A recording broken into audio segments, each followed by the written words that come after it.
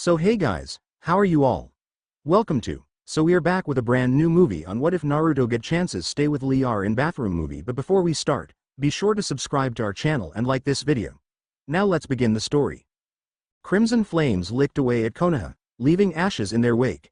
The 22-year-old Rokudame Hokage, and commander-in-chief of the Joint Alliance, Namikaze Naruto stared at his beloved village in agony. It was gone, everyone was gone. There was nothing left. His Konoha had been destroyed, all of the 5 nations lay in ruins. To his right stood Nara Shikamaru, Jonin, captain of tactical operations, resident genius of the Leaf, and possibly the laziest ninja alive. Calculating eyes dispassionately watched the burning carnage. He lit a cigarette and took a long drag. Not even his customary troublesome came out of Shikamaru's mouth. This was how terrible the situation was. To the Rokudame's left, stood Rock Lee, Jonin, and captain of the ground forces, in all of his spandex-clad glory. His onyx eyes shifted from one emotion to the next, before he slowly sank to his knees, tears streaming down his face that had matured over the years, giving him a rugged look. They were the last 3 left. The war, it had destroyed everything. The civilians were gone.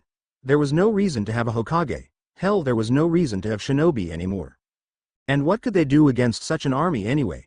The war, which had started 6 years prior, had never ended. Sasuke had destroyed everything and everyone that stood in his way, including Sakura. Madara had tried to unleash the Jubi with Obito, and partially succeeded. Naruto shuddered just thinking about what Madara and Obito had done, who they had killed, and what it had taken to restrain them. It had only been some time back that the village had been weary but intact. And yesterday they had lost 80% of the remaining force to control the rampaging beast. So many had died within seconds, too many more had followed. It had taken B's death and the outpouring of chakra from the Hachibi to cause a ceasefire. Madara had believed that he would be able to control the Hachibi's chakra, but he had been foolish. Yuki's will to protect was far greater than Madara's, which was to destroy. Madara, and Obito to an extent, had been severely wounded, and those wounds destroyed the sustenance of the almost Jubi. No one had seen hide or hair of Madara or Obito, not that many were alive to see it. Most likely, they were resting, planning, getting ready to strike again. But strike at what? Damn the Uchiha clan. Hope was gone. There was no way out. They would die, and the masked fiend would win, even if he himself was gone. Naruto had realized early on in the war that simply barging into war headfirst without an actual plan was not a good idea.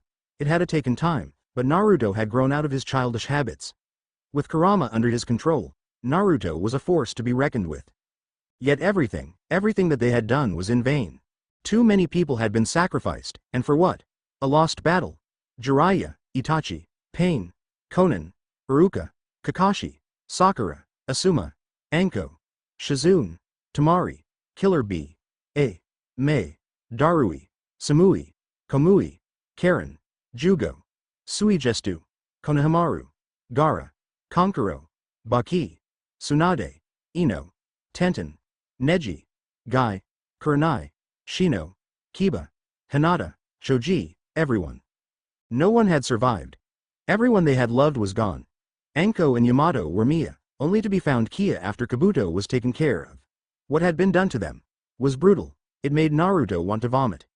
In the midst of Naruto's turbulent mind, one being that transcended heaven and hell raised its regal head.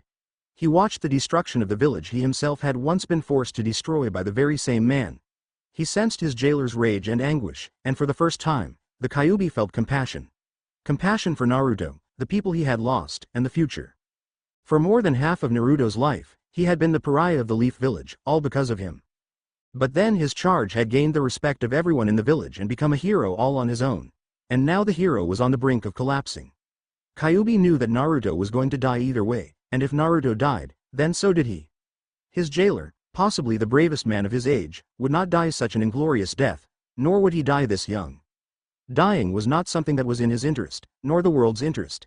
It was not his time, not Naruto's time. There was only one option left that would ensure the survival of not only Naruto and himself, but all the people who had fallen, all the people that Naruto had mourned for.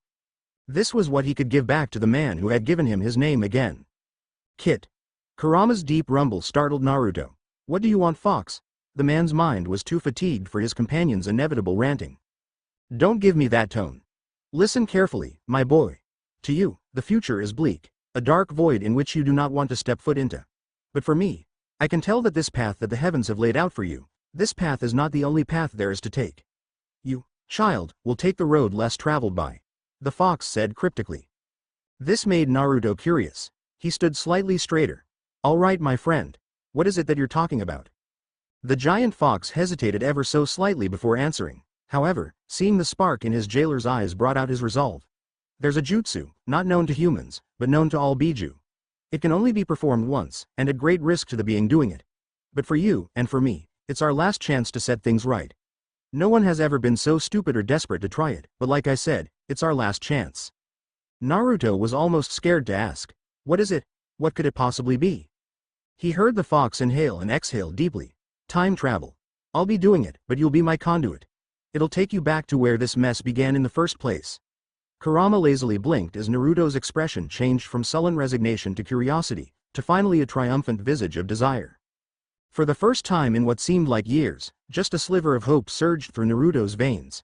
He had a chance to change everything, a chance to stop the people he loved from dying. But wait, the fox was proposing this. There had to be some catch. Why are you doing this? Why do you want to help me? What's in it for you? Kurama sighed at Naruto's questions. Of course the kid had the right to be wary of him. He had tried to trick the kid into releasing the seal on a couple occasions. Even if they had made their peace, the kid would not completely trust him, and he shouldn't. Foxes were sly after all. Naruto had aged over time, dropping the naivety that Kurama had said that he had all those years ago. The kid now knew that for every action, there was an equal and opposite reaction. Konoha's destruction was a fine example of such a law. Listen, kid, you know that you're going to die, or rather, you want to die. But there is still something to live for. The fact is, if you die, then I die, and I don't want that. If you die, then my spirit will reform again, and it will be filled with hatred once more. Now before you say that I'm being selfish or something, hear me out. It's not our time. Fate dictates as such. You should have lived to a ripe old age, older than most because of me. You should have had a beautiful wife and many little kids running around the place. This was not your future, not ours. And then when you died, I would have gone on to the next realm, with my brothers and sisters, to the only human that I would call father, your ancestor Naruto, the Rakudo Sennin. Naruto frowned. He had never heard such a soft and caring tone from the fox. Ever. How do you know this? Kurama was silent for some moments before he spoke again, his tone oddly soft for an angry sentient being. Naruto, I am millions of years old, older than your Rakudo Sennin.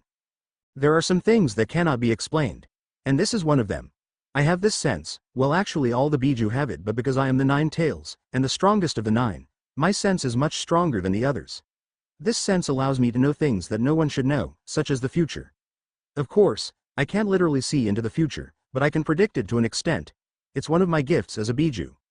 Naruto wanted to scream at the kitsune for not telling him this sooner, but he did not have the energy to do so.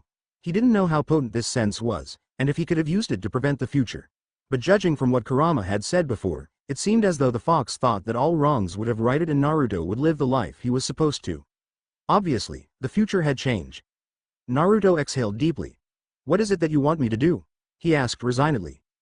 Kurama grinned slightly, revealing pointed canines. The seal for the Hiraishin is a time-space seal. The people who think that it is simply a seal for moving at high speeds are fools. Your father was a damn genius, and so is that seal.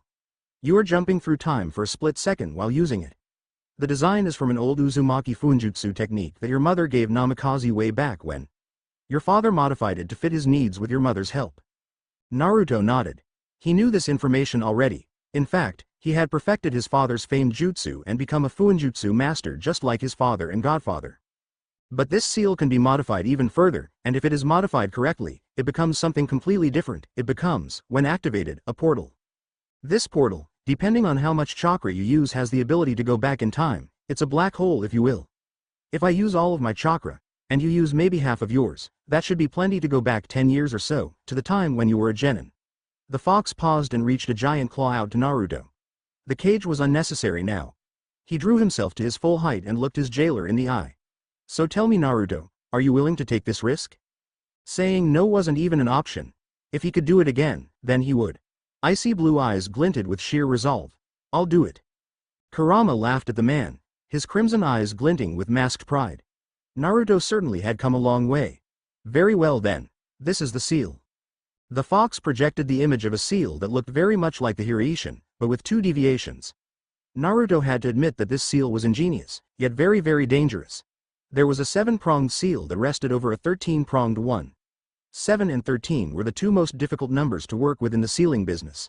So much could go wrong, and so much could go right. But desperate times called for desperate measures. He had to do this. The trick to these types of seals was the use of blood. Though using Ketsueki Fuinjutsu, or blood sealing, was dangerous, it was infinitely more accurate and precise than simple ink. Using a kunai, Naruto let himself bleed into a vial that appeared from nowhere, waiting until it was full to start. In his mindscape, the sewer where the Kyuubi resided, Naruto began to work, picturing the Hiraishin seal in front of him. He meticulously worked, tweaking the seal all under the watchful eye of the Kyuubi. On the hologram-like image of the seal, he added his blood, using patterns of 7s and 13s to stabilize and centralize the seal to his own liking. Using his blood didn't mean that if he failed in his goal, then his body would pay the price. For example, assuming that he traveled back in time, and he couldn't stop the wrong that would happen, the Shinigami wouldn't take his soul. However, if something went wrong in the actual creation of the seal, then he would die. There was no question about it. After what felt like hours, he stopped. Sweat covered his handsome face. "It's done," he told Kurama. Said Fox took a look at the seal shimmering above the murky waters. "Nice job, kid. I guess you truly are your father's son." "I thought you hated my father," Naruto deadpanned. Kurama chuckled. "I did, kid, and I still do, but I'm respecting his sealing abilities, not the man he was, or what he did to me, to us." Naruto shook his head. "So now what? Now, it begins. Brace yourself, kid, this is going to hurt." Kurama closed his eyes and concentrated all of his will into Naruto. "Namikaze Naruto," Kurama thought as all consciousness left his body, "you will achieve even greater things in your new life than you did in this one. Ganbat, Gaki. You're going to need it." The giant fox closed his eyes. If anyone looked closely, one could see the barest hint of a smile on the being's face. He too had hope. With that done, red volatile chakra that Naruto despised began to seep through the bars that kept Kurama sealed away and into the seal. The Rakudo seal glowed red. Naruto was flung into the waters by the immense power that was building in his mind. It was too much. He was forcefully ejected from his mind. The last thing he saw in there was the Kyuubi expelling all of his chakra into Naruto's astral form. He dropped to his knees, much to the surprise of his two companions.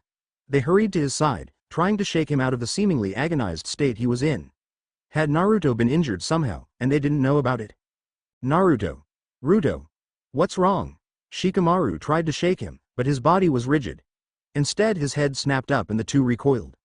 Instead of his regular blue, red irises looked back at them. "Kyuubi. Naruto-kun." Lee's panicked voice seemingly echoed through his head. Even through his pain-racked condition, Naruto could see the two of them clearly.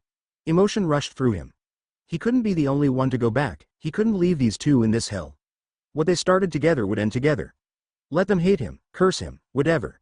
He needed them with him. His mind was set, and no one would deter him. "I'm sorry, but I have to do this." His voice was harsh and gruff, a low growl. As quick as lightning, he grasped both of their elbows, taking chakra from them in the process. Before anyone could comprehend what was going on, they vanished in a giant vortex of red and blue light, disappearing from this plane of existence and into the next. Darkness, the north wind, blowing. Insects, chirping, annoyed probably. The sweet smell of dewy grass. Faint rumblings from the forest around, wild animals looking for food. And then, eyes opened, widened, and gasped, for what those eyes saw was Konoha. The first thing that Naruto felt as he woke was pain. The first thing Shikamaru felt as woke was lethargy. The first thing Lee felt as he woke was bursts of unending energy. Shikamaru groaned. He tried to sit up, but promptly fell on his back once again. "My sentiments exactly." Naruto winced. He actually did manage to come to a sitting position, rubbing his eyes, trying to figure out if Kurama's plan had worked, or if he had screwed up royally and dragged his best friends into a new hell for nothing. "Naruto." Shikamaru's voice was low as he observed their surroundings. Then his eyes traveled to his friends and a low groan settled in his throat. Kami. Or in this case, the Kyuubi had a really odd way of setting things right, for this. This could only be the Kyuubi's doing. This had to be a joke. "Naruto-kun." Lee's voice rattled both Naruto and Shikamaru, who shot the spandex-clad man dirty looks before their eyes widened as they took in Lee's appearance. Lee had the decency to look abashed. Yet his expression changed to one of bafflement as soon as he saw where they had landed. "Shika. Lee. Are we where I think we are? Naruto asked slowly. Painfully, the blonde staggered to his feet, wobbling slightly, but holding his own. Beside him, he felt his two companions do the same. The Valley of the End. Shikamaru exhaled slowly, wishing that he had a cigarette. Wait, hadn't this place been destroyed? He stared at the figures of Senju Hashirama and Uchiha Madara with undisguised suspicion before looking back at Naruto with the same expression. How ironically fitting. Lee had an uncharacteristically morose expression. Guys, I hate to break this to you but we look like we're 12. Naruto deadpanned, looking at the adolescent versions of his best friends. He winced as he took in the horrendous orange jumpsuit that he was so famous for. I know. What the hell did you do? Shikamaru asked. There was no hostility in his voice, just resigned acceptance. I didn't do anything besides modify a seal. Naruto pointed to his gut. Kurama did it. He saved the future by saving us. A moment of silence passed, broken only by the chirping of crickets and the hooting of owls off in the distant night. It was quite a peaceful atmosphere for such a violent present. 10 years. Naruto continued, trying to regulate his chakra with breathing. He could feel his nearly inexhaustible energy trying to cope with his teenage body. We're 10 years in the past. Shika and I are 12, and Lee, you're 13. Shikamaru circled around his friend, stumbling slightly. So let me get this straight. The fox, Kurama, sent us and only us back in the past so that we could play Kami and save the world from imploding. His onyx eyes held Naruto's steady gaze, the gaze of his Hokage, his master. Yes. Naruto replied. Lee watched with trepidation as his best friends engaged in a staring contest, neither blinking, neither moving. All he could do was hope that nobody acted rashly. So we can save everybody? Shikamaru finally asked. Only those who are meant to be saved. Temari included. Naruto added the last part quietly, remembering the woman who was the closest thing he had to a sister. Tears prickled Shikamaru's eyes as he thought of his Temari, his wife, the only woman troublesome enough for him, who had died in his arms along with his unborn child. Could this really be true? Could he have another chance? What's the catch? Naruto snorted. Of course, as a Nara, it was in Shikamaru's blood to look at all the angles. He didn't know whether to be delighted or concerned when Shikamaru asked the same question that he had asked the fox. I have no idea, he replied honestly. All I know is that we're back, 10 years in the past. Kurama informed me before he performed that we're most likely genin, so this places us all before or after the Chunin exams. And since all of us have our headbands, I can safely say that we are already ninja. This means that Lee is definitely with Guy, and that Shika and I are on our teams. At least Naruto wouldn't have to redo the academy again. Damn it, Ruto. Shikamaru ground out in frustration. A little heads up would have been nice. I mean, you grabbed our wrists and literally sucked the chakra from us. I can feel that I don't even have a tenth of what I did just before we left. You think it's bad for you? Naruto scoffed. Right now, Kurama is probably sleeping. That jutsu drained nearly all of his chakra. Our link is gone for now. I'll estimate that in a month or two, he'll be back and better than ever. But even without his chakra, this body can't handle my adult reserves.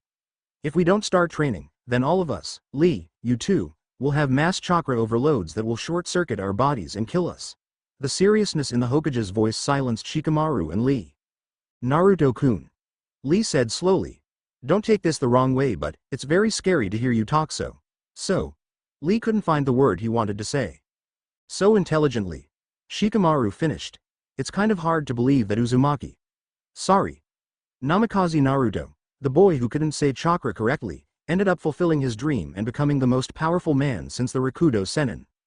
A bitter smile crossed Naruto's face. If I was so powerful, why couldn't I save them? We won, but they lost. He shook his head, blue eyes looking much older than they should.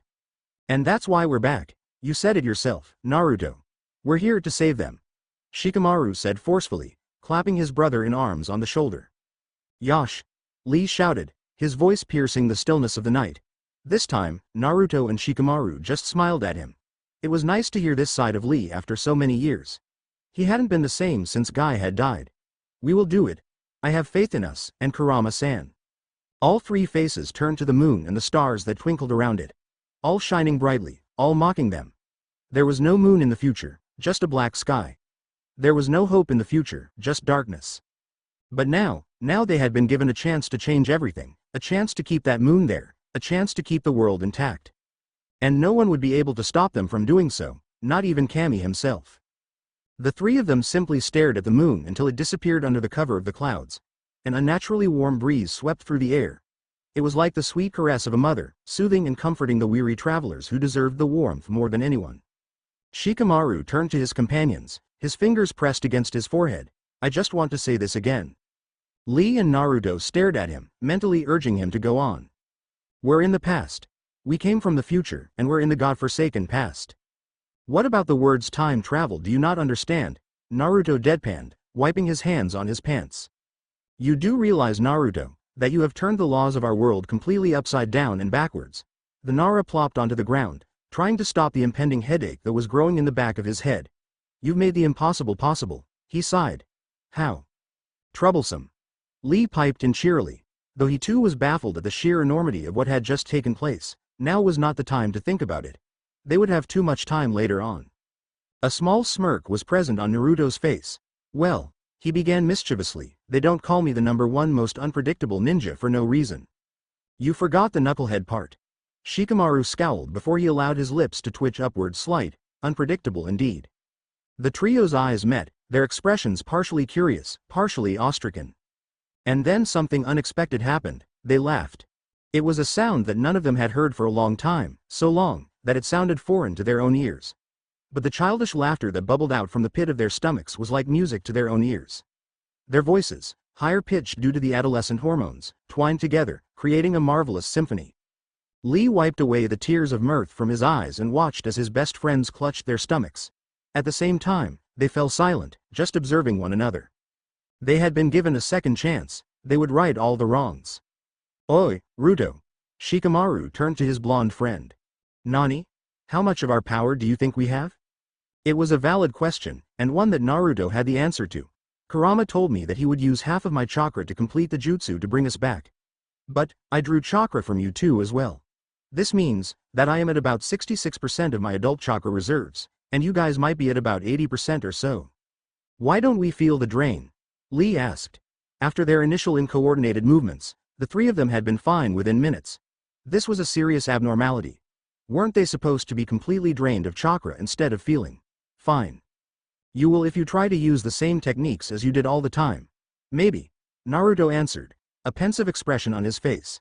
He rubbed his head for a few moments before snapping his fingers as if coming to an epiphany. Let me try something. He put his hands in the customary two-handed seal he was so famous for. Kage Bunshin no Jutsu. Immediately, 5 clones popped out, all of them dressed in the horrible orange jumpsuit that Naruto was so proud of. With a snap of the real Naruto's fingers, 3 clones vanished. Rasengan. Naruto ordered the remaining 2. The 2 clones saluted and within seconds, the Yondaime's prized technique was formed. Seconds later though, the jutsu spread out rapidly, almost like Naruto's Rasen Shuriken, and then vanished with a loud bang, causing the 3 to take cover in case it hit them. The real Naruto stumbled slightly, a frown on his face. Just as I thought. He muttered. Just as he was about to turn to face his friends, he felt his foot was trapped in something. Looking around, he saw Shikamaru crouched on the ground, his hands in the rat seal.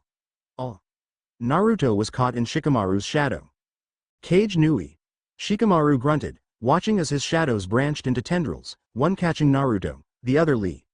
But then the tendrils crept farther out, until they covered an area that Shikamaru had not set. The entire valley. With some effort, he held it there for at least half a minute before the chakra drain became too much. Shikamaru straightened and brushed the dirt off of his clothes. That sucked. He looked at Naruto with narrowed eyes. So this means that you can't do the Hiraishin no Jutsu either. Naruto shook his head with disappointment. No, I may have perfected Tuchan's jutsu to the point where the tri-prong kunai was almost unnecessary, but I think that it's best to hold off on doing that jutsu. Tsunade Ba-chan has to give me what Tuchan left to me. I only got his stuff after the war started, and if we are going to win this thing, then I need my inheritance in the next couple years. They were distracted by a tree crashing to the ground via the courtesy of Lee. The man. Boy, came back to the other 2 with a sullen expression. I just kicked it. We need to train ourselves. Naruto surmised, chuckling at Lee's pouting face. Like I said earlier, we still have our adult reserves which are at least 10 times bigger than what we had as kids. Now that we are kids, our bodies don't know what to do with the excess chakra, which is why we can't control the techniques that are like second nature to us. Plus this training will ensure that I'm not a runt. He added the last part in an undertone, lamenting as he looked over his skinny and underdeveloped body. We are truly doomed if training is not done properly. Lee wailed, pointing to the downed tree. Now, that I am over the shock of time travel and the initial pain of my body, I feel overly energetic. Naruto nodded grimly. What we need is conditioning. Mental and physical. Our chakra circuits are haywire right now. Until everything's regulated, we're going to be on chakra surges. Like a sugar rush, but worse. Shikamaru grumbled. I understand now. Without control, we could kill everything in our paths. Even Madara, Shikamaru thought morbidly before hastily dispelling the wayward idea. It would be suicide to take on Madara, if they could even find him, with the power he had now. Yosh! Lee exclaimed exuberantly. Now we can do even more rigorous training. I truly cannot wait. Inwardly, Lee grinned at the pained faces that his friends had. They were in for the training of a lifetime. Naruto and Shikamaru groaned simultaneously before all three burst into laughter once again. Okami. Lee was going to be a nightmare. But they had to train in order to gain more power, there were no two ways about it. Speaking of power. Sasuke. Naruto muttered the name with disgust, effectively eliminating the cheerful atmosphere. Cerulean eyes stared at the shadowy outlines of Senju Hashirama and Uchiha Madara. How ironic was it that he and Sasuke had once fought in this same place. Sasuke, descendant of Uchiha Madara, versus Naruto, relative of the Senju clan.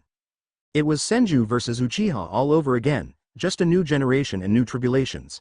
Hell, just like in the original fight, the Kyuubi was involved as well. History had a bad way of repeating itself. Will you try and save him? Lee asked quietly. Save him? Naruto scoffed, much to the surprise of the other two. Save that asshole? He's beyond saving. Though he had promised Itachi that he would bring back Sasuke, it just couldn't be done, not with all that Sasuke had done, who he had killed to achieve his ultimate goal. Shikamaru assessed his friend with calculating eyes. No one ever knew when Naruto had stopped thinking that he could bring Sasuke back and when he had started calling the Uchiha his enemy. During the war, there had come a point where Naruto was dealt with harsh truths. When Neji died, the first out of their friends, that was when Shikamaru had first seen the shadow of the Naruto to come. He was pretty sure that was when Naruto had his first cold-blooded kill as well. Neji's death had pushed Naruto to the limit. That was when Naruto had realized that even though he was one of the most powerful people on the battlefield, it wasn't enough. Shikamaru had seen what a ruthless Naruto could do, and he had seen how unforgiving his best friend was when it came to people hurting his friends. The glint in Naruto's eyes as he took down his enemies one by one. It was truly bone-chilling. How do you know Naruto? How do you know that Sasuke is beyond redemption? After all, he's just a kid at the moment. Why can't we stop him? Shikamaru prodded gently. The scowl on Naruto's face deepened, his face masked by shadows. I just do, okay. A long time ago, before I knew Kurama's name, he told me that Sasuke was consumed with hatred from the beginning. And he told me that I knew this as well. The fox was right. Sasuke has been hell-bent on killing Itachi since the massacre. Even after he knew the truth of his clan's death, he still wanted to destroy us. Naruto faltered slightly as the weight of old memories haunted him. I can't let my so-called brotherly love for him cloud my judgment again. The man-turned-boy let out a deep breath. Jiraiya-sensei, Tsunade Ba-chan, everyone except for Sakura who was in love with the Teme, you all told me that Sasuke was lost cause and that I shouldn't waste my time on him. But I didn't listen because I was so stubborn. I thought I could change him. That was my naivety speaking. He grabbed a fistful of grass and tore it from its roots. I was a damned fool. Naruto closed his eyes and tilted his head to the heavens, a gesture of surrender. His friends looked at him with a combination of surprise and pity, though they knew Naruto hated pity. Those eyes, Lee thought somberly, those wary eyes don't belong on the face of a 12-year-old. I'm sure that if I looked in a mirror, my eyes would look exactly like Naruto's, Shikamaru's too. We've changed. Lee mused out loud, perhaps too much. No one so much as blinked at the tone in Lee's voice. It was the truth. After Shikaku's death, Shikamaru's laziness had pretty much disappeared. After Temari's death, which included his unborn child, Nara Shikamaru was the embodiment of his clan. A shadow. He was his enemy's worst nightmare, striking from the darkness with frightening efficiency. Lee had changed as well. Almost as much as Naruto. Guy had died a year after the war began, taken down while fighting Kabuto himself. And then Kabuto had used Guy's mutilated corpse to wreak panic throughout the alliance, killing 10-10 in the process, leaving Lee as the sole member of Team Guy. The last words that the reanimated man had said to his favorite student were, "I'm proud of you." This was right before Lee had pierced a kunai into his sensei's already dead heart. In light of Guy's death, Lee had gone into a frenzy, which had given him the moniker Konoha no Midori Kimono. Konoha's green beast, just like Guy. Afterwards, Lee was so ashamed of the carnage he had caused, it took the combined efforts of Naruto and Kakashi to coax him out of his stupor. "You're right," Naruto murmured. "We have changed. People are going to notice. I don't think that any of us can act as we did 10 years ago. I certainly can't pretend to be the dobe I was. Shika, you can't go back to being the lazy bastard that you were. And Lee, I haven't heard you so much as whisper youth since the war began. We've been through too much to even act. That would look even more unnatural." The wind picked up again, this time, considerably colder, as if telling them to get a move on. They shivered, perhaps noticing for the first time that it was night time. "I don't want to leave you two alone," Shikamaru said suddenly. "Not tonight," he added in a softer voice. Lee's eyes widened while Naruto sighed ruefully. Both Lee and Naruto were orphans. They lived alone with no one's protection besides the Sandaime, who didn't check up on all the orphans living alone on a daily basis. They understood that in his own way, Shikamaru was trying to make them feel a bit less alone after coming back 10 years in the past. 6 years of war, and not a single night of decent sleep. It was the least he could do to offer them a nice bed to sleep in and friends that they could talk to. But Naruto's smile vanished when he remembered what time they were in. This was before he had gained the respect of the village. They still hated him. Would the Nara clan even allow him to be there? "Shika. Oh hell no," the Nara yelled before Naruto could say anything else. "You're not going to pull the I won't be welcome bullshit, not now. Damn it, Ruto. Your family? Like hell if I'm going to let you go to that ratty old apartment of yours." "But, Naruto-kun." Naruto was cut off a second time, this time by Lee. "Shikamaru-kun is correct. Tonight, I do not want to be alone. And deep down, neither do you. So please, don't argue. Plus, the Nara clan is comprised of the most intelligent people in Konoha. They know that you are not what you jail." Naruto looked at Lee and Shikamaru's impassive faces before sighing dramatically. He knew Lee was right. Fine. The grin was back. One night wouldn't hurt. Now, Naruto rubbed his hands gleefully, much to the fear of his friends. "Let's see if I can still pull off a shushin." And without letting the other two say another word, Naruto grabbed their wrists, all three of them vanishing a swirl of leaves. "It worked," Naruto said in disbelief as he stared at the Nara complex in front of him. It actually worked. Shikamaru stared at Naruto with an incredulous expression. "You mean to say that you didn't know if it would work or not? You could have killed us." Lee chuckled at Naruto's sheepish expression and Shikamaru's furious one. The Nara shook his head and stared back at his home. The very home that had been destroyed in the past. Wait. Now it was the future. Time travel is so troublesome, he though with a sigh. Looking at his home cemented the reality of it all. Naruto had actually brought them to the past, where his clan was still thriving, where there were still deer to tend, where he would play shogi with his dad and Asuma. Dad and Asuma. Shikamaru swallowed the lump in his throat as he thought about the two men. His dad had died while telling him to be strong, to be brave, that he loved him. The younger Nara had told Shikaku how good of a father he was, how he wished he had more time with him. And now, he could do it again. Hopefully this time, his dad wouldn't die, maybe Asuma wouldn't die. Shikamaru knew that some things were meant to happen though, and he knew that Naruto knew this as well. A war was coming. They couldn't stop the war, but they could be better prepared, have more allies earlier on. Some people were going to die, there were some that they couldn't save. But more importantly, there were those that they could. And that's who they would concentrate on. Behind him, Naruto and Lee were silently appraising their dark-haired friend. "He'll be all right," Lee said confidently, "we all will be." Naruto kept his eyes on Shikamaru, wondering how the Nara would react. He certainly wouldn't know what to do if the Yondaime appeared before him after years of death. Shikamaru turned to the other two who gave him silent nods of approval. With a deep breath, Shikamaru raised his hand and knocked on the huge door. Trepidation filled him as he waited for the doors to open, for his mother or father to greet him. Slowly, ever so slowly, the three of them could hear the unhurried footsteps of someone coming to the door. Shikamaru held his breath as the doors slid open to reveal the scarred face of Nara Shikaku. He looked younger, more relaxed. War had aged everyone past their actual ages. Naruto and Lee saw Shikamaru tense before relaxing. They knew how hard it must be for him to see his father after 6 long years. "Shika." The elder Nara raised an eyebrow at his silent son, before taking a look at the boy's companions, both eyebrows raised high by now. "Oyaji." It took all of Shikamaru's willpower to not throw himself in his dad's arms. He felt his eyes tear up ever so slightly, blinking rapidly to keep his emotions under control. It didn't matter that he had the mindset of a 22-year-old. This was his dad. Lee poked Shikamaru's back discreetly, causing the young Nara to jump slightly. "Oh Yaji." He cleared his throat. "I know it's late, but I was wondering if my friends," he gestured at Naruto and Lee, "could sleep here tonight." Shikaku glanced at his only child for a long moment, wondering why his son was out this late, and why he wanted to bring friends over. Not even Choji had been over to spend the night. Shikamaru usually went over to the Akamichis, and these friends of his son. The Kyuubi host and the Nidaime guy.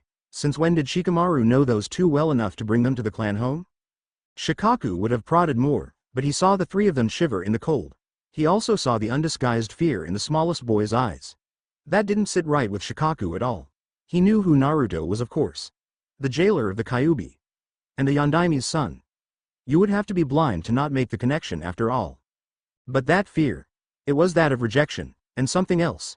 It was the expression of a boy who thought he was going to be attacked. "Come in, you three." Shikaku stepped aside, watching as the odd trio hobbled into the house. What was even odder was the way they came in. His son and the other kid flanked Naruto. They flanked him. Like they were guarding him. Shikaku narrowed his eyes but said nothing when they took their shoes off and kept them in the proper space. His son turned to him, as did the other two. There was something in his kid's eyes that he couldn't quite place. Something different. Actually, all of those three kids had that same thing in their eyes. It looked like weariness. Those eyes, especially the ones on Naruto, how very strange. They looked like the eyes of those who had experienced many battles. What could have happened to make these kids have those eyes? Had he been that bad of a parent that he hadn't seen this shift in his own son? It was then that he saw Naruto take in a sharp breath as the boy placed a hand on Shikamaru's shoulder. "Sugoi." The child murmured quietly. "What?" Shikamaru asked as he watched Naruto examine his home. "The chakra in your house. It's beautiful." Naruto was surprised that he still had the ability to detect chakra. He thought that he would have to hone this skill again, but it seemed as though it was still there. The Uzumaki clan, like Mito-sama and Karen, were chakra sensors. His mother didn't have this ability, though her special chakra was tied to controlling chakra such as the Kyuubi's, as opposed to reading it. In the future, Naruto was able to read a person's chakra even without being shrouded in Kurama's chakra. Now that threw Shikaku severely off balance. This kid could sense the chakra in his house. What chakra? He had never felt any chakra in this house. "Can you explain that sentence, young man?" Shikaku asked Naruto. Naruto jumped, forgetting that Shikamaru's father was still here. How could he be so stupid as to let something like that slip? They weren't even back for a couple hours and he was already screwing things up. He really was Adobe. Well, it's just that everyone has their own unique chakra, right?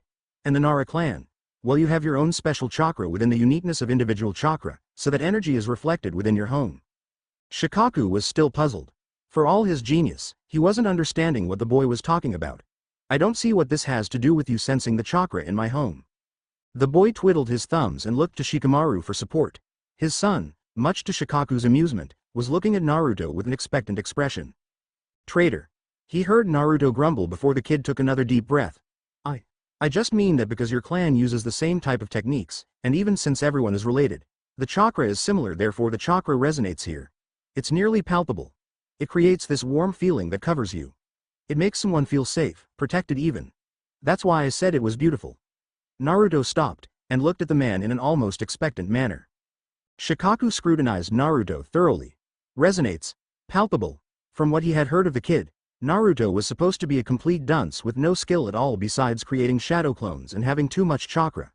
But here he was, sensing the chakra in his home, chakra which he didn't know about, and using vocabulary that he shouldn't have to explain it. This made Shikaku wonder. How much stuff about the child was true, and how much was made up? "Interesting," he finally said, stifling a chuckle when Naruto let out a breath of relief. "You must tell me more about this later. But for now, Shikamaru can take you to his room and someone will bring you free food. Come on." Shikamaru dragged his friends to his room after throwing a quick goodbye to his father. Shikaku saw how Lee and Naruto's shoulders slumped in a casual sort of manner, how Shikamaru smirked at the two of them and threw an arm around Naruto in a brotherly fashion, how Lee gazed at the two fondly before shaking his head.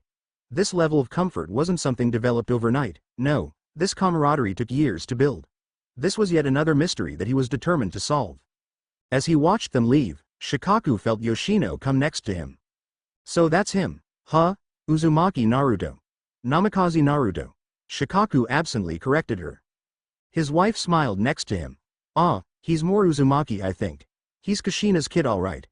I've heard him around the village after he's sent the TI department on a goose chase. Dadbeo this and Dadbeo that. It's exactly like Kushina's Databane. Did you hear what he said? Of course. Yoshino replied. Smart kid, and talented too. I learned something today about my own clan. She paused momentarily before continuing. He's a sensory type. Did Shikamaru ever mention being friends with him? Yoshino shook her head. No, not with him, or the other one. She glanced at her husband. You're not going to interrogate him, are you? No, not yet. He added to himself. Shikamaru will tell us when he wants to. But in the meantime, we have 3 growing teens in our home. I think that they need to be fed. Yoshino's face changed immediately, causing Shikaku to take 2 steps back. Now what had he said? Are you insinuating, his wife started dangerously, that I will be the one to feed them? That women should only be in the kitchen? You insensitive, misogynistic, bah? Not at all, dear. Shikaku hurried to rectify the situation, knowing his wife's temper was incredibly volatile. In fact, why don't I give them something? Yes, I'll do that. You go to bed? Yoshino watched with a smirk as her husband scurried away. Works every time. In the safety of Shikamaru's room, the trio began analyzing everything. Firstly, based on the calendar, they concluded that it had been approximately 2 months since Shikamaru and Naruto had become genin. This meant that the famous Journey to Wave mission had already taken place. It also meant that in another month or so, all 3 rookie teams plus Team Guy would be entered into the Chunin exams. Listen guys. Shikamaru spewing out random ideas. The reason Orochimaru got to Sasuke was because he was disguised as a kunoichi, right? Naruto nodded, not sure where this was going. So what if we weren't in the Chunin exams? What if our senseis decided we weren't ready? Lee shook his head sadly. Shikamaru-kun, that won't work. If Orochimaru doesn't find Sasuke in the Forest of Death, then he will another way, and that other way will be much worse, I fear. We must change things, I agree with that, but if we are not entered into the Chunin exams, then the change will be too drastic. Lee's right. Naruto spoke. Orochimaru wants Sasuke more than anything, but all Sasuke wanted from him was power. Even if Orochimaru doesn't put his seal on him, then he'll lure him out of the village with the promise of power. And knowing the Teme, he'll leave. In the long run, Sasuke kills Orochimaru. I don't know if we can stop Sasuke from leaving the village, but we must try. But most likely, you're saying that Sasuke will defect. Shikamaru concluded. Naruto's grim expression said it all. Damn Uchiha. That pretty much summed up everyone's view of that cursed clan. Naruto leaned against the wall. This day had been long. From watching Konoha burn, to coming to the past, to being here in this room. It felt surreal. Naruto-kun. Lee jumped up suddenly. Nani? You could do Rasengan? I know. Not well though. Naruto sighed with disappointment. Lee shook his head in excitement. No, I mean that even before you would learn it in the original timeline, you knew it. This means that we've retained the knowledge of what our future selves can do, and even how to do it. All we need now is the control and stamina to do it, just as you said. Shikamaru's eyes lit up, as did Naruto's. That means I could still summon. Naruto trailed off excitedly. Summoning was not bound by time and space. His toads would still believe him to be the Naruto of the future. But if he tried it, he might end up summoning Gamabunta and he wouldn't be able to explain their presence in Konoha without revealing the truth about himself and his 2 companions. Oh thank Kami. Shikamaru sighed, letting himself fall on his bed. But we still have much work to do to catch up to our future selves. Naruto added seriously. I highly doubt I could pull off a summoning jutsu right now. Shikamaru threw a pillow at him. Way to be a downer. Naruto just smirked. Hey, I'm a realist. I was since the day I screamed that I would be Hokage. I knew it would happen. I still can't believe that. Shikamaru muttered. A loud mouth like you became the most powerful person in our village, hell, maybe even the 5 nations. Except for Madara and Obito. Naruto said bitterly, echoing what he had said some time back in the valley. It is absolutely unthinkable and unimaginable that Kakashi-sensei's old friend, the one for whom he went to the memorial for every day, was the one who released the Kyuubi and destroyed Konoha. Twice, Lee griped. You should have seen him when Obito revealed himself. Naruto said sadly. I think he believed that it was his fault this had all happened. He took that guilt to the grave. But we will change this. Change it all. Lee stated firmly. Yes, yes we will. Shikamaru reaffirmed, yawning loudly, realizing just how tired he was both mentally and physically. This has been a very troublesome day. I'm beat. We all are. Naruto groaned as he stretched, but tomorrow will be even more troublesome. So prepare yourselves. Naruto the brat was replaced with Naruto the Hokage, causing Shikamaru and Lee to sit a bit straighter out of habit. Rest up, guys. We're going to need it. When Shikaku came to knock on the door to deliver food, he was greeted with the sight of 3 sleeping children, each of them curled up into small balls, a content expression on each of their faces. He looked at the food in his hand and back at them, a rueful smile on his face. Though he was tempted to wake them, he let them sleep. They could eat tomorrow. As he left the room, he saw Yoshino snap a picture of the 3 sleeping boys, neither of them knowing that this was the most sleep they had gotten in 6 years, not knowing that tonight, in this room, a major shift had just taken place. Right here, slept the future leaders of Konoha. And right here, the future of Konoha had just been altered. Wake up! Shikamaru was woken up by someone yelling in his ear. Leave me alone. He slurred, shutting off all the noise by placing a pillow over his head. Shika. A new voice joined in his torture, go away. Naruto and Lee grinned at each other. Their lazy friend was living up to his clan's reputation. Unbeknownst to them, Shikaku, who had heard the commotion and wondered why the kids would be up at 6 o'clock, opened the door and was watching what was going on with amused eyes. Awaken, young grasshopper. Lee flashed a smile-worthy guy at the still sleeping Nara. Shut up, sensei. Shikamaru's voice was muffled under the blankets and pillows. It was amazing to Shikaku how much the expression on Naruto's face resembled Kushina's whenever she had pulled a prank on Minato or Jiraiya. Shika, wake up or Lee will unleash the springtime of youth on you. Shikaku wondered just how well Naruto knew his son for his son to allow the other boy to call him Shika. Not even Choji called him that. He had no idea that under his lazy exterior, Shikamaru had a mysterious side. Naruto-kun. Lee began in a grave tone. I fear that you must use it. Yes. Naruto replied in the same tone. I must use it. The look he gave Shikamaru was not a pleasant one at all. Forgive me, my friend, but you leave me no other choice. Kage Bunshin no Jutsu. Naruto intoned grimly. What he was about to do did not match the tone of his voice. Silently, 14 clones popped into existence before Naruto looked at them in exasperation and dispelled all but one. Much to Shikaku's pleasure and amusement, the clone was an exact replica of Yoshino. Let's go, Lee. Shikaku quickly moved away so the 2 boys wouldn't see him. He noted the downright wicked expressions they wore and decided he must see what was going to happen. Immediately, the transformed clone started hitting the poor boy who was rattled out of his senses. Shikaku closed the door when the yelling began, a smile on his face. He would have to try Naruto's trick the next time Shikamaru didn't wake up. I hate you both. A battered Shikamaru mumbled as he plopped down next to his best friends who were eating breakfast prepared by Yoshino, who had been told what had happened by a mirthful Shikaku. You could have just woken up. Naruto pointed out, then we wouldn't have had to do that. It was either that, or Lee showing you the springtime of youth. Both boys looked to their spandex-clad friend who flashed them a bright smile. They shuddered, thinking of crashing waves and sunsets that appeared out of nowhere. Naruto's wake-up was much better than Lee's would have been. I'm curious though, Naruto-san. Shikaku spoke from across the table. The smile that had been on the boy's face vanished instantaneously, and was replaced by a look of wariness. Interesting and disturbing. He knew the kid had led a hard life, but this was the behavior of a person who was constantly watching for danger wherever he was. No 12-year-old should behave this way. He would have to have a talk with the Hokage. Yes, Nara-sama. Using the formal suffix was best whilst talking to a clan head, but the Inoshika Cho heads were a bit different. As expected, Shikaku waved his hand. Come now, none of that sama stuff. Just Shikaku or whatever is fine. Why are you boys waking up so early? Yoshino paused in what she was doing and watched as the trio exchanged slightly melancholic looks. What in the world? It's not early, Shikaku-san. Shikaku-san. Lee said. We just didn't want to be late for training. Not training with our senseis, Naruto added hurriedly, seeing the suspicious looks on the elder Nara's face. Training with just us. See, the 3 of us wanted to improve, and there's strength in numbers, right? So we decided to train together. That way, we would get feedback and encouragement from each other. Shikaku nodded slowly, not quite believing them, but that story was plausible.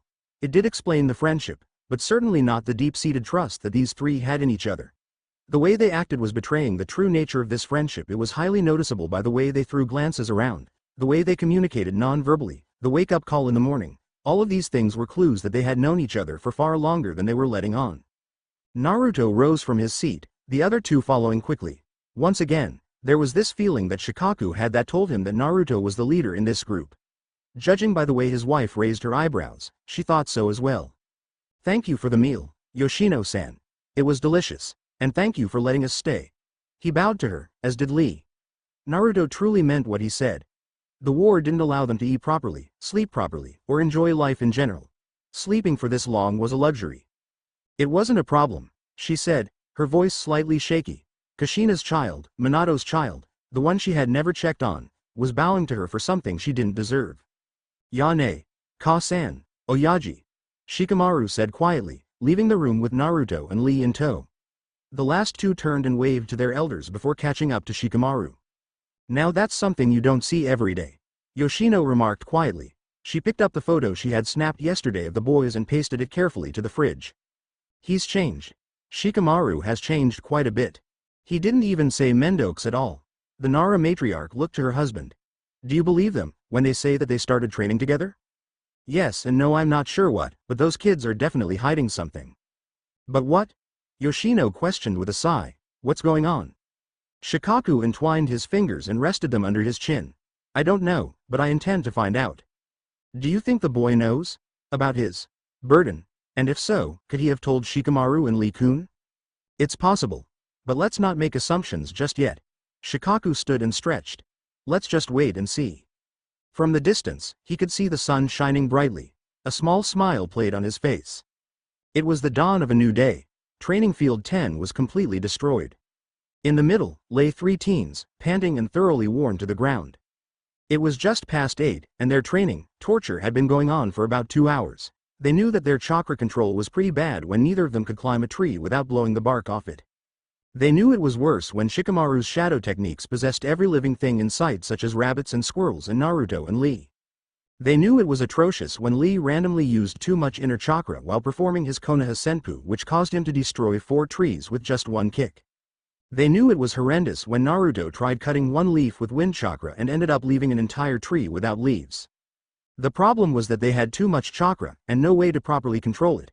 That's why they had to refine it, distill it down to appropriate levels.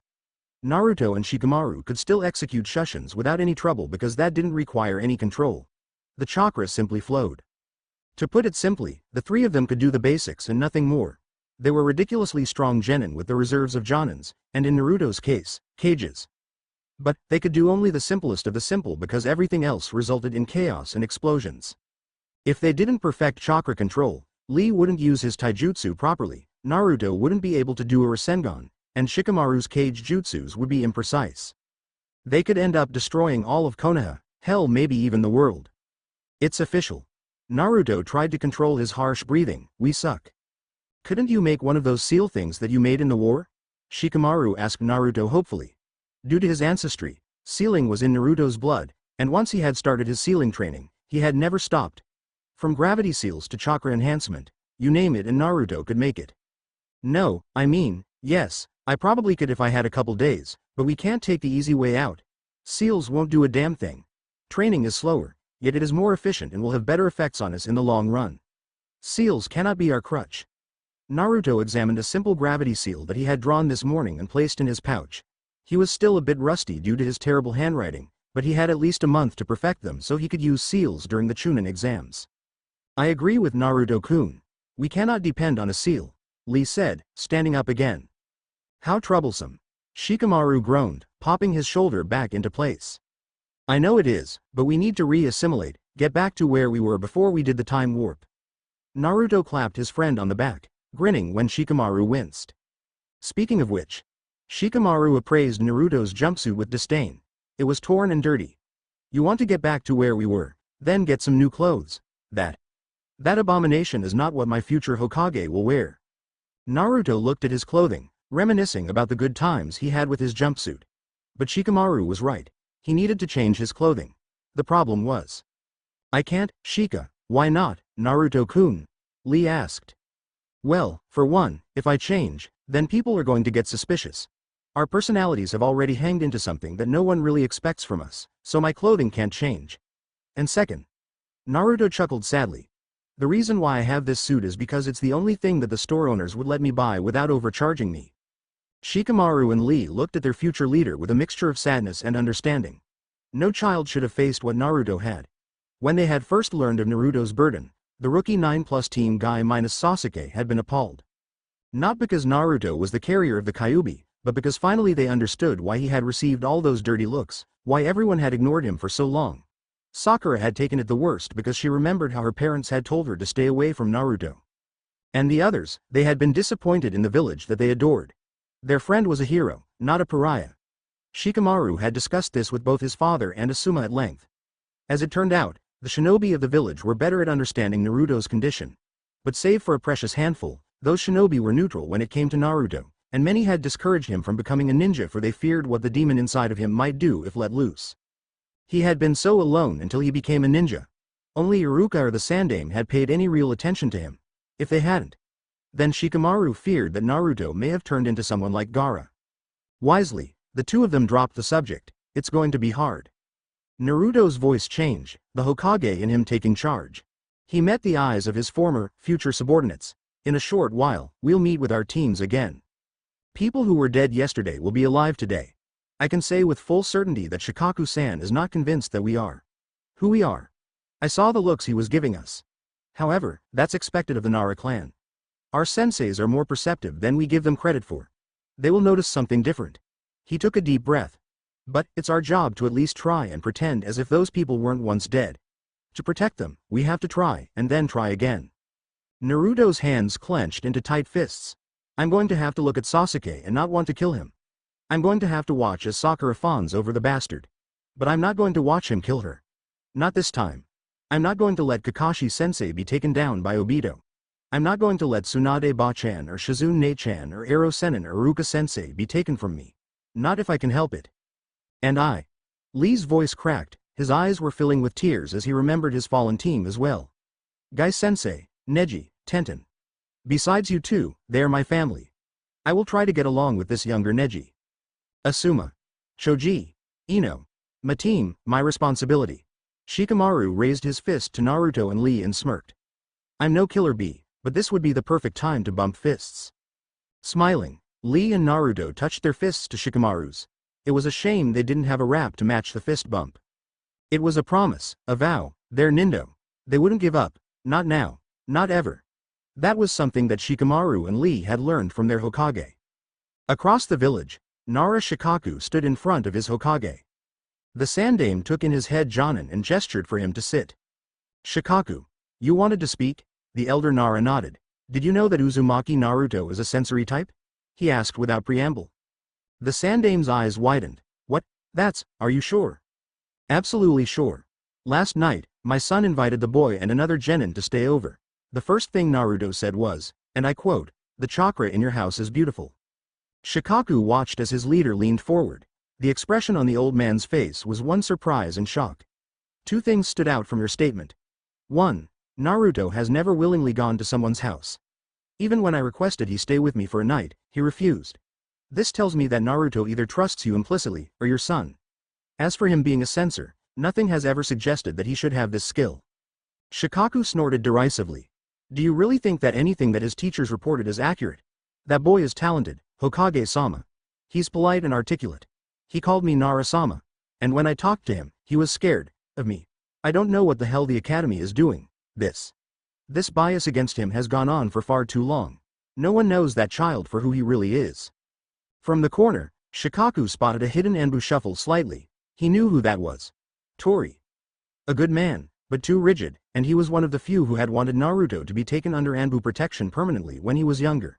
His real name was Tenzo or Yamato or something like that. The Hokage took a long puff of his pipe and watched the ringlets float up. What Shikaku had said was disturbing, but it was probably correct. Besides Iruka, no one had properly paid attention to Naruto.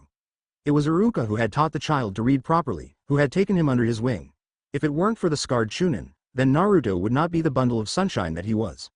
The boy didn't trust easily at all, but when he did, it was unconditional trust. I've tried, Hiruzen said softly, to uphold the Yondaime's wishes and make the village see him as a hero. But people are blind to what's underneath the underneath, as Kakashi would say. They see what they want to see, and though I wish it weren't so, I can't change that. Naruto though, he can change that, and I have faith that he will. If what you say is true, then it would seem as though that sneaky brat has been hiding these skills. I want to know what else he has been hiding as well. It's not just him, Hokage-sama, my son and Rock Lee as well. The three of them have formed some sort of training group. They're all hiding something. The aged man puffed some more smoke out. Such an odd group. The trio was certainly not what he had expected Shikaku to report. Very well, I will have Kakashi, Guy, and Asuma monitor them for any signs of unusual behavior. Shikaku stood and bowed. Arigato, Hokage-sama. Hiruzen watched as his commander left the room, a dull ache forming in the pit of his stomach. His eyes traveled to the pictures on the wall, resting on one of a man with startling blue eyes and a shock of spiky blonde hair.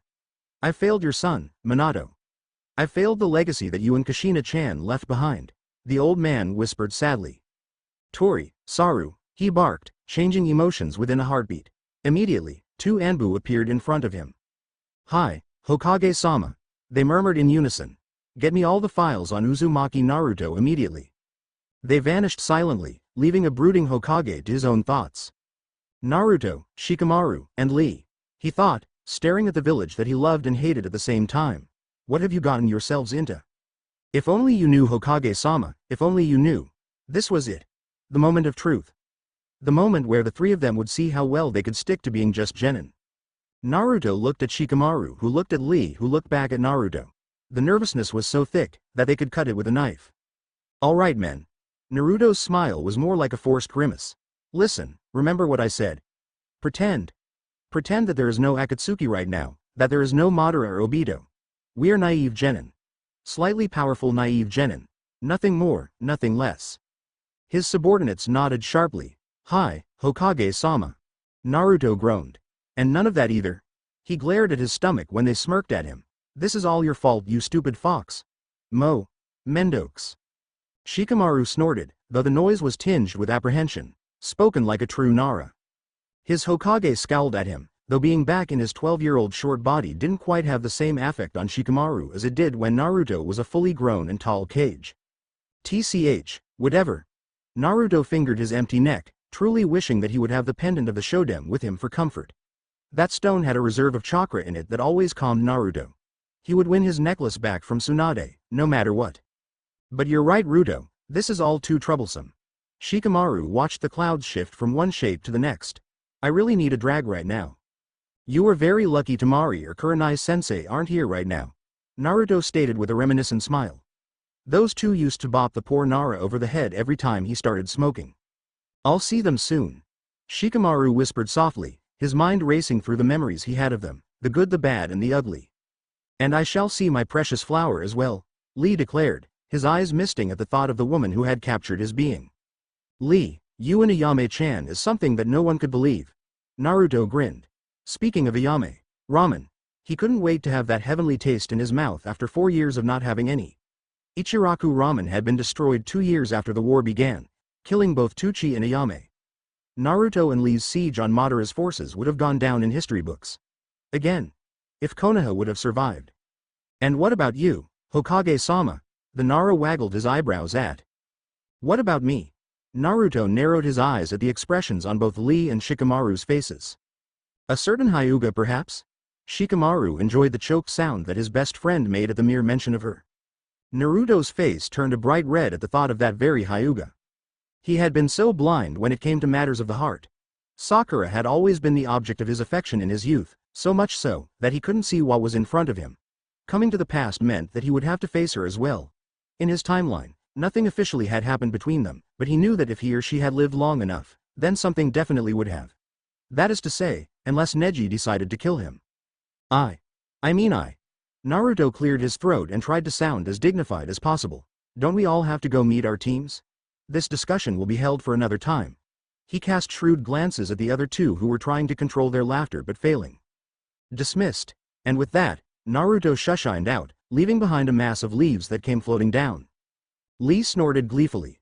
Ah, young love, one can only find such happiness in the springtime of youth. Shikamaru finished, berating himself for being happy to hear Lee talk about youth again. That just showed how hideous the future was. There was no youth to talk about. They had grown into adults before they could even call themselves children. Yeah, I know. He watched the last leaf fall to the ground, sighing softly. Well, you heard our Hokage, let's go. Taking one last look at the carnage they had left behind, Konoha's future Kuroi Kage and Midori Kimono left the same way as the man who would one day be known as Ten no Shinobi, the Shinobi of the Heavens. Maeda Guy was usually the first one on the training field, but today, he was pleasantly surprised to find his prodigy, Lee, completing laps around the field on his hands. Tears came to the man's eyes. Such youth. It was absolutely breathtaking. His diligent pupil was just inspiring. Lee, my ever so youthful student, I will join you. Lee froze mid-handstand and looked at his sensei. The lump in his throat grew tenfold at seeing the original green beast of Konoha power walk towards him on his hands as well. Naruto had told him how hard this was going to be, and Lee himself knew as well. But seeing his idol here, the closest thing he had to a father, alive, whole, this was something that he couldn't have prepared for. Desperately trying to stop the tears in his eyes from falling, Lee did a backflip and landed on his feet, trying to muster up the brightest smile on his face. Guy-sensei. Lee said soft enough so only he would hear the affection in his own voice. Guy-sensei. Lee exclaimed louder, hoping that this exuberant proclamation would not make the older man suspect anything. Lee. Guy beamed proudly at his student. Your flames of youth have inspired me. Come, let us do 50 laps. Though Lee had already done about 75, he only grinned and followed his sensei. Everything was all right now. Things were settling in. No, Guy-sensei, we must do 100 laps. And with that, Lee sprinted in front of Guy, not seeing the fond expression on the man's face. Neji and Tenten had arrived to train around the same time as Guy did. The two genin watched as their teammate and sensei raced each other around the field with looks that ranged from exasperation to troubled acceptance. They're not going to make us do this too, are they? Tenten asked the Hyuga. Neji scoffed. Only they are crazy enough to actually pull something like this off. He scowled Guy and Mini Guy. His team was just so odd. When Tenten suggested that they train on their own, Neji wholeheartedly agreed. If he had turned around, he would have seen the wistful and remorseful look on Lee's face before it changed into one of fierce determination. I will protect you, all of you. Shikamaru appeared a good 20 meters away from his training field so that Asuma or anyone by the field wouldn't think that he had shushined in. Through habit, over the years his posture had straightened. Now, he consciously slouched as he made his way to the training area, his genius mind whirling about. Usually, Shikamaru would be the last one to training. It seemed that even time travel hadn't changed that. Already Shikamaru could make out the forms of Ino and Choji. Asuma must be somewhere behind them. The Nara forced himself to stop and regulate his breathing. He could feel his heart palpitating at unacceptable levels. This wasn't good. Asuma would know if anything was wrong with him. Even after just 1 month of being his student, Shikamaru and the Sarutobi had a strong bond. As his 3 team members came into sight, Shikamaru tried not to think about the last time he had seen any of them. Ino, her skull caved in and blood pooling all over her body. Choji, a blade piercing straight through his stomach, cutting open his organs from inside, instantaneous death. Asuma, killed by Hidan, blood pouring out of countless wounds, a smile on his face as Shikamaru wept before vowing to avenge his sensei. Kurenai, clutching her expanding stomach at his funeral, one hand with her baby, the other in Shikamaru's. Konohamaru, sobbing for his last living relative, his face pressed into Naruto's chest as the blonde comforted the boy. Ino spotted him first, and he could see the annoyed expression on her face. If he were actually 12, he would have muttered, troublesome, and ignored her. But he wasn't 12, not in mind anyway. Therefore, seeing a chibi Ino simply brought a smile to his face. Shikamaru blinked rapidly as he saw his teacher exhale some smoke and raise a lazy hand at him. Choji was sitting under a tree, wolfing down a bag of chips as if there were no tomorrow. It was like nothing had ever changed, and for them, it hadn't. For them, it was just another day, but for him, it was the beginning of something far greater. Yo! The Nara raised a hand back at everyone, expertly concealing the turmoil that was hidden beneath the surface. Now then, Asuma rose and ran a hand through his beard. Since we're all here, why don't we begin on some training? Involuntarily, a smile spread on Shikamaru's face that could have rivaled Naruto's. These people here. They were his team. And he wasn't going to let them slip away from him again. And if they did, then Shikamaru would content himself with knowing that he did everything he could to save them. But in the meantime, he was going to make damn well sure that the worst-case scenario would not happen. Bring it, sensei. Shikamaru smirked. I'm ready, and he meant it. Naruto was not ready to meet his team. Not at all. First, Sasuke would be there. Second, Sakura would still be a raving fangirl. And third, he was supposed to be the blonde idiot, the one announcing that he would be the future Hokage, and not actually the future Hokage of Konoha. When Naruto looked back at his time as a genin, he realized that he was just stupid. Completely stupid. If he hadn't chased after both Sasuke and Sakura for the better part of his genin years, then he could have been a much better ninja earlier on. Sakura had turned into a good friend, almost like an older sister, but it had taken him way too much time to recognize the fact that Sasuke was her ideal man, that she wouldn't ever give up on him. When she had said that she loved him back in Iron Country, he couldn't believe the fact that she thought she could use his feelings for her to manipulate him. That had been the time when he truly saw that Sakura could not and would not let go of Sasuke. Even Ino had moved on to Sai. That was one odd couple though, and then there was Sasuke. While it was good for every kid to want to compete with someone else, Naruto had taken it too far with Sasuke. He wanted to challenge the Teme at every given opportunity, and Sasuke gave it all. Every time Naruto was even the slightest bit better than him, Sasuke would do everything to belittle Naruto and become the best again. In hindsight, Naruto knew that he should have let Sasuke go, but it was that stupid promise to Sakura and his stupid pride that wouldn't give up on him. Sasuke had never even truly been his friend, no matter how many times Naruto insisted it was the opposite. And now, this was his chance to change everything for the better. If he could become a better shinobi now, then the future would be so much brighter. On the other hand though, he could end up setting off a different course of events. Such is the quandary of time travel. Realistically, Naruto knew that he couldn't change Sasuke. Which meant that Sasuke was going to leave Konoha one way or another. But, now he knew exactly where Sasuke was going to go, what he was going to do, and who he was going to meet, unless the future had changed. Hopefully, it had, but even more hopefully, not all aspects would have. Sasuke could have no part in the future of Konoha, especially not the destruction of it.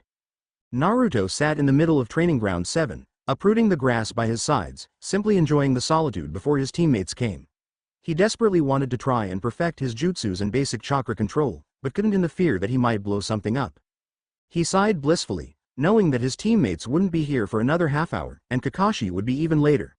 Though he desperately wanted to pull a prank, he suppressed that urge, knowing that it would only infuriate his teammates further. He really didn't want to get on their bad sides this early on.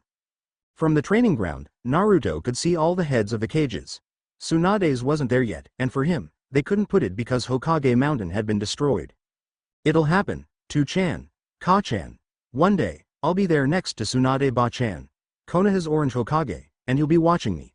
He looked to the heavens and smiled softly, knowing that his mother and father would always be by his side, through thick and thin, his two sons. Suddenly, Naruto sat up, his eyes darting from here to there. What was that feeling? It felt familiar, but it never hurt to be too cautious. Slowly, he allowed himself to relax. There was no danger in Konoha, not at this time. Familiar meant good, it meant that. Chakra. He was feeling someone's chakra. This was the second time it had happened, first at Shika's house, and now here. Eyes roving over the treetops, he scanned for the presence of a human life force. This was an interesting development. Though his skills were nowhere close to being as good as they were in the future, Naruto had still retained enough to sense a chakra presence in the vicinity. Still, someone had to be pretty close to him for Naruto to be able to sense them. As discreetly as he could, Naruto sunk back down to the ground, closing his eyes, trying to pinpoint the location. To his left. No. His right. 70 degrees and up to his right. He turned his head that precise measurement and followed the chakra up to a tree. There, he caught a sliver of silver hair peeking out and grinned, a nostalgic sigh escaping him. Kakashi, the sly bastard, he was observing this team every day. So that's what he did in his time, besides stare at the memorial and come up with all those ridiculous excuses. Naruto's good mood immediately shifted at the thought of the memorial stone. Obito.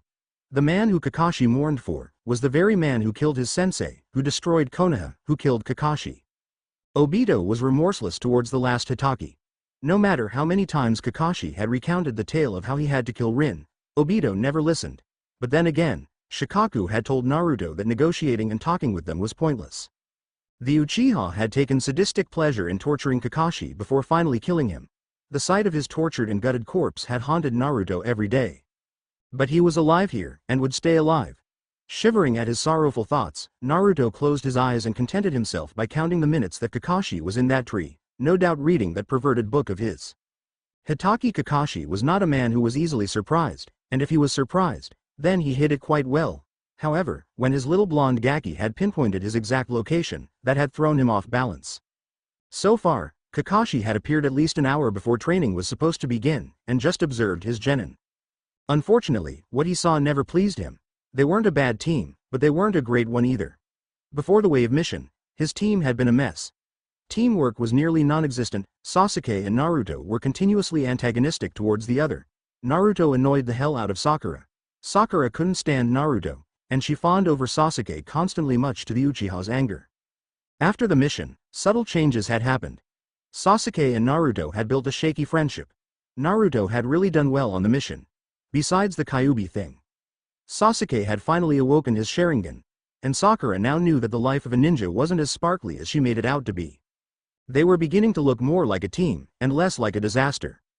But Kakashi could see the jealous look that Sasuke got whenever Naruto did something quicker than him. He could see how Sakura never defended the kid, and always gravitated to her crush, and he could see how Naruto would look so downtrodden one moment, and cheery the next.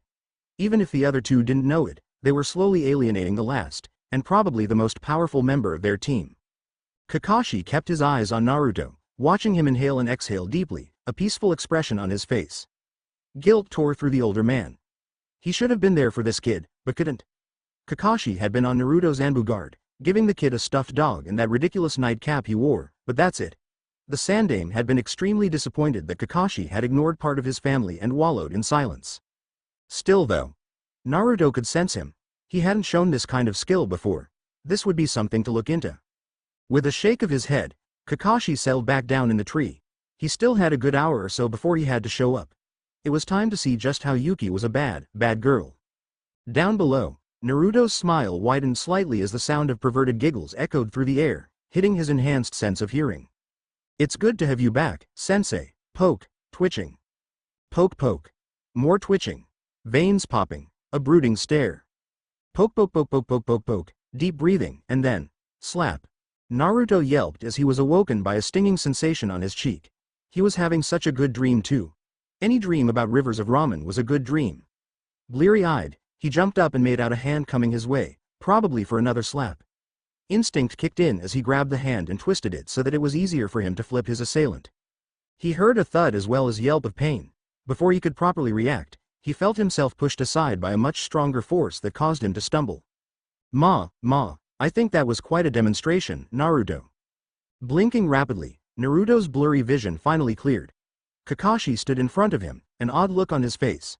Behind him, Sakura was on the ground, clutching her wrist with tears in his eyes. And a little to his left stood Sasuke. Naruto clenched his fists as he glanced at the Uchiha. Though he wanted to say something to the boy, he couldn't. It would do him no good to make a scene. Oh wait, he had already done that. Taking a deep breath, he looked up to the taller man, controlling his emotions very carefully. Kakashi is alive now. Don't think about anything else. Kakashi looked exactly the same. Same gravity-defying hair, same headband, same face, same mask, same everything. The only thing that had changed was Naruto himself. Naruto?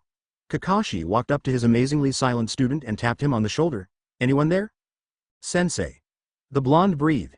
He would have said something else, but finally his gaze focused on Sakura, who still hadn't gotten up. Sakura, though in pain, didn't miss the fact that Naruto hadn't added his customary chan at the end, and neither did Kakashi, who raised an eyebrow. Sakura-chan, get up! Kakashi barked, more harshly than he had intended to. He sighed wearily. First Naruto maybe sensed him, and now he's flipping people out of pure instinct. Something had changed with the boy. For a split second, their eyes met and Kakashi blinked. Those eyes weren't the ones he had seen yesterday. No. Those eyes. Those old eyes. Reminded him of himself. Startled, the pinkette rose to her feet shakily. Naruto had scared her out of her wits, and her sensei's tone was scaring her even more. Naruto. Kakashi began.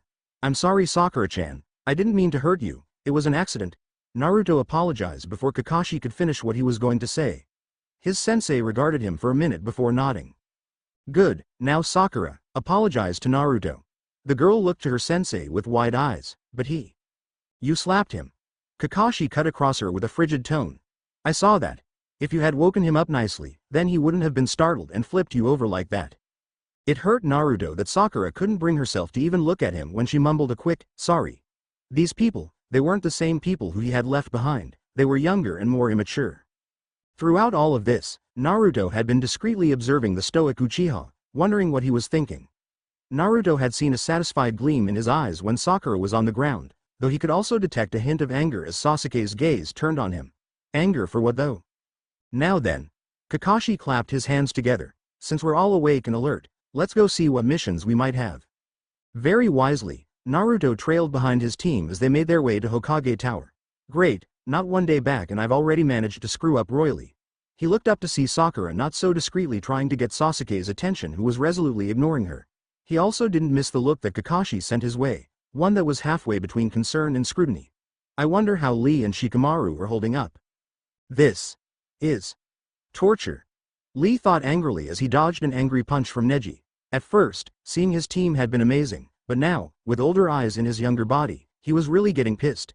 And Lee didn't get angry easily. It all started when Guy had proposed a battle between the two taijutsu specialists. Lee had enthusiastically agreed, not remembering that in this time, he still regarded Neji as a rival as opposed to a comrade. In this way, he and Naruto were very much alike. The dead lasts of their classes challenging the rookies of the year. And both of them had eventually become more powerful than their rivals.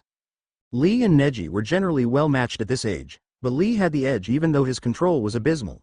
He was putting too much energy into certain attacks that knocked Neji flat as opposed to knocking him off his balance. He could sense that Guy was noticing something odd about him as well. This wasn't how it was supposed to go.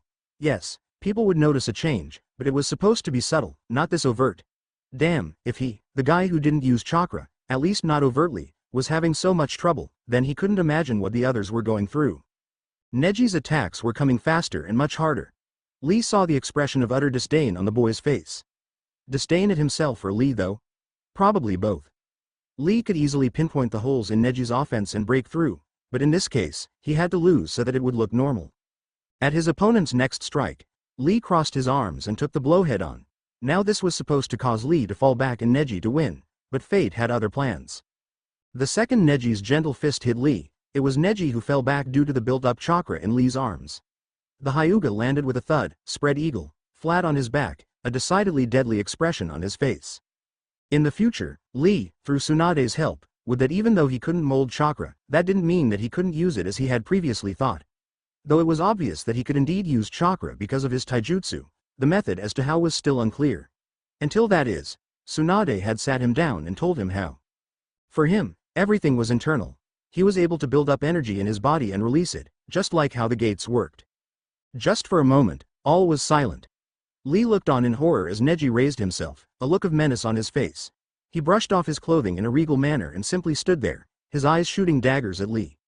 The other boy knew that Neji had lost. Lee could see how fatigued he was. On the other hand, Lee felt great. The drain was nothing, and he didn't feel tired in the slightest. Winner, Lee. Guy proclaimed unnecessarily. Lee turned to his sensei who was standing with Tenten. Though Lee still won against Neji, their battles ended after a very long time, not the 5 minutes it had taken for Neji to lose. Hence the look of contemplation on Guy's face, and Tenten's shocked one. Neji-san. Making amends wouldn't work, but he had to give it a try. Nice match. It wouldn't be prudent to give the good guy pose right now, so Lee opted for a more appropriate handshake. Which Neji obviously refused. Lee knew Neji's status of a Hyuga had been hurt, and Lee knew that Neji would not forget this for a long time. But Lee also knew the man that Neji had become, and that was the image he focused on rather than the adolescent one. Lee. Guy began, his tone oddly quiet. What did you do? His pupil only shook his head and laughed in a very un-Lee-like manner. It was a rueful sound. I won, sensei. He looked back at Neji's sulking form. And by doing so, I took away the only thing he could hold on to. His pride. Shikamaru sighed for the 100th time that day. He was so happy to be a genin again. He was allowed to act lazy, allowed to just be a kid. And he was loving every second of it. They were taking a break now. Training had been fine. Well, for Ino and Choji it must have been rough, but for Shikamaru, who pretended to be exhausted, it was nothing. His stamina was too high for something like 10 minutes of intense. For a genin, taijutsu to tire him out. Alright team. Resting is over. Up. Hi sensei. The 3 genin chorused in unison and jumped to their feet. And that was when Shikamaru tensed. Asuma, Ino, and Choji were giving him incredulous looks. Oh. Right. He was the lazy one, the one who prolonged getting up as much as possible. He did not get up when the others did. To save himself, he plopped down again, one arm covering his eyes. On the other hand, it's too troublesome. I'll just sleep for some more time. He heard Choji chuckle and Ino scoff, and he sighed again, a sigh of relief. Even Asuma laughed slightly, but not before throwing the genin a look of contemplation. The glares were back. Naruto resisted putting out some of his killer intent towards the civilians, and he didn't glare back at them like he used to. This would get some getting used to. The glares had reduced significantly when he came back from his training trip with Jiraiya, probably because the village had seen what he had done against Neji, had heard about what he did against Gaara, and knew that he was the only reason Tsunade was back as Hokage. But right now, he was only a genin, one who had done nothing besides getting a bridge named after him. That was still a pretty major accomplishment in his book. The walk to Hokage Tower was filled with these glares, though they were muted by the fact that Kakashi had somehow traveled behind him, and unknowing to Naruto, the Jonin was giving out glares of his own at the offending civilians. One of the guards to the tower, Ayumi, if he wasn't mistaken, waved at Naruto and ruffled his hair gently when he was within hair-ruffling distance. Due to his constant presence with the Hokage, everyone in the tower knew him rather well, and only a select few protested his being there. Big mission today, Naruto-chan? The woman teased the teen. In return, she got a huge smile that showed all of his teeth and a thumbs up. Oh yeah? Hokage Gigi better give us an awesome mission. Naruto replied, letting his younger, more vibrant personality take over. After all his flops, and one flip, today, he would to dissipate the suspicion that he knew was clouding him, but knew that the Sandaime and Kakashi would not give up until they found what they were looking for. Therefore, he was very pleased to hear the amused chuckle of Kakashi from behind him and the typical Baka Naruto from Sakura in front. Sasuke didn't say a word, just opting to remain as stoic as ever. Inwardly, Naruto braced himself for this visit. It had been 10 years for him since he had last seen the Sandaime alive, and he wasn't sure how he was going to react. While he truly loved the man as his grandfather, the Sandaime had also ordered the extermination of the Uchiha clan, which led to Sasuke's current personality, his future defection, and the death of possibly the bravest and most noble person after the Yondaime and Kushina, Uchiha Itachi. Itachi's sacrifice had been his home, his family, and ultimately his life. He hadn't forgotten the gift that Itachi had given him, and he wouldn't. It had amazed Naruto that even after his death, Itachi had not wanted the truth behind the massacre to come out. He did not want to tarnish the Uchiha name and be regarded as a hero. That man, along with Uchiha Shisui, they were the embodiment of an excellent shinobi. As they rounded the corner to the Hokage's office, Naruto steeled his darker emotions and put on the face of the happy-go-lucky idiot most thought him to be. The secretary led them into the missions area where the Sandaime was seated behind his desk, filling out some of the paperwork that he so abhorred. Naruto resisted sucking in a deep breath at the sight of his Gigi. Idly, he wondered if the Sandaime would have to die in the Chunin exams. Was the third's fate set in stone, or could Naruto change it? And if he did change it, then that meant Tsunade would have to come to the village by different means. The blonde ninja shook ever so slightly at the sight of the Hokage's traditional hat. He hadn't been able to wear the thing. There was no time for showing your rank when it was wartime. Tsunade had made him Hokage in front of the forces just months before she had died. He had had the hat on his head for no more than 2 minutes before he took it off and gave what Gaara had called a speech for the books. Feeling 4 sets of eyes on him, the old man finally looked up to regard Team 7. He saw the Uchiha, as uncaring as ever, the girl Sakura, eagerly waiting to hear what he was going to say, Kakashi, behind them, his book snapped closed for once. And then there was him. The boy he had wanted to see. The Uzumaki Naruto, watching him silently, a 1000-watt smile on his face, silent as a mouse. Gigi. Naruto said softly, taking in the familiar lines, the wrinkles, the crinkle of the man's eyes as he smiled, the customary pipe in his mouth. Kami, it had felt like just yesterday that he had been attending his funeral, and now he was alive. Hiruzen's smile faded when he saw the girl bop Naruto over the head for disrespecting him. The boy flinched and frowned at her before schooling his emotions and giving her his customary smile. Shikaku was right. Something truly was awry. Naruto had never hid his emotions this well before. The way Naruto had said that one word, Gigi, it had been filled with true emotion, happiness, relief, and just a tinge of grief. This wasn't like his usual exclamations. In all honesty, it was like Naruto was seeing him for the first time. Naruto. He smiled back at the boy, wondering what the kid was hiding behind the facade. Naruto had potential, limitless potential. With the Kyuubi, the longevity of the Uzumaki clan, and his mother and father's genes running through him, the boy was a powerhouse. After all, one does not just learn Kage Bunshin in an hour without tremendous patience and skill. Was it possible he was hiding even more along with his 2 friends? Are there any missions, Hokage-sama? Kakashi asked lazily. D rank, or C rank? Kakashi glanced at his team. After the display he had seen this morning, there was no way he believed their teamwork would hold on a C rank, so D rank it is then. He said out loud. There were no loud protests from Naruto, only a quiet pout along with a huff. Sarutobi just raised an eyebrow but said nothing and shuffled through the numerous mission requests. One specifically caught his eye. This would be interesting. Ah, here we go. How about 2? Kakashi nodded absently while Sasuke deflated at the prospect of doing more useless missions. Yakamura-san needs her garden weeded, and since it's nearly midday, I suggest you do that one first before the heat gets to all of you. Sarutobi paused and made sure Kakashi wasn't reading that perverted book that he himself had hidden in a drawer. Again. The second mission is a request by a clan. The Jonin looked up sharply. The Nara Ichizoku needed a team to tend to their deer. Now, normally Team 10 would do so as the young Nara is familiar with his own lands, but this is their day off. So, after you're done weeding, please proceed to their clan house. He's on to us. Naruto thought with resignation, knowing this would happen eventually. It was too soon though, for the leader of the village to be suspicious. But he's cautious, and doesn't know how to proceed. I should have guessed Shikaku-san would have told the Hokage about us 3. If this were any other mission, and Naruto had not just spent the previous evening at Shika's house, then he wouldn't have given it a second thought. But the timing of this mission was a little too calculated. Nara?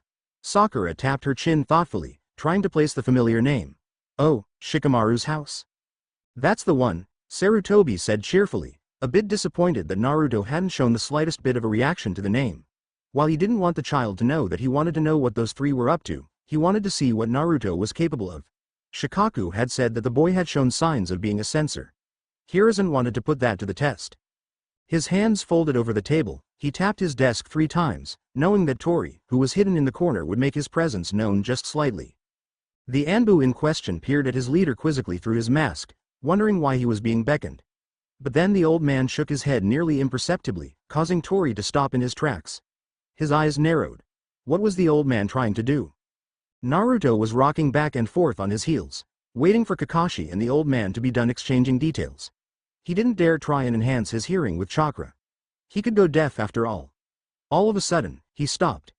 He could feel something in the corner of the room, and it felt familiar, just like how Kakashi's chakra had felt. He knew this presence, knew it quite well. It had to be an ANBU, only their presence would be in the Hokage's office when he was supposedly alone. Yamato Taicho. That's who it was. Why was he in the Hokage's office as a guard? Wasn't he involved with Root at this time? Involuntarily, his eyes flickered to the place where the chakra was coming from, trying to get a glimpse of the man who had helped him in so many ways. Something wrong, Naruto? The old man's voice caused him to look back to the Hokage instead of the corner. No, nothing's wrong, Gigi. Everything's great, he chirped brightly, taking one last long look at the ANBU's hiding place before going to the back of the room with the rest of his team who were mercifully ignoring him. Not once did he notice the glances that Kakashi and Sarutobi exchanged. Or so they thought. Did you see that? The aged man asked Kakashi in a murmur. The Cyclops nodded, discreetly waving to Tenzo. Good guy, but too rigid. Naruto was trying to get a good look at him. He sensed him. For a moment, the elder Sarutobi looked pensive. I want you to try and look underneath and tell me if you can feel something different about him. I do, and he's only been here for 5 minutes. Develop this skill of his, and see what else he's not telling us. Hokage-sama. Kakashi ran a hand through his hair wearily, not wanting to voice this particular thought. This doesn't have anything to do with.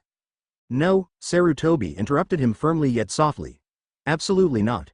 During your wave mission, the seal was not weakened as much as we thought. I corresponded with Jiraiya, and he should be here soon just to make sure. But Naruto is not being influenced by the fox at all. Kakashi nodded and glanced at his team who were waiting for him patiently. Well, judging by Sakura's annoyed expression, and Sasuke's squinty eyes.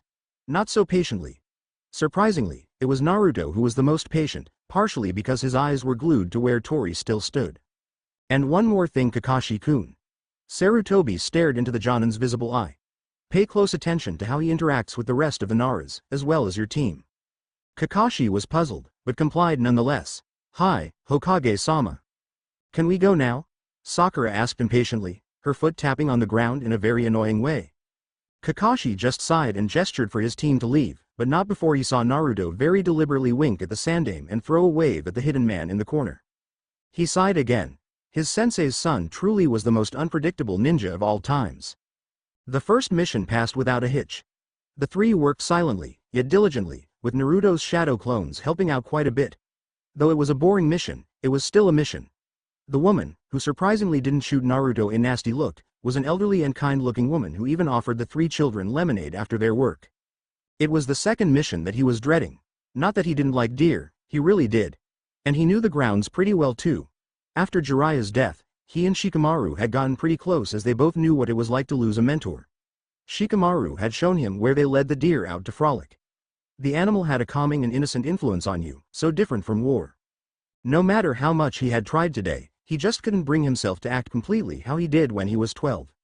The experiences from war had changed him, and they had changed Shikamaru and Lee as well. Lee would probably have the same problems that he did, while Shikamaru wouldn't slip up as much. Before he knew it, they were in front of the Nara clan house, giving Naruto a sense of déjà vu. Then again, this life, this timeline, was nothing if not déjà vu. The door war opened by a small girl, probably 5 or 6 years old, who looked like a second cousin of Shikamaru's or something. Sakura couldn't help but coo over the child who gave the older girl a disdainful look, much to Naruto's well-hid amusement. "Ka-chan," she called. "She no bai are here." Her eyes widened when she saw Naruto, and he was rather bemused when she threw him a wave and scurried out into the house. Another Nara, one who had the typical straight black hair that was tied in a high ponytail, greeted them with a warm smile. "Thanks for coming. I'll lead you to where the deer are." So far so good, Naruto thought as they walked onto the grassy space. He didn't realize that they were on a slope, and his footing slipped slightly before an arm caught him from falling completely. The Nara woman was holding him upright, her lips curved upward. Arigato," he righted himself, gently detaching himself from her grip. "Era Naruto-san, watch out, kiddo." Naruto stared at her blankly, not quite sure if he knew her, or she knew him just because he was.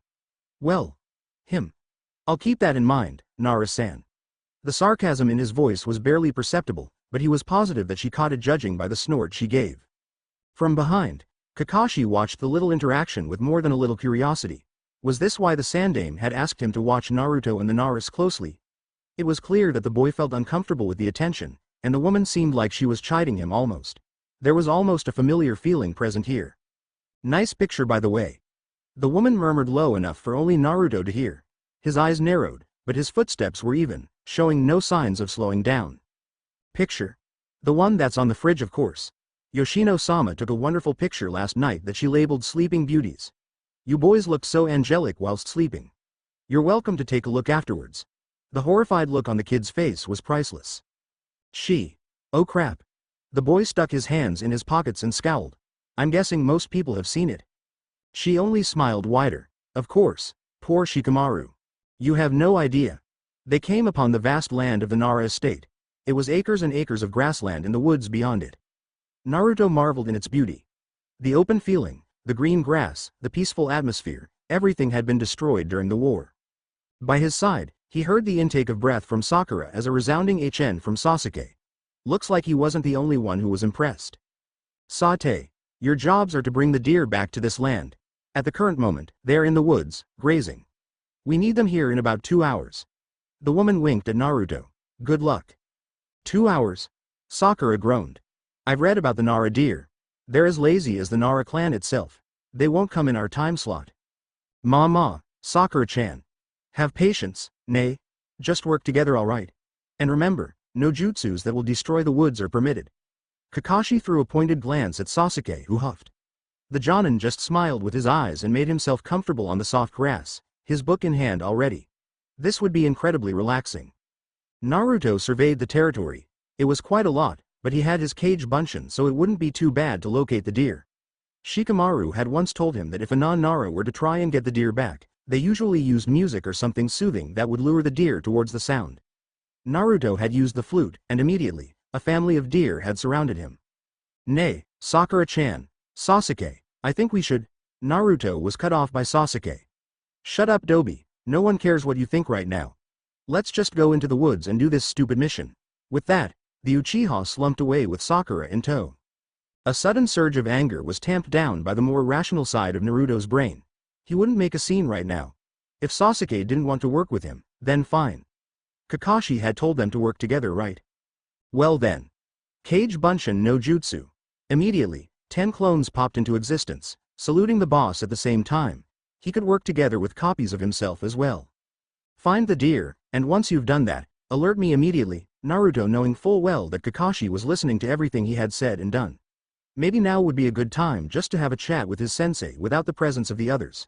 Just for old new times sake.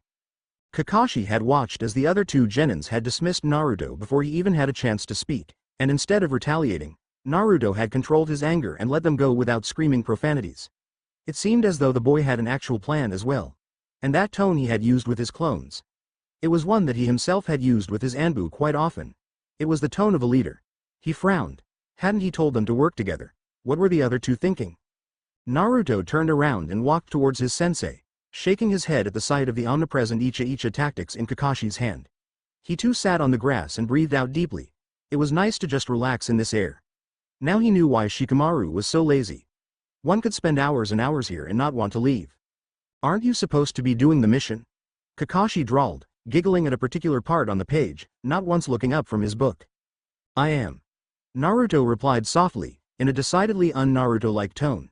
Now that caused the older man to throw a sideways glance at his student. Or rather, Tenmis are doing the job. Why aren't you helping your teammates? Though he knew the answer, Kakashi would ask the kid himself. A brief frown was on Naruto's face before he turned to face Kakashi completely. The boy seemed to be thinking about what to say before actually saying it. Am I that bad to work with? The boy's tone was completely serious. Kakashi scratched his chin as if he was thinking about what Naruto had said, but in actuality, he believed that it was the other way around. You're a bit loud and annoying at times, but you're a hard worker who gets the job done. Naruto smiled, and Kakashi had to blink a couple times. This wasn't the typical Naruto smile. This was a soft smile that reminded him exactly of his sensei. The kid just had to grow a foot and have a deeper voice and voila, the Yondaime would return. If that's true, then why can't they, he gestured to the woods, ever listen to what I say? His blue eyes bore into Kakashi's lone gray one. Sensei, I know that you think that teamwork is important, but the only time we've worked together is during the wave mission, and that's because we thought you were going to die, and so we had to work together. But in missions like these, we do our own separate work. Sakura-chan tries to copy Sasuke, and I'm left on my own. Naruto ran his fingers through the grass, exhaling softly, glad that he could rant a bit. You said that we had to look underneath the underneath, right? So then why can't they do that? Why can't my own teammates get to know me? All the time that he spoke for, Naruto's eyes never left Kakashi's. The older man was quite simply stunned by what his student had just said. Yes, he had noticed the tension and the dynamics, but he hadn't really tried to change it. He didn't realize that Naruto felt this way, although he knew that he was left out. The boy's tone was so brutally raw that it hurt. The kid and he were more alike than he originally thought. At first, Kakashi had viewed Naruto as Obito the loud, brash, but determined Baka. Sasuke was him lone and brooding, and Sakura was Rin the one who belittled Obito and idolized Kakashi. Now though, he could tell that Naruto wore a mask just like he did. He hid everything under that cheery facade. Who knew how much pain was just under the layers? Before Kakashi could answer, Naruto stood and dusted those horrid orange pants off. He would make it a point to buy his kid new clothes sometime soon. My clones have found them. I'll go finish the mission now. With a sad smile, the genin moved a couple yards away and sat down once more. Curious as to what he was doing, Kakashi moved with him, watching as Naruto pulled out a small flute from his pouch, wondering why he had one in the first place. He didn't realize that the flute was just a hanged kunai. And then the kid started playing the little thing, fingers dancing over the holes, playing a soft melody that no doubt the deer would be able to pick up. Kakashi had no idea that Naruto could play, and frankly, up until now, he didn't actually think Naruto had a viable plan. However, the deer came out, flocking towards the genin. At first, a couple fawns appeared, followed by 3 does and 5 bucks. Then, the longer Naruto played, the more deer arrived. Kakashi could only watch as within minutes, the once open meadow was filled with at least 100 deer. Beautiful, isn't it? A voice next to him said. Looking up, Kakashi saw the head of the Nara clan as well as the commander of the Jonin standing by him. Within seconds, the book was gone, and Kakashi gave Shikaku a salute. Sir. The older man just snorted and watched as a disgruntled Sakura and Sasuke stomped out of the forest, only to stop at the sight of Naruto surrounded by all the deer that they had been sent to find. The kid's something else. He shook his head. That Gaki. Reminds you of Minato, doesn't he? Shikaku glanced over to his stoic companion who seemed to have a tough time responding. Is that why you wouldn't take him? You know, after, he was just too much like him. Kakashi bristled slightly, not liking the insinuation that his commander was making. After the attack, I couldn't think straight. When the village was being rebuilt, I threw myself into Anbu, wishing that I would forget everything. I couldn't take him. I was only 15, and didn't have the mindset to raise a child. Naruto wouldn't have gotten a parent in me, or even an older brother. I would have been a kid raising a kid. But I looked after him when I could, I protected him, and now I'm his sensei. I'm going to make it up to him, he stated firmly. Shikaku nodded, chuckling when Naruto was knocked over by a buck who had nuzzled him forcefully. Yoshino said that he's more like Kushina. He sighed deeply. Konoha has failed him in every way, you know. He's a hero, and look how he's treated by the civilians. Kakashi could say nothing, so he kept his mouth shut. It wasn't surprising that the Naras had figured out Naruto's true parenthood. No one save those closest to Minato and the elders knew who Naruto's parents were. But one day, that kid will be great, Shikaku said with a smirk. Who knows, he might even be Hokage. Kakashi's eyes traveled from Naruto, who had a silly grin on his face while stroking a young fawn, to Sakura and Sasuke, who were watching the boy with jealous eyes. I believe that. But right now, the future Hokage's sensei needs to go report a successful mission. It was nice talking to you, Commander. Shikaku watched as Kakashi gently ruffled Naruto's hair and beckoned for the other two to catch up to them as well. He noticed how Kakashi kept himself as the barrier between Naruto and the rest of his team. A frown marred his face. These team dynamics were skewed. It didn't look like a true unit. As they came closer, Naruto's eyes widened at the sight of the head Nara, much to said man's amusement. Minna, this is Nara Shikaku, commander of the Jonin, as well as the head of the Nara Ichizoku. Kakashi introduced him in a bored tone. Konnichiwa, Nara-sama. Sakura said shyly. All she got in return was a nod of the man's head. Sasuke appraised the man, and couldn't believe that someone who seemed as lazy as Shikamaru was one of the most powerful men in the village. Konnichiwa, Naruto-kun. Shikaku addressed the kid who looked up sharply. I'm impressed by the way you brought our deer in. Arigato, Shikaku-san. Naruto held the man's onyx gaze, noticing the change from last night's san to today's kun. It was actually really relaxing. Sakura looked appalled at the way her teammate had just addressed such an important man so casually, but refrained from saying anything due to the look Kakashi shot her. The Nara raised an eyebrow. That was new. Really? So you wouldn't mind coming over a couple times a week and helping Shikamaru? He kept a passive face at the sudden scrutiny that the blonde was putting him through. But the small nod that the boy gave him made him smile ever so slightly. It would be my pleasure. Kakashi observed the dialogue between the two, slightly puzzled by the same air of familiarity that he had felt when Naruto was with the other Nara woman. It was just something else to report to the Sandaime. Overall, what he had found was not pleasant. His team was more disjointed than he had originally though. Sasuke was even more distant with them than he had been in the beginning, Sakura seemed torn, and Naruto was much more than he seemed. Come on, my kawaii genin, we must report back to the Sandaime. Kakashi's visible eye turned into an upside-down U, symbolizing a smile. His genin just grumbled and started to walk to the front of the complex. Kakashi. The Jonin commander had his arms folded across his chest, the frown on his face deepening his scar. Hi. Keep an eye out on him, okay? The Cyclops just nodded and followed the trio, wondering why everyone were taking such a particular interest in Naruto all of a sudden. Lee sat on the ground of the training field long after his team was gone. A lot of things had gone wrong, and a lot had gone right. After his fight with Neji, Guy had gone to talk to him, leaving just him and Tenten. He enjoyed the girl's presence. She wasn't like any of the other kunoichi of her day, and had taken her training very seriously. Talking to Tenten was a welcome change from fighting with Neji. They had talked about many different things, from Tenten's weapons, to Lee's victory, to their dinner plans, and so on. Afterwards, Guy had made them do some laps and basic stretches coupled with a bit of taijutsu. He had sorely missed being part of this team, and even though Neji was intentionally cold to him, he kept on a cheery face. But now, that face was gone, and was replaced by one of determination. Can I join you? Shikamaru's voice drifted from his left. Lee glanced at one of his best friends and motioned for the man-turned-boy to sit. Today, Shikamaru-kun, was it all right for you? The younger boy nodded and stared at the sky as it prepared for sunset. Seeing them all here, alive again, it feels like a dream. I agree. But the expression on Lee's face didn't match his tone. I'm afraid that I might have slipped up today. Shikamaru raised a brow. How? Lee let out a mirthless laugh. I beat Neji. Ah. Comprehension dawned on the Nara. Neji's pride must have been damaged severely. He needed to be brought down a few notches though. Before his fight with Naruto, The boy had a stick up his ass. But that stick wasn't as big as the one that Sasuke had. Speaking of the Uchiha, how do you think Naruto's doing? Lee jumped up, taking Shikamaru with him. Come, let us go to Ichiraku Ramen. I have no doubt that Naruto-kun will meet us there, and we shall satisfy our stomachs as well. He sprinted away, not giving Shikamaru a chance to say no. Shaking his head, the Nara just grinned fondly. Lee, you sly dog. You just want to see Ayame-chan again. The missions were successful, I take it? Sarutobi asked when Team 7 returned to be paid. Kakashi nodded slowly, but let his eyes travel to Naruto.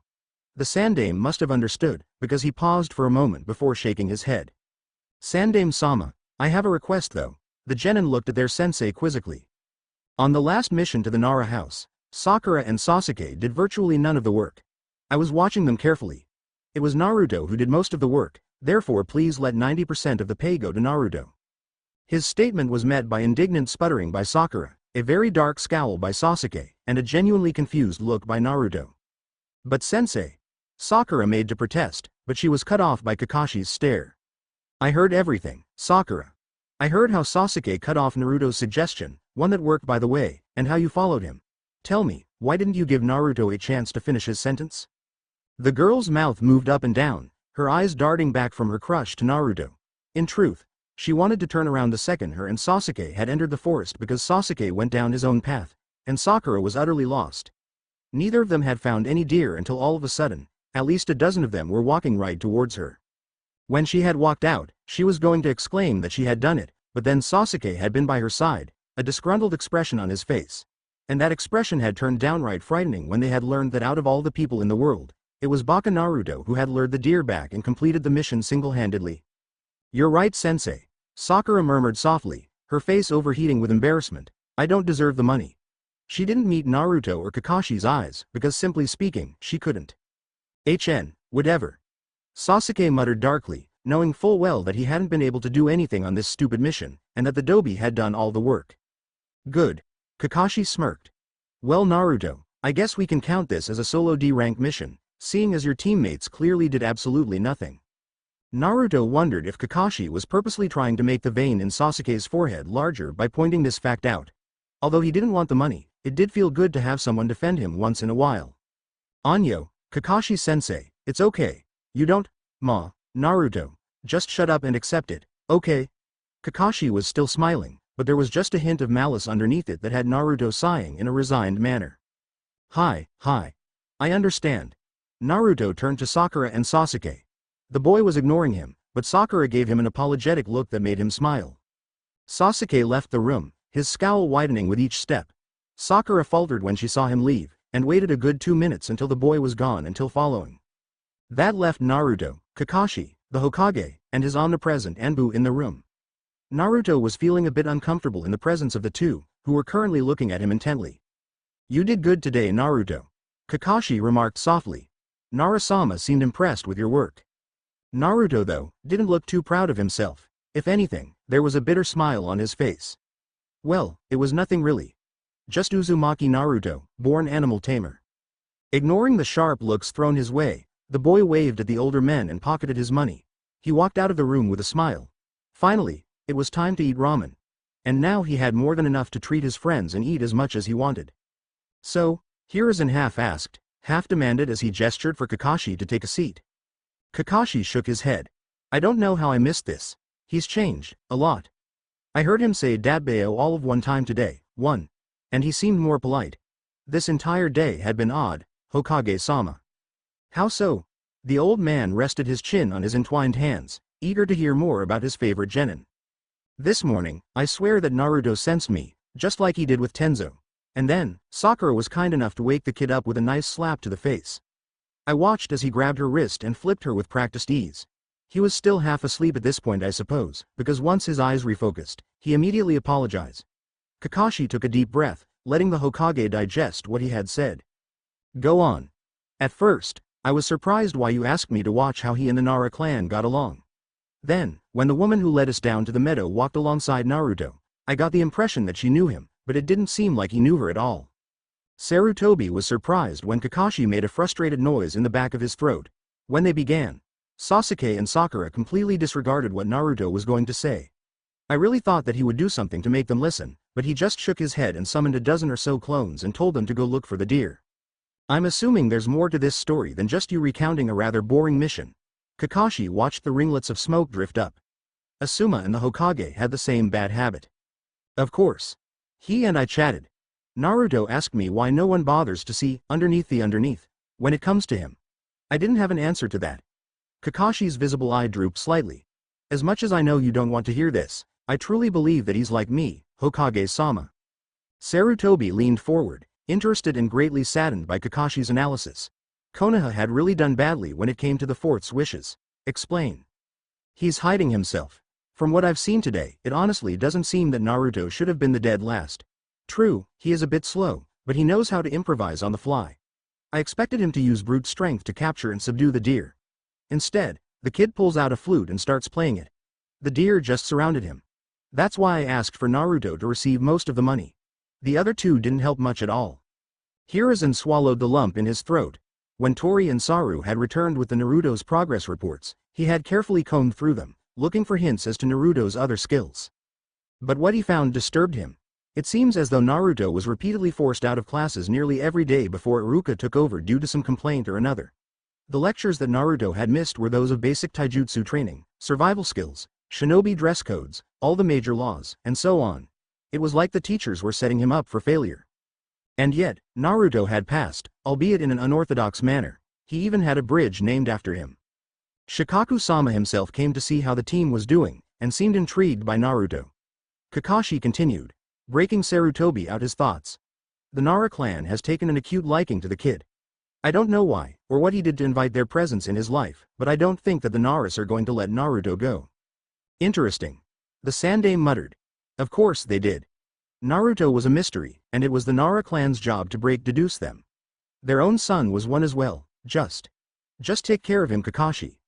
We've failed him and his parents in many ways. I want him to surpass them, and us. He will, Hokage-sama, I know he will. Kakashi believed what he had said. His sensei had placed his trust in Naruto, and he would as well. You took your time. Shikamaru commented when his friend plunked down in the seat next to him. Naruto looked worn out and more than ready for a meal.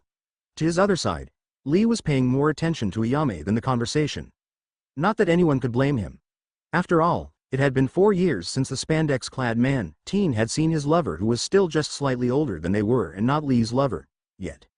I screwed up, big time. Naruto moaned dramatically, placing his head in his palms. The Hokage is definitely suspecting that something's a bit off with me, and I accidentally flipped Sakura-chan over, and I went to your house, got all your deer, talked to your dad again, and... Shikamaru clamped his hand over the blonde's mouth lest he give him a headache. Okay. Just stop, Naruto. You said yourself that people around us will perceive a change. He lowered his voice so only Lee and Naruto would hear. So just deal with it. We know that you can't act the way you did as a kid, and we understand that people will be suspicious. So just relax. He removed his hand. Okay. Naruto nodded, looking more innocent than he should have. Wait, you went to my house? Naruto answered in the affirmative, bouncing up and down, waiting until he could order the food of the gods. I led the deer back to the meadows. With the flute? Shikamaru questioned. Yep. Speaking of which, Shikaku-san asked me to help you out with that once in a while. TCH, he probably wants to know more about our friendship. Without a doubt, he'll rope Lee into it too. Nosy old man. Shikamaru grumbled, but there was an air of affection towards his father in his voice that Lee and Naruto picked up on. I should warn you, Shikamaru, Naruto said seriously, your mom took a picture of the three of us sleeping. Most of your clan's already seen it, though I haven't. A troublesome came out of Shikamaru's mouth while Lee was trying to contain giggles. Naruto-kun. Ayame's voice drifted towards them, causing Lee to perk up immediately. Ayame-ne-chan. Naruto squealed with genuine affection. You three boys ready to order? She asked, tucking a lock of hair behind her ear. They nodded in unison, and rattled off what they wanted. Shikamaru and Lee resolutely ignored the number of bowls that Naruto ordered. It had been half a decade since he had eaten it. They would cut him some slack, just for today. As each of them prattled on about how their day had went, the sun lazily descended behind the horizon, bidding adieu and letting the moon do her job. From high above, stars twinkled merrily, winking at each other as they kept vigil over Konoha. It had been a long day, and the warriors needed to rest. Naruto looked up to see 2 stars that gleamed the brightest of them all. His lips turned up in the smallest of smiles, a warm feeling filling him. He hadn't felt this way in a long time. He was back where he belonged. He and his brethren would change the fate of Konoha. War was imminent. But this time, they would win. Life in the village went on as usual. For the time travelers, it had been 2.5 weeks since they had landed. In that time, not all that much had changed. Naruto, Lee, and Shikamaru were keeping a more conscious effort in concealing their prowess, yet it seemed as though those closest to them were adept at sensing the change that had taken place. The time to tell someone who they really were would come eventually, though the Nara clan would probably be the first to know. After all, the patriarch and matriarch were barely letting the kids out of their sight. For one, Shikaku had actively invited Naruto and Lee for bonding time with Shikamaru at least thrice a week. Of course, this time was spent in A. Learning shogi, again. B. Tending to the deer. C. Watching clouds. D. Training. E. Avoiding the Nara head as much as possible. F. Discussing plans for the future. Or was it the past? The present, maybe? TCH. How troublesome. By their calculations, the Chunin exams were set to begin in a week and a half, which meant sometime in the next day or two, their senseis would hopefully nominate them to compete. This was going to be a tense time. This was when everything had changed. Sasuke had been bitten, Orochimaru had attacked, Suna had almost invaded Konoha, Gaara went to sleep and unleashed Shukaku, and most importantly, the Sandaime was killed. The exams had led to Tsunade becoming Hokage, Sasuke's defection, the battle at the Valley of the End, and Naruto's 3-year training trip with Jiraiya. If argued properly, one could say that the Chunin exam was the catalyst for the Fourth Shinobi War. Which is why the three of them had to come up with a decent battle plan that included making sure Sasuke didn't get bitten by the snake, though they had plans in case he was bitten as well. Gaara didn't crush Lee, and they had to make sure that Shikamaru didn't jump Temari's bones the second he saw her. Naruto and Lee didn't want to become uncles this young. Nay, Ruto. Shikamaru watched the clouds shift in the sky, a slight breeze ruffling his hair. At the current moment, the time travelers were in Shikamaru's home, enjoying a Sunday without any obligations. It had been a crazy and hectic week. From seeing dead people, to dealing with their fluctuating emotions, to warding off suspicion, they were just glad that they had some time to rest. It was the calm before the storm. Nani, Shika? The future Hokage was currently feeding grass to a curious fawn. To Naruto's left, Lee was doing the same thing with this deer's mother. Much to the Nara clan's amusement, the deer were more taken with the two outsiders than anyone in the clan. Every time Lee and Naruto visited, the deer had to pay a visit to the boys. Genki Deizuka. He shifted to see Naruto pause in petting the baby deer's soft fur. Hi. Don't lie, Naruto-kun. Lee's voice was oddly reproachful. We know you the best. You're not all right. You've been troubled about something, please share. Gomenasai, Oka-sama. Naruto grumbled, shooting Lee an annoyed look who looked mildly disturbed at being compared to a mother.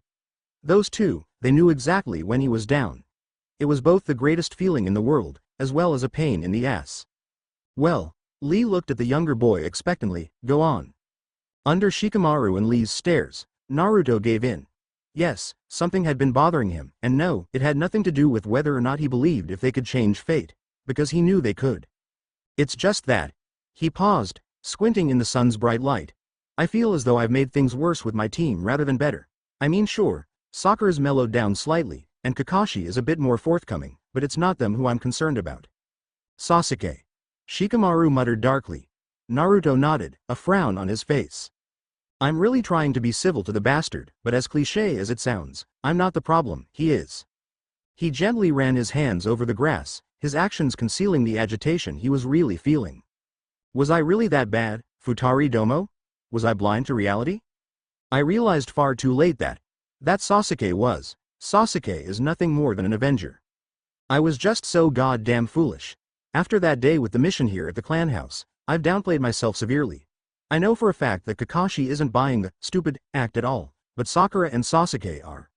I've lost every match to Sasuke on purpose. He gritted his teeth and looked between his two best friends who had slight frowns on their faces as well. I don't know how long I can do it for. How long I can act this way. Shikamaru gently patted his friend on the arm. Do you want the honest truth? Naruto gave him a what do you think look. Naruto, after the battle with Sasuke, you had a hole in your chest. You nearly died. At first, none of us could believe that Sasuke was capable of what he did, but then we saw just how distraught Tsunade-sama was over you. If it hadn't been for the fox, you would have died. And then you made that god-awful and frankly, incredibly stupid promise to Sakura that's been burdening you for years. Sai was right when he said that Sakura's promise was causing you more pain than anything else.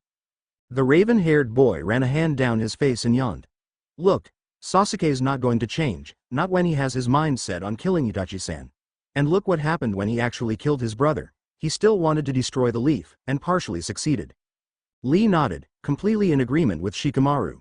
At first, I thought that Sasuke-san was a genius. If you recall, I challenged him to a fight quite foolishly. I thought he was strong, and he was, just not in the way that truly matters. He was physically strong, not mentally. To be a true genius, one must be both soft and firm in mind and body. That was what Gai-sensei taught me. Neji-kun was much like Sasuke-san before he fought against you, Naruto-kun. But after you left with Jiraiya-sama, he changed for the better. We could all see it, and even he admitted this to us.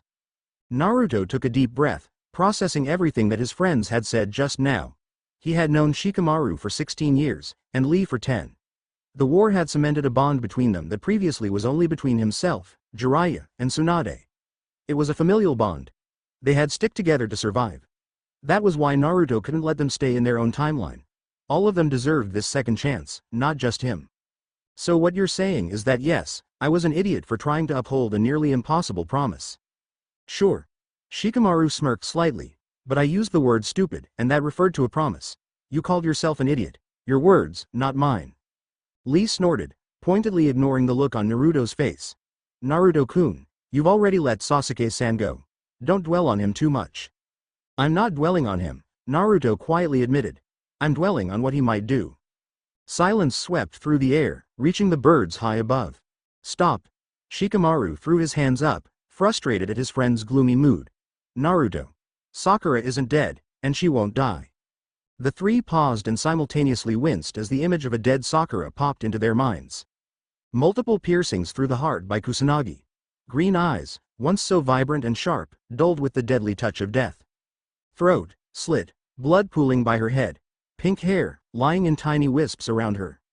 Sasuke, laughing from above her dead and mutilated body, his Sharingan memorizing every detail of his vicious kill, no doubt so he could relive it over and over again.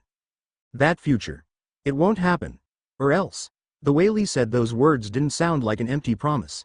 It was like a threat to all of them that would push them to their limits to change it. Hi. The blonde whispered, closing his eyes out of sheer weariness. I know. Asuma frowned at the lazy Jonin next to him who was reading the damned book of his while simultaneously ignoring Guy's cries of how Kakashi was so hip and youthful. He wondered why his father had called them here, and why he had excluded Kurenai. Surely this was a meeting of the senseis of the genin teams, right? She should be here.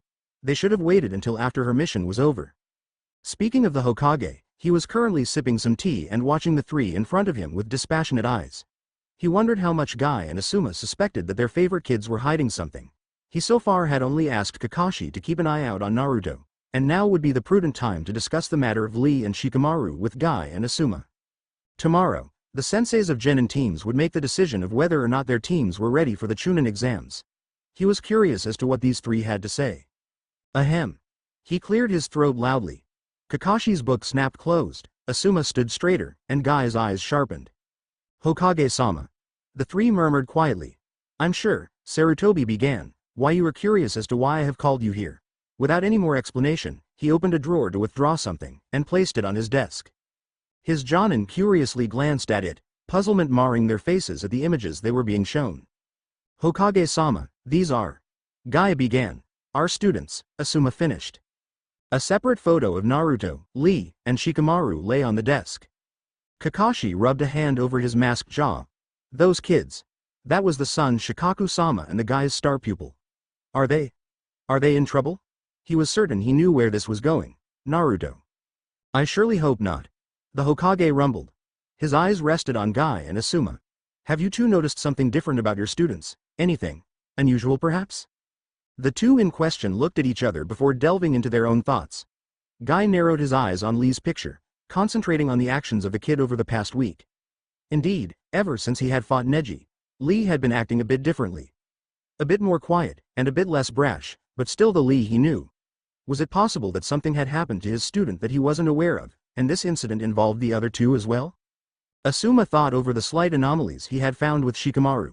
The over-attentiveness he paid to all of them, the way he would look at his team members and sigh ever so slightly, the less time he spent gazing at clouds or sleeping. It was a bit strange, but not worth anything to report to the Hokage. But what did Shikamaru have anything to do with the other two? So? Sarutobi questioned, noticing the furrow in his son's forehead and the way Guy was gazing off into the distance. It looked like they had found something. What is this about? Asuma demanded, his tone slightly accusatory. The Hokage motioned for them to take a seat, which they did with slight trepidation. Out of all of them, Kakashi was the most informed, and even he wasn't sure what was going on. A little while back, Shikaku-san came into my office and told me that these three, he gestured to the photos, have been training together. What? Kakashi was taken aback. Training? He had assumed that the other two were the reason for Naruto's change, but training? The looks on Asuma and Guy's faces held the same surprise that he had. Sarutobi nodded. Indeed. Shikaku-san was first made aware of this fact when Shikamaru-kun invited Lee-kun and Naruto-kun for a sleepover. It was then that he discovered that Naruto-kun was a sensory type. Guy and Asuma looked over to Kakashi, who confirmed the Hokage's statement with a nod. He's good and a natural at picking things up, but he could be better with the right instruction. I asked Kakashi to watch over Naruto, to make sure that nothing odd is going on.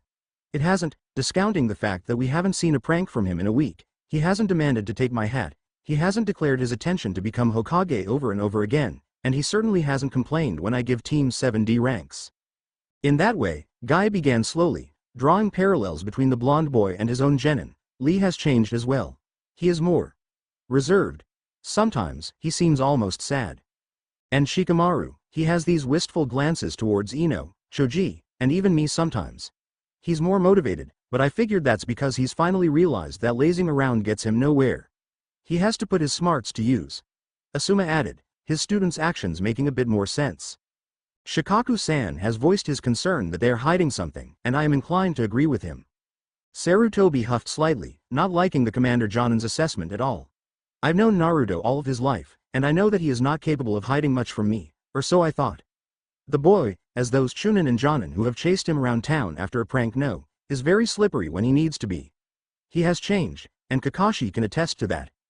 I believe that this change was wrought from the mission from Wave that Team 7 was assigned a month or two back. With Zabuza? Asuma questioned. Almost all of the Jonin knew of Kakashi's team taking on the Demon of the Mist and saving a town in the process. It was a C-rank turned A-rank mission after all. Naruto even had a bridge named after him.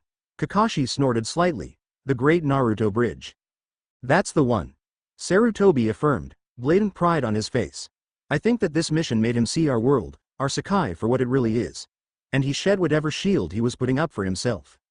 But that doesn't explain the change in our kids as well, Asuma said after a period of silence. Doesn't it?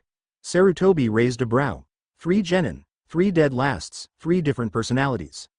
All of them have shown changes at the exact same time, right? This is not a coincidence. Naruto might have told them what happened in the mission, and they decided to grow up. Though this is a weak explanation, it will have to do for now. While I do believe that they are hiding some abilities, I do not think that there is anything darker going on. But, I want all of you to watch them closely. Don't tail them, don't do anything to make them suspicious of you. Just try to spot changes, even the most minute of things, and see how that compares with what they previously did. After a period of silence, the 3 Jonin nodded and agreed with the Hokage. Do you think they are ready for the Chunin exams? The old man asked quietly, gauging their reactions carefully. I will tell you tomorrow, Hokage-sama, Kakashi said with a tone of finality. In truth, he wasn't too sure, and he needed some time to think over it. The other two concurred with their fellow Jonin and left the building with respectful goodbyes to their leader. Outside the compound, they stood in civil silence, watching the hustle and bustle of the city go by. What do you think? Kakashi carefully masked the interest in his voice through reading his book. The more I think about it, the more I can see the changes, Guy said, his voice lacking the usual dose of youth that it usually had. Same. Asuma grumbled, taking a long drag of his cigarette. I didn't think those 3 of all people would be training together though. It is a surprise. Kakashi murmured, but once you've seen the way Naruto interacts with the Nara family, I guess it makes sense. They've taken a liking to him. Really? Asuma questioned. Shikamaru really had been hiding stuff from him, especially his rather eccentric friendships. Why don't we do this? Why don't we invite just our 3 teams for dinner tonight at around 6? Kurenai's squad is on a mission to deliver some scrolls, so they won't be here until a couple more days. This way, the three of them will be together, and then we can see how they interact with each other. Excellent idea, Asuma-san. I shall let my team as soon as I can. Kakashi sighed at Guy's loud proclamation. He had been rather enjoying this somber guy, and was put off by his reversal of emotions. Hi. Asuma raised a hand at fellow Jonins. Yane. He vanished in a swirl of leaves, leaving Guy and his hip rival. Kak. Yane. Kakashi left the same way as Asuma, leaving just Guy and a bunch of leaves on the ground. The spandex-clad man just smirked and shook his head. Typical Kakashi, so hip and cool. Guy looked to the heavens, his fists raised, and flames visibly burning in his eyes. He must call on the sacred powers of youth to become more like his arch-rival. The idea was great, having the three teams together would have been great, it's just that they couldn't find the three that they needed to see. Finding Sasuke and Sakura was easy enough. Kakashi knew that the boy trained every day after practice on Field 7, and that Sakura watched him as well. Even on a Sunday like today, he knew that Sasuke and Sakura would be there. Sure enough, Kakashi found Sasuke kicking away at a dummy and Sakura sitting some distance away, enjoying the view. Or so Kakashi supposed. The blonde wonder was nowhere in sight. Dinner. With Team 10 and... Who's Team Guy? Sakura had asked with confusion. When Kakashi had explained who that was, minus Guy's eccentricity, Sakura had agreed, but not before looking at Sasuke, who had given Kakashi a nasty look and left the field. He assumed that meant that Sasuke wasn't coming. It wasn't a mandatory dinner after all. The only problem now was finding Naruto, who had basically vanished. He hadn't found the boy at his favorite ramen stand, or at his apartment, or at any training field, or in the Hokage's office, or with Iruka, or anywhere. Kakashi had been incredibly tempted to summon his ninkin, but decided against it. His student would come. Maybe. Food always attracted little boys. Right? Okami. Now he sounded like a pedophile. The Cyclops sighed. The Hokage was right. Naruto was a master of stealth, even with that orange monstrosity that he wore. Finding him was just so. Mendox. It's not like Guy had better luck. He had pretty much convinced Tenten and Neji to come, not giving them a chance to back down. This would let them interact with the other genins as well. But finding Lee. That was easier said than done. His student usually went to the supermarket on Sunday and then trained for a good 3 or 4 hours. And today, he wasn't at any of those places. Not the training ground, not the supermarket, not his apartment, or with his teammates. After searching for 2 hours, Guy simply sat on a log and sighed. How hard could it be to find a kid in green spandex? Asuma, of course, was no more successful at finding his laziest student than Kakashi or Guy. Ino had been at her father's plant store, and Choji had been at the same barbecue grill they were going to eat at later. Surprisingly, the Akamichi had stopped eating when Asuma told him about dinner and nearly sprinted out of there, shouting something about saving room. But there was no sign of Shikamaru. TCH. The boy wasn't gazing at clouds anywhere, and he obviously wasn't at any training ground. He was probably at home, and if he was at home, the Choji would definitely tell the boy to come. Technically, other ninja were not allowed into a clan member's home without the permission of the clan head or another high-ranking member of the family. Asuma was not going to go through all that trouble just to find one kid when he hoped that Choji would do it for him. He inhaled a lung full of smoke, grimacing when he heard Kurenai mentally screaming at him to put the cancerous thing down. Asuma sighed, looking at the clouds floating lazily above. Since when did the boy who called everything in the world troublesome become the troublesome one himself? Naruto Ni-chan. Lee Ni-chan, play with me, please. The same little girl from Naruto's mission to the Nara house came running down the hill and plowed straight into Naruto, who grunted with a mix of pain and amusement. Asami-chan. Naruto stroked her soft raven hair and gave Lee an exasperated look. Ever since they had been staying at the Nara complex, the little girl had taken to Lee and Naruto very quickly, much to the amusement of her mother and Shikamaru. Ni-chan. She whined, clenching her fists, a pout on her face. Shikamaru couldn't help but grin. She reminded him so much of Asuma Jr., who was so full of life and joy before he and Kurenai were killed when their house collapsed.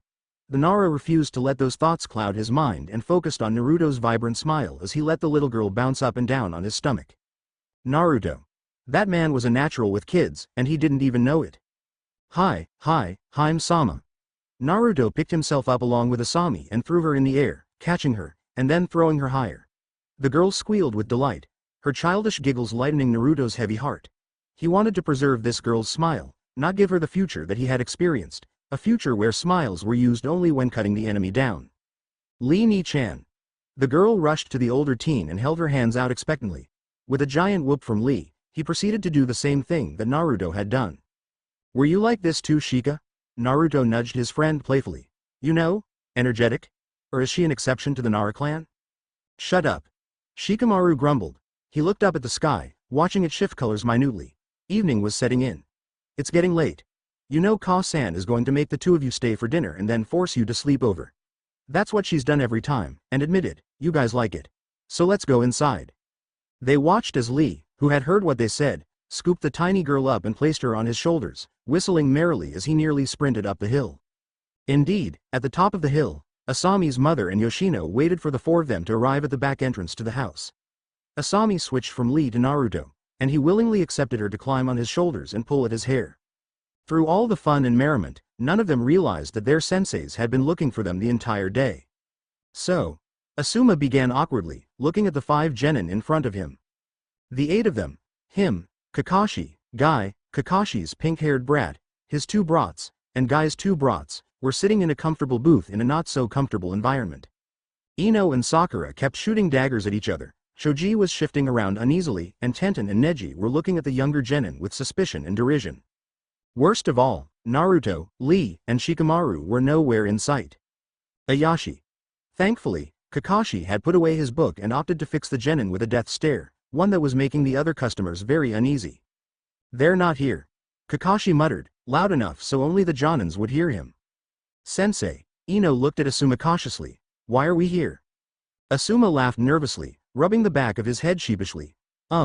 Well, he pointed at his 2 companions, thought that this would be a good idea, you know, to get to know your fellow genins and the people you will be fighting with in the future. Where's Shikamaru then? Shoji asked, chomping away at the appetizers in front of him. Asuma winced.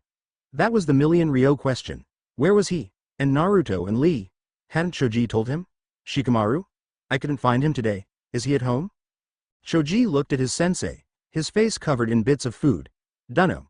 Maybe, I would have gone over, but Tu-san wanted me to spend some time with the family today. The bearded Jonin concealed a sigh. So the kid was at home, and that meant that Lee and Naruto were probably with him. Yosh! Guy exclaimed. My kawaii genin. Introduce yourselves. Underneath all the cheer, Guy was thinking the same thing as Asuma. Neji and Tenten looked from their sensei to the looks on the other genin and dropped their heads. Hyuga Neji. One glare from the older boy silenced the other children's attempts of talking to him. This teen was like Sasuke, but worse. Tenten. The bun-haired girl waved cheerfully, inwardly comparing herself to the other genin girls and noticing how they weren't eating anything. She frowned. Were they on diets or something? No kunoichi could survive without eating almost as much as their male counterparts. Akamichi Choji. The rotund boy waved back, eagerly biting into some tempura shrimp. Yamanaka Ino. The blonde girl flipped her hair back in a smug manner that made all of the jonin cringe. Haruno Sakura. Sakura looked at the older team, and watched as the girl, Tenten, ate her fill. She looked down at all the food and heard her stomach grumble. It looked so good, but was so fattening. Tenten looked around, a frown on her face. Where's Lee-kun? And Naruto? Shoji asked. Sasuke-kun? Ino's face went from hopeful to disappointed in seconds. Ma. Sasuke didn't want to come, and I guess we just couldn't find the other 3. Kakashi smiled at them. It seemed as though those 3 boys were spending time together. Probably with the Naras. It was slightly concerning that Sakura didn't even notice that Naruto wasn't with them. His team's dynamics had seriously been screwed up. Maybe entering them into the Chunin exams, regardless of whether they became Chunin or not, would improve their teamwork, if it didn't kill them, that is. So then let's eat, kids, enjoy to your heart's content. Though Guy said this, he himself was put off by the fact that Lee wasn't here, and he could tell that Kakashi and Asuma felt the same way about Naruto and Shikamaru. As the 3 jonin ate, they couldn't help but notice the awkward atmosphere that they were in. They sighed in unison. This was going to be a long night. Naruto-kun, Lee-kun, Shika-chan. Yoshino practically sang as she waltzed into her son's room the next morning, hoping to give the 3 a nice wake-up call. Wake, Era? She stopped in the middle of the room, surprised at the lack of human presence. The beds had been made nicely, it looked as though no one had slept in them. The kids weren't here, and it was only 7 in the morning. Did they have missions today? The woman sighed. Boys will be boys, she supposed. But these particular boys, They were so troublesome. Konoha Senpu, Lee cried, smashing his foot against Naruto's crossed arms, watching as his leader fell back onto the ground with a loud thud. Naruto got up, cradling his hurt arms, thankful for the healing powers of the still sleeping Kurama. That was good, Lee. Shikamaru remarked from the side, but it still had too much power. If Naruto wasn't coating his arms with chakra, you would have permanently broken them. Lee looked at Naruto with a startled expression. The other boy just grinned and shook his head. It's okay, Lee.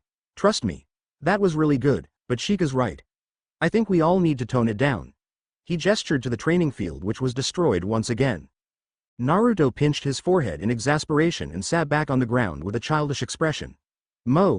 It's been like 2 weeks and a half since we've been back, and we have only progressed slightly. And the best out of all of us is obviously Shikamaru, but he's a freaking genius, so I'm not counting him. We've only got 2 more weeks till the Chunin exams, and today is the day we may or may not get nominated. Mendokes. Ma, Naruto-kun. Lee placated the annoyed man. Boy. At least we're not destroying trees while trying to climb them. It was true. They had regulated their chakra enough so that they could cling to any surface now, water included. That was the only upside to their predicament. TCH. Whatever. Naruto grumbled, still not uncrossing his arms. Lee shook his head fondly. Really, Naruto-kun, you're like a cross between Shikamaru and your old self right now. Shikamaru glanced at Naruto, who was chuckling softly.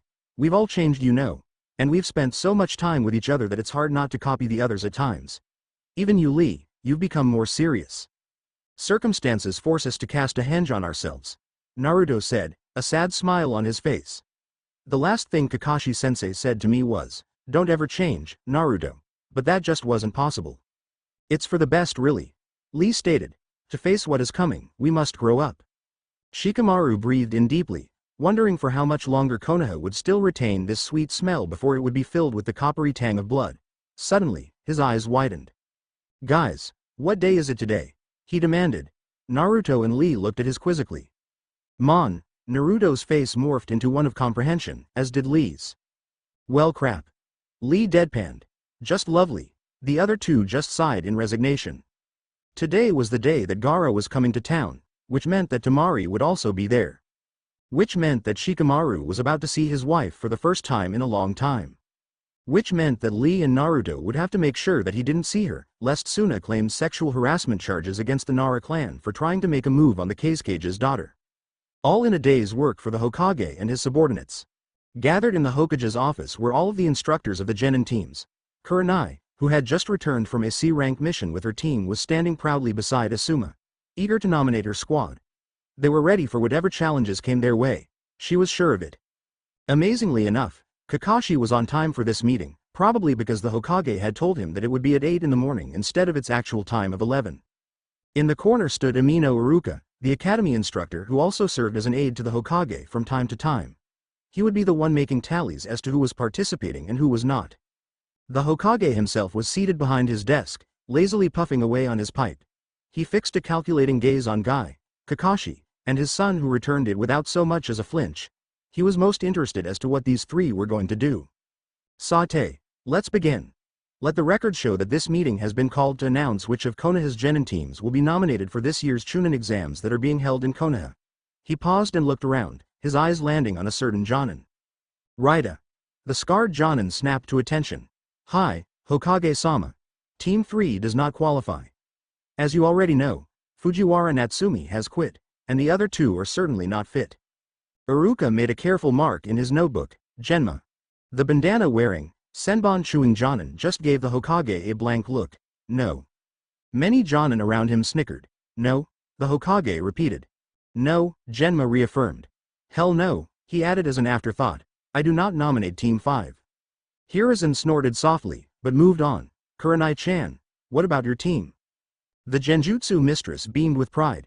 Team 8 has my nomination. They truly are a wonderful team. Iruka's pen paused as he hesitantly ticked off Team 8. A rookie team? Were they ready? The Hokage nodded, but not before checking Asuma, Guy, and Kakashi's reactions. They looked intrigued. Aoba. The sunglass-wearing Jonin simply nodded his head. Hi, my team is ready, I think. He added in an undertone. I nominate Team 6. Sarutobi looked to Guy. Guy, your team? Guy gave the Hokage a blindling. Literally. Smile. Hi Hokage-sama. MMY youthful genin are more than ready for this challenge. I nominate Team Guy. I hear that Guy's prodigy and that Hyuga kid are quite good. Raida whispered to Aoba, who nodded. The kunoichi is supposed to be a weapons mistress. Asuma, you? Sarutobi wanted to hear more about his son's team. The bearded Jonin put his hands in his pockets and slumped slightly. Those three are the new Ino Shikacho. Of course they're nominated. Mutterings were heard all around the room. 2 rookie genin teams? And then that left. Kakashi-kun. Team 7? Hiruzen was waiting for this. 2 rookie teams plus guys. If Kakashi would nominate his own team, then this exam truly would be interesting. Kakashi looked at Asuma and Guy, who gave him speculative glances. He wanted to see Naruto's true potential, as well as Shikamaru's and Lee's. The exams were the only way to do so. While he wasn't confident that they would do well as a team, they worked together when it really counted. His gaze transferred to the Hokages, and he nodded slightly. Team 7 is nominated as well. Oi, Kakashi, you sure? Genma asked him worriedly. And you as well, Asuma-san, Kurenai-san? Are your teams truly ready? If they weren't, we wouldn't nominate them, Kakashi said with a hint of menace. Genma's words did strike a chord though. Was his team ready? Maybe, maybe not, but they would participate. Iruka had been standing quietly so far, but he wouldn't after Kakashi's announcement. He held great respect for the copy ninja, but Naruto. Hokage-sama, you can't let them enter 3 rookie teams into the exams. People die. They're not ready, please recons. By they, Kakashi cut across sharply, pinning a glare to the instructor who shrank back ever so slightly. You're referring to Naruto, right?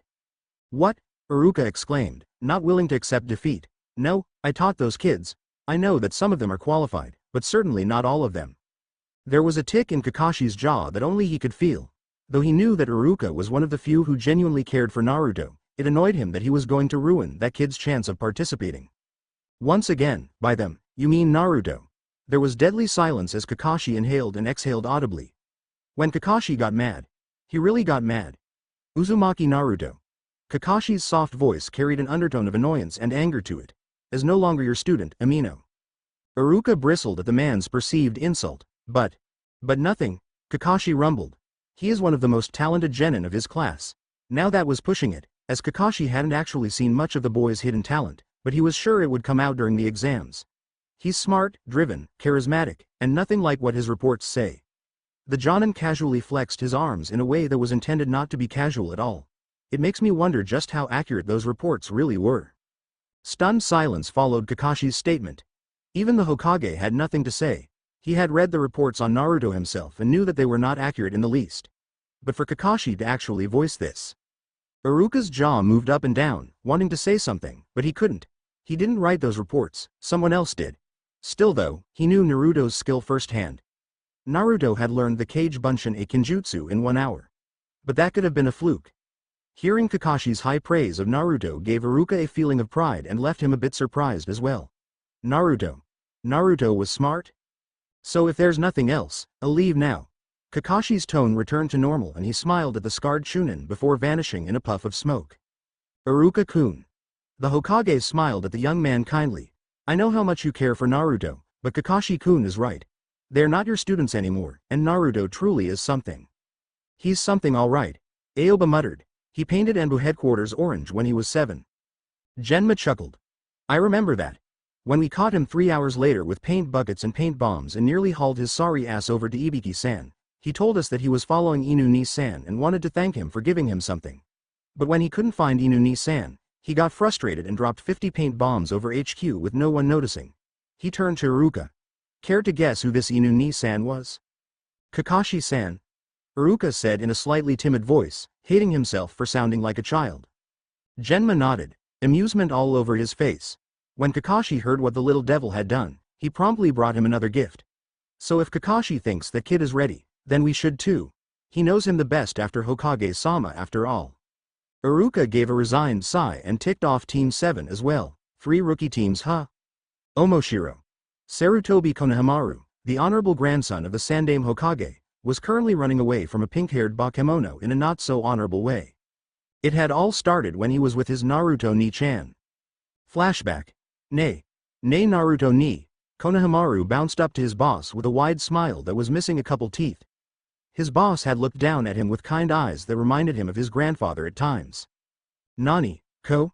Naruto asked, ruffling Konohamaru's hair with affection. Konohamaru stared at his boss. He had never called him Ko before. It was then that Moegi and Udon bounded up beside him, smiling brightly at their oyabun. "Can we play ninja?" Udon asked excitedly. "Onagai?" Naruto ruffled Udon's hair too, and Konohamaru couldn't help but feel slightly jealous. Hi, we can play ninja." "A ninja playing ninja?" A new voice piped in. "Honestly Naruto, what are you doing with these brats?" That was the voice of the pink-haired Bakemono who Konohamaru would eventually run away from. Naruto had a strange glint in his eyes, one that was somewhere between annoyance and protectiveness, Konohamaru noted. His boss moved in front of the three of them and crossed his arms. At first, Konohamaru thought he was going to yell at the girl, but then he smiled at her. This disappointed him more than it should have. Sakura-chan. Konohamaru just wants to play, what's wrong with that?" Naruto asked sweetly, but Konohamaru still thought he heard something else in his boss's voice, something that wasn't so sweet. The pink-haired girl had thrown glares at the three kids who crouched behind Naruto. Konohamaru felt Naruto's arm tense as he shielded the three even further. "Nay, Ni-chan. Is she your?" Konohamaru held out his pinky finger. "You know." He sincerely hoped not. That other girl, the one who stalked Ni-chan with the purple hair and cool eyes, she just seemed so much better than this person even if she was a bit strange. The pink-haired girl had this really big bulge in her forehead that looked like it was about to burst. "What, Naruto and me and that baka? No way." Konohamaru looked to his boss who looked kind of sad. The kid frowned. No one called his boss a baka and got away with it. Naruto didn't say anything, which calmed the girl down slightly, but the kids behind him were still scared out of their minds. "TCH. Konohamaru snorted. "As if our boss who is cool and handsome would like a girl with pink hair." And that's when his boss told all of them to run. Flashback end. Why didn't I keep my mouth shut? Konohamaru asked himself as he ran through the streets, still feeling the killer intent of the pink-haired witch whose name was Sakura. Baka baka baka baka baka ba-oif. Konohamaru felt himself falling into something soft but hard before he was pulled up by his shirt rather roughly. The next thing he knew, he was looking into the eyes of another monster. But this one was a man who looked like he had come from a kabuki theater. "Oigaki. How dare you run into me?" The monster spat in Konohamaru's face. "Don't you know who I am?" Konohamaru looked at the man, noticing that he wasn't actually a man, but a teenager, and also that he had a headband that was different from Konoha's. Was this an invasion by foreigners? What was going on? Konohamaru struggled with all of his might to break free of the person's grip so he could alert the village of an attack. Kankuro. Konohamaru looked to his right and saw that another person, a teenage girl, was talking. She had 4 pigtails, and her hair was almost the same color as Naruto Ni's. She had a huge fan strapped to her back as well. "Let the Gaki go," the girl drawled, sending a cold shiver down Konohamaru's spine. "He's just a shrimp." "I was just going to teach the kid a lesson," the weird makeup guy said, smiling in a not-so-nice way at Konohamaru. "Someone, save me," Konohamaru thought, squeezing his eyes shut. He couldn't die like this. Not before he fought Naruto Ni for the spot of Hokage. Not before he took the hat from Naruto. "I would listen to the lady if I were you." Konohamaru smiled at the voice. Naruto Ni. Naruto had been expecting a confrontation with the Suna siblings, but never did he think that it would go the same way it had in his timeline. He suppressed a smile at the thought of seeing the future Kazekage again. Gaara hadn't shown up yet.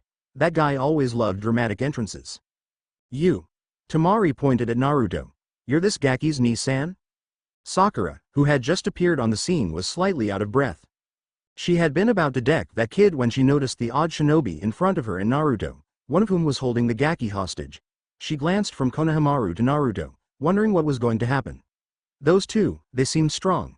Naruto wouldn't be able to take them on if they picked a fight, which they seemed like they would. And those headbands, they weren't from Konoha. What were foreign shinobi doing on Konoha's soil? "That's right. I'm his Aniki, so let the kid go." For Naruto, it was hard not to smile at the woman who would become a sister to him in everything but blood. Next to her, Kankuro looked so live, so whole, which certainly hadn't been the case when they had seen him last. After all, the grin on Naruto's face was downright evil. It wouldn't look good if Suna shinobis attacked the grandson of the Hokage before the Chunin exams even began. You would be disqualified immediately. Hokage's grandson.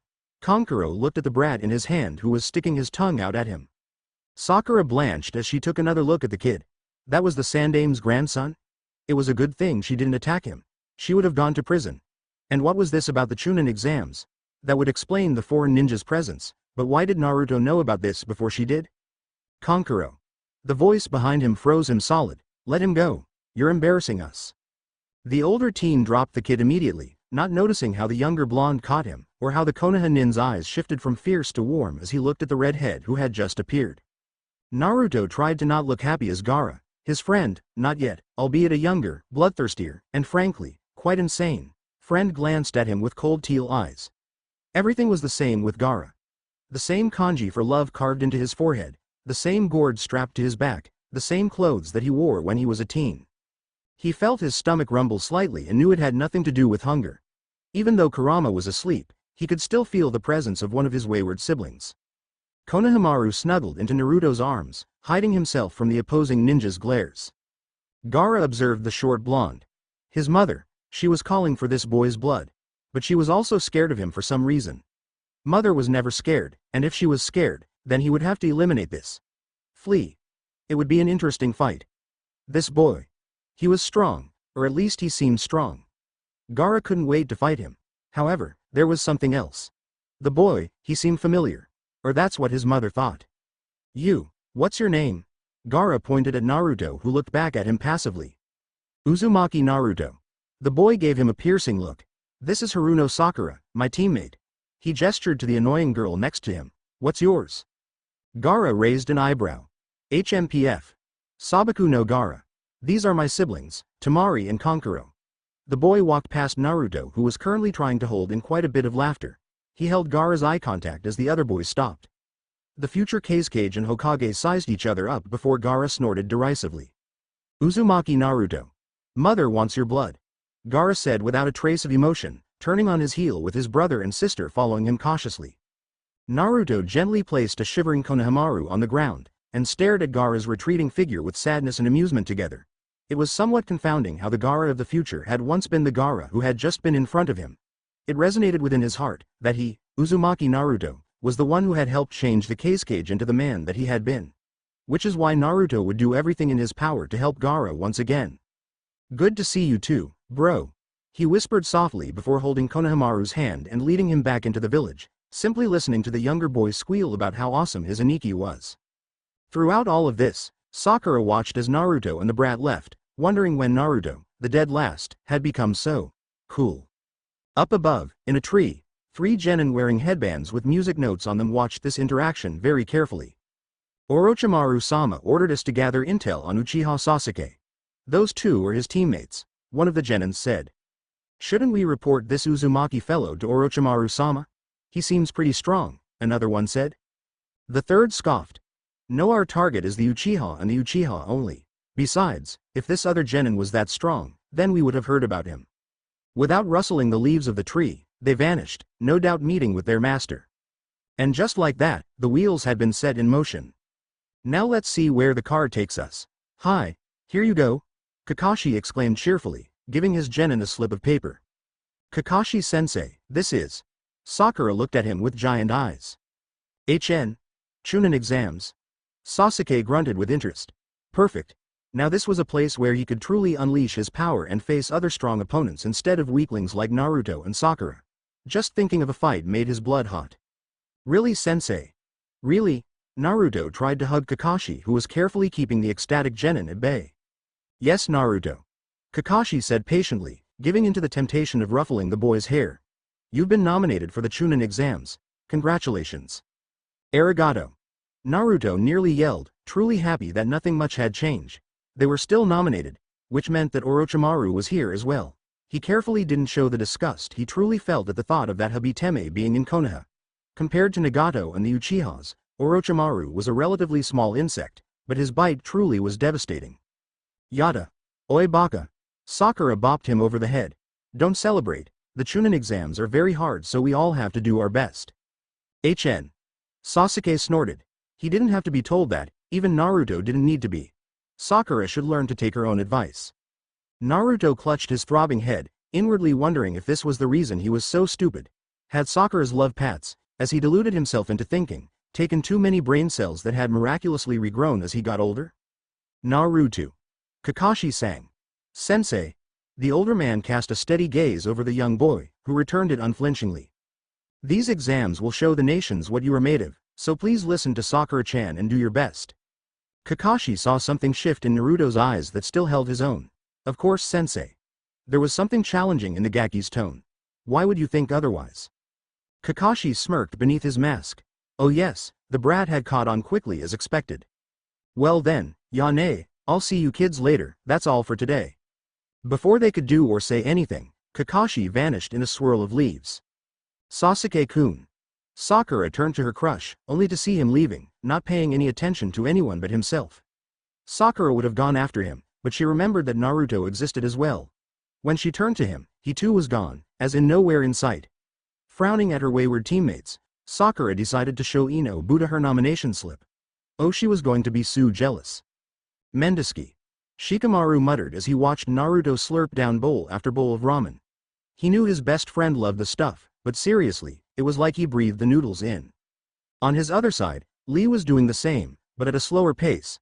Naruto had gotten Lee hooked on to his favorite food as well, and now Shikamaru had to contend with two ramen freaks. Naruto. The blonde stopped eating for a second to give Shikamaru a withering look that would have made any ordinary person shiver if it weren't for the smattering of ramen all over his face. You saw her, didn't you? Shikamaru's tone held a tone of desperation in it that made Naruto put down his bowl and wipe his mouth. She's perfectly fine, Shikamaru. Naruto patted him on the head. I know you love her and all, but have some patience, bro. After all, you can't go up to her and say, hey, I'm your future husband. Come to my room so we can make tons of babies. Naruto deadpanned, ignoring the spluttering from Lee and Shikamaru. Aho. Shikamaru's face was flushed. That's not what I was going to do. But you thought about it. Naruto waggled his eyebrows lecherously at the Nara. Shish. Shut up. Your face tells me everything, Shika. Naruto smirked. His eyes softened as he remembered how Shika and Temari were in the future. They were the embodiment of a loving young couple, even during the war. The little glances, the touches, everything, it made Naruto burst with happiness, and have infinite bouts of jealousy as well. Of course, the course of love never runs smoothly. Just getting them to admit their feelings took a very long time. Both were hard-headed and stubborn after all. Surprisingly enough, it had been Shikamaru who had been forced, by Choji and Naruto, to talk to Temari about what was, or was not, going on between them. And then, things just took off. Both Naruto and Gaara had given Shikamaru the overprotective little brother talk, while Kankuro had been sharpening kunais whilst threatening to castrate Shikamaru with them if he hurt his sister in any way. Some time before the war, they had gotten married in a very private ceremony. And then the war had taken away all chances of Shikamaru's happiness. He deserved this, deserved Temari, deserved his child. Nay, Shika-kun. Lee gazed dreamily at Ayame who was serving another customer. Nani? Maybe after Naruto finally snags Hinata-chan we could go on a triple date. It was Naruto's turn to choke on his ramen and glare at his friends. Your face tells me everything, Ruto. Shikamaru mocked, chuckling gleefully at his friend's red visage. Anyway, Naruto attempted to regain some authority. Chunin exams. The mood tensed quickly. We've all been nominated, just like last time, Lee pointed out. Orochimaru is here, or will be here soon, which means that the current Kazekage is dead already, Shikamaru added. And this means that Suna will invade Konoha once more, Naruto concluded grimly. But, Shikamaru began with a small grin, we can stop any real damage from happening. Who was the first death, besides the Kazekage? Lee asked, scratching his cheek. Hayate. Naruto said after a period of silence. Gekko Hayate-san. He was killed by Baki-san if I'm not mistaken. Yugo Senpai was talking about it during the war. She and him, they were engaged. I know him. Lee said slowly. He uses swords and Kage Bunshin. Tenten wants to ask him about his technique all the time. He was one of the proctors during the exam. Shikamaru recalled. The sickly one with the cough. Mikazuki no Mai. Dance of the Crescent Moon. That's his signature technique. Lee added. If we can stop his death, then we've changed the future. He was killed after the preliminaries, so we should shadow him closely after that time. If I remember correctly, Genma Senpai became the proctor for the finals. Naruto stated tersely. And guys, think about it, if Hayate-san was killed, then he had information about the invasion that Otto and Suna didn't want the Sandame to know. Shikamaru finished sadly. It makes sense. Era. Ayame's voice broke them out of their stupor and caused Lee to blush rather brightly. Don't look so sad, boys. Look, more ramen. Naruto and Lee looked delighted, though Naruto was happy to see the ramen and Lee was happy to see Ayame. Shikamaru just leaned his cheek against his palm and shook his head. Sometimes, he really didn't understand those two. Hiruzen gazed out of his window, looking out at the village at night. It was beautiful, so peaceful. He wondered if this peace was simply an illusion, and that at any moment, this illusion would break, and they would be back to the times of the Third Shinobi World War.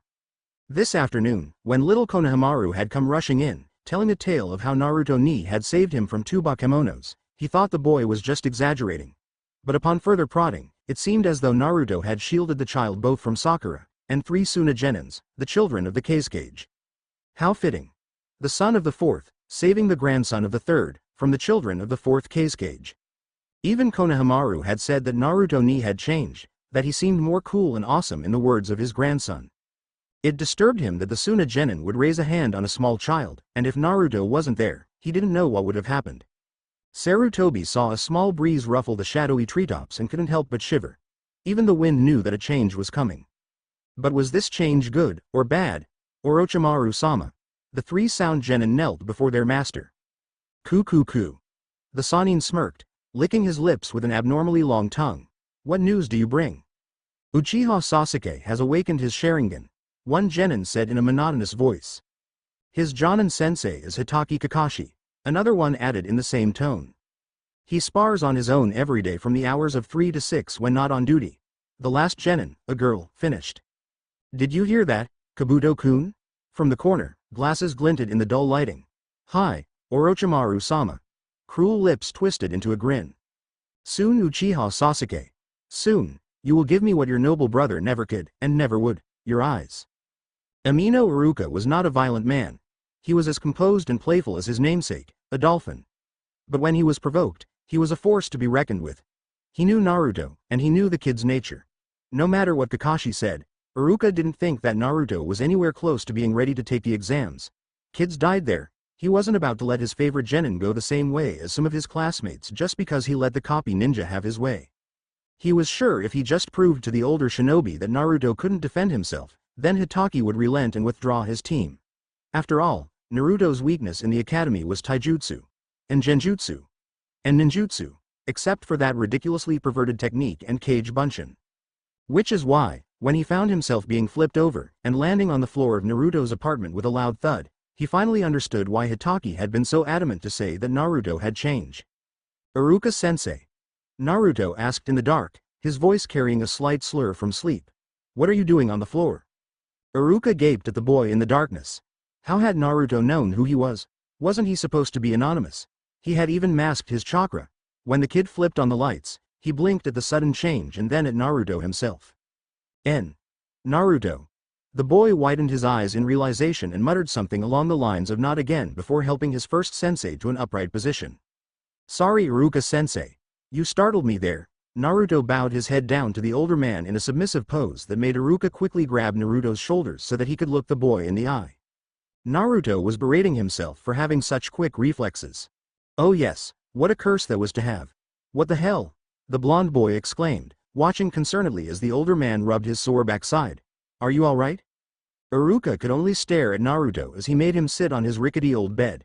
His stare extended to the rest of the room as well, which looked much cleaner than it had in years. Naruto. Iruka murmured. I'm sorry for scaring you. He truly meant it. That boy. He could really flip someone. Those piercing blue eyes narrowed as Iruka practically saw the gears churning in the boy's head.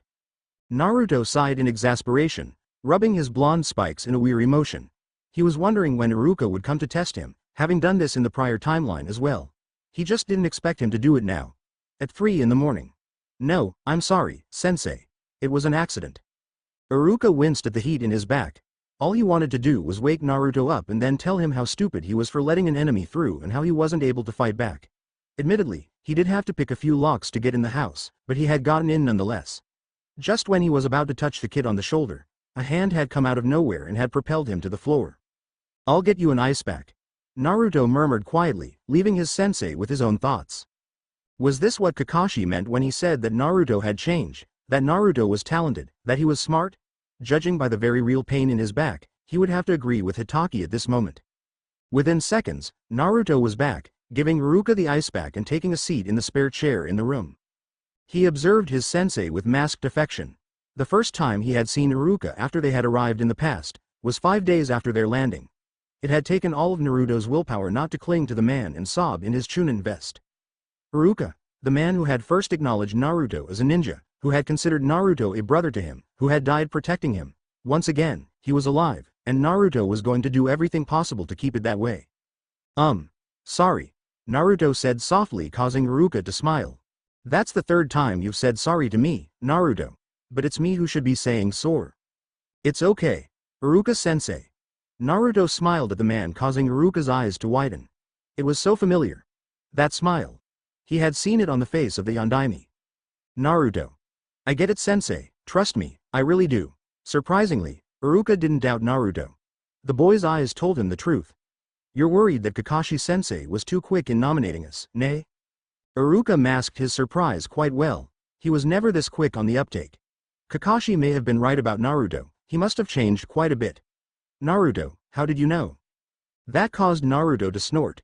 Well, he couldn't say because you've done this before now, could he? So he opted for the next best option. Because like it or not, I know you, maybe better than you think. He looked down, a small frown on his face. The truth is, sensei, I'm not sure if Kakashi-sensei did the right thing. That simple admission shocked Iruka to the core.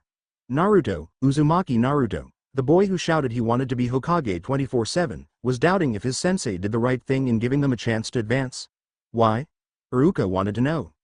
Naruto took a deep breath and looked at Iruka, the one man besides his fellow time travelers that he could trust with everything. Because as a team, we suck. That was the cold reality of it all.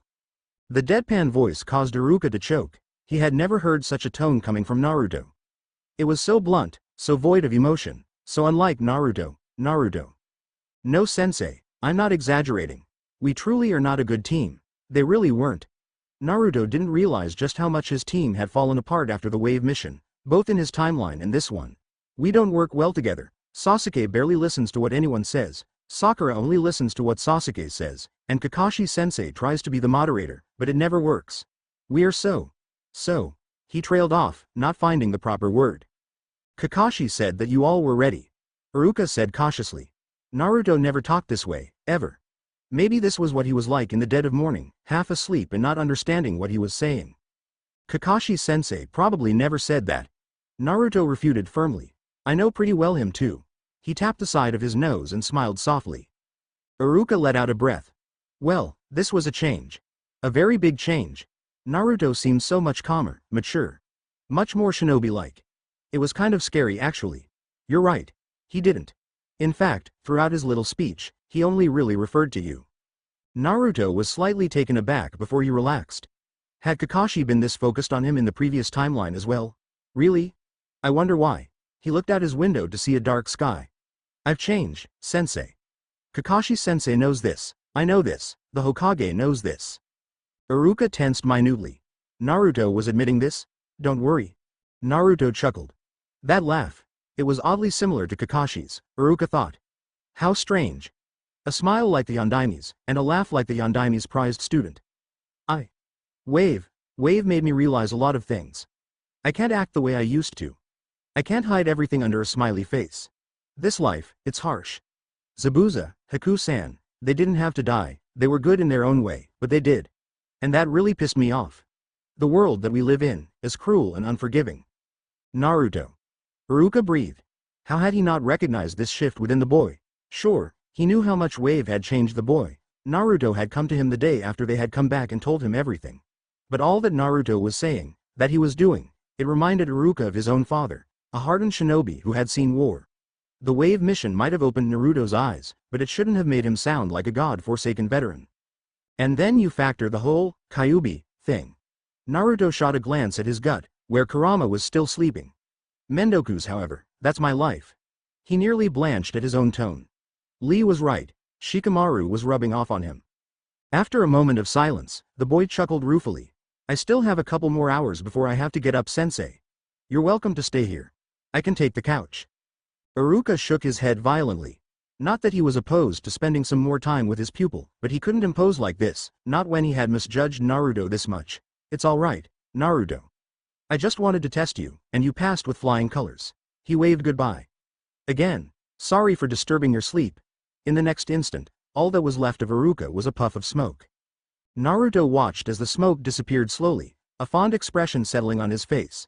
Though his sleep had been disturbed, it felt nice that someone cared enough to come check up on him. That's Iruka-sensei for you. Naruto. Lee nudged his best friend in ribs gently, pointing to Shikamaru who was wearing a silly little expression on his face. Both of them stifled laughs as they stared at the Nara. They were in public after all, and they couldn't make fun of their friend like this. He's finally seen her then, Naruto muttered softly. It had been 4 days since the Suna Kyodai had arrived in Konoha. Ever since then, Shikamaru had sort of been stalking Temari, trying to get a glimpse of her. But they were as elusive as a single grain of sand and couldn't be found, until today it seemed. Shikamaru. Naruto circled his friend casually, fully aware of the odd looks he was getting. Well? He crossed his arms over his chest expectantly, looking like a father waiting for his son to tell him the big news. It's a miracle.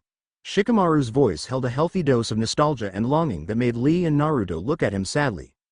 Time travel is a miraculous and wondrous thing, Lee stated sagely. Did you actually talk to her? Naruto asked, pretty sure he knew what the answer was. Nope. Yes, that cheery voice was typical of the Shikamaru of the future, before the war. It was the tone he used whenever Temari was present. So you stalked her? Shikamaru frowned. Stalked is a bit of an overstatement. I was just looking for her. And then when I found her, I couldn't really let her go, now could I? So you stalked her. This time, it was a fact, not a question. The Nara rubbed his head sheepishly. Can you blame me? Lee sighed slightly. No, we can't, but if she saw you, then she would have been incredibly cautious and wary of you. Which is why I used the rooftops. Of course you did. Naruto smiled slightly. When it came to those he loved, Shikamaru lost some of that Nara charm of aloofness and became engrossed in his emotions. It was a good and bad thing. She didn't meet with anyone suspicious. Shikamaru added hastily. From what I know of the invasion, Suna was only told to attack Konoha after the finals. Those are their orders. I know. Gaara told me the same thing when we rescued him all those years back. Naruto scratched his cheek thoughtfully. While I would love to get those 3+ Baki-san on our side right away, we can't. They're going to have to learn about the Kazekage, their father, the hard way. Otherwise, they won't know just how much Orochimaru Teme used them. The other two didn't refute Naruto because they knew he was right, however, they couldn't completely agree with him as well. Convincing Suna meant showing them proof which they didn't have. And they weren't exactly going to reveal their little time-traveling secret, so letting things play out was their best option. How goes Operation Hayate? Shikamaru asked Naruto. Operation Hayate was basically just a plan as to how to save the man, thus stopping the first casualty of war and changing perhaps a vital part of the future. Naruto, being the most adept at stealth out of all of them, would in essence follow him as much as he could, learn of his habits, where he went for fun, who he spent time with, and so on. This was real stalking, or as the shinobi world called it, reconnaissance. Naruto's eyes sharpened. Fine. Hayate-san meets with Yugo-senpai a couple times a day. Because of his illness, he's a Tokubetsu Jonin, and is generally stationed in or around the village for protection. He likes going to that dango place that Enko-san likes, and it appears as though the two of them are good friends. He doesn't have any students, but he does teach Yugo-senpai the basics of Mikazuki no Mai. Yesterday, he and all the other Chunin, Jonin went over to the bar and drank a bit. Overall, he leads a pretty boring existence for a shinobi. Although we know he dies after the preliminaries, we can't let our guard down. Something may have changed already, and Hayate-san may have overheard something sooner than expected. From tonight onwards, the three of us will take turns in patrolling Konoha at night, making sure that Hayate-san is safe. After the preliminaries, if everything goes to plan and Hayate-san is still alive, we go every night together. Just in case. Shikamaru made sure the others understood before nodding and looking away. Besides that, our first hurdle will be dealing with all the other genins. Lee mused out loud, cringing as he recollected what he had done when he had first met Team 7. Please do not wink at Sakura and blow her kisses. Naruto pinched his forehead, shivering at the memory. I swear I saw hearts coming at her. Hi. Lee muttered sheepishly. He had no intention of doing that, especially since he had another flower on his mind. So first we have Ibiki's little winnowing down test, then we have the Forest of Death, Then the preliminaries, then 1 month of preparation till the invasion. Shikamaru clenched his fists. It sounded like nothing, but it was quite nerve-wracking. The forest of death. I know. Lee said quietly. That was when Sasuke had been bitten, when everything had changed. We don't even know if we can stop it, Shikamaru muttered angrily. We just have to try our best. Lee said morosely. But what if our best just isn't good enough? Enough. Naruto snapped, his voice low yet powerful. The other two recognized that voice instantly. This wasn't Naruto the 12-year-old talking, this was their Hokage who was giving them an order. They stood taller and closed their mouths immediately. Second guessing will get us nowhere. Naruto continued, his tone as steely as the glint in his eyes. Kurama told me that this was a chance to undo the wrong done. A chance to give us the future we deserve. Sasuke. Sasuke is a pain, but we must not doubt ourselves or our action. He took a deep breath, pinning his subordinates with a challenging glare. Understood? Hi, Hokage. Naruto cut them off by clamping his hands over their mouths. Baka. Don't say stuff like that in the open. What if someone else heard that? Taking deep breaths, he looked at their amused faces with annoyance. On the other hand though, everything else that we just said could have been heard too, so let's leave it at that. Shikamaru slung an arm across Naruto's shoulders. The boy, who had once been quite short, had grown an inch over the past couple weeks, and filled out slightly. It was amazing what proper nutrition could do. That's why Naruto had become so tall over his training trip. The cheapest food Naruto could get was ramen along with some occasional vegetables. When his mother had seen just how scrawny Naruto was, she mothered him like crazy, force-feeding him veggies and meat to make him eat a healthy and balanced diet. Lee scowled darkly at those who dared glare at Naruto. How had Naruto lived like this? This hate. It would have driven anyone crazy, and it did do that to Gaara. But that's what made Naruto so special. He didn't let it get to him, he simply shrugged it off and redirected the hate that he no doubt held towards the villagers through pranks. At least then they would acknowledge his presence. Naruto simply accepted the fact that his two best friends were going to act like sullen bodyguards and not let him share his burden alone. That brought a smile, a true smile, to his face. He really could get used to this new life, no matter what turns it took. 2 weeks later, Shikaku watched as Yoshino ruffled Lee's hair, patted Naruto on the cheek, and swatted Shikamaru gently on the head. It had been a month since Shikaku and the rest of the Nara clan had first met Naruto and Lee, officially. And now, looking at how his wife interacted with those two, how Shikamaru acted in their presence, it was like the two other genin had been living with them all along. Initially, he had invited the Kyuubi host and Lee to learn more about them and their friendship with Shikamaru, which began with these mysterious training sessions. However, it had turned into a sort of bonding experience for all of them. It had been quite some time since Nara, Akamichi, or Yamanaka Shinobi had interacted so freely with his clan. Naruto and Lee were orphans. They lived alone, and no one checked up on them too often. Shikamaru had once confided in him that he was worried about Naruto and his lifestyle. The changes in Naruto and even Lee to an extent were visible. Naruto was taller, his hair fell over his eyes making him look more like Minato. Lee had a healthy glow to his skin, and he had mellowed down slightly. The kids were practically living with the Naras, Naruto only going back to his apartment to tend to his plants and sleep on occasion. Lee was the same, coordinating his schedule so that he and Naruto would stay over with the Naras at the same time for most of the week. Never once did Shikamaru complain when the two showed up unannounced one night at midnight. His boy just yawned and led the other two to his room. Whenever those three came home, and indeed, he would consider this place those kids' home as well, banged and bruised, Yoshino fussed over them to the point of absolute exasperation from all of them. Shikaku had wanted to confront them, because the injuries that they sustained, at least those on Shikamaru and Naruto, were chakra burns. This meant that they were experimenting with something potentially dangerous. But then he had overheard Naruto telling the other two that they were progressing nicely, and that within some time, they would be in decent shape for the Chunin exams. Shikaku honestly had no idea what to make of this conversation. He could deduce that their training was harsh and rigorous, probably incorporating their elements as well. His son was probably lightning, and Naruto. Naruto could either be water because of Kushina, fire because of the fox, or wind, just like his father. More likely than not, he was wind, with a minor affinity to fire. Today was the day they set out for the Chunin exams. Ever since the three of them had come back carrying identical slips, all they thought about was training. The boys had really outdone themselves in the past 2 weeks. When they weren't out on missions, they were in the back of the complex, practicing taijutsu and some ninjutsu. The deer had been very happy when Naruto had used a very light version of Suiten. Mizu Tatsumaki to create a small tornado of water that kept the deer and plants hydrated. But when Shikamaru had decided to use a Raiden Jutsu in conjunction with Naruto's water jutsu, they had almost destroyed the forest if it hadn't been for Naruto's shadow clones which countered the jutsu. That's when Yoshino had told both of them that ninjutsu was strictly forbidden in the backyard. Still though, Shikaku was surprised that both of them were using ninjutsu like this. He was sure that no other genins, besides maybe the Uchiha, were using elemental attacks. Shikamaru had never shown any aptitude or interest for the elemental jutsus. That just made him more curious as to where those two were learning these techniques. And then there was Lee with his incredible taijutsu. When Shikamaru had ordered Lee to drop his weights one day, Shikaku certainly didn't expect the crater that had formed in the field, nor did he expect this Gaki to take Guy's training to another level. Underneath the green spandex, bowl cut, and layers of unending youth, that kid was an absolute genius in taijutsu. His movements, dare Shikaku say it, very well could rival Guy. In fact, they were all geniuses in their own right, with Shikamaru being the obvious one. Which is why Shikaku was completely comfortable in letting them go into the exams. He had no doubt that they would be able to succeed. See you soon, Shikaku-san. Lee and Naruto chorused in unison, identical wide smiles on their face. Shikamaru gave him a small grin and a salute.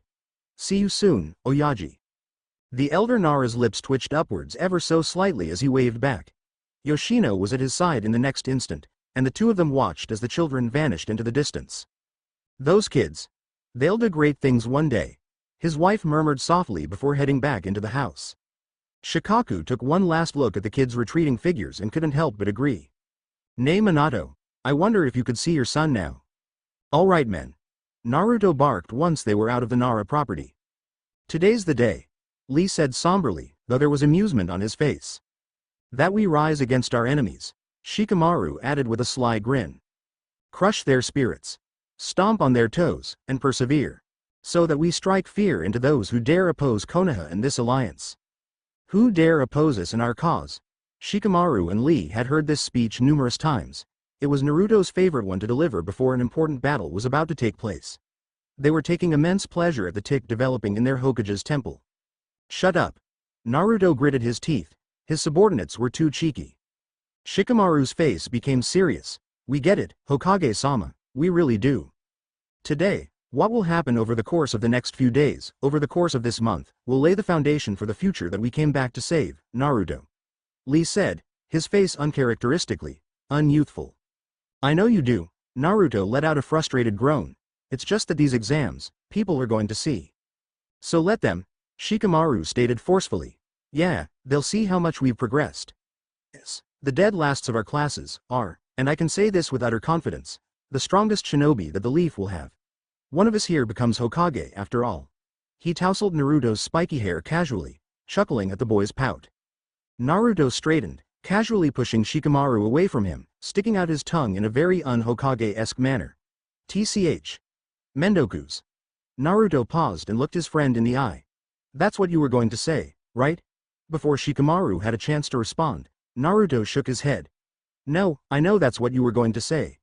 But for the next couple of months, keep your mendokuses to a minimum because this entire exam is going to be incredibly troublesome. Naruto. I already know that, Baka. Shikamaru frowned and turned away. Don't give me that speech. But before you say anything else, look where we are. Huh? Lee observed their surroundings, letting out a long breath. Here again, nay. In front of them was the memorial stone. One bad habit of Kakashi's that they had picked up during the war was staring at this thing for so long and getting lost in the memories. They could all finally understand why Kakashi was so late all the time. It's almost time to meet our teams. Naruto announced quietly after some moments of silence. Let's go. He, nor his brothers in combat, needed to be reminded of what might lay ahead should they fail. Without a second glance, the three vanished from sight, not noticing the startled violet eyes of one Azuki Yugo. Lee, Tenten groaned, watching her over-enthusiastic teammate take in the testing site with wide eyes. Stop bouncing around so much. Indeed, the spandex-clad boy was darting from here to there, constantly on the balls of his feet. Neji, who usually ignored his teammates' oddities, found himself oddly amused at the looks on the other genins' faces, especially the genins from different countries. Lee might be too loud, too hyper, and overall just plain annoying, but there was no doubt that he was one of the strongest genin in this competition. Neji had learned early on that for Lee, Not having any ninjutsu or genjutsu was not a detriment, but an asset. The Hyuga smirked ever so slightly as more and more genin teams inched away from them, taking in his cold stare, Lee's cries of youth, and Tenten's intimidating weapons. Good. These insects needed to learn who was the alpha here. Shoji. Ino whacked her rotund friend on the head. The poor boy winced and clutched the aching appendage. Stop eating. You're making us look bad. Ever since Shikamaru met with his team, he had been dealing with an overly anxious girl and boy, who both met their anxiousness with different approaches.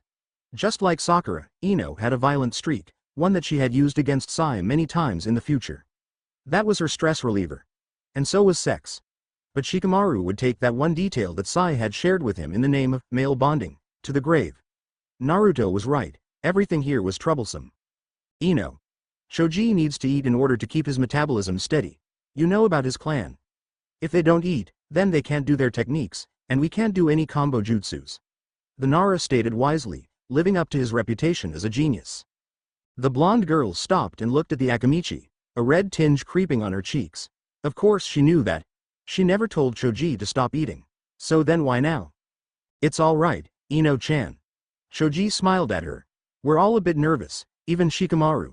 Look how he's tapping his arm. He pointed to the lazy genin's finger which was drumming a steady beat on his forearm. Shoji knew Shikamaru well. That was the Nara's sign of anxiety. Shikamaru ignored what his young friends were saying and stared at the building in front of him with a slight amount of trepidation. It had been 10 years since he had been here, 10 years since the seeds of war had been planted in this very building. Even the Hokage said that this competition was an excuse for war. He turned around, seeing that Ino was still apologizing for hitting Shoji, and the other boy was trying to placate her. His eyes hardened, as did his heart. Though he would have liked to smile at them, he couldn't. Not when he knew how tough this would be. You two. Ino and Shoji unconsciously straightened at the authoritative tone in the Nara's voice. Come on. We have to go to the 3rd floor. Shikamaru muttered, gesturing for them to follow him with a somber expression. Since when did Shikamaru get so serious? Ino asked Shoji as the two of them remained 3 steps behind from their team leader. Dunno. He threw some more chips in his mouth, but it's good that he's as worried as we are. Yeah. Ino stared at her friend's back in slight concern. She had known Shikamaru for too long.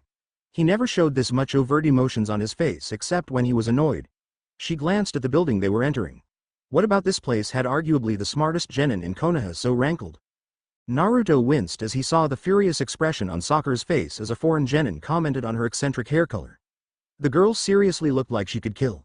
Luckily, Naruto knew she wasn't capable of this feat, yet. Sasuke remained as stoic as ever, emitting his cool vibes that were having an effect on some of the female genin which raised Sakura's temper through the roof. Naruto, the most stable genin, and that was saying something, of them all could only shake his head and seriously wonder why Kakashi would nominate a team like them. He sincerely hoped that Kakashi didn't think that they would work together because they were forced into a life-threatening situation, but knowing that man, that was probably the reason why. They were already at the Chunin exam testing site, the only thing left to do was go in. However, Sasuke had stopped for an odd reason, which of course caused Sakura to stop, and Naruto was outnumbered 2-1 so he had to stop. Let's go. Sasuke grumbled, not even looking at the other two. Naruto clapped his hands over his ears as Sakura squealed in agreement and quickly followed after Sasuke. The sight made Naruto scowl without realizing it. Sakura still hadn't realized that Sasuke was not all that, and she probably wouldn't until Sasuke would leave. And he would leave. Naruto knew the Uchiha quite well. Konoha held no appeal to Sasuke, especially not when he was being offered seemingly unlimited power from Orochimaru and Madara later on. Nice team you've got there. The future Hokage looked up to see a dark-haired Kunoichi that he didn't know from Kumo. Wait. Kumo? Did that mean that Oji-san and Oji-san were here as well? When had that happened? No, this wasn't a Kumo nin. If he focused enough, then he could feel the girl's chakra signature. It felt like he had known her, and yes, it was a her with Jonin-level reserves. This was a Konoha nin, one that he was familiar with, who was trying to test him, again. Naruto masked his surprise under a frown. We have our faults. But no team doesn't. To emphasize his point, he pointed to 2 Kumo genin, boys, who could only be her teammates. As well as other Konoha nin. One could practically see the lightning bolts shooting from their eyes. The hanged Jonin just groaned at her teammates and shot Naruto an apologetic smile that he knew to be completely fake. I suppose you're right. She held her hand out. I'm Toshiko, Kaminari Toshiko. Naruto resisted the urge to scowl. Kaminari? Lightning? Honestly, did this Jonin think he would make the quite terrible pun she was trying to make? Uzumaki Naruto. He grudgingly shook the woman's hand, noticing the way her hand blurred slightly, revealing the effects of a liquid like henge. However, he was told in the future that he was the only one capable of making a solid henge, and that normal henges looked like this. And please, the boy sounded particularly weary now as he lowered his voice so others wouldn't hear. I don't know if Iruka-sensei, or Kakashi-sensei, or even the Hokage sent you, but if you want to evaluate our team, then let the Chunin exams do that, not some random Konoha Jonin. Before the Kunoichi could even say another word, the blonde was gone, presumably disappeared into the building. The disguised Kunoichi signaled her teammates to stop looking annoyed at each other. Glancing around the empty yard, she nodded at them, and placed her hands in the Hitsuji seal that would break the henge. Azuki Yugo walked over to the newly revealed Katetsu and Izumo, the eternal Chunin of Konoha who would make Jonin pretty easily if they put any effort into training for it. He recognized you relatively quickly, Yugo-senpai. Izumo said, staring at the place where Uzumaki had gone into. He knew you were a Jonin from Konoha. Yugo flipped her violet hair with interest. Uzumaki Naruto. Such an odd kid, not at all what I was expecting. We'll have to see what he does next. Yugo had a slight smile on her face as she walked back towards the village. That Gaki was so much like Kushina-senpai that it hurt. She, like Kakashi, had been quite close to the Namikaze-Uzumaki couple, and was on Naruto's Anbu guard. She would have to wait and watch the movements of this kid very closely. She should have been there for the boy, but buried herself in her duty instead. Now would probably be a good time to make up for the 12 years that she had missed out on. After all, it would be what Kushina-senpai wanted. Sasuke and Sakura were only slightly ahead of him as Naruto caught up with them. They didn't seem to notice his absence or didn't care. Either way, it irked him, especially the way Sakura nearly ignored him. Had it really taken Sasuke almost killing him in order for her to see Naruto as Naruto and not some annoyance? If so, then Naruto had no intention of Sasuke getting anywhere close to putting a Chidori through his chest. If that meant sacrificing his relationship with Sakura. He shook his head to clear it of these unwanted thoughts. Naruto knew that his actions towards Sasuke was going to create a shift in Sakura's view towards him, but if it meant saving her life and not destroying his, then so be it. Oidobi. Sasuke's voice brought him out of his stupor. Don't look like you're going to start crying, the test hasn't even started yet. Naruto recognized there wasn't any real malice behind the Uchiha's words, yet he couldn't help but growl, causing those nearest to him to back away ever so slightly. He didn't know if it was because he knew that an invasion was going to take place, or the incident with the Henge Jonin, but Naruto was feeling very pissed off, and Sasuke's casual remarks were not making it better. Still though, he reined in his emotion and walked closer to his teams, straying slightly behind Sakura so he could observe those in front of him and around him with ease. Up ahead, he could see Gaara's teal eyes boring into him, a massive scowl on the Suna Jinchuriki's face. Wisely, he kept his head down and didn't so much as flinch when sand started trickling down Gaara's gourd towards him. He knew that his brother by circumstance was doing this as a warning to back off and learn who was in charge here. Naruto refused to take the bait. Naruto also knew what was coming as they walked up the stairs. First, there would be a genjutsu to go through, and then there was the main test. Acting normal, in the presence of Lee and Shikamaru when he knew that at least his sensei if not more people would be scrutinizing him closely. Everything that came after would come. They had to get through this hurdle first. He could already hear the murmurs coming from the second floor. No doubt, Izumo-senpai and Katetsu-senpai were already laying the genjutsu out, confusing the confusable genin and having a blast. Naruto had to admit, coming to this exam with fresh eyes gave him a significant advantage, but it also made him reflect on all of his flaws, genjutsu being one of them. Hopefully, Lee and Shikamaru's teams wouldn't be as stupid as last time, and let us through. Kiba's voice stopped Naruto's thoughts in their track. Team 8 was standing a few feet ahead of them with Kiba in the front, assuming the role of alpha. Naruto gulped slightly at the sight of a 12-year-old Hinata, the foundation for the badass woman he knew in the future, the woman who loved him. While he knew he would have to face her eventually, he really didn't want now to be the time. Shino was as stoic as ever, his jacket covering his emotions well. But Naruto could detect the slight annoyance in the boy as Kiba kept on going on and on. Naruto couldn't help but smile nostalgically at seeing all of them. They were his friends, and they had died fighting to defend their world. Absolutely not. Katetsu shook his head adamantly, crossing his arms in a menacing posture. By now, a couple more teams from various countries had gathered around the door that supposedly was on the third floor. Yeah, let us in. Someone cried from the back, Move it. Hurry up. Naruto saw Sasuke gaze intently at the door, no doubt seeing the slightly blurry edges around the sign that said, "Third floor," on it. Before the boy could speak, Naruto grabbed his arm and shook his head. Last time, Sasuke had blurted out the truth about the genjutsu due to his inflated head, letting more teams pass than they should have. If Naruto could stop that now, then the competition would be lower. "Don't, it's a test," the blonde boy said, loudly enough so only his teammates could hear him. Sakura stared at him in confusion while Sasuke seemed to be contemplating what Naruto had said. "So you noticed too, Dobi?" The Uchiha crossed his arms over his chest, and examined the slightly shorter boy with slight surprise who simply nodded back. "It's a genjutsu." Naruto glanced at Sakura whose eyes widened in recognition at the telltale signs of an illusion. "Don't say anything. This narrows down the competition and gives us a better chance at passing." Hopefully, giving Sasuke the incentive of eliminating the competition would have been an incentive for the boy to keep his mouth shut. Naruto should have known better. Competition Sasuke surveyed the crowd, taking in the various weapons that the foreign shinobi wore, and gauged their strength. Some looked strong, looked like worthy opponents. Like he would listen to the Dobi anyway, even if he was right. "You really are stupid if you can't recognize a genjutsu," Sasuke drawled, enjoying the surprised looks he was getting, and ignoring Naruto's facepalm. "Nani?" Kiba exclaimed, looking from Sasuke back to the illusion-ridden door. "What the?" Now that he thought about it, the door did look weird. "So you noticed, Azumo asked, observing the Uchiha closely. The boy was good, but he shouldn't have said that out loud. It seemed as though the little fox by his side thought the same, judging by Naruto's exasperated look. This was nothing. Sasuke brushed past Sakura and walked towards the next flight of stairs, causing Naruto to huff in annoyance and follow after his idiotically prideful teammate. As they slowly walked up the stairs, Naruto was trying very hard not to slaughter Sasuke where he stood. The boy was far too arrogant for his age, and his arrogance would lead to too many deaths.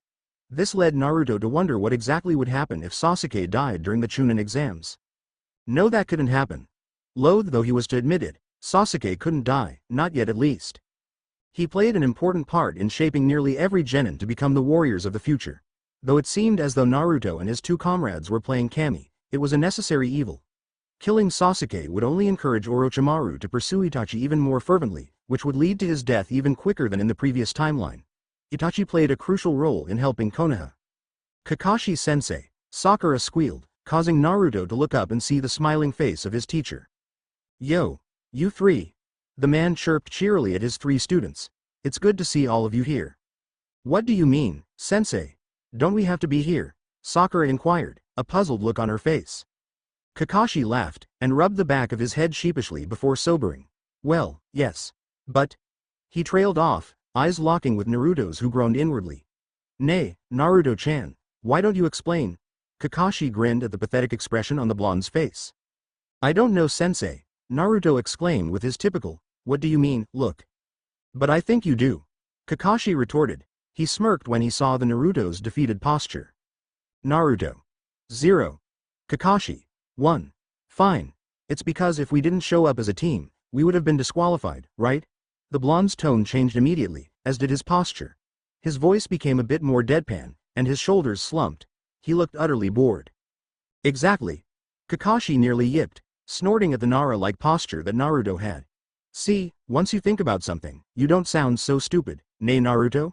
Said boy was currently taking great interest in the wall behind his sensei. "Teamwork is the most important thing in this exam," Kakashi disclosed seriously. "Work together, and you will succeed." His visible eye lingered on Sasuke the longest, who shrugged and turned away from Kakashi slightly, no doubt hiding his embarrassment at being singled out. The Cyclops clapped his hands together. "Well then, good luck, my kawaii genin. I'll be watching you guys carefully if you pass this test. Especially you, Naruto." He watched as his genin went through the real testing door, hoping that they would take his advice as Kami's word. If they didn't, then Kami helped them. The room was packed with genin, both foreign and Konoha nins lingering together, each team eyeing the other with distrust and malice. An excuse for war, that's what these exams were. However, not so far down the line, all of the nations here minus Sound would team up to destroy their enemy together. In just 3 years from now, they would be the allied shinobi force. Team 7 spotted the other Konoha teams, who were crowding around in a corner. Naruto caught Shikamaru's eye and nodded discreetly, doing the same with Lee. His eyes roved over Neji and Tenten with sadness. Neji, the first out of their age group to die, the man who had changed because of Naruto, who had become a man worth respecting. Everything, all of his potential was destroyed at the age of 17. Naruto swallowed the lump in his throat, watching as Lee gazed at Neji with remorse. This was what war had done. Everyone in this room had died, minus the three of them and Sasuke. But Sasuke didn't count. Looks like everyone is here. Kiba drawled unnecessarily, Akamaru barking with his companion in unison. Even you, Naruto. Shut up, dog breath. Naruto shot back, no real ire in his voice. Of course I'd be here, where else would I go?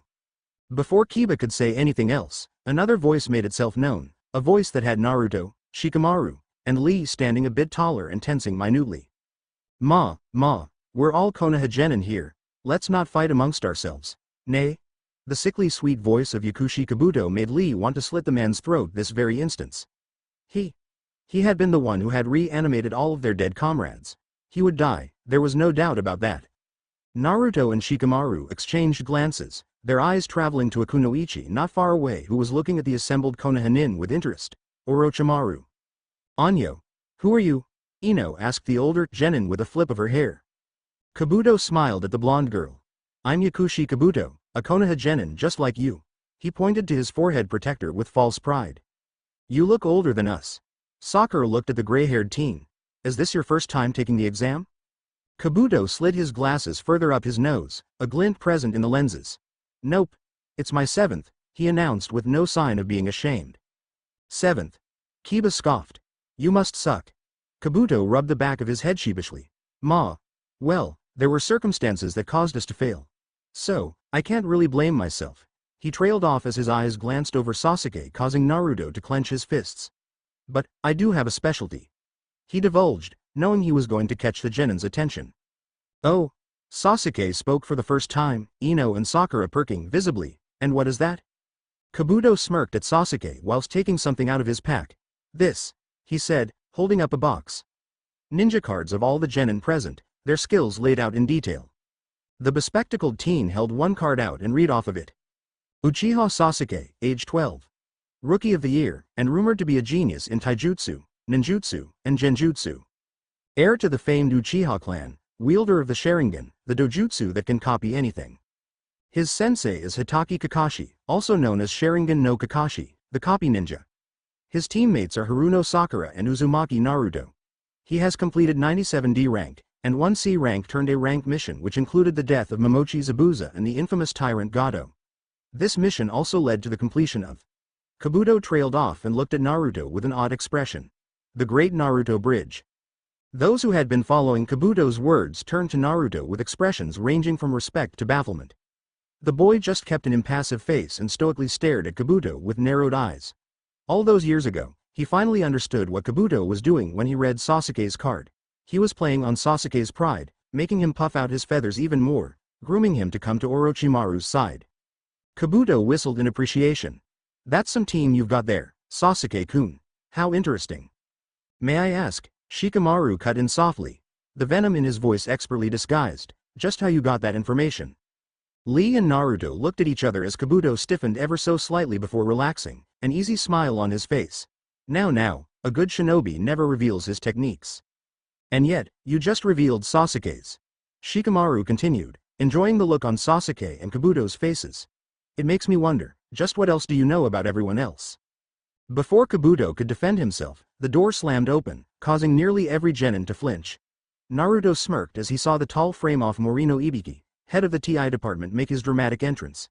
He had to admit, seeing the familiar scarred face of his future friend was a refreshing sight. Ibiki was truly a frightening face, and the other genin's reactions had confirmed that. Alright you maggots, shut up and sit down. Each seat has a name in front of it, go find it and don't make a damn sound. Ibiki's sadistic grin made many of the genin shiver. He flipped a switch on his way to the desk that let the Jonin senseis of the teams watch their students' progress. Every Jonin was separated by their country so there would be no fighting. Konoha sat with Konoha, Mizu sat with Mizu, and so on.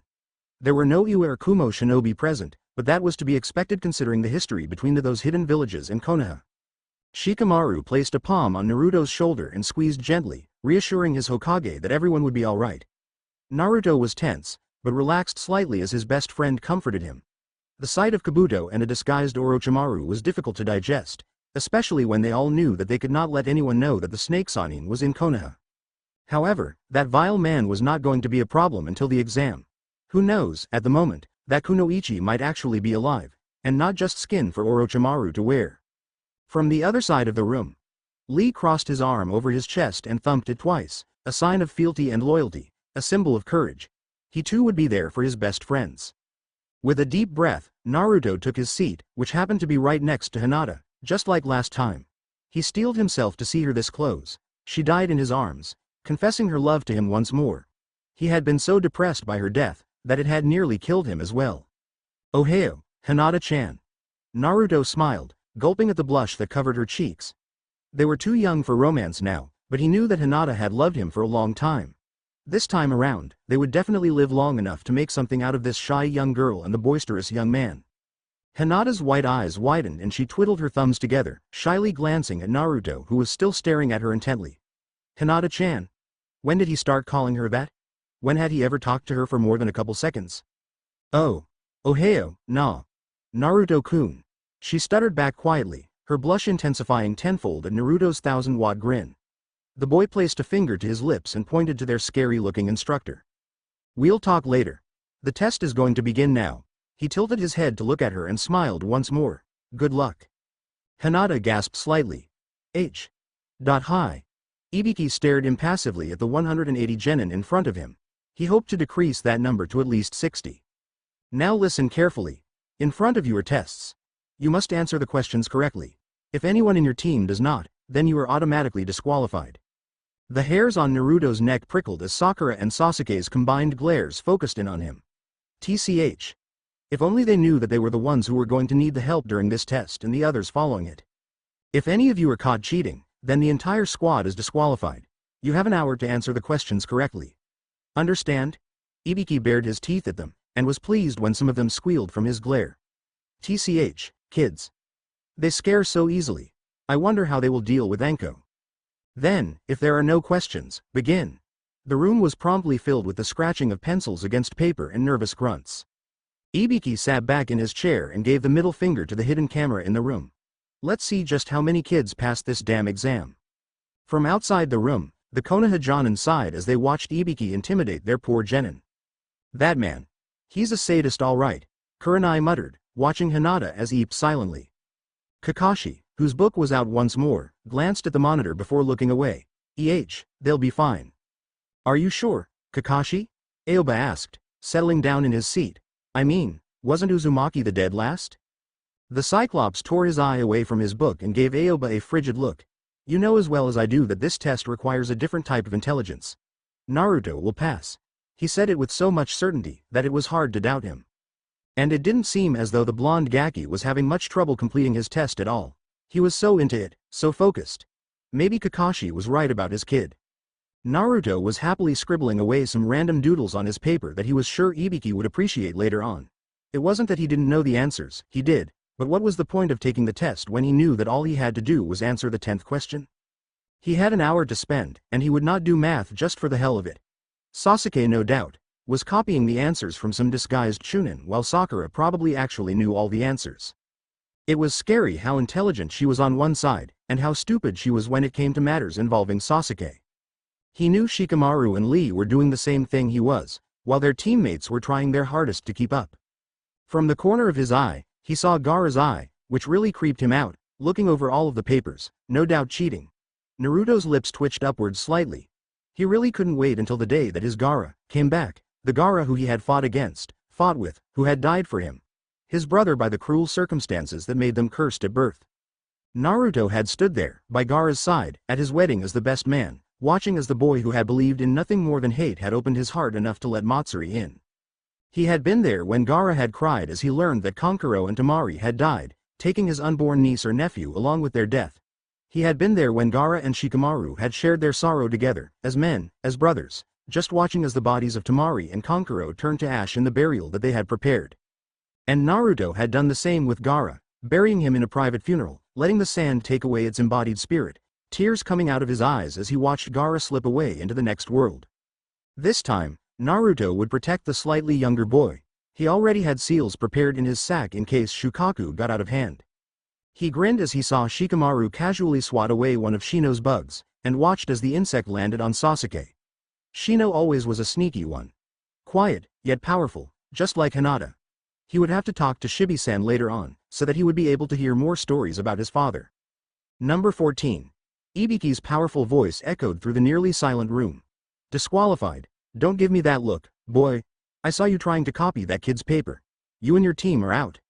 No one dared turn around to watch the three disgruntled genin leave, lest they be accused of cheating as well. And so the hour progressed, slowly and frustratingly. Teams were disqualified one after another until only 30 or so remained. From 60 teams, half had been removed. Put those pencils down, maggots. Ibiki boomed the second 60 minutes had ended. On his right, Hinata's hand was shaking so severely that her pencil slid down and hit the desk with a soft thud. Naruto instinctively placed a hand over hers, calming her down. He didn't have to look at her face to know it was the color of a tomato. Relax, Hinata-chan. We did fine. Hinata wanted to disagree as she glanced at Naruto's paper, which had nothing but random words and pictures all over them, but his soothing tone and warm hand shut her up. All she could do was nod. Ibiki's eyes roved over everyone, chilling many to the core. He raised one finger and pointed it directly at Lee, who lazily blinked at him. Do you have what it takes to pass this exam? Lee scoffed before remembering his current age and gave Ibiki 2 thumbs up instead. That didn't convince the older man at all. If I didn't, then I wouldn't be here. From where he was watching, Guy shook his head fondly. It was going to take more than Ibiki to intimidate his kid. Ibiki scrutinized the second coming of Guy carefully before moving on. Good answer, Gaki, but let's see if you were through to stage 2. He glared at a blonde-haired kid in front of him who was smiling at him cheerily. He knew the kid. It was Uzumaki, the one who had caused him much grief in the past with all the pranks he pulled. He wondered if the kid could truly pass this exam. He had heard that Uzumaki was the dead last, but then again, he had had a bridge named after him. So many paradoxes. Now for the 10th, and last question. The kids straightened, causing Ibiki to grin like a feral animal. If you answer this question incorrectly, then you fail no matter how many right answers you had. But if you get it right, then you are clear to the next round. Raise your hands if you feel that you won't be able to answer this question. It is the most difficult of them all. Beyond this point, the exam will get infinitely harder and more dangerous. Choose wisely. If even one member of your team raises their hand, the entire team is out. Mutterings broke out throughout the children. They hadn't been expecting this. That's bullshit. Kiba cried out. You can't do that. Ibiki only smirked at the Inuzuka. Why not? I am the proctor for this section. I can do whatever the hell I want. Kiba would have said something else, but Shino's hand on his shoulder stopped him. It wouldn't be good if Ibiki decided to disqualify them for Kiba being too loud. Akamaru yipped sadly but fell silent as well. From behind Naruto, Sakura stared at her teammate, mentally urging him to give up. He wasn't as smart as them. He wouldn't be able to answer this question. It was okay if they failed here. There was always next time. Naruto, do what's best and leave. Please. Sasuke, on the other hand, was gazing intently at Sakura, telling her the exact opposite of what she was trying to convey to Naruto. If it was anyone who was going to screw with his chances of becoming a Chunin, it was her and her cowardice. Though he didn't want to admit it, Naruto would never give up, not for this. One by one, teams started trickling away until only 60 genin, or 20 teams, remained. Naruto stared at Ibiki with a blank expression. He knew that Sakura would most likely want to back down, and that wasn't in his or Sasuke's best interest. On the other hand though, he didn't want to have the same response that he had last time. It would draw more attention to himself. Shikamaru and Lee tensed as they saw Sakura glance from Sasuke to Naruto. Naruto couldn't see her indecision, so he wouldn't stop her from raising her hand. Naruto, Shikamaru thought worriedly, hurry up. Hinata glanced at her crush with worry. His eyes were shrouded by his hair, which had grown slightly longer, she noticed absently. He seemed to be thinking very hard about something, maybe about giving up. No, she mentally took that thought out of her head. Naruto-kun would never give up, and neither will I, she forcefully told herself. Her resolve would not waver. Sakura, Kakashi watched his team uneasily. Don't do something stupid. You're so close. Keep your hand down. The pink-haired girl closed her eyes, hoping her team didn't kill her for doing this. Slowly, she started to raise her hand. They weren't ready, she was sure of it. You've got to be kidding me, right? Naruto's voice made her put her hand down. The blonde genin laughed in Ibiki's face. I can't believe that your little ploy worked. His entire body shook with mirth.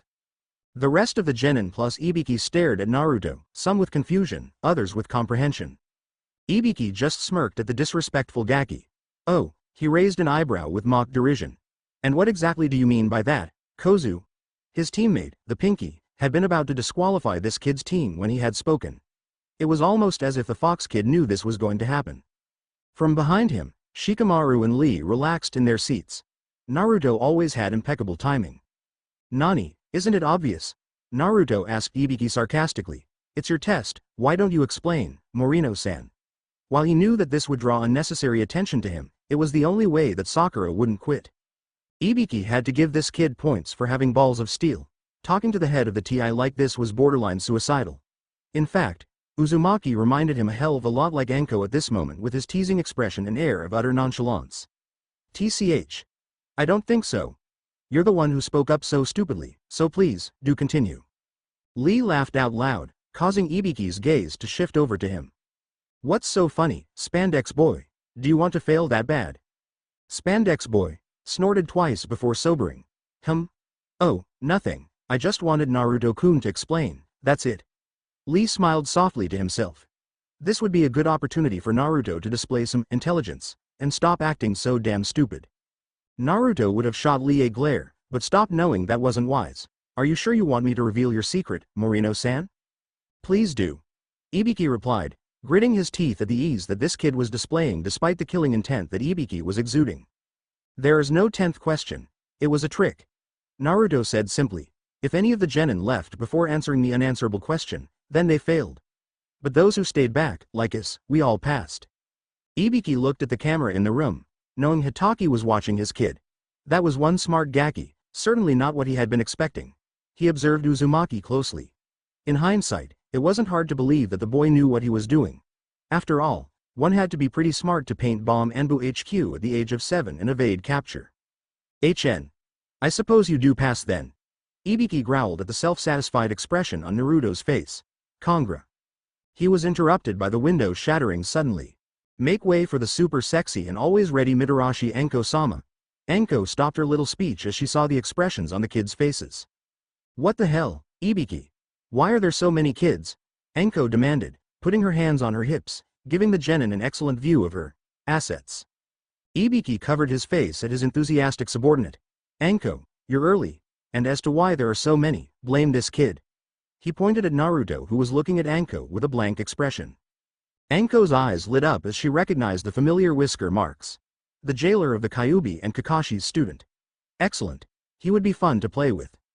Uzumaki. What did you do? Enko barked, moving closer to the kid who was blushing ever so slightly at her appearance. Me? He asked in a deceptively innocent tone. Nothing. I swear. All I did was point out that I was surprised as to why Mornio-san's half-assed plan to eliminate the genin worked, and then he passed us. The vein in Ibiki's temple was visible. Half-assed plan. Who the hell did this kid think he was? Had he been tricked into passing them? Why you little? Gomen, Morino-san. Naruto interjected, smiling at the man in a manner that was eerily reminiscent of Kakashi. I didn't mean to insult you at all. He said it in such a way that could be construed as very insulting. Back in the viewing room, all eyes turned to Kakashi who was currently very engrossed in his book. If you're so smart, Uzumaki, why don't you tell me something else? Enko smiled at him viciously. Naruto gulped, thinking that maybe he shouldn't have taken this so far. Nani, Enko-san? He asked wearily, hoping that she wouldn't make him tell everyone about his life or something. You remind me so much of that pervert, your sensei Hitaki, so why don't you tell me something about him? And if I refuse? Naruto asked, closing his eyes. Then you fail. Enko replied promptly. By now, Kakashi's book had vanished, and he was staring at the screen intently. What was Enko playing at? His team had already passed for Kami's sake. Very well then. But honestly, you grew up with the man. I assume you know a lot about him, probably more than I do. Naruto tried to stall, but Enko saw right through it. Humor me. Naruto threw her a frigid glare that knocked her a bit off balance. Hitaki Kakashi. Son of the Shiroi Kiba, student of the Yondaime Hokage, also known as Sharingan no Kakashi, the copy ninja. Enko casually took out a kunai and polished it. Not good enough. Everyone knows that. Tell me more. The boy sighed. No, all eyes were on Naruto as he calmly refused. Sasuke and Sakura were confused at his behavior. First, he had made them pass, and now he was going to make them fail? No? Anko echoed, raising an eyebrow.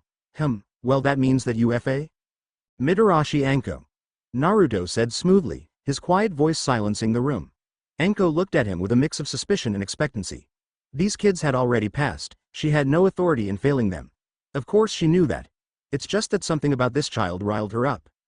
Naruto took a deep breath and continued, knowing that he had changed his image permanently after this little speech would be over. Age 25, rank Special Jonin. Apprentice to the trader, Orochimaru of the Sannin at age 12. Abandoned by said man 2 years later. By the way you keep touching your neck every couple of minutes, I would say that there is something there that is unpleasant. Anko bristled, wondering why he knew about her curse seal. That was not information available to Genin. Naruto scowled, his face turning harsh. See, you didn't like it when I told you something about yourself. Why the hell would I talk about my own sensei then, especially if he's not physically in this room right now? Naruto turned to the hidden camera that was not doing such a good job at staying hidden and gave it a two-fingered wave. If he wanted me to know more about himself, then he would have told me. But if he had told me, then he would also expect that I keep it a secret, isn't that right? Naruto's scowl widened as he glared at Anko. I don't care who you are, but demanding to know about a man who is your superior through a genin is commenting about your own skill as a ninja.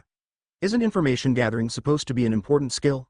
Naruto's tone had become increasingly condescending as he bore into Anko, not realizing that he was sounding remarkably like he was berating a subordinate. Before Anko had a chance to defend herself or yell at him, Naruto spoke again. The scowl on his face melted into an expression of complete weariness. Look, if you like Kakashi-sensei. Anko choked while Kakashi was astutely ignoring the screen. Then just ask him yourself. But then why don't you ask why Asuma-sensei smokes, or why Guy-sensei wears those clothes of his? Even you, don't you wear those revealing things because they make you feel empowered? Don't they make it easier to forget about your past? Don't answer, because I already know the answer. By now, Naruto was hunched in his chair, hands in pockets, waiting for Anko's response. The entire room was silent, waiting for the confrontation between proctor and student to end. Shikamaru looked over to Lee, who was wearing the same dead serious explanation as Naruto was. Anko hadn't done this in their timeline. Though it was not a drastic change, they both knew that Naruto was slowly being forced to display his true strength and intellect. Though they had expected this, they did not want it to be done so quickly. Anko gaped at the blonde in front of her, looking down at her figure and then back to the kid. She gulped slightly, still hard-pressed for words to say. Did Naruto really know about her past, or was he forming a conclusion based on what he saw? She knew she shouldn't have pushed so far, it was her own fault for letting the kid say those things. He had masterfully taken her words and twisted them to his own liking. So do we pass? Naruto asked, not an ounce of humor in his voice. Yeah kid. Ibiki said slowly, watching as Naruto's face changed from serious to weary in seconds, you pass. With flying colors. Kurenai stared at her silent comrades, wondering what the boy had meant when he had asked why Asuma smoked or why Guy wore the clothes that he wore. The more she thought about it, the more his words meant sense. Each of them had reasons as to what they did and why they did it. When Naruto had spoken, it was almost as he knew what those reasons were. Finally, Kakashi let out a long breath and eyed the now empty classroom. That kid. He ran a hand through his hair in frustration. I don't know where to begin. Naruto-kun is very intelligent. Guy noted quietly, his voice devoid of any exaggerated happiness. More so than the Hokage imagined, Kakashi. The Hokage? Kurenai started slowly, what does he? Hokage-sama suspected for a while now that Naruto has been hiding his intelligence. Kakashi explained to the young Jonin wearily. Guy, Asuma, and I were told that Naruto, Lee, and Shikamaru were training together. He told us to keep an eye out on them, and keep him updated on their progress. That's ridiculous. Aoba cried. Naruto might be hiding his intelligence, but why does the Hokage want to track him? It's not because of... He trailed off, looking at Kakashi to negate what he was thinking. Absolutely not. Kakashi stated firmly, there have been no traces of demonic chakra around Naruto. Dad sees Naruto as a grandchild. Asuma added. Naruto usually is quite open and Dad didn't like it when he felt that the kid was keeping stuff from him. Dad means well, but it can construed the wrong way. He thought back to what Naruto had said about his smoking habit.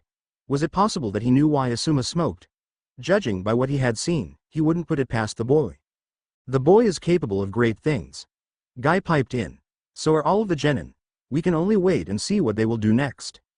Ibiki burst into the room, his face overflowing with rage. Without another word, he thrust 3 papers into the hands of Kakashi, Guy, and Asuma respectively before storming out of the room. As the 3 Jonins looked down, they couldn't help but smile despite the serious atmosphere of the room. After all, who couldn't be a little amused at seeing 3 nearly identical pictures drawn by Naruto, Lee, and Shikamaru, in which Ibiki was sitting in a meadow, surrounded by turtles in Lee's picture, deer in Shikamaru's, and foxes in Naruto's, petting them contently. Underneath Lee's picture, there was a caption which read, "Morino Ibiki is just like a turtle. Hard on the outside, but soft and squishy on the inside." Poor Ibiki. Those 3 had really nailed his character on the head. Naruto was well aware of the contemplative looks he was getting, especially the ones from Kabuto and the disguised Orochimaru. It was hard not to ignore the incredibly creepy stare of the Habiteme. However, what Enko had asked was, in his books, severely out of line. No Konoha shinobi should ask another shinobi about yet another shinobi's habits, especially not with enemy ninja present. Now yes, Naruto had revealed some details about his sensei and some of the others that he probably shouldn't have known, but it was done in the heat of the moment and not really completely thought about. He would have to run damage control later on. Besides him were Lee and Shikamaru, staying an adequate distance away so as not to arouse suspicion, even more than they actually had. Behind him were his teammates, yet Naruto was not going to call them that just yet. Exactly like last time, Sakura had thought he wasn't fit to continue, and exactly like last time, he had blown everyone's expectations to the wind. Naruto was not particularly bitter about his past, though he had every right to be, but if it was one thing he wanted to change, it would be that he didn't want to beat Kiba by farting in his face. That was a most disgraceful win from someone who came from the noble Uzumaki clan, cousin to the Senju clan, and the last Namikaze as well. Oh, and Sasuke getting bitten by Orochimaru. That was something that he didn't want to happen either. However, Naruto and his brothers-in-arms were got in a bit of a quandary.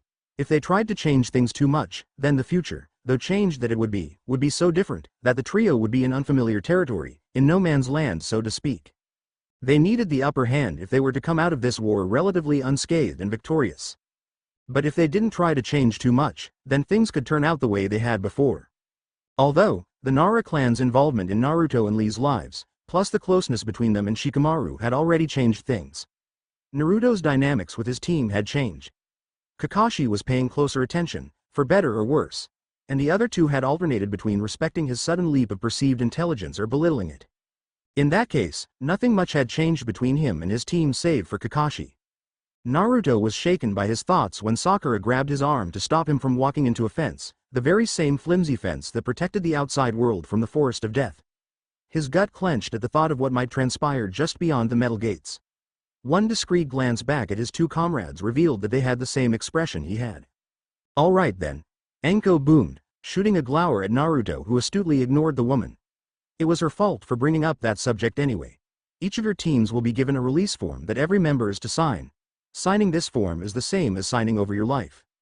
All talking ceased as Enko looked each genin over, appraising them, giving them a silent warning. Sakura looked particularly green at this moment as Naruto saw her inching closer to Sasuke. She was right to be worried. Enko continued, her voice lower and more menacing. "Konoha is not responsible for what happens inside of that forest.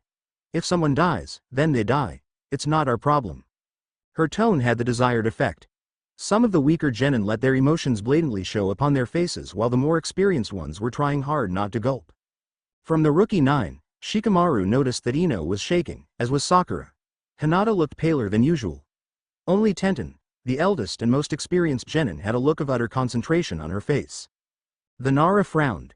In the previous timeline, the 3 younger girls had blossomed while Naruto was gone. Sakura, without Naruto or Sasuke, pushed herself until she was a fine medic. Ino, not to be outdone by Sakura, trained with the new Ino Shikacho teams to develop and become stronger. And Hinata? Hinata followed Naruto's Nindo to never give up and immersed herself into the Hyuga clan techniques with Neji at her side, helping her every step of the way. But in this world, these girls would have to become women much quicker. They were 12 or 13 at the moment. War had officially been declared 3 years later, but the foundations for the war were already laid. Nagato, Akatsuki, Madara, Obito, they were all alive in this time period. With a shake of his head at that last thought, Shikamaru turned his attention back to Anko, who was giving each team either a heaven or earth scroll and explaining that the other teams must gather the opposite scroll to win. "You have 5 days," Anko exclaimed once the last release form was in her hand. Some of her colleagues were distributing scrolls. Shikamaru noticed that he had received a heaven scroll, and by the looks of it, so had all the Konoha teams. The Nara's eyes narrowed. The Chunin exams were an excuse for war, and it seemed as though the idea was to pit each nation against the other, and not have internal fighting. At least until the preliminary rounds, of course. If you fail to retrieve the opposite scroll within this limit to reach the entrance for the second part, then you fail. Remember. You have to get the scrolls. Her eyes landed on Gaara, who was practically salivating at the mouth, to Naruto, who narrowed his own. By any means necessary. With that ominous statement, she clapped her hands, and the gates opened. Lee saw that many genin cowered at the sight of the seemingly never-ending forest. He resisted the urge to scoff. If these kids knew what the future was like, they would have taken the forest no problem. Begin. For a moment, all of the genin just stood there, looking at each other.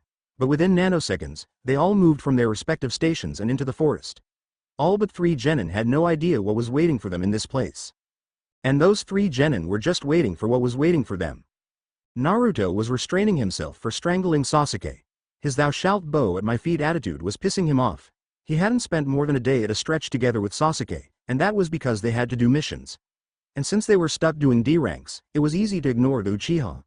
However, now they were forced to work together, and the alpha male in Sasuke decided that he should be in charge because obviously Naruto was so stupid. At the moment, he was angrily stomping behind his leader, not caring that he looked like an impetuous brat. He had been Hokage for Kami's sake. Never would he follow this Uchiha. Naruto paused slightly when he felt a warm feeling in his gut. Startled for a minute, he bit back a laugh as he realized that Kurama was agreeing with his feelings. Looks like tall, dark, and furry was slowly waking up. A frown was on his face and gone in the next moment. If his companion was indeed awakening, then Naruto would have to be careful. He wasn't sure if the fox's chakra would mingle in with his own. Hell, he wasn't sure if he would be back on the same level as he was in his own timeline. Pay attention, Naruto. Sakura snapped when the poor kid nearly bumped into a tree. His response was shooting her an uncharacteristic scowl before looking away. It wasn't as though Sakura wanted to deliberately pick on her teammate, but he didn't make it easy for her to like him. Granted, he had stopped asking her for dates every 3 minutes, and he seemed much more powerful, but there was something about his attitude towards Sasuke-kun that didn't suit well with her. Said boy spared one glance at Naruto before smirking in a superior sort of manner and keep trudging on. Their team had an Earth Scroll, which meant that they had to retrieve a Heaven Scroll from an opposing team. It should be easy enough. They had 5 days to get the damned thing after all. If only he knew what had happened the first time that all 3 of them were in this very same forest, thinking the very same thing. Naruto, to his credit, was putting all the what-ifs that were going through his head away, and focusing on the present. He knew what Orochimaru was planning this time, and he wasn't about to let Sasuke get bitten. This time, he had Shikamaru and Lee by his side to back him up. If anything went wrong, he had them to rely on. Plus, Naruto could say with full confidence that he was much stronger and more intelligent than when he had done this the first time around. And honestly speaking, Naruto had been fucking stupid back in the day unless it was tactical thinking. Now, he had his mind screwed on straight and his feet firmly planted on the ground. However, time travel was like a ripple in the water. Each new ripple that they created could be the signal of a tsunami. Therefore, they had to tread very carefully. I don't think that we should get the scrolls from our own Konoha ninjas. Naruto spoke suddenly, finally getting the other two's attention. Sasuke stopped in his tracks and turned to look at the shorter boy, Sakura doing the same. For once, they didn't have looks of derision on their faces. Looks of contemplation were there instead. What do you mean? Sakura asked, though she caught the gist of what Naruto was getting at. Inwardly, Naruto sighed, thanking whatever god existed that they hadn't had to debate this subject as well. Think about it. The Chunin exams aren't just about the individual shinobi, they're about the village as well. If we stick together with our own village, then there is a higher probability that the exams will be filled with the people that we know instead of foreigners. Also, there is strength in numbers, so we have an advantage there as well. Naruto's voice was purposefully quiet so that only his teammates could hear him, yet that quiet tone sounded more authoritative than anything else. Sasuke took a minute to look Naruto up and down, his eyes screwed up in concentration. But, he just nodded and turned, as if to give his approval to what Naruto had just said. Once Sasuke had done that, Sakura immediately followed suit. The boy grinned slightly and patted himself on the back. Now, all they had to do was get the other Konoha teams to agree, and an alliance would be formed. And really, they just had to convince Kiba's team, or just Kiba because of how hot-headed he was, and Neji's team. Even if Lee was on that team, Neji was the clearly defined leader who had a very high ego and a strong sense of pride. He wouldn't take anyone's help if it was the last thing he did.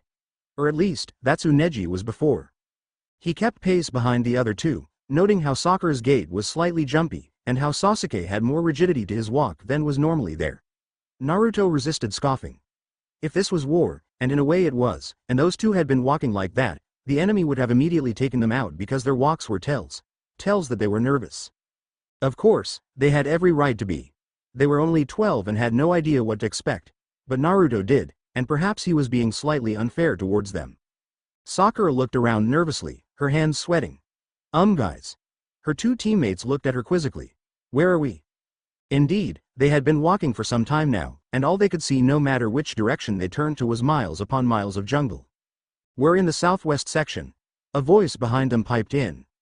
Sakura and Sasuke immediately turned around, kunais in hand, but Naruto stopped them before they took someone's eye out, having sensed the person's chakra earlier. Relax guys. It's only Shikamaru and his team. Team 10 stood in front of Team 7, with Shikamaru and Naruto exchanging secret nods. Ino pig. Sakura yelped. What are you doing here? The blonde girl smirked with malice. Naruto shivered slightly. Ino was as bad as Sakura when it came to their so-called rivalry. Well, she drawled out slowly, this is my team. So why shouldn't I be here? Then she sighed ever so slightly. But since you asked so nicely, Shikamaru said it would be best if we found you, so we tracked you guys down. You know. Sasuke spoke for the first time, his brooding eyes flitting between Naruto and Shikamaru. Naruto said something very close to what Shikamaru said. So, Shikamaru interjected. He shot a cheeky grin at his friend before saying, I guess great minds think alike. That had the Uchiha scoffing within seconds. As if. He muttered before stalking away, which made the girls of the teams try to keep pace beside him. This left only Choji, Naruto, and Shikamaru who were meandering away at a reasonable rate. How have you been, Naruto? Choji asked, munching away on some of the crisps he had. The man smiled. Choji had always been so gentle up until Asuma had died. Then he had truly emerged as a warrior. All Akamichis were nice folk, but if you pushed their buttons correctly, they were a force to be dealt with. I'm fine, Sho. How about you? Asuma-sensei treating you enough times? The chubby ninja smiled, rubbing his belly at the same time. Of course, Mom said that I gained some muscle mass the other day, so if I keep going like this, I'll be built in no time. Shikamaru grinned fondly at his childhood best friend. Not many understood that the Akamichi clan converted the protein that they ate into pure muscle.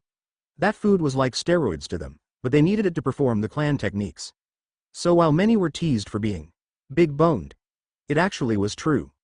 The bones in their body expanded, especially when they used the jutsu that made them grow bigger, like giants. The three of them walked behind their team in amiable silence, Naruto and Shikamaru both searching for signs of Orochimaru or Kabuto. Do you know where Lee is? Shikamaru asked Naruto in an undertone. No, do you remember how we met up last time? The Nara scratched his head. Didn't it have something to do with Sasuke getting bitten, and we were taking turns watching him when Lee showed up with his team? Let's make sure something like that doesn't happen again. Shikamaru added the last part darkly. Naruto nodded in concurrence. But, he said with a low chuckle, all this green foliage means that Lee has the perfect camouflage. Both the time travelers shared a quiet laugh before Choji looked at them strangely, forcing them to cease conversation. You two seem closer than usual, Choji remarked casually as he watched his two friends interact. Naruto scratched the back of his head sheepishly before glancing at Shikamaru, who nodded ever so slightly. Well, haha, you know what they say. Birds of a feather flock together, right? We're both dead lasts, isn't it obvious that we would stick together? Shikamaru deadpanned, causing both Choji and Naruto to share a good laugh, which in turn caused the other three to glare at them. You two or so. Whatever Choji was about to say was abruptly cut off by the whizzing swoosh of a kunai that was no doubt intended for them. Immediately, the 6 genin were on guard, kunais out, positioned in attack and defense stances. Shikamaru glanced at Naruto, who shook his head ever so slightly and mouthed 3. The Nara let out a small sigh of relief. Orochimaru was not part of this guerrilla attack.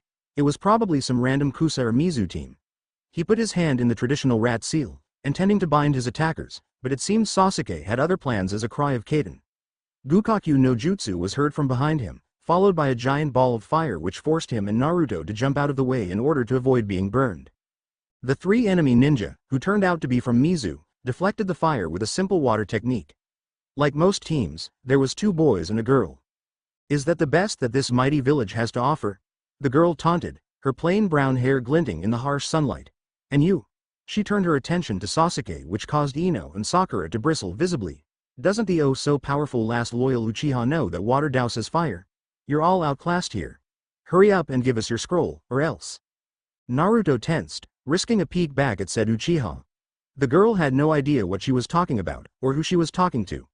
Sasuke didn't like being reminded that he was inferior to anyone, especially a foreigner. Naruto had no wish to see this girl killed by Sasuke's sheer rage. It seemed that Shikamaru didn't either, because seconds after the girl had said those words, she was trapped in the Nara's shadow technique. Has anyone ever told you that you talk too much? He asked lazily, not really willing to exert himself. You're outnumbered 2-1. It's you who should give up, or else. The Mizu Nin's face, which was already furious, grew even more angry. Her teammates, seeing the predicament she was in, launched into action. Suiten. Bakusu Shoha. Asterisk. One of the genin shouted, water spewing from his mouth. The 6 genin were forced to move out of the way as the genin who performed the jutsu rode the giant wave he had created. The smirk on his face was not one that either Naruto nor Shikamaru were particularly fond of. The shadow that the latter had cast was forcibly removed, and the girl was up and moving again. Get ready. Surprisingly, it was Ino who called that out as they all saw the second male genin run through a series of hand seals. Suiten. Daibakuryu. Asterisk. Immediately, a giant whirlpool was created, intending to drown the 6 of them. From a tree branch above, Naruto narrowed his eyes, noticing how the wave-creating genin's wave was diminishing in size. It made sense. The size of the wave was dependent on the chakra levels of the user. Since the technique he had used was at least B rank, and he was only a genin with average-sized coils, he was quickly running out, and the other boy. 2 water users in a village with mostly fire affinities. How foolish. The jutsus would only neutralize each other.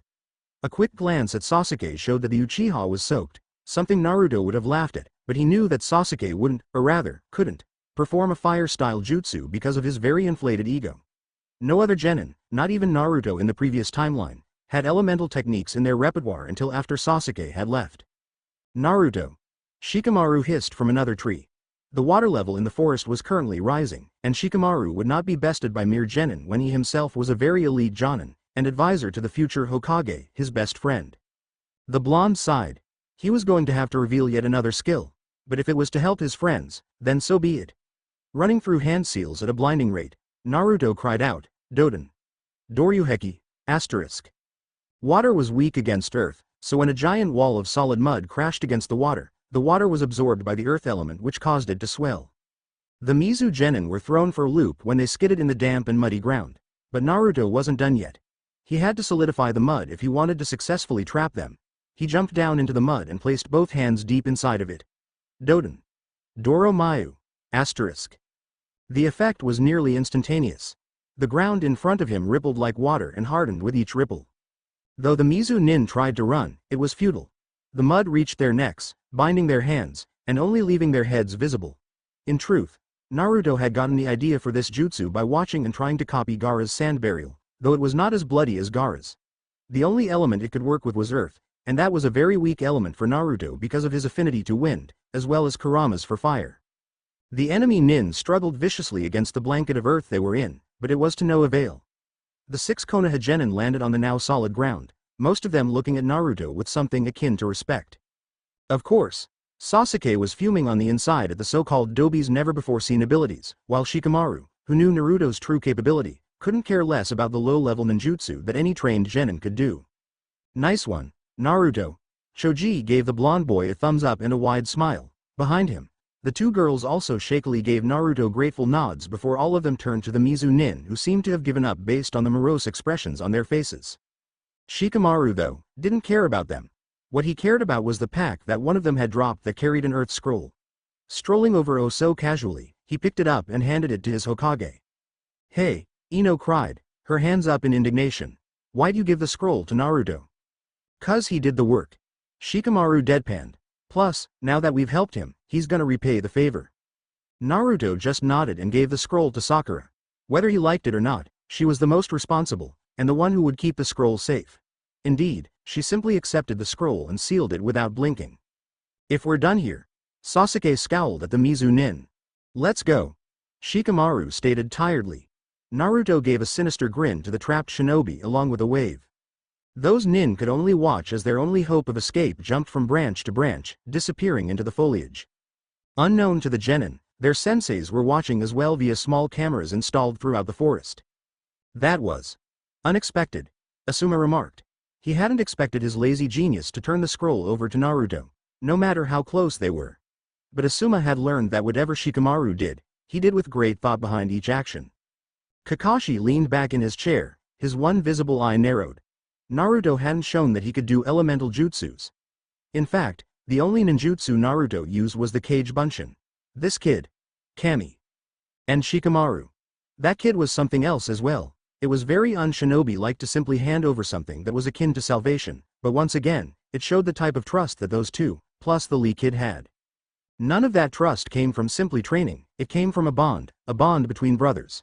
The bond that Kakashi and Obito should have had. The copy ninja made himself comfortable, because he knew this was going to be quite an eventful test. Lee was having the time of his life in the forest, mostly because he was sort of bonding with Neji, but also because it gave him an excuse to use some of the unending youth aka expendable energy, that was making him jumpy all the time. The spandex-clad boy, man, was literally bouncing off the trees, doing somersaults and flips whenever he could. Tenten, being the understanding girl that she was, simply thought that Lee was overexcited for this exam. While she was partially right, Lee was understandably jumpy as well, for he had seen Orochimaru, and knew that the ex-Sennin would attack sometime in the next day or so. He wondered where his two friends were, if they were together, and most importantly, if they were safe. Lee didn't actually come into contact with them in the previous timeline until Sasuke had been bitten, and they were all forced to protect him. Lee-kun, Tenten called, slapping her forehead in exasperation. She had been watching her teammate for some time now, and it seemed he was so lost in his own flames of youth that he didn't realize he was almost about to crash into a very big oak tree which was home to some very ferocious-looking squirrels. The sheepish look that she gained in return was proof that Lee had heard her and acknowledged what she said. Neji, though incredibly stoic, even for a Hyuga that he was, couldn't help but smirk at the display. His teammate was eccentric to the point of downright annoying, but he was incredibly talented as well. And if it was one thing that Neji respected, it was strength. Tenten, Lee. Neji's voice stopped both in their tracks. The long-haired Genin's Byakugan was activated, and he was currently staring out into the vast foliage. What do you see, Neji-kun? Tenten already had her weapons scroll out. Lee hid a small smirk that could have rivaled Neji's as he entered into his taijutsu stance.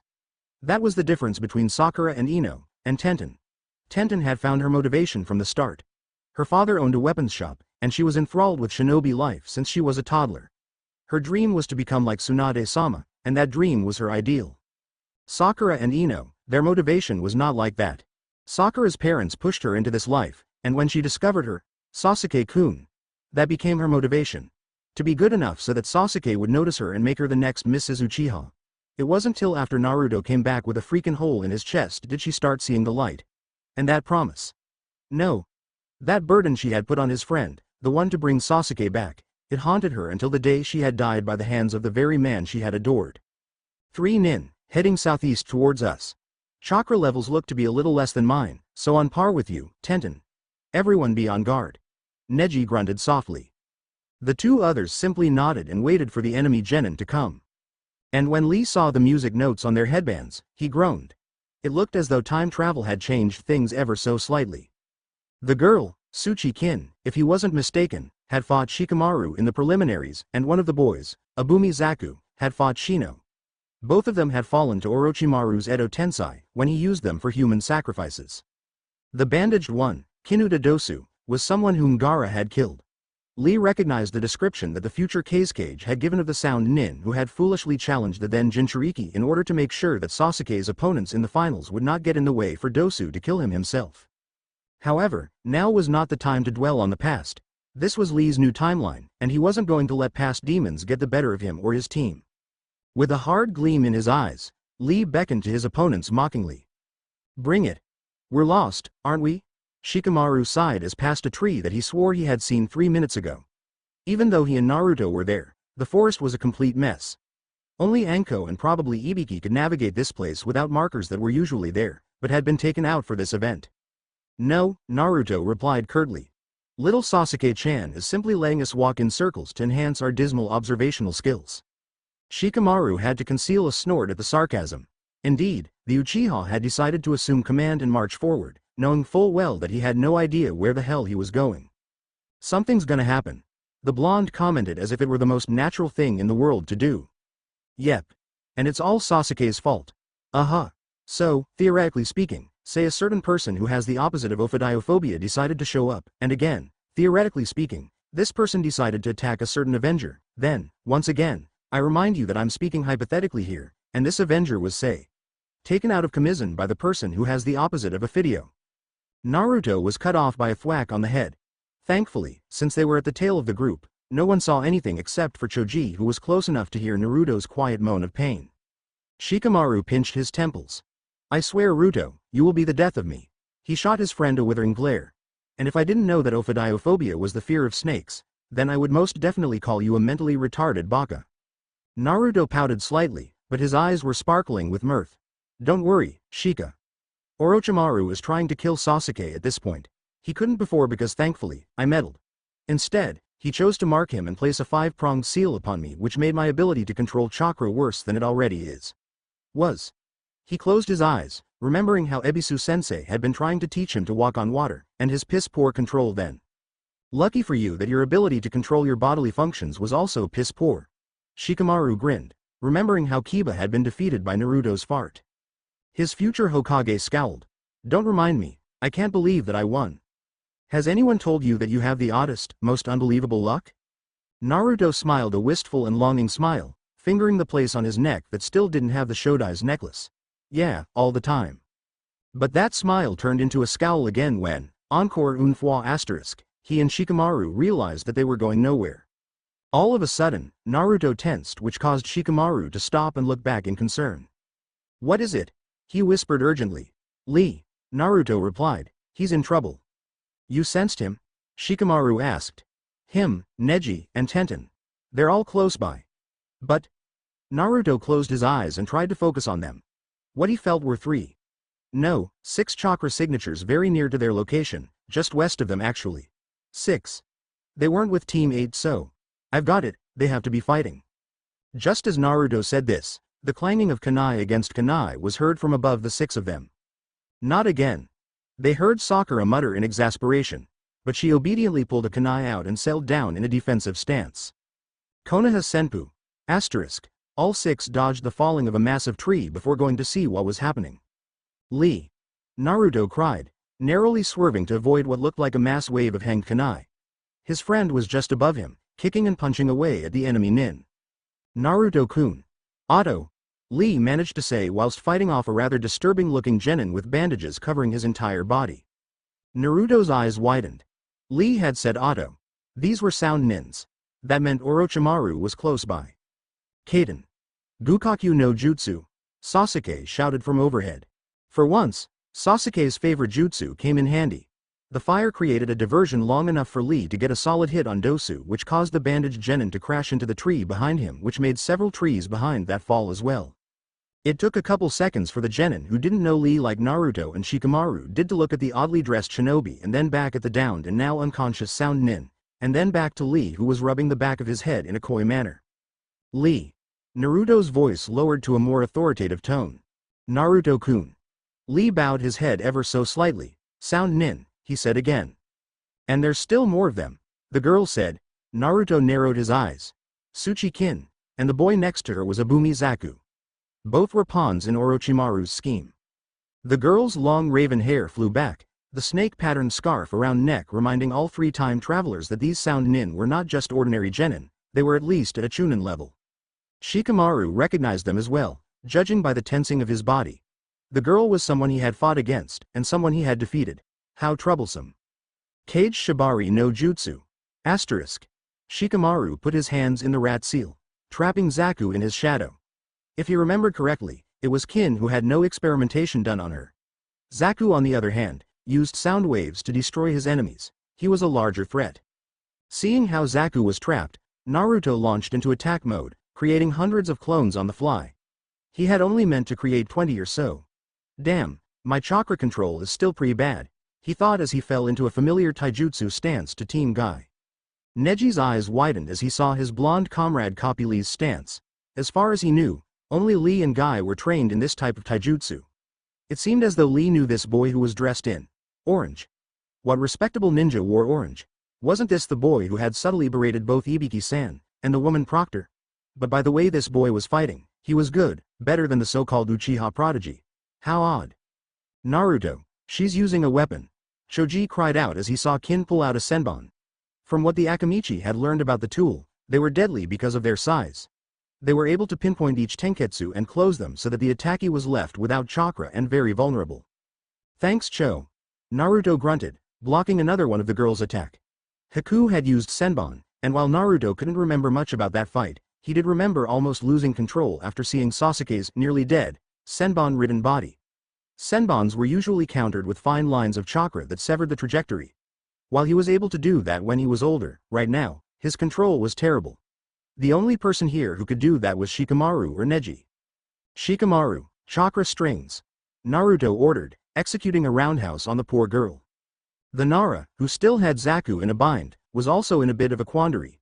He probably couldn't control the shadows as well as he wanted to, otherwise, he could do both at once. His next best option was Neji. Hyuga-san. The Hyuga looked indifferent at being addressed by someone he didn't know at all. This must have been the missing member of Team 10 when all of their senseis had forced them to have dinner. Lee, the blonde boy, and this Nara were conspicuously missing, as was the Uchiha. What?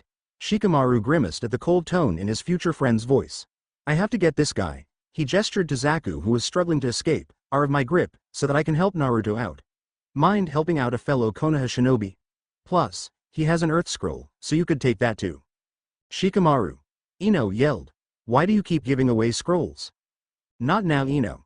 The Nara scowled. I'm trying to. What the hell? Shikamaru dropped to one knee, as did Zaku whose neck was rapidly spreading with Orochimaru's cursed seal. The Auto Nin was howling in pain, clutching his neck. Yet, because he could not move, the pain was nearly unbearable. Above them, Kin cursed as she saw the predicament her teammate was in. Orochimaru-sama must have activated the seal. It was a signal.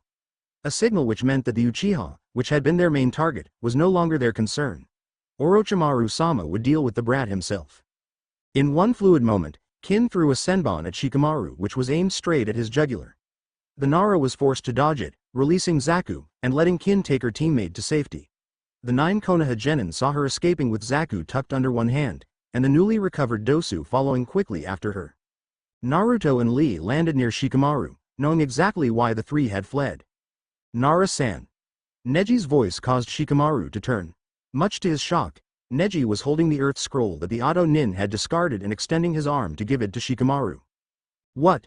We already have one. Tenten, the panda-haired girl waved cheerfully, found one left in the carnage of what looked like a bloody battle. There was sand everywhere. Lee added, emphasizing the last part. Gaara. Thank you. Neji-san. Right? Hinata's cousin.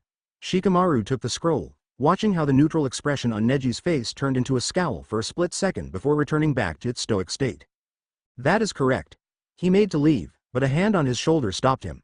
Neji was going to shake it off, but he found himself looking into the most luminous blue eyes he had ever seen. Neji-san, Naruto began. My name is Uzumaki Naruto, and these are my teammates, Haruno Sakura and Uchiha Sasuke, but you have already met them. He ignored Sasuke's bristle at being addressed last. We, that is, Shikamaru's team and myself, are asking if you would like to join us. Lee's, I think it's a good idea was left in the background when Neji raised an eyebrow and asked, and why would we do that? Think of it this way, Neji-san. There is strength in numbers. Now that we all have the proper scrolls, no one is tempted to steal the other's scroll. We are all on even footing, plus, we can ensure that Konoha will be on top by traveling together. A good ninja is supposed to be alone, Uzumaki-san. A good ninja doesn't need others. Neji scoffed. He had heard about Uzumaki from his pathetic cousin. Dead last, no family, the Hokage's favorite, prank puller extraordinaire. All in all, a talentless nobody, and someone who his cousin adored. He really didn't understand the opposite sex. However, some of what he had seen from the boy didn't go with what his cousin had said about him. The boy was smart, and somewhat talented. Then tell me why, Hyuga-san. This is not an individual test. Why does it require an entire team just to enter the Chunin exams? Our sensei once said that those who abandon others are worse than trash. Do you not agree? Naruto's voice had gotten very low, which his two best friends knew was a dangerous sign. If Neji had noticed the change from Neji-san to Hyuga-san, he didn't mention it. Ma, Tenten interjected, seeing that a fight might break out. I think that Lee-kun and I want to stay with you, so Neji-kun is outvoted anyway. Nay, Neji-kun? She wrapped an arm around his shoulder and shook him much to his ire. That had Lee chuckling slightly. Ah, the beginning to a couple who never got their happy ending. Perhaps I should play matchmaker. Seeing that he truly was outnumbered, Neji sighed and nodded curtly. Fine, but don't slow me down. Mendokus. The Nara grumbled, yelping when Naruto hit him over the head. What was that for? What did I tell you about that word? Oh, shut up. Laughing like a maniac, Naruto took off after Neji with Lee at his heels. Pretty soon, all 9 of them were finally going in the right direction thanks to Neji's Byakugan. Throughout all of this, Sasuke clenched his fists and gritted his teeth at the display that Naruto and Shikamaru, and that weird other genin had given. They had looked fluid in their movements. Naruto. He and Shikamaru were supposed to be dead lasts, not leaders, or fighters like he was. Shikamaru was right though. This all was very troublesome. Orochimaru-sama. The 3 Auto-nin murmured in unison as they knelt before the snake Sennin who was currently disguised as a kunoichi. Ku. Well? Hi. Kin stood up to give her report. The target, Uchiha Sasuke, appears to be strong for a genin. His ninjutsu is comprised of, from what we saw, fire techniques. Unfortunately, we were not able to account for his taijutsu or genjutsu skill. Not a problem, Kin-chan. And for once, he was telling the truth. He needed the Uchiha for his eyes, for the legendary Sharingan. It wouldn't be too bad though, if the Uchiha joined him. At least for a while. He had gotten hold of some psych reports after Itachi had massacred the clan. It seemed the boy was out for revenge. And for revenge, power was a must. Orochimaru could give young Sasuke all the power that he needed, for a price. So he would wait and see what would happen after the invasion. But first, giving Sasuke his mark seemed appropriate. When do you think Orochimaru will strike? Lee asked his friends in an undertone. Soon. Shikamaru replied tersely, on edge for another attack. He recalled his ninja, meaning that he wants an update on everything going on in the forest, mostly Sasuke. Maybe he's getting impatient, and maybe that means he'll attack sooner. That's the thing though, isn't it? Naruto said softly. We're running on maybes and not definitives. Maybe he'll attack tomorrow. Maybe he'll do it within the hour. Or maybe he won't attack at all. We'll never know until it happens. Such is the downside of time travel. Shikamaru inserted sagely. What are you 3 talking about back there? Ino grumbled, the frustration on her face showing. Nothing important, you know. Just about how life is too troublesome, and how we would rather be looking at clouds than doing this. Naruto grinned at the Yamanaka who huffed and rolled her eyes. You're like a hyper Shikamaru. You have no idea. Lee added softly so only the other 2 could hear, except not as smart. Or well-rounded. Shikamaru had to have his 2 cents as well. Or calm. Or relaxed. More like lazy. Lee corrected the Nara who stuck his tongue out at him playfully. Or handsome. Shikamaru just had to add that one. Will you guys stop? Naruto asked, irritated that they were ganging up on him. I am your Hokage after all. Ouch. Shikamaru gave his Hokage that one-fingered salute. After telling us that we're not allowed to play the Hokage card, you go and play it yourself. Hypocrite. Oh, shut up. Naruto pouted. And by the way, the ladies love my ocean blue eyes and luscious golden locks, and my Adonis-like figure. So remind us why you've never had a girlfriend before? And that was the end of that conversation. Hokage-sama. An Anbu in a bird mask knelt before his leader. Tori-kun. Report. The wizened man took a puff of his pipe before gesturing for his subordinate to begin. Hi. While patrolling Training Ground 44, the Sigma team discovered the bodies of 3 Auto-genin, all of which were destroyed through the application of a tremendous force that crushed the bodies of the victims. Around each body, minute traces of sand was found, which confirms that the killings were made by Sabaku no Gaara, the carrier to the Ichibi. We also found the corpse of a deceased Auto Kunoichi, though her death was not caused by the sand genin. As of now, it is difficult to pinpoint the cause of death without a medical expert such as Tsunade-sama. It was no secret that Gaara, the Kasuke's son, was the Jinchuriki of the Ichibi. Actually, it was only Konoha who hid the existence of their Jinchuriki partially for his own safety, but also because one day Naruto would become Konoha's ace in the hole. However, what the container of the Ichibi had done was truly disturbing. Sarutobi ran a hand over his weathered face. This boy, Gaara, he is a viable threat to Konoha. It wasn't a question, it was a statement. Hi, Hokage-sama. The Anbu replied. Is he a threat to Naruto? Sarutobi truly did not know what happened when Jinchuriki met Jinchuriki. Did the tailed beasts recognize each other? Did they hate each other? Would they use their hosts to kill each other? All of these were unanswered questions. The Anbu hesitated before answering. We do not know. Since Uzumaki has only utilized the Kyuubi's power to save the life of Uchiha Sasuke, we are not sure of the extent to which the Kyuubi and Uzumaki connect on. Forgive me if I ask, but is this not the reason you have called Jiraiya-sama to Konoha? Yes. That was all Sarutobi was going to say on that matter. However, Naruto-san seems to be an able shinobi who is holding his own. From the footage that we've seen, he is a resourceful and clever ninja, one who convinced Asuma-san and Gai-san's teams to join him. Tori, or Tenzo, or Yamato or whatever you wanted to call him had been surprised to see the normally exuberant and seemingly untalented Genin sense him, and Anbu whose chakra was supposed to be nearly undetectable. He should have seen it coming after all those pranks he had pulled, dropping paint bombs over Anbu headquarters. He still had to kick Kakashi for giving the kid the location, and then running away from trained operatives in orange of all colors and not getting caught until much later. That warranted a tiny bit of respect, and a lot of ire. The Hokage steepled his fingers. Asuma and Gai's teams, huh? Of course. Shikamaru and Lee were on those teams as well. It was obvious that they would make an alliance. Still though, he was interested to see the footage, not just to check Naruto's progress, but also to see how the other Konoha genin were faring. For a moment, there was a pause in which the Hokage was contemplating to give his stack of never-ending paperwork to the overworked Anbu in front of him.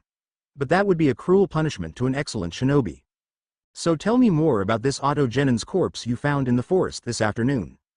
Cleaning was not one of the Nara head's pastime, but since his wife insisted that he take some time to clean the entire house before going to see the preliminaries of the Chunin exams, he had no choice. If Yoshino wanted something done, then it would be done, no questions asked.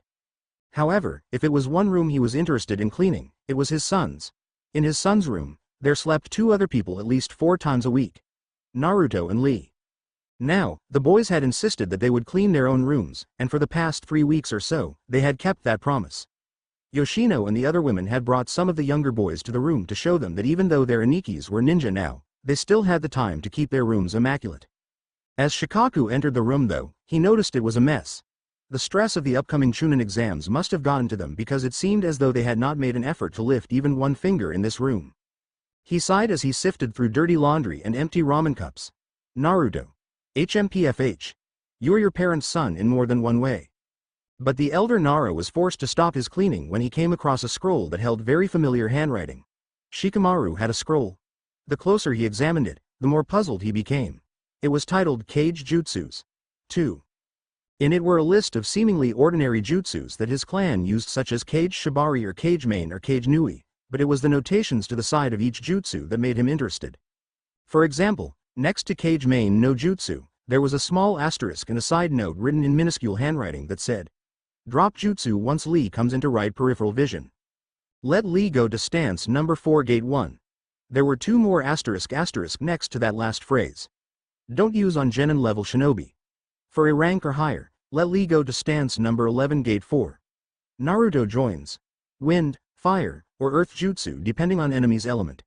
For more than one opponent, use Cage Nui and let Naruto use RS asterisk or OR. Then, I'll come in with lightning or water used in conjunction with shadow techniques. Work on stage 2 with Lee, and stage 3 with Naruto. While he had no idea what RS or OR meant, or what stances 4 or 11 were, he could only imagine that this was part of a collaborative effort to bring down opponents. What troubled him was the bit about the gates. He knew that Guy was able to open them, but for a mere genin to know about them, much less to utilize such a dangerous power. Why did Shikamaru even know that Lee could do that? Was this how they trained? Plus, Shikamaru was not even in a team with those two. Why was he planning these attacks with them? He read further into his son's notebook, knowing he wasn't supposed to, but marveling on how his son's mind worked. Though the Nara clan was known for its brains, his son was a true genius. Some of the stuff that he was saying took the original Cage Jutsu scroll which all clan members were required to memorize before they became genin, and expand upon it. Since he had included only Naruto and Lee, it meant that his son was serious about this friendship. This brotherhood between them. It was clear that Shikamaru was going to work only with them once all of them became Chunin. Who knew? Maybe one day they would all join Anbu together. Well, there goes the hope of rebuilding the Ino Shikacho. The man thought morosely. At the same time though, tradition wasn't always a good thing. Putting the dead last with the top male and female kunoichi was actually detrimental and caused tremendous rifts. From the little that he had seen of Team 7, it was clear that Naruto was not actually dead last, and that the top Kunoichi was only book smart rather than street smart. Shikaku turned around, now nearly done with cleaning when another little notebook caught his eye. Curious to see what other trinkets of knowledge his three favorite kids were hiding, he went over to Naruto's corner and saw what had his attention. It was a book titled Fujinjutsu, Collab, Nin, Tai, Cage. That had to mean Shikamaru and Lee were in on this. And this had to be Naruto's book. The property of Uzumaki Naruto tag gave that away. So the kid was interested in seals It was in his blood after all. He knew that the Uzumaki clan, cousin to Senju and therefore Uchiha were seal masters. Of course, that meant that every Senju had learned this art to an extent, and Kushina and Minato were masters. However, Naruto was not privy to his lineage, at least, not that they knew of. For him to be interested in this difficult speciality was either fate, a coincidence, or the boy knew of his ancestry and wished to make his parents proud. He picked up the book, wondering what was in it. Shikaku did not see the small, barely visible seal on the spine that lit up the second he touched it. Arg! What the? The Nara held his hand, which was covered in angry red welts. The book had a seal on it. Gingerly wrapping his aching and blistering hand with some gauze, he bent down to examine the book. Indeed, there was a small seal, infused with blood. It was a simple seal that all Jonin learned to repel intruders. But it was modified because of the blood. This meant that only those who Naruto trusted implicitly could read the book, and he had to give those people permission first. Shikaku could only think of two other people who had any knowledge of that book existing, or of Naruto's skill with Fujinjutsu. He rubbed his temples wearily with his non-injured hand. Hopefully, he didn't find a secret scroll of taijutsu that Lee held because this was just too troublesome. On the other hand though, he had a legitimate excuse to stop working. Not that Yoshino would let him, for the love of. Just shut up. I don't know which one is worse. Double the fun. TCH. How are we still sane? For the past 10 minutes, Sasuke and Neji were competing for the position of point, constantly butting heads, and annoying each other plus the rest of the team, minus Sakura and Ino. Between the five of them, that is, Naruto, Lee, Shikamaru, Tenten, and Choji, each of them were amusing themselves by betting on who would back down first. Surprisingly, or not so surprisingly, everyone voted for Sasuke. Lee looked at the rapidly darkening sky with worry. Day 1 was nearly over, and they hadn't found Hinata's team yet. Perhaps it was because all of them were trackers and maybe they had escaped quickly. However, the spandex-clad Nin didn't want anything to happen to his friends, even if they technically didn't know each other yet. Neji-kun. Lee called to gain the Hyuga's attention. He pointed up, watching as Neji got the message.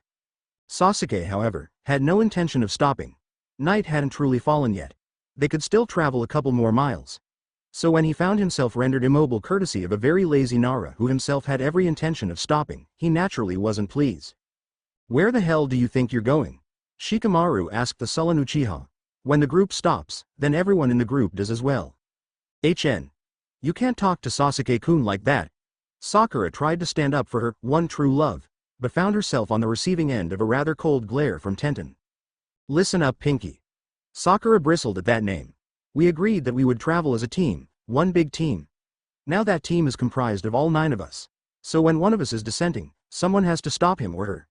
So to sum it up, we have every right to talk to your Sasuke-kun. Like that. She turned to said Genin. You got that, Uchiha?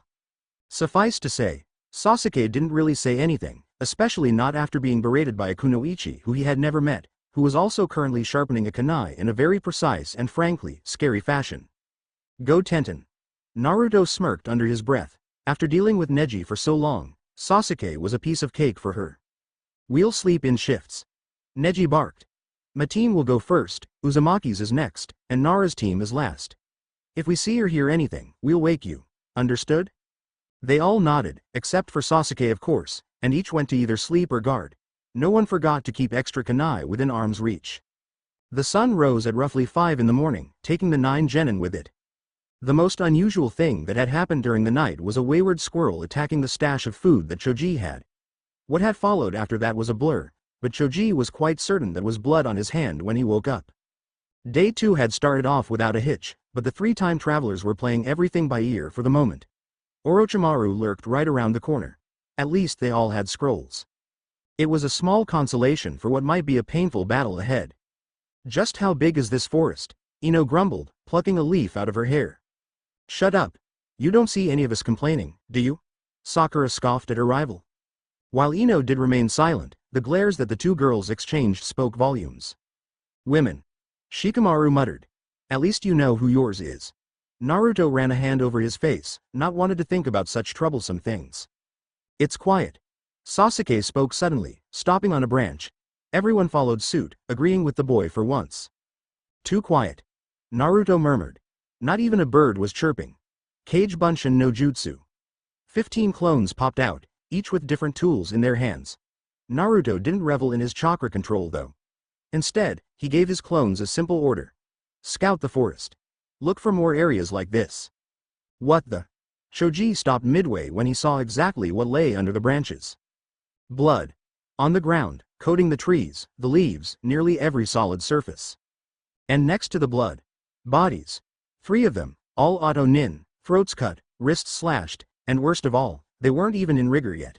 Which meant the bodies must have been only a few hours old. I feel like puking. Ino held a hand over her mouth. She couldn't bear to look at the carnage below. Lee's eyes narrowed in anger.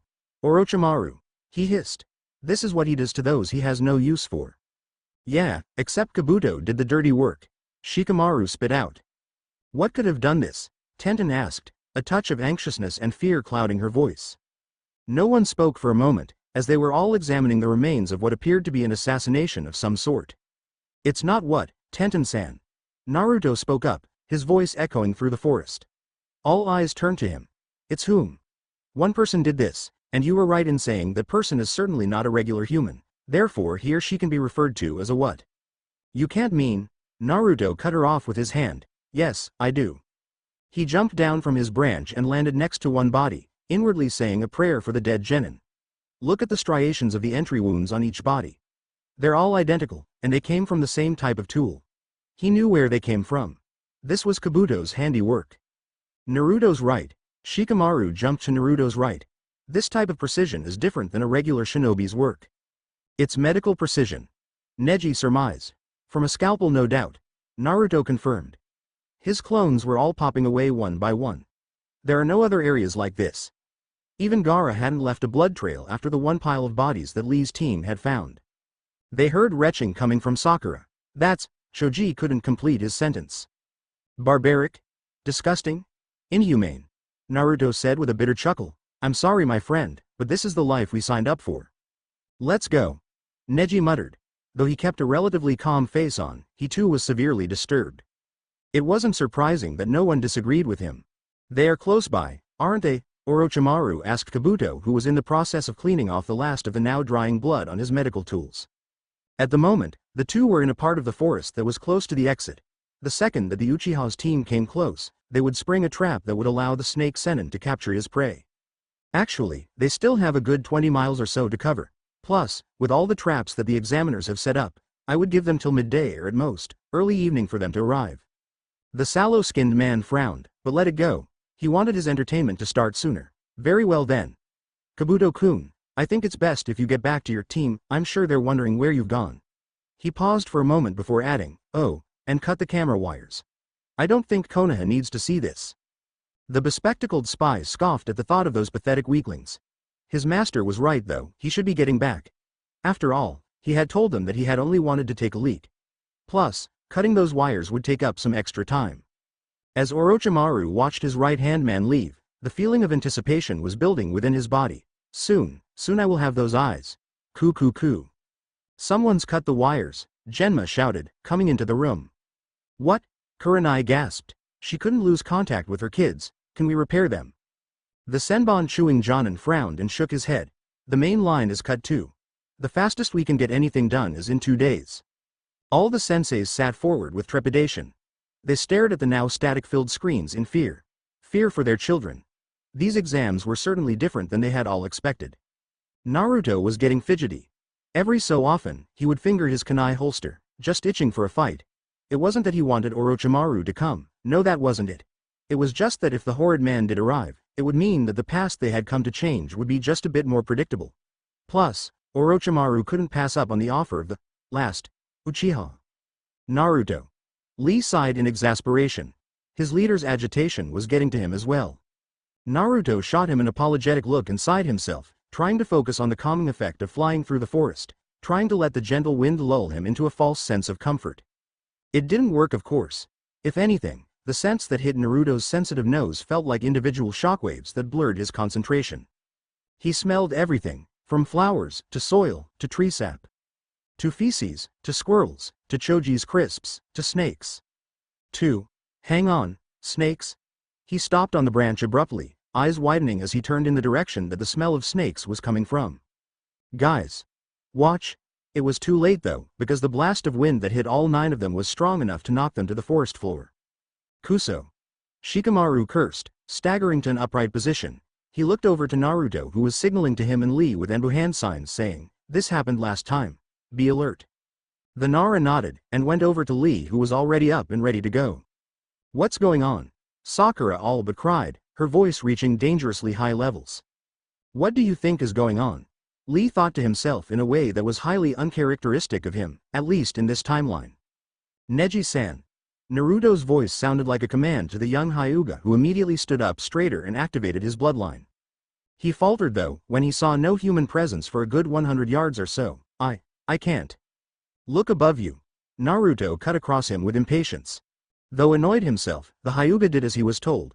There, he sensed something, though it was just inside his range. "Whatever that is, it's approaching rapidly," Neji warned. "Brace yourselves." "No," Shikamaru stated as calmly as he could. "We have to retreat. If this thing could make a wind jutsu from that far, then we don't want to be anywhere near it. I'm not going to run away like a coward." Sasuke crossed his arms, looking remarkably like a petulant little boy. "Listen to Shikamaru, Sasuke-san. We are mere genin. Whoever did that jutsu is not. This is not an act of cowardice, it is merely for survival." Lee added. "We'll take care of him." The scowl on Sasuke's face deepened, and a retort was on the tip of his tongue when Neji's cry of, "Watch out," rang through the silent forest. From seemingly nowhere, hundreds of snakes poured down, trying to latch on to the 9 genin. Ino and Sakura screamed, trying to escape the snakes. Tenten, on the other hand, had pulled out dozens of weapons and started slashing away at the snakes. "Tenten-san." Naruto grunted, cutting his own snakes open only to see them pop away in a puff of white smoke. "They're summons." "What does that mean?" The girl huffed out, executing a complicated flip. "It means that you can't fight them like that. Once one summon is gone, another takes its place. It's a never-ending cycle." "So how do you stop them?" Neji asked. He was close enough to hear what his teammate and the blonde boy were talking about. Naruto paused for a moment to create about 100 or so shadow clones before answering. "You have to fight summons with summons. That's the only way." While this was a complete lie, it might make the others realize that they were outclassed. He saw Neji and Tenten contemplating upon what he had said, and hoped to whatever god there was that they took his word. "But how can we escape, Naruto?" Choji joined in on the conversation as well, slamming a snake onto the tree and watching it poof away. The grin that Naruto gave him reminded the rotund boy of when Naruto used to pull all those pranks. It was a foxy grin that never failed to make Choji smile as well, even if this was a potentially life-threatening situation. "Just leave it me, old friend," Naruto softly muttered. In a louder, more authoritative voice, he yelled, "Stay back everyone." It was time to make use of his poor chakra control. Kage Bunshin no Jutsu. The other genin watched in awe and slight jealousy. Sasuke, as not hundreds, but thousands of Naruto copies popped up, each with a kunai with hand.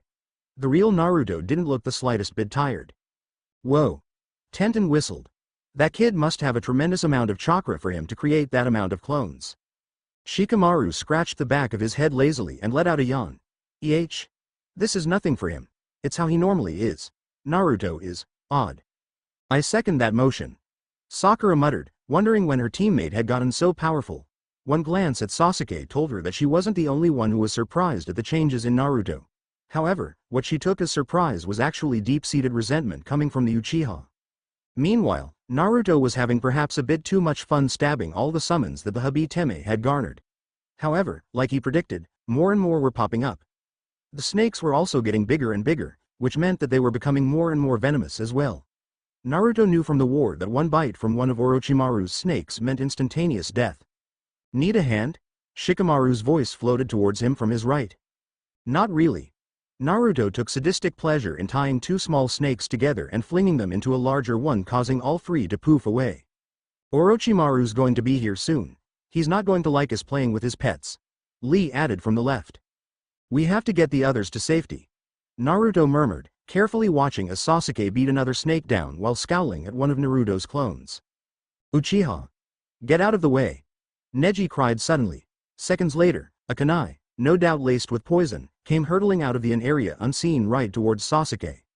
Sasuke's eyes widened. There was no way he could get away at this rate unless a flash of green stopped his negative thinking. In the next instant, the Uchiha found himself being carried bridle side by the eccentric genin in green spandex. Are you alright, Sasuke-san? The boy asked seriously, looking left and right to assess more possible flying kunai. He scowled, inwardly marveling at the other boy's speed before hopping out of his arms. It was already shameful that he had to be saved by this kid, but to be carried by him too. How embarrassing. Fine. Sasuke ground out. Now, Lee wasn't expecting a full thank you from the Uchiha, but a grateful look or nod would have been nice. After all, he had just saved the kid from Orochimaru's clutches. Hopefully. Let's go. Sakura yelled, noticing how Naruto's clones were being dispelled at a fast rate, and how the snakes were about double the size of an adult. One of the snakes caught hold of Shikamaru's legs and bit down hard. The Nara let out a strangled cry of pain before stabbing the creature with a kunai. Luckily, it was a smaller snake, and not as venomous. Cries of Shikamaru filled the air as Naruto, Lee, and a couple others leapt to his aid. I'm fine. He grunted, trying to stand, but found that his leg was going numb rapidly. Shit. Naruto shook his head, trying to assess the situation. A couple moments later, his eyes sharpened and he looked each genin over. Listen here and listen now. Unknowingly, each shinobi present straightened his or her posture. Lee and I will look after Shikamaru. You guys go and divide yourselves in 2 groups of 3. Sakura, give us a scroll. Go to the checkpoint, tell the senseis about what has happened, and they will help us. As long as you are all Konoha shinobi, and in groups of 3, the senseis have no choice but to clear you. The poison in Shikamaru's leg will slow this group down and we will all be susceptible to whatever is out there. Now is not the time to argue. Just go. As the last word was shouted, a barrage of kunai, no doubt from the shuriken cage bunshin technique, hailed down on them, making Naruto's point even more prevalent. Go, he said again. We'll catch up. Naruto crossed his hand over his heart. I promise. Though Neji and Sasuke truly wanted to argue, the look in Naruto's eyes made them stop. Sakura slowly threw both the Heaven and Earth scroll over to Lee, who caught them with one hand. Go. Shikamaru said firmly, standing up slowly. His leg was bleeding slightly, and the venom was coursing through his veins. Shika. Just go. The Nara cut Choji off harshly. Please, he added in a softer voice, we'll be fine. After several uncertain glances thrown their way, the remaining 6 Konoha genin leapt towards safety. Neither of the time travelers could breathe a sigh of relief though, because not 2 minutes after the others had gone, they heard a voice they had been preparing to hear for some time now. Coo. Orochimaru's hiss resonated through the forest. What do we have here? Are they going to be okay? Sakura asked Ino worriedly. She hadn't wanted to leave her teammates and fellow genin, but something in Naruto's voice just made her want to trust him. I don't know, Ino replied, her voice shaky. Shikamaru, She faltered, blinking back tears. He was one of her oldest friends. If anything happened to the 3 of them, she didn't even want to think about it. I trust Naruto. Choji said firmly, if he says that it's gonna be alright, then I believe him. Yes. Sakura didn't know why she believed in her odd teammate's words, but there was a certain aura around him that the Hokage had as well. It was that of a leader. The exit is up ahead. Neji's voice was tense, the 3 genin that they had left behind, or rather the genin they were forced to leave behind, on his mind. The 6 of them landed quietly, taking a moment to look back, wondering if the other 3 were following them. No such luck. Let's go. Sasuke murmured, a bit less arrogantly than usual. As they went into what they believed to be a safe haven, they didn't notice the cold gray eyes of a particular bespectacled genin watching them from the shadows. So the Uchiha didn't stay to greet Orochimaru-sama. This is going to be interesting. Only a glint of silver could be seen as Yakushi Kabuto stepped out into the fresh air, and followed his comrades into the next round. Orochimaru. Naruto said calmly, his diction and heart rate steady. Next to him, Lee hovered ahead of Shikamaru, protecting him. The Sennin stepped forward from a tree across from them, dressed in an Oto Kunoichi's skin. His snake-like eyes narrowed with amusement. What's this? The Kyuubi container. Just my luck. Orochimaru was slightly disappointed that the other two genin held no surprise on their faces at this S-ranked secret. How odd. So you know who I am? It's nice to know that I have a fan. Naruto smirked ever so slightly. The same can be said of you, Naruto-kun. It was Orochimaru's turn to smirk as he watched the Kyuubi kid assume an offensive stance. Maybe he should have taken the brat when he had the chance. Now, Naruto-kun. There's no need to fight here. I can see that your friend is hurt slightly. By the way, I didn't appreciate you injuring my precious snakes. Naruto scoffed at the sickly sweet tone that the senin had. Don't be stupid, hubby-san. Toads are much better than snakes. Orochimaru made an indistinguishable noise at the back of his throat. The brat was sounding too much like his idiot teammate. He watched as the kid pulled what looked like seals out of his pouch and placed them carefully on the other two and then himself. So he knew sealing EH. It seemed as though the Uzumaki legacy continued in this new generation. What Naruto had put on all three of them was a chakra restoration seal. For Lee and himself, it would boost their levels. For Shikamaru, it would help in the healing process. While Naruto and Shikamaru both knew rudimentary healing, their control was so bad that they couldn't even perform the most basic of the medical jutsus. Thanks, bro. Shikamaru closed his eyes and allowed the warmth of his own power course through his veins, centering around his injuring leg, slowly soothing and healing it. Anytime. Naruto grimaced when he felt his stomach heat up. Yep, his companion was close to waking up, and he was not happy. Kurama. I don't know if you can hear me or not, but calm down. Orochimaru is nothing but a fly, so calm down. The fox somehow must have gotten the message because the warmth suddenly vanished, leaving Naruto oddly cold. You three have potential. Orochimaru mused out loud. Such strength, such power. Together, we could do great things. I could give you anything. So this is how Sasuke was lured to his side. Lee thought with disgust. Never would I join the likes you, he snorted in derision. I would rather die first. Orochimaru's eyes narrowed. Die. Well, that's something I could arrange. After all, who will care if three nobodies like yourselves were to perish tragically in the forest? Especially you, Naruto-kun. He's coming. Shikamaru muttered, now able to stand on his own. We know. The other two replied in unison. From Lee's left, came two snakes the size of small cottage. These snakes could kill in an instant. Konoha senpu. He cried out, kicking one in the gut while Shikamaru covered his back by trapping the other one in its own shadow. Move. Naruto commanded, running through hand seals as fast as he could. Doden. Tsuchi Meso. Asterisk. From below, the ground spiraled up, swallowing the snakes whole. Elemental jutsu won't work on me, Orochimaru taunted, darting in and out of the branches. The man was fast, that much Naruto could acquiesce. But he was the son of the Yellow Flash. Shika. Hi. Raiden. Inazuma Rakiba. Asterisk. Lightning force field. The Nara's jutsu forced Orochimaru to stop in his tracks to avoid electrocution. Naruto. The blonde placed his hand on the nearest tree and began to charge it with his chakra. This particular move was one that he and Shikamaru had perfected during the last war. The force field caused the enemy to stop, and Naruto's attack left them with nowhere else to go but down. Sweeten. Genzai no Go. Asterisk. Torrential current. The water mingled with the lightning, creating electric charges that neared 1 million joules. Orochimaru was virtual toast in a large toaster. Shikamaru infused his element, lightning, into his fist and got ready to attack. He jumped from branch to branch, thankful for Naruto's seal, getting ready to attack. The now slightly dazed Orochimaru was out of his comfort zone enough for Shikamaru to gain an entry. Juren Konbo, asterisk. The 10-hit combo of uppercuts and kicks that was powered by lightning shocked Orochimaru with each blow. All three watched as Orochimaru crumpled onto a tree branch a good 10 feet down. That was too easy. Lee finished. Too right you are, Genin-kun. Orochimaru's voice came from behind them. The body below transformed into an auto-genin, who was dead before Orochimaru had taken over his body. Before the three could react, one of his snakes had tried to bite Lee in the neck, but Naruto pulled him out of the way in time, not realizing that Orochimaru had something else in mind. Damn it. Shikamaru spit. He should have seen this coming. Konoha Shofu. Asterisk. Lee cried from overhead, powering his leg with all that he could muster. It was too bad that he missed the senin, because 7 trees below him collapsed to the ground.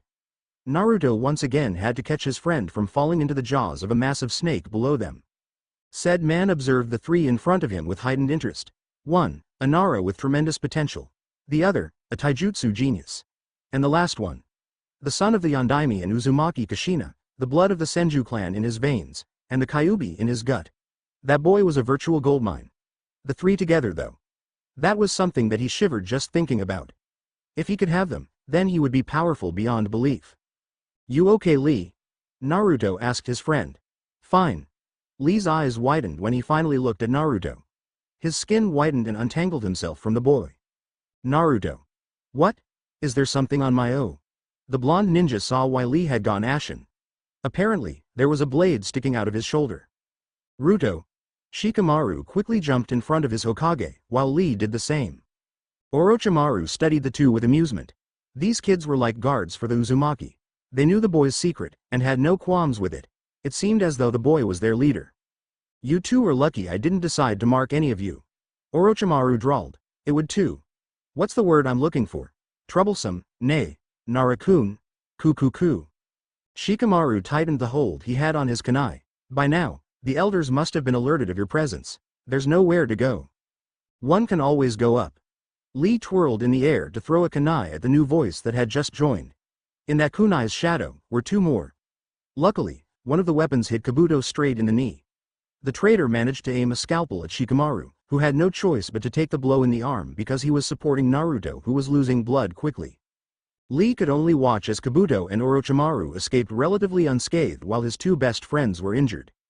Naruto winced at the pain he felt from Orochimaru's blade. It wasn't Kusanagi, but it was something that he recognized.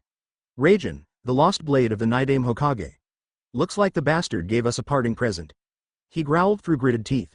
With no hand signals, he created a shadow clone and ordered it to pull out the blade. Arg. Damn it. Crap. Shit. Foo. Naruto's cursing was cut off by Shikamaru's hand, which Naruto noticed was bleeding. I'm fine.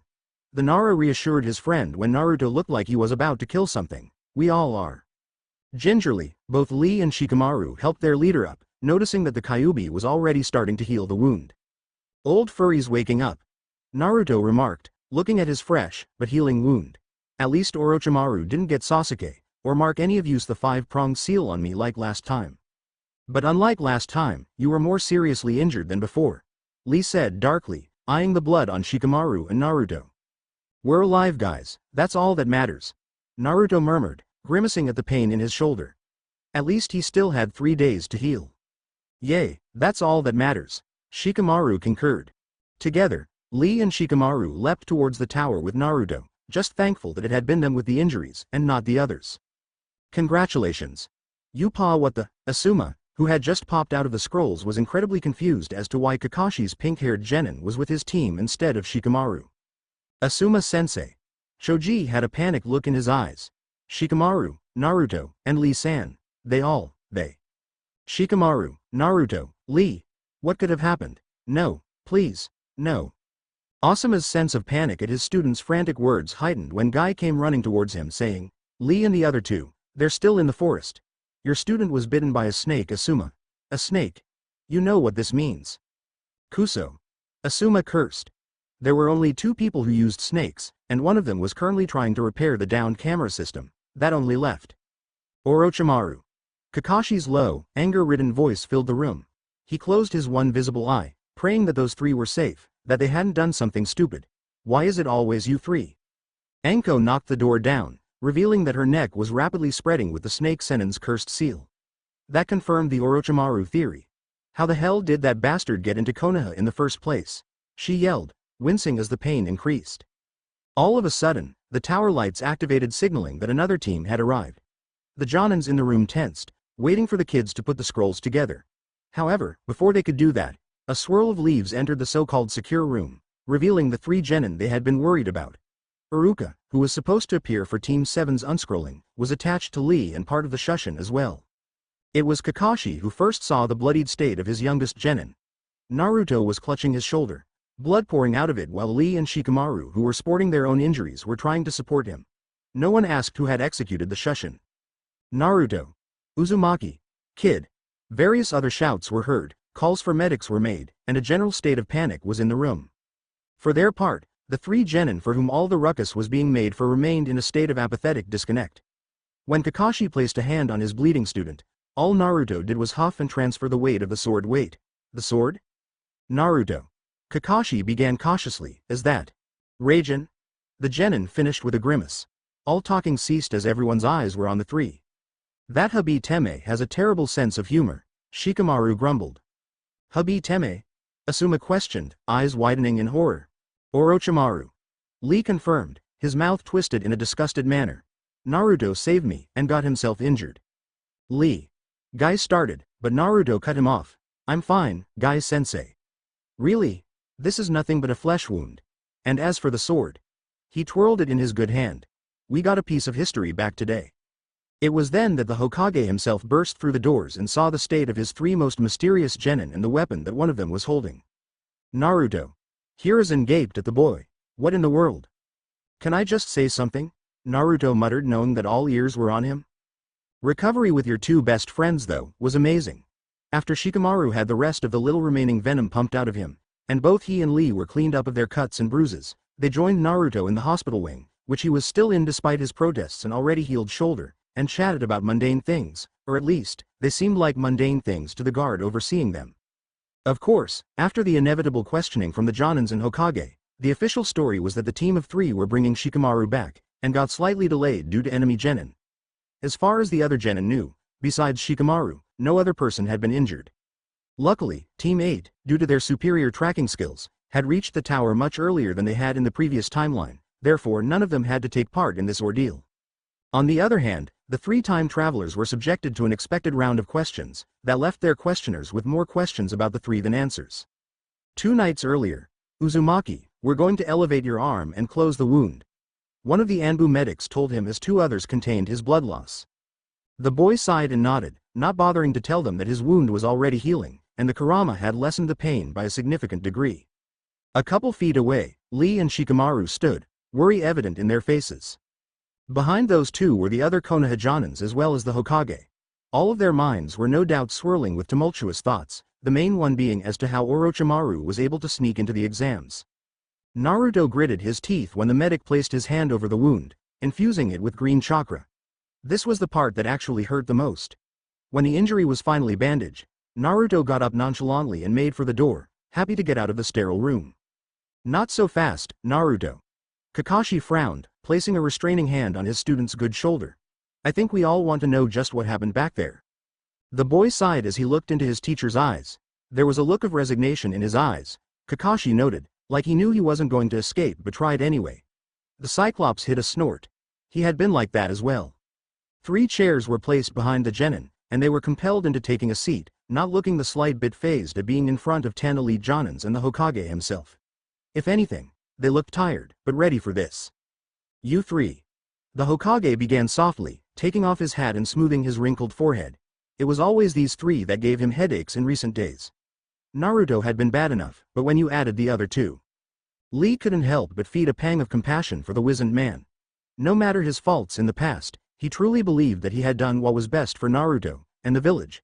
This man had a huge burden on his shoulders, and they would try their hardest to prevent his death. Just what exactly happened? Shikamaru glanced at Naruto, who just huffed out air from his nostrils but nodded ever so discreetly. We had teamed up with Team 7, as well as Guy-sensei's team, because we figured that the more the merrier. Anyway, nothing out of the ordinary happened until this afternoon. We were ambushed by snakes, which Naruto determined were summons. The most famous snake summoner is Orochimaru, so logically, that's who was attacking us. Anko-san is also a snake summoner, but she obviously wouldn't attack us. Lee added, addressing the scantily dressed woman. Don't be so sure of that, kiddo. She muttered under her breath, having still not forgotten how Naruto had embarrassed her. The feeling had reduced though, as she was sure these kids had stopped Orochimaru. Before that though, Naruto spoke for the first time. We came across a massacre. There were 3 autogen and all of them were drained of blood and just left there for the elements to take them.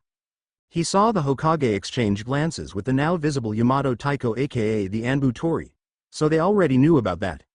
There was something else though, Naruto said suddenly. The genin, they were killed by someone who had medical training. How can you be so sure? Genma inquired, genuinely curious. A shadow crossed Naruto's face, slashed wrists, slashed throat, and still smiling. Genma-senpai. Naruto tried to stop the bleeding, but he knew it was too late. Genma-kun. Shizune screamed, throwing herself over his dying body. S. S. Sore. Sorry, Shi-chan, Company, couldn't. He coughed blood up, using whatever strength he had left to speak. With one final smile, Genma died, leaving behind a trail of agony. Because that's how you were killed, Senpai. You died protecting Shizune Ne-chan. When I was younger, I was in the hospital a lot. One of the doctors, Yakushi, or something like that, showed me how the way to both sever tenketsus, which incidentally, are located over arteries that, if cut, render a shinobi's ability to use chakra useless and deplete them of chakra very quickly so that they die in 5 minutes, give or take. Naruto didn't know when he had become such a good liar, and he didn't like that he could manipulate people so well. True, he had been in the hospital multiple times as a child, but he had never met Kabuto's kin before. But, it wouldn't hurt to drop a few hints about Kabuto. His adoptive mother had actually been a Yakushi, so knowing the Hokage, he would have someone investigate the slightest detail, hence digging up Kabuto's name. The silence in the room was chilling. And do you think, Kakashi asked his student, a serious look in his eye, that it was Orochimaru who did this? The boy tensed, knowing that how he worded his answer was going to be very important. We do not know. While it is entirely possible that Orochimaru could have killed those genin, it doesn't make sense as to why. Of course, the Hokage didn't need to know that they already knew why Orochimaru killed his own people. The use of we instead of I did not go unnoticed. Sarutobi mentioned for them to go on. We, the 9 of us, were cut down by a very powerful wind jutsu, a jutsu that none of us had the ability to do. Lee continued. And then, without preamble, we were attacked by snake summons. There were hundreds, maybe thousands of them. Guy didn't like the way his star pupil's eyes looked. They looked so weary, so old, so unyouthful. We tried fighting them off, but it was futile. The more we killed, the more of them popped up. Shikamaru nearly yawned, but stopped himself knowing that his Hokage was watching him, and then I was bitten. That's it? Asuma asked incredulously, overreacting ever so slightly. You were bitten? End of story? Hiruzen looked at his son with concern. Perhaps he was being unreasonable with his student, and judging by the scowl on said student's face, he thought so as well. No, Shikamaru said curtly. That's not it. And the wound in Naruto's shoulder proves that the story had a different end. The Jonin in the room winced. The kid sounded almost exactly like his father when Shikaku was angry. They didn't have to raise their voices at all, but it was their tone that made the Naruto so scary. It was that of a parent scolding their child. In a way that made you feel stupider than the village idiot. Shika couldn't stand. Lee stated. The poison was spreading rapidly, and his leg was swelling as well. What happened next is something that all of you can infer. Naruto's sharp eyes pierced every one of the people in the room and rested on the Hokage. He twirled Raijin expertly, examining his ancestor's sword as he did so. The others left because we told them to. Shikamaru is our responsibility, and we take care of our own. He sounded exactly like an Anbu leader at that moment, which caused many in the room to start thinking that maybe these kids. No, that was impossible. But the other gen wouldn't be able to deal with what we dealt with. Lee interrupted Aoba forcefully, which caused Guy to stare at his student in confusion once again. He had never heard such a forceful and authoritative tone from his pupil before. Feeling that all eyes were on him, the spandex-clad boy sighed. He kept forgetting that he wasn't 23 anymore. He couldn't talk like a 23-year-old. However, the damage was done. What he said couldn't be taken back. Luckily, his Hokage came to his rescue. We are different. We are stronger than those in our generation due to hard work. Some may call us prodigies. Naruto paused and looked at his brothers in battle, and saw that they approved of his wording. Hiding their abilities, well, most of them, was pointless. A bitter laugh escaped Naruto, one that was filled with regret and what-ifs, but the people of the present weren't aware of that. For years, people underestimated us. With Shikamaru, it was because he was plain lazy. With Lee, it was because he couldn't do ninjutsu or genjutsu. He took a deep breath, staring the current Hokage right in the eye. And me? Well, you all know why. The people in the room flinched. Before anyone says anything else, yes. Naruto gestured to the other two, they know. I figured it out a long time ago. Shikamaru suppressed glaring at Sarutobi. Naruto had grown up this way because of him. Perhaps he was being too harsh on the old man, but the facts could not be disputed. The glares, the name-calling, some of the senseis purposefully failing him. It all made sense once I learned his birth date. October 10th, the day the Kyuubi attacked. Indeed, in his timeline, Shikamaru had known about the Kyuubi after the Chunin exams, and that's when he had confronted his father who had told him the rest of the story. When Naruto finally told everyone about his burden, no one could look at their beloved village in the same way again. Lee paused for a few moments, wondering how he was going to word what he wanted to say. And when Naruto-kun told me, I blamed you, Hokage-sama. Lee murmured quietly, unapologetic in his statement. Naruto shot a surprised glance at his friend, wondering how he could have said that. Silence. Deafening silence. The old man recoiled as if slapped, his old regrets coming to haunt him. In that moment, the Hokage looked his full age, down to the very last wrinkle. Mutterings from the Jonin were breaking out. Lee. You can't. Guy started to berate his student, though he truly didn't want to before his leader cut him off. No, Guy-kun. Lee is absolutely correct, he said softly, much to everyone's surprise. I have failed you, Naruto. In so many ways. He bowed his head at the child who should not have suffered like he did. No parents, no friends, no family. He had caused Naruto to grow up in isolation. He had told the village about the ceiling. It was his fault. Naruto could feel his heart in his throat right now. He sent a quelling look at Lee, who didn't regret his words in the least. Stop it, Gigi. Naruto stood quickly and rushed to Sarutobi, tears threatening to spill over. Stop it. When the Hokage's head lifted, he saw a sad smile on the face of his pseudo-grandson. What's done, is done. I will agree that what Lee said has some merit to it, but I'm a ninja now, a shinobi of Konoha. Kyuubi or not, I'm here, and I'm going to stay Datbeo. A true smile spread over the blonde's face. It felt good to say the childhood phrase he was so famous for. Naruto. Like I said, what's done is done. However, what we do need to focus on is the present. Naruto turned and pointed at Shikamaru. The Nara bowed deep, but at this point, the others weren't sure if it was to Sarutobi or Naruto. The type of loyalty these three showed to each other was like that of those who had suffered together, and knew each other better than they knew themselves. Like Naruto said, we are different. We are stronger than the others, and I have no qualms in saying this. Though we have hid this strength for some time now, we knew that if anyone faced Orochimaru, it would have to be us. I believe though, that the time has come to stop hiding most of our skills.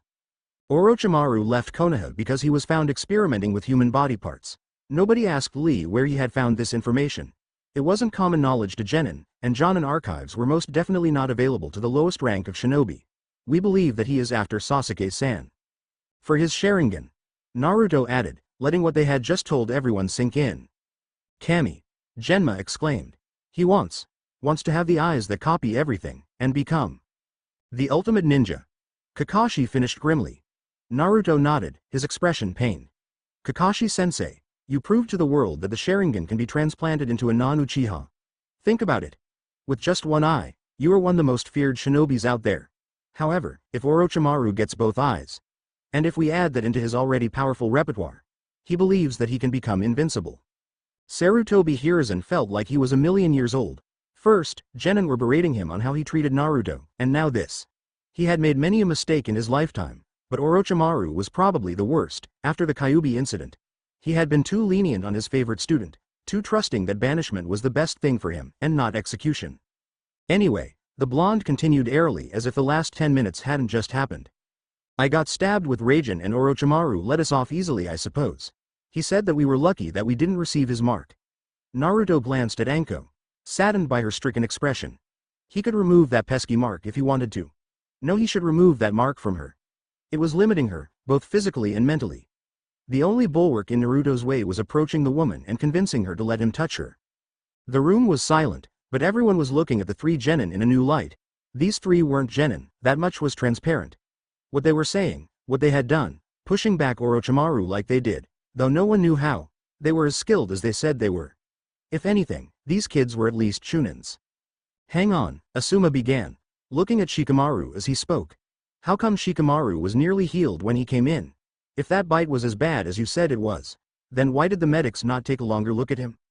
When both Lee and Shikamaru sighed and pointed at the blonde, he sheepishly grinned and pulled something out of his pack. Seals? Genma looked at the piece of paper, not making heads or tails as to what it was. A chakra-enhancing seal to be exact. Naruto corrected the Jonin. I store some of my own chakra in them, and whenever I need a boost, or any of us needs a boost, I use it. I gave one to Shikamaru and Lee before we fought Orochimaru. But that doesn't explain how he healed so quickly, Asuma argued. Naruto sighed and ripped off his bandage, much to the ire of the medics. Look. He pointed at his wound. There's only congealed blood. No wound, right? Even though the doctors healed me, there should be at least a mark, right? The others looked carefully at his shoulder. The boy was right. It's like when he was wounded during the wave mission. Kakashi mused. The Kyuubi heals him. The fox, whether he likes it or not, can't have his jailer getting hurt. Even if I don't use the Kyuubi's chakra, his presence in my body is enough to enhance all of my senses. This is why, for seals like these, the people who receive them, their bodies heal faster. My chakra can be both volatile and soothing. Because of its potent nature, if someone who comes in contact with it via this seal, their own healing process gets better. For an uninjured person, it'll raise their chakra levels by at least 3%. Trust me, Lee and Sheikah don't have the Kyuubi's chakra inside of them. I planned this thing out for ages before perfecting it, and even then these two were the only ones who have ever used them. Still, the others looked skeptical and slightly alarmed that someone whose handwriting was atrocious was designing seals that actually worked, written in perfect calligraphy. Lee shook his head, knowing that a demonstration was in order. Before anyone knew what he was doing, he grabbed a kunai and slashed his palm open, not even blinking at the sting. Ignoring the looks of shock, he gestured for Shikamaru to throw him a seal, which Inara did. Placing it on his wounded palm, Lee had Naruto activate it. The seal glowed blue, and everyone felt Naruto's chakra throughout the room, flowing into Lee's palm. Seconds later, Lee showed everyone his now almost healed hand. That's how Shikamaru is fine, Asuma-sensei. Naruto-kun's got our backs. Silence permeated the room. Questions were running through the Jonin's minds faster than the speed of lightning, but no one voiced any of them. Lee twitched in his seat. Naruto twiddled his thumbs. Shikamaru stared at the ceiling. Naruto. The Hokage's soft voice echoed through the room. Is it okay if we examine this seal? If what you say is true, then we might be needing your help later on. The blonde just grinned and dumped about 50 of the seals into the elderly man's hands. Knock yourself out, Gigi. I have plenty more, plus the others that I made. You have others? Sarutobi asked. Wait, don't answer that question. Of course you do. You're the number one, hyperactive, knuckleheaded, most unpredictable ninja after all. Kakashi-sensei. Naruto pouted at the man who smiled back. You said you wouldn't tell him about that name. And you said that you would stop hiding things from me, the Cyclops retorted. I never said th. Naruto watched his teacher poof away with round eyes. Hey, come back. Kakashi-sensei. Kakashi-sen. Shut up, Ruto. Shikamaru placed a hand over his friend's mouth, grinning as he did so. Kumo can hear you from here. The Hokage chuckled at Naruto's antics. It was good to see the boy without his cheerful mask on, but it was even better to see the boy being cheerful without his mask. He watched as Lee ruffled the younger boy's hair, and how Naruto called him bushy brows, and how Shikamaru just sighed in his chair muttering an audible troublesome only to have Naruto bop him over the head for using that word. Alright then. Sarutobi clapped his hands together. Today was informative to say the least. The boys snapped to attention. We will take into account everything that you have just said, and execute a plan to apprehend the traitor. The man beckoned Tori over as well. And have your team investigate wayward medics. Start with Yakushi. He muttered in an undertone, not knowing that Naruto could hear him. As the Hokage and his subordinates turned to leave, Naruto called, Oi, what about this sword? The old man looked back, a soft smile on his face as he saw his favorite genin wielding. Or rather, waving around his sensei's sword. Sarutobi said nothing until he reached the door. Keep it. Naruto sputtered, looking at the magnificent sword like it was a hot poker, but... Now, Naruto. Sarutobi chided him gently. I said, keep it. After all, it is yours by right of conquest. In a way. He left the room before Naruto could contest the issue, finally feeling a semblance of peace running through him. It's yours by birth, Naruto. Use it well. The Hokage didn't know, or rather, couldn't care less that the Jonin behind him minus Kakashi were finally understanding what his final statement meant. The blonde hair? Senju? The blue eyes? Namikaze? Well damn. The freakin' datbayos, Uzumaki. The toad comment. His last name. I already said his last name, idiot. His birthday. The sword. They turned to Kakashi, who popped back in, and was astutely ignoring them, which only proved their theory correct. How did we not make the connection? Back in the room, Naruto smirked as he sealed his new sword in a scroll. Throughout all the confusion and excitement, they had forgotten to ask a very important question. Why are toads better than snakes? That was 2 days ago, however. The three of them didn't care about what they had revealed to the elite ninjas. They knew that what they had revealed would be better for Konoha in the long run. If they raised suspicion, then so be it. Plus, Some recognition early on would help Naruto regain his reputation and status as a hero earlier. It felt good to finally let go of the tension that they had been feeling. Hopefully, with this new information, the invasion wouldn't result in as many losses as last time, the main one being the Hokage. As of yesterday, Naruto was officially discharged from his pre-room. Thankful to be moving again, the three genin met up with the six who they had made to flee. All of them were worried that they hadn't seen their friends, acquaintances, rivals for a long time, but after hearing the cover story that the Hokage had given, they were appeased for the time being. The preliminaries were set to start tomorrow, as that was when the 5 days would be up. It really sucked to be the teams coming in tomorrow and then learning that you had to fight right after.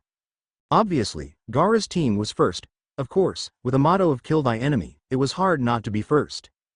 At the current moment, Naruto, Shikamaru, and Lee were lounging about lazily in the area designated for the remaining Konoha-nin.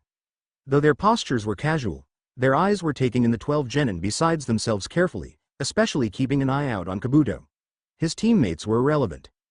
The silver-haired genin was talking with his teammates, people who died in the war no doubt, casually laughing at something one of the others had said. However, no one saw how the laughs or smiles didn't reach his eyes, or how Kabuto would sneak glances at Shika, Lee, and Naruto every so often.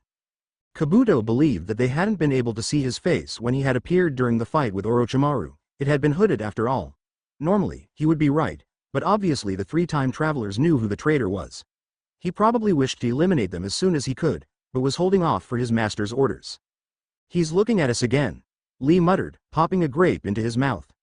Pedophile.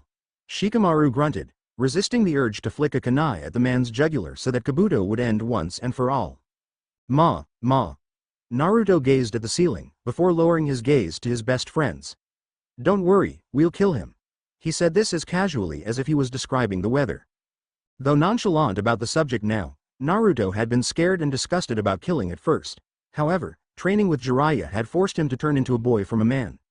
Though Naruto never revealed when he had his first kill, and was content to let people think it was during the war, it had been during a raid near Kirigakure when he was 14 that Naruto had stabbed a man. A rapist, in the gut, severing a couple arteries, and leaving him there to die. Afterwards, he had felt so sick in what he had done, that he had thrown up, which had caused Jiraiya to comfort his godson and explain to him why a shinobi killed. Of course, Naruto had then vowed to never kill a soul again, which the war had negated. Naruto didn't like killing, but Kabuto was a different story. That man was responsible for so much pain, so much suffering. It would be a sin not to kill him. What about Sasuke? Lee asked in a low voice. The Uchiha was sitting in a corner, turning his Sharingan on and off, no doubt trying to gauge how much chakra he was draining. Avenger though he may be, the boy also had an exceptionally sharp mind. Shikamaru sat up a bit straighter. We prevented him from being bitten, and that has changed the game quite a bit. Without the seal, he's free of Orochimaru's influence. But for how long? Naruto muttered darkly. Sasuke is drawn to power just how a moth is attracted to a flame. The second Orochimaru approaches him, and we know he'll take any chance he gets. The other two regarded Naruto silently. Do we let him go? Shikamaru asked, his voice devoid of emotion. Or do we force him to stay? This time, Naruto kept his mouth shut. The answer to that question had so many different layers to it. Sasuke's behavior was predictable, but at the same time, because they had changed the future so much, he could take another path. Shikamaru and Lee interpreted Naruto's silence correctly and dropped the issue. They would deal with Sasuke when the proper time arose. And Hayate-san?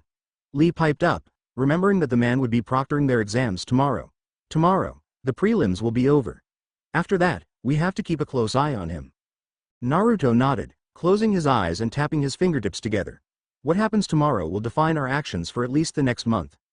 Hopefully, we will get our old opponents. Shikamaru gets Kin, I get Kiba, and Lee, you get Gaara. His face turned into a grimace as he turned to his second in command. Just make sure that Gaara doesn't crush your arms and legs, please. I really don't want to lose you when we've just been given a second chance. Lee's eyes softened, and he placed a hand on Naruto's shoulders. Believe me, Hokage-sama. Tomorrow is not going to be the preliminary exam that we remembered. We will make it our own, and I'm sure that it will go down in the books as one of the most historical events for the generations of the future. Shikamaru placed 2 fingers on his temple and sighed. Lee, that's what we don't want. We've gotten too much notice, maybe a little less attention would be nice. Unfortunately, all three knew that Shikamaru's last statement was already thrown out the window. Whether they liked it or not, the three of them, especially Naruto, would be scrutinized very carefully tomorrow. And unfortunately, Lee would be correct. The new dawn was highlighted by a brilliant sunrise. Streaks of red and gold filtered in through the windows highlighted 3 empty beds. While the other genin were fast asleep, as the prelims didn't begin until 9 that morning, Naruto, Shikamaru, and Lee were currently in the rec room with a couple other teams. Though it was only 5:30 in the morning, a shinobi learned how to wake up on a second's notice, hence they were very light sleepers. The war had all but eliminated sleep for everyone, and old habits died hard.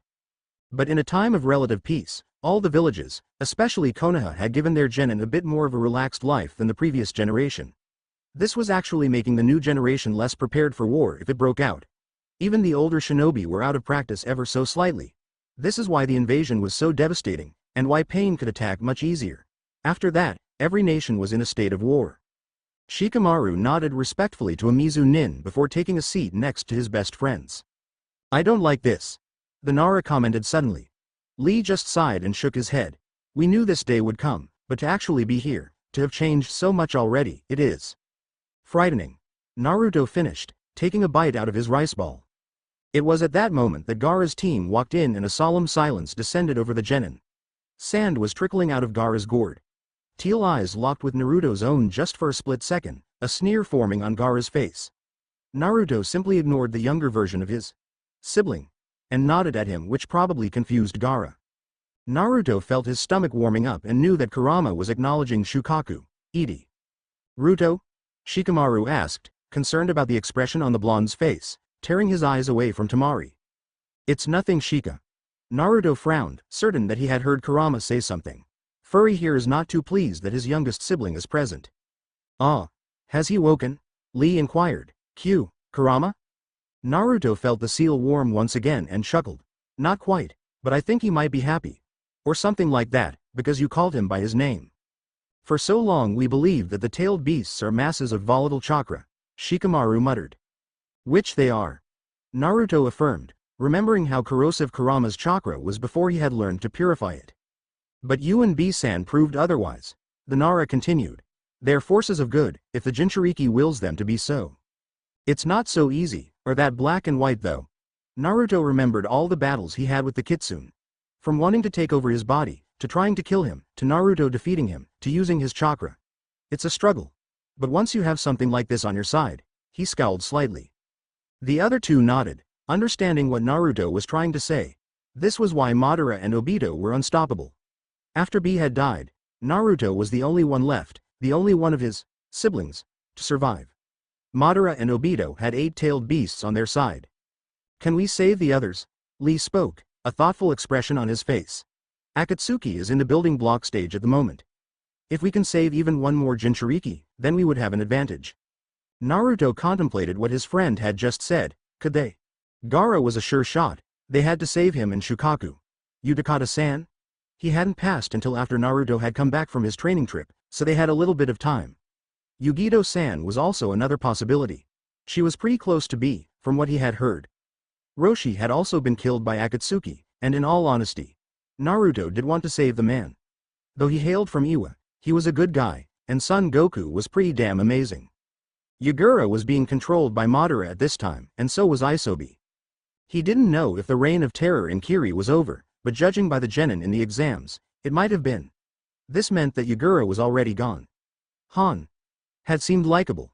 The giant man was a pretty chill person, if you discounted the fact that he supposedly hated humanity. Fu was about his and Gaara's age, and he wanted to save her and bring her back from that detestable village of hers. Takikakure, if he remembered correctly. All of them were killed by Akatsuki, except for B and obviously me. Akatsuki doesn't have the momentum that it would have in the coming years. I think that it's possible to bring a couple more, especially Utakata-san, Fu, and Yugito-san to our side. The Yondaime Mizukage is useless for lack of a better word, and the others, besides B and Gaara, are from Iwa. Naruto stroked his chin, tempted to ask the Mizu Nin who their Mizukage was at the current time. Iwa huh? Shikamaru narrowed his eyes, but they must hate Iwa. And Konoha. There's our problem. One of them hates humanity in general. Naruto deadpanned. Oh. It was at that moment that more and more genin started coming into the room. They must have been talking for longer than they realized, because the sun had risen higher in the sky. And before they knew it, The remaining teams, including a team from Mizu which had staggered in at the last possible second, were being ushered into the arena where the senseis and Hokage were present. The Konoha Jonins were not at all surprised to see their three most intriguing genins coming in together. What they were surprised to see, though, was the downright sinister looks on their faces as they took in their potential opponents. "Why do I feel as though today is a day we'll never forget?" Kurenai asked, shivering slightly. No one bothered to answer her, as they all shared her sentiments. Sarutobi glanced at the 30 or so genin that remained. Nearly half the teams had been eliminated, reducing the number of competitors significantly. He waited for all of them to quiet down before speaking. "Congratulations on passing the second stage of the exam." Some of the genin flinched as his eyes passed over them. "However, your real test begins here. No longer are you within your teams. Now, this is an individual test. You will be forced to fight with other genin, as well as genin from your own village." "From our own village?" Asuna Nin asked, shooting Gaara a furtive look. Hiruzen followed the genin's gaze to the bloodthirsty Jinchuriki and resisted the urge to flinch. He reminded himself to thank Iruka for showing Naruto the power of love. Otherwise, his favorite genin could have turned out like the red head. "Yes. And the other villages as well. Does anyone know why?" He eyed Naruto as he said this, happy that the boy just smiled at him and tapped his nose knowingly. "It's an excuse for war." Surprisingly, it was the quiet Shino who said this. The Hokage nodded at the Aburame. "Exactly. We are in times of peace as of now. Konoha has treaties with each of your villages. Thanks to the efforts of the new government in Kiri, and the diplomatic efforts of the future Mizukage, the relationship between our two villages has improved drastically." He gestured to the Mizu genin and Jonin. The trio looked at each other in surprise. The future Mizukage? Mei-san? She hadn't been at the previous exam, and it wasn't exactly clear when she had become Mizukage. True, none of the other major villages had been there last time. It was really only Konoha and Kusa, aka Otto. It was entirely possible that Yagura's regime had been overthrown earlier than they had thought. Sarutobi clapped his hands together. "Now then, every genin is to go their village's designated area with their Jonin instructor. Disperse." Kakashi wasted no time in placing an arm under Naruto's armpits and nearly dragging him to where Sasuke and Sakura were. He's grown, the Jonin thought. Over the last few months of being his teacher, the blonde had grown in height and skill. Or just height really, because the skill had been there for a long time. "I could walk, you know," he grumbled, ignoring the snickers from Lee and Shikamaru coming from a few feet away. "Yes, but we don't want you running away." Kakashi grinned under his mask, trying to rile the boy up. A scowl was all he got from Naruto, but that would have to do. In all seriousness though, the Jonin glanced at each of his students. Good luck, because Hokage-sama was correct when he said that the villages would be pitted against their own. If one of you fights any of them, he gestured to the other Konoha genin, try your best to win. This is no longer about the team, it's every man for themselves. And if you fight someone from our team, then just know that I'll be rooting for neither of you. The way Kakashi said that made the three rewind those words in their heads to comprehend his statement. Got it? "Hi sensei." Three voices chorused, though Sasuke's was very quiet. Kakashi smiled again and turned back to the arena. "Well, don't die. Don't Sakura." Naruto spoke before the confused girl could question their sensei. "It's his way of letting us know that he cares." He kicked the older man in the shin. Just because he could. Down in the arena, Gekko Hayate coughed slightly and spoke in a raspy voice. "I'm this part of the exam's proctor. My name is Gekko Hayate. If I decide that one of the competitors is a clear winner, I will stop the match." He looked around, noticing that everyone was silent. "If there are no questions." "Wait, sir." Kabuto's voice echoed through the arena. He looked around, pretending to be sheepish or scared. "I wish to forfeit." Sarutobi watched as Naruto, Shikamaru, and Lee all narrowed their eyes at the genin, not looking the least bit surprised. "What's your name?" he asked, ready to check him off the roster. Kabuto looked at the Hokage, hiding a smirk. "Kabuto Hokage-sama, Yakushi Kabuto." At the name, the Konoha Jonins snapped to alert, their eyes moving from Naruto to the older teen, trying to see if the blonde recognized him at all. By the way Naruto was reacting, the older genin was a person of interest. Yakushi. Yes, Sarutobi did recognize that name. His mother, adoptive mother, had been killed, and he was left alone, mostly volunteering in the hospital. Naruto had said that the Oto genin were killed by scalpels. Perhaps this boy. Would Orochimaru really recruit a Konoha nin? The boy probably hadn't been loyal to Konoha for a long time now. "Alright Kabuto-kun." He snapped his fingers and Genma appeared by his side instantly. "This Jonin will escort you out." Kabuto looked at Genma in what appeared to be a grateful way, not knowing that from now until the final exams, his movements would be monitored via Anbu 24/7. Hayate looked at the first two names, showing no emotion whatsoever. First match. Akado Yoroi vs Uchiha Sasuke. Good luck Sasuke-kun, Ino and Sakura said at the time, which caused both of them to glare at each other. Kakashi gave the boy a pat on the shoulder while Naruto nodded at him, showing his sportsmanship. Said boy didn't look nervous in the least. Instead, he had a glint in his eyes, one that promised pain on the other genin on Kabuto's team. Once both were in the arena, Hayate raised his hand and yelled, "Begin." With no curse seal hindering him, Sasuke was stronger than he was in the previous timeline's preliminaries. It was a battle of nerves at first, with no one making the first. However, Akado attacked first, unaware that Sasuke had his Sharingan out. Sasuke was behind Akado in a second, intending to hit the boy's spinal nerve, which would knock him out and or paralyze him for a short amount of time. What the Uchiha didn't know was that the other genin used a special jutsu, the chakra absorption jutsu. When Sasuke was about to snap his arm out, Akado turned and placed a hand on Sasuke's leg, sucking his chakra out. A collective wince was heard when Sasuke dropped to the ground from midair, desperately trying to keep his chakra levels to a decent amount. Kneeling, Sasuke looked around, seeing what could help him out here. He would not lose to this pathetic boy. He could not lose to this pathetic boy. This kid's attacks were only lethal if he came in direct contact with his arms. So he would have to immobilize them. Moving at speeds faster than many could see and mindful of his slightly depleted chakra levels, Sasuke once again moved away from the boy, this time running around him, creating a circle around the genin. He looked like a blur, but his Sharingan was analyzing every move the boy made.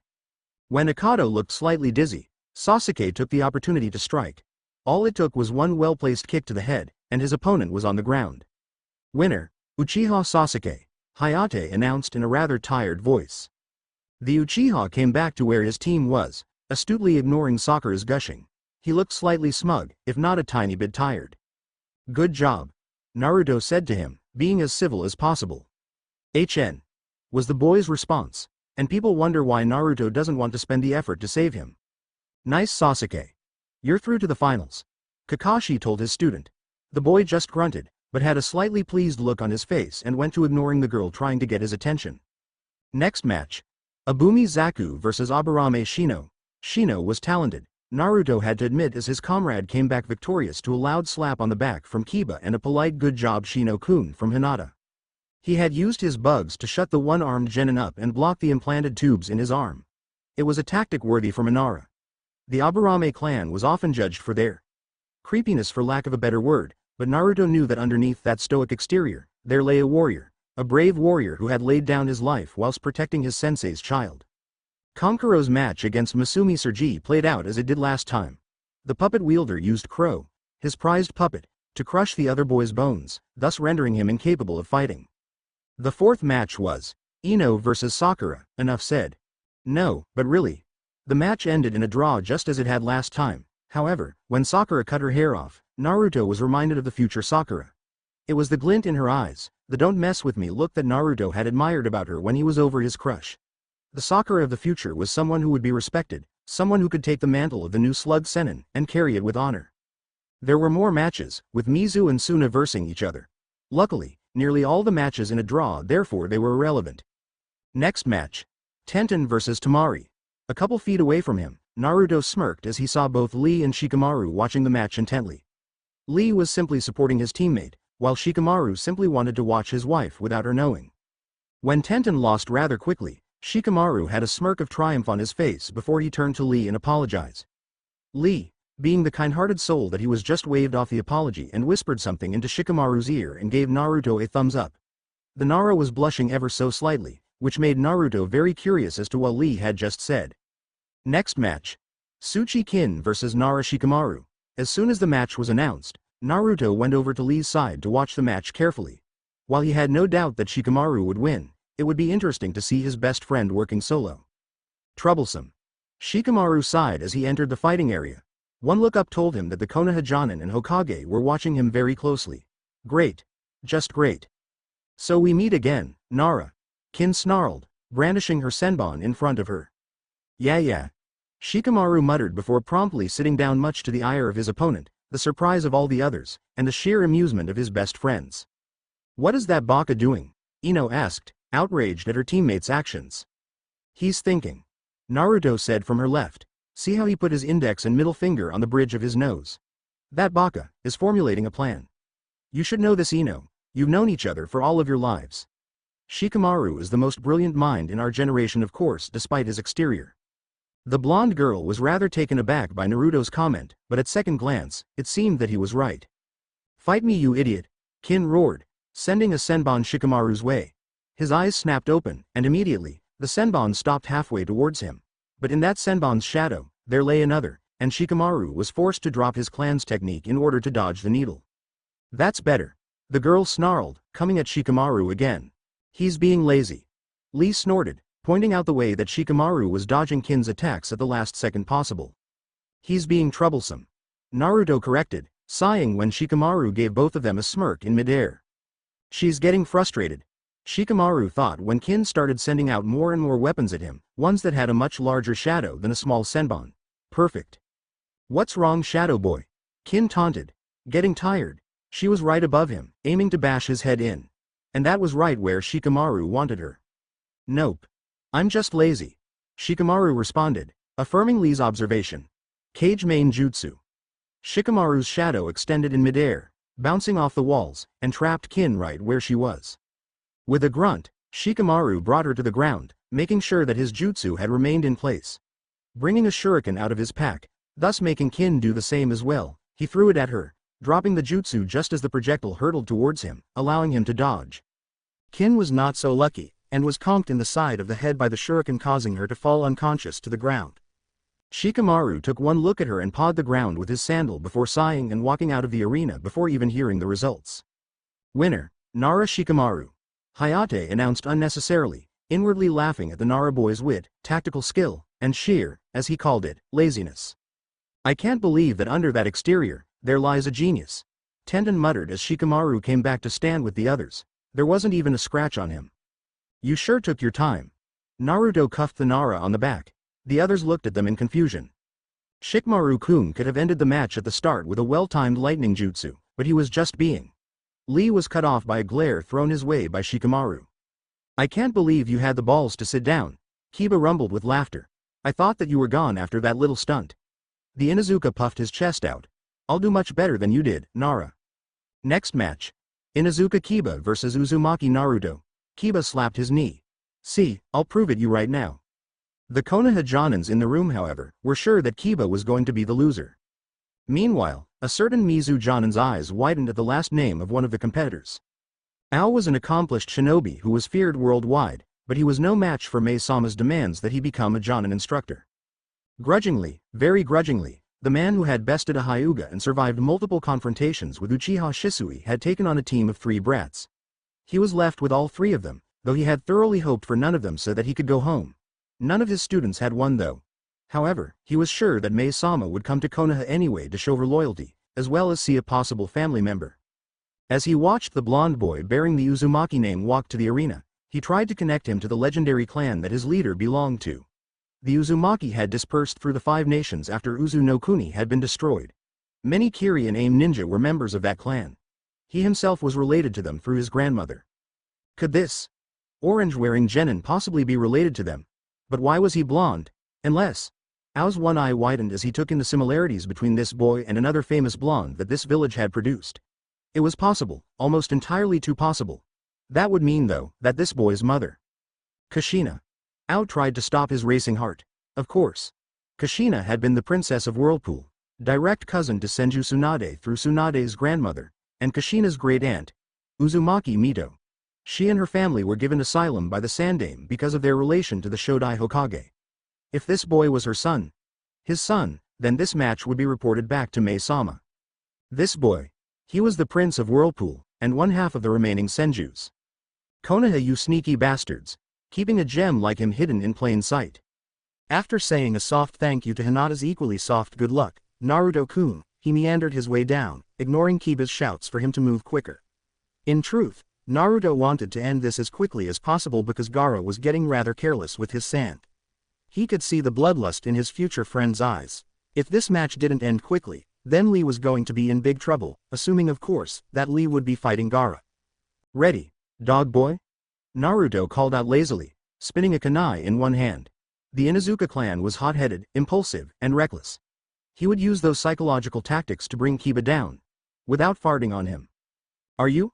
Kiba challenged while Akamaru yipped at his side. Naruto resisted the urge to yawn and decided to stretch instead, looking very much like Shikamaru as he did. The manic twinkle in his eye, though, resembled Lee to the nth degree. He crooked one finger at Kiba, saying, "Bring it." As expected, Kiba attacked head-on, going for the brutish approach rather than a more subtle attack. Naruto easily sidestepped the genin, swerving his foot at the right time so that Kiba tripped and fell face first onto the hard ground. Snickers were heard all around the stadium as Kiba picked himself up, growling at Naruto, who was looking at the boy calmly. "Akamaru, let's show this dead last what we can do." The small dog barked in agreement and took his normal stance on top of Kiba's head. Naruto narrowed his eyes. He knew what was coming next and prepared himself for it. Giju Ninpo. Jujin Bunshin. Asterisk. Akamaru transformed into another Kiba, making it impossible for a normal person to distinguish between the two.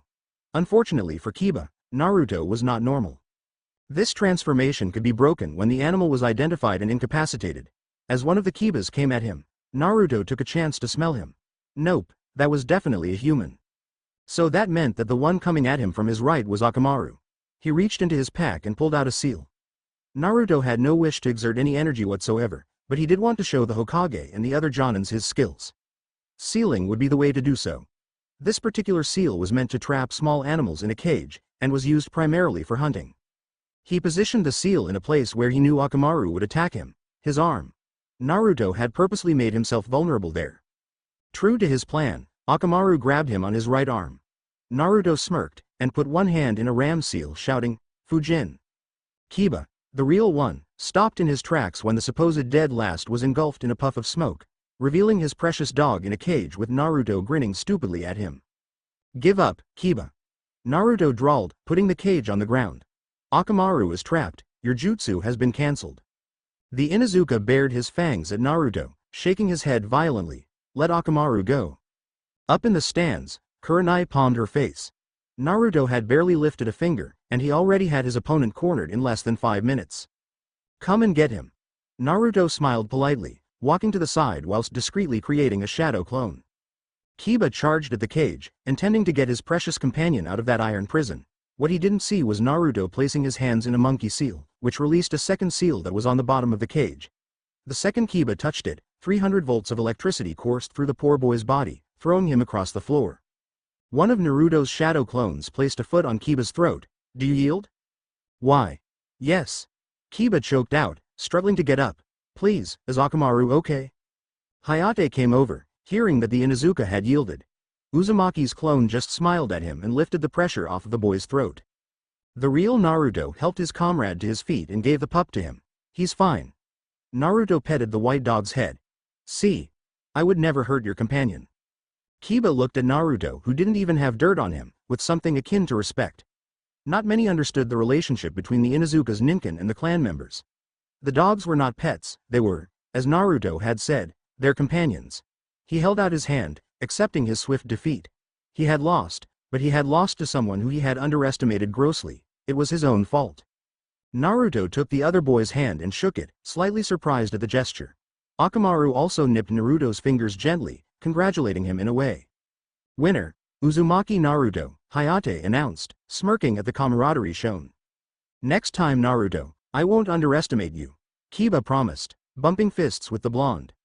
"And I'll kick it up a notch," Naruto replied, taking his place beside Shikamaru again. "What?" Shikamaru nudged the blonde in the ribs.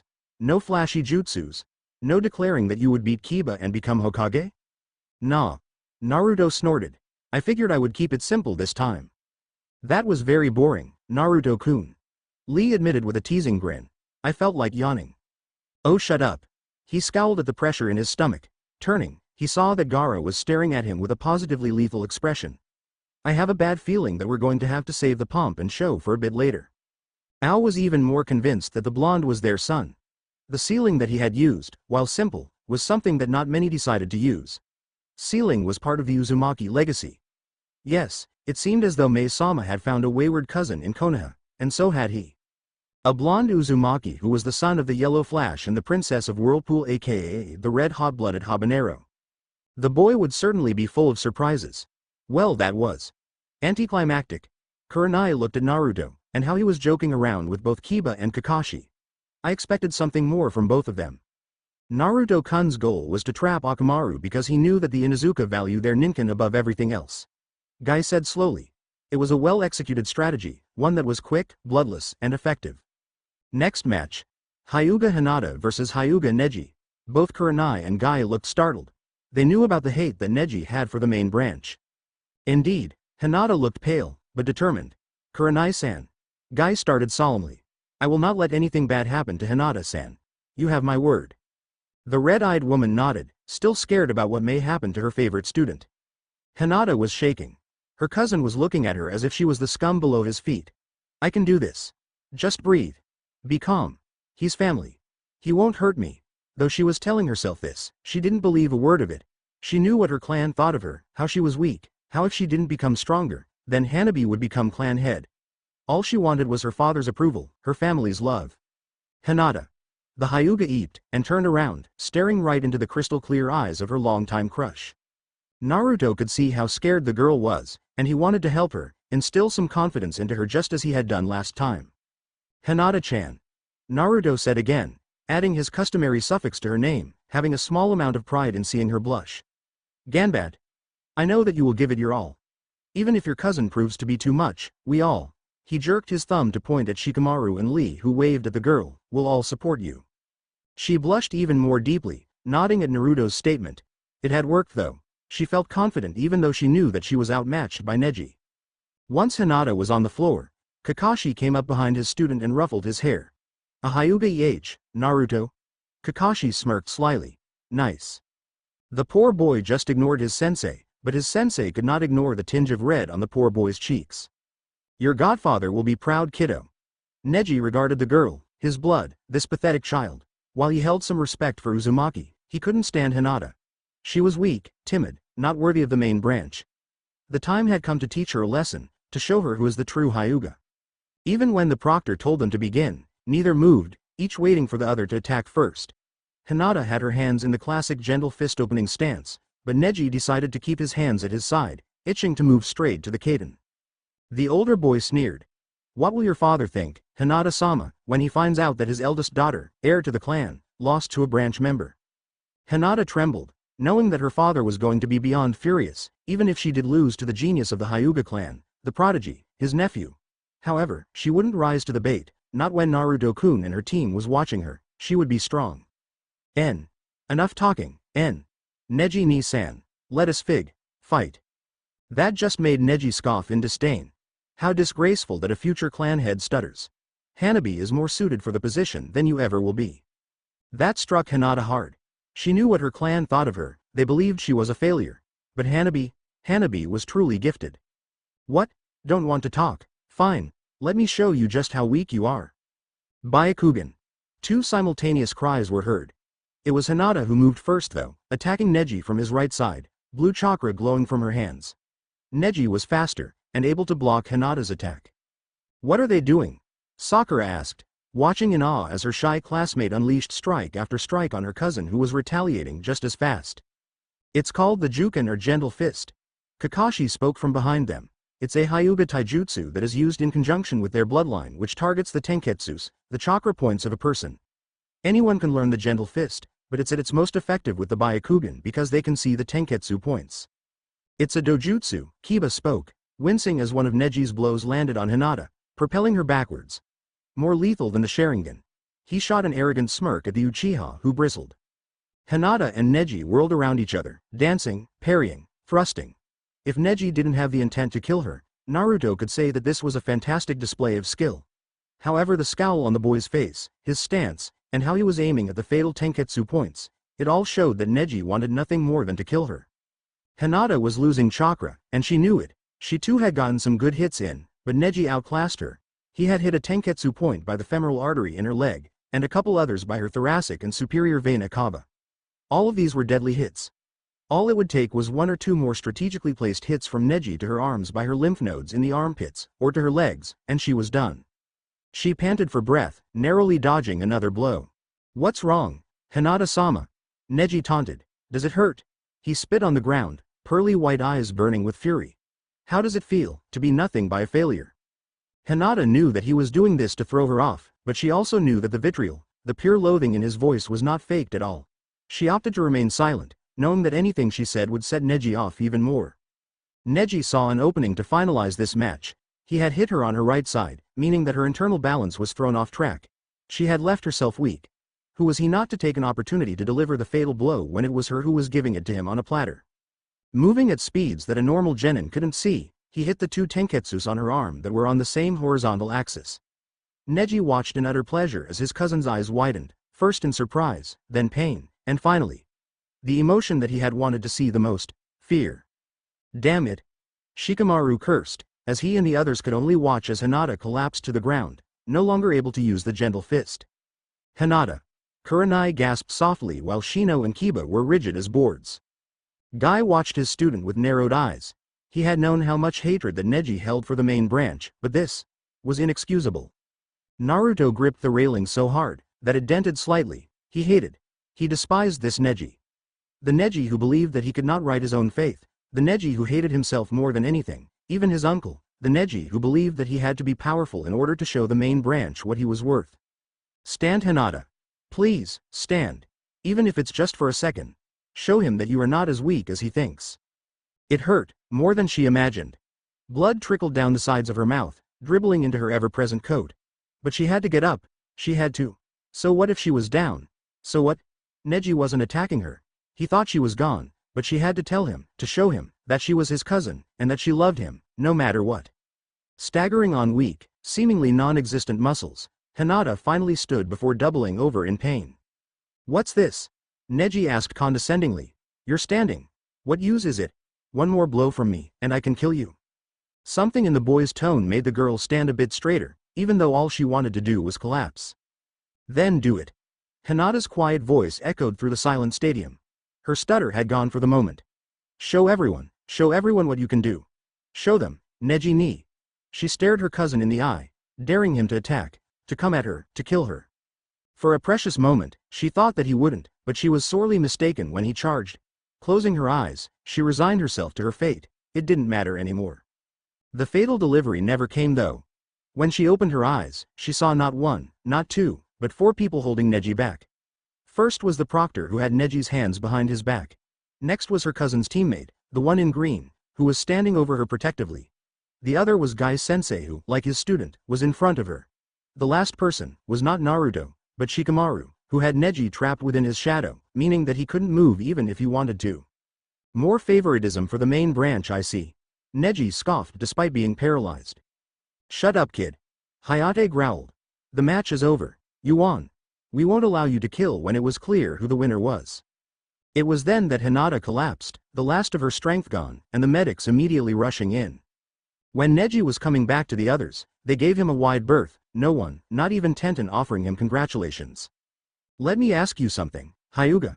Naruto said so quietly, that it sounded deadly. All the times that you claimed you hate Hinata-chan, how many times did she actually use the seal on you? It wasn't surprising that he didn't get a response. Shoji. Asuma sighed. Sorry sensei, but after seeing what that boy could do in the forest, I won't fight him. Shoji crossed his arms defiantly, knowing he was outclassed by Dosu. The bearded Jonin sighed again, but nodded. All right, Hayate, my student forfeits. Very well. The winner is Kinuta Dosu by reason of forfeit. He coughed again, and checked his roster. Last match, Rock Lee versus Gaara of the Sand. Yosh! Lee roared, pumping his fist. I am bursting with energy for this match. Lee. Shikamaru massaged his abused eardrums. I'm standing right next to you. Sorry. Lee. It was Naruto who spoke this time. The look in the blonde's eye made both Lee and Shikamaru turn serious. Look at Gaara. The boy turned to the floor where Gaara already was. Hayate was as far away as possible from him because of the sand that he was exuding. Or rather Shukaku is itching to kill you, when things become sandy, forfeit, and let me do the rest. Kurama is jumping around in my gut, anxious to see what his youngest brother is doing. Hi. Lee responded softly. Naruto was right, Gaara did want to kill him, and he wouldn't allow things to turn out like they did last time with his arms and legs crushed. Lee, my youthful student. Guy bounded over to him, smiling from ear to ear. I don't know what Naruto-kun just said, but listen to him and do your best. The tears that came to Lee's eyes were exactly like the ones before Guy and Lee had one of their crashing waves under a sunset moment. Naruto had no wish to see that scene right now, so he nudged Lee not so discreetly with his foot until Lee finally decided to cartwheel his way down to the arena. I swear to Kami. Shikamaru mumbled. He couldn't continue, not knowing what he wanted to say. Gaara observed this monstrosity that his mother wanted to kill so much. He was so green. That wouldn't do. Red was the only color that he wanted to see. He wanted to see it blossom from the wounds that he would inflict, and become one beautiful flower, the most rich and crimson of colors. Kill him, Gaara, kill him for your mother, Shukaku whispered seductively in his mind. Yes, mother. Gaara replied back monotonously. Lee jumped out of the way as a tendril of rock-solid sand came hurtling at him, followed by another, and another, and another. Gaara was anxious to get this over with as quickly as possible. Lee wouldn't let that happen though, he would just keep dodging. And so the sand came, each blow more deadly than the last, each blow intending to kill. Lee winced when he saw the gouges that the sand had made in the steel arena. If he had been there. Gaara's sand was quick, but Lee was faster, and had the advantage of knowing what Gaara's weak points were. Before the exams had started, he, Shikamaru, and Naruto had discussed how they would handle Gaara. All had agreed that during the 1-month break until the finals, they would tell Baki-san, and the 3 siblings what was really going on, and hopefully that would convince them to side with Konoha. Of course, Naruto would be the one who would have to make Gaara come over to their side, seeing as they were Jinchuriki Kyodai. This time, Naruto had promised that it wouldn't take a battle to make the redhead see the proverbial light. Back in the stand, Temari and Kankuro watched the match impassively. Though this kid, the kid in green, was weird, he was good. No jutsus, no flashy moves, just simple dodging. He was making their brother highly irritated. And if Gaara became irritated. Temari shivered slightly, remembering the blood-curdling screams from that night when Gaara had killed their uncle who was sent to assassinate him on the Yondaime. Their father's orders. That was the day that Gaara had become the monster he was. The day that any shred of humanity that he had held on to vanished. That was the day he had become a killing machine, a feared and hated entity, a product of hate and anger. By now, Gaara's sand was coming out in small bullets, making it much faster with less impact force, but it was making it much harder for Lee to dodge them. I don't think he did this last time. He thought morosely, and kept on making Gaara spin in circles. Truth be told, this was going to infuriate the boy even more, and Gaara could end up killing everyone. He had to forfeit, Lee knew that, but he didn't know when. So fast. Sakura whispered in awe, watching the green blur move from one end to the other in jaw-dropping speeds. Shouldn't he drop the weights? Shikamaru asked Naruto, who palmed his face at forgetting this fact. The blonde, like his counterparts, knew that Gaara was going to lose control soon. When this happened, it was going to be a blessing in disguise because the Suna trio would be with them sooner than they had planned. Of course, this was assuming that Naruto could tame his fellow jailer. He jumped on top of the railing, demonstrating a remarkable amount of chakra control as he stuck to the surface and shouted, "Oi Lee! Drop the weights!" While the other Sans Guy and Shikamaru seemed surprised, Lee paused for a split second, removing the weights on his arms and legs. PFT. Kiba scoffed, so what if he drops the weigh? Crash. Solid craters formed in the steel below, the weights resting on the bottom of them. Guy smiled brightly at the glances he was getting. Yash, my youthful student, now you may move at triple speed. Hi Guy sensei. Lee called back, smiling just as brightly at his precious sensei. Okay, Gaara-san. Now we can fight. With that, Lee vanished, and reappeared behind Gaara, kicking him swiftly in the middle of the back, sending Gaara flying 10 feet. Amazing. Kankuro muttered at what he had just seen, but Gaara. Yeah. Temari agreed, he's going to kill that poor boy. Gaara picked himself up, aching everywhere. Why hadn't Mother cushioned him from that fall? Did she not love him? Why? You didn't kill him, Gaara-kun. Why didn't you kill him? Mother needs his blood. Kill him now. Kill him? Oh yes. He needed to kill him. He needed to drain that boy's body of all the blood in the world so that Mother would be pleased with him. The blur appeared before him once again, this time aiming a kick at his head. It connected, with no sand to stop it, but Gaara kept on standing. He didn't go down. Instead, he felt the spot where the kid had kicked him. Strange. It was wet. When he brought his fingers in front of his face, a sadistic and sinister smile lit his face. They were red. His fingers were coated in the substance. His blood. Mother's blood. Red. Red. Not the right shade, not the real shade. He needed to see that red, and then, all Gaara could see was red. Well damn. Lee deadpanned when the sand on the ground started to gather and move back to Gaara. It created a vortex around him, and everyone could hear the downright hysterical laughter coming from within it. He looked to his two best friends. Both had gone pale, knowing what was happening inside the little cocoon that Gaara had created for himself. Proctor-san. Lee addressed Hayate in a low tone. I urge that you leave this stadium immediately. The sickly Jonin looked at him in surprise. Proctor-san. The boy's voice had taken on a hard edge to it. Look at him.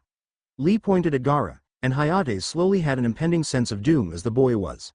He had no words to describe what was going on. Needless to say, I forfeit. Lee continued as if Gaara wasn't about to transform at least partially. However, we have to get out of here, otherwise he will kill us. It was then that Gaara suddenly sprouted a tail. Needing no further encouragement, both Hayate and Lee jumped to the stands, landing gracefully. What's going on? Sakura asked fearfully, watching the redhead with horror. His face had been warped with sand, and half of it was beginning to start looking like an animal's. Hayate-kun. The Hokage stepped into view, concern on his face. Hokage-sama.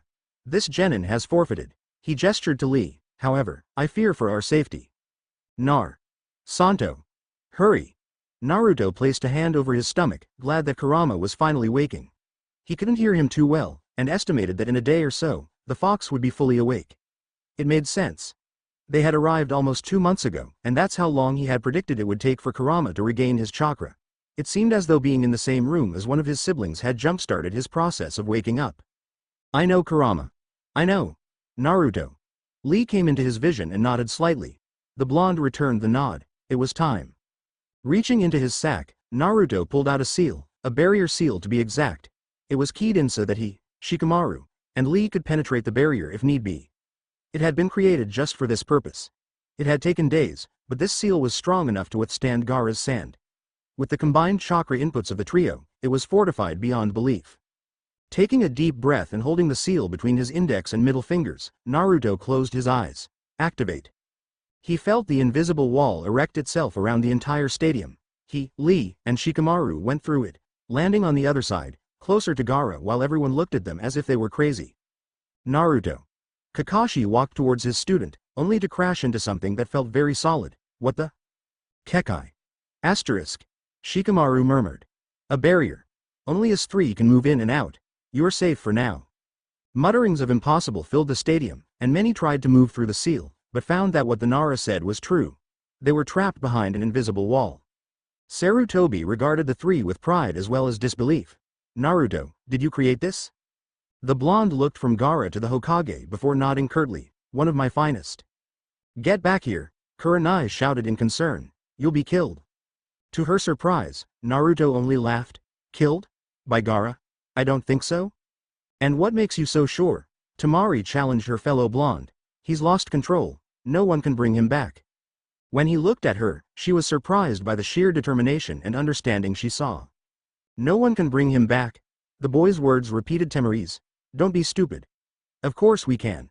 And to answer your first question, Naruto smirked at the girl, holding his fist over his heart. A younger sibling will never attack his eldest on purpose. 3-point offensive. I've got your sixes, Naruto barked, creating 15 shadow clones. Hi. 2 cries were heard. Lee and Shikamaru took off from opposite sides, with 3 of Naruto's clones trailing them.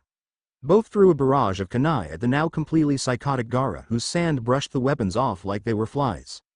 However, the duo were only distractions. The real attack would come from Naruto, who would come at Gaara from the back. Explosive seal in hand, Naruto charged at Gaara, targeting his tail. Tendrils of sand were shooting out at him, causing him to shift in midair. Diving down, he just managed to place the seal on Gaara before all 3 of them jumped back. Boom! The entire stadium was rocked by an explosion which blanketed the arena with smoke and dust. No one knew what was going on, and no one dared say a word. Amidst the confusion, Gaara howled. Not in pain, but in frustration. They had targeted the weakest part of his body, his tail. Though he was not hurt, his tail would take longer to reform. He still had his absolute defense, but it was hampered. No, he screamed, clutching his face. No, who did these humans think they were that they could attack him and get away with it? Behind the barrier, near the Mizu Nin, the trio watched as the explosion cleared, leaving Gaara with sand pouring out of his rear side. He's about to lose it. Lee muttered. Big time. The man looked to Naruto. You have the seal. Naruto patted his pack. A one-pronged seal over a three-pronged. Odd over odd. Effective, and quite difficult to make. An opening seal, if I'm not mistaken, that will allow the person using it to modify an existing seal, the one that you drew being the stencil. A voice from behind them mused. They turned to see a familiar-looking Mizu Nin scratching his chin. It was Ao-san, aide to the Mizukage. Well, he would be very soon. They all shook off images of the man's dead body, his throat slashed, his eyes, once so vibrant, dulled by the presence of death. Uzumaki, was it? The blue-haired Nin asked. Naruto nodded. Your clan was certainly gifted in seals, and it appears though as if you're a budding Fujinjutsu master. The Rokudame Hokage looked surprised, as did the others around him. Ao-san knew of the Uzumaki clan. Interesting. This warranted a further looking into, but not right now. Thanks. Naruto. Shikamaru grunted in frustration. Look at Gaara's eyes. They all saw how teal had turned to gold. The transformation was nearing completion. If Naruto didn't get that seal on him soon, Gaara was about to turn into the Shukaku. Gaara turned, and once again, his eyes locked onto Naruto's. Kick his. Don't let him. Protect. No, sleep. Naruto understood the gist of what the fox was saying. He couldn't let Gaara fall asleep, or else everything was done for. In seconds, the three of them had jumped back to where the Konoha Nin and Hokage were standing, as this was the best place they could attack from. The trio waved off any questions from the others, and one jealous and rage-filled glance from Sasuke. To concentrate. Shika, 35%. Lee, patrol, make sure no sand gets through. Naruto ordered. Taking out the seal that would put the Shukaku to rest, and fortify the already existing seal, Naruto cut his palm, and smeared his own blood precisely over the center of the seal. It glowed a beautiful golden color, and smoked at the edges. What did you do? Asuma inquired. Infused the seal with my blood. He ignored the gasps. Why? Sarutobi asked, not knowing how and when Naruto had become so knowledgeable. He understood how Naruto had picked up the basic seals, however this looked like a complicated seal that only Kushina, Jiraiya, or Minato, or any master could produce. This meant that Naruto was near the level of a master, and that was frightening. Naruto looked up, flexing his now healed palm. This seal will push Shukaku back, or rather, it will open the existing seal so that I can work on it using this design. Blood sealing is dangerous, but highly effective. The chances of failing are virtually none, assuming of course, that I place the seal directly over his stomach.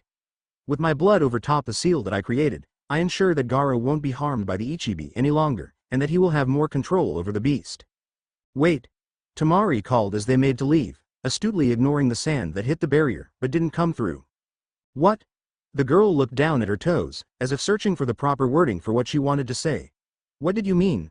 When you said that Gaara wouldn't hurt his eldest sibling on purpose? Naruto looked at the sand siblings impassively. I was referring to myself, as well as you. Deep down, Gaara knows that you care for him, as do I, but he doesn't know how to accept those feelings. As for me, well, let's say that your brother regards me with fear and respect. But you aren't our sibling, and you are younger than us. Kankuro trailed off, confusion covering his painted face. That caused Naruto to chuckle. True, but I'm Gaara's eldest sibling, not yours. Seeing the still perplexed expressions, Shikamaru decided to elaborate. Let's put it this way. If Gaara is the first, then Naruto is the ninth, hence Naruto is the eldest out of all of them. This was said so that no one save the five of them would be able to hear what was being discussed. With that, all three moved into action once again. Temari and Kankuro's eyes widened in surprise and shock. That meant. Shikamaru took his position just behind the barrier and knelt down to place his hands in the customary rat seal. Kage main no jutsu, he shouted, abruptly changing from the rat to the snake seal to have a better grasp on the shadow as it covered nearly the entire surface of the arena. It was soon apparent that when Naruto had shouted 35%, he had meant 35% of Shikamaru's chakra. The second his shadow made contact with Gaara, the Jinchuriki howled again, desperately trying to break free. Shikamaru gritted his teeth. If the person who was trapped had a will to escape that was stronger than the caster's, then that person would be able to release the jutsu.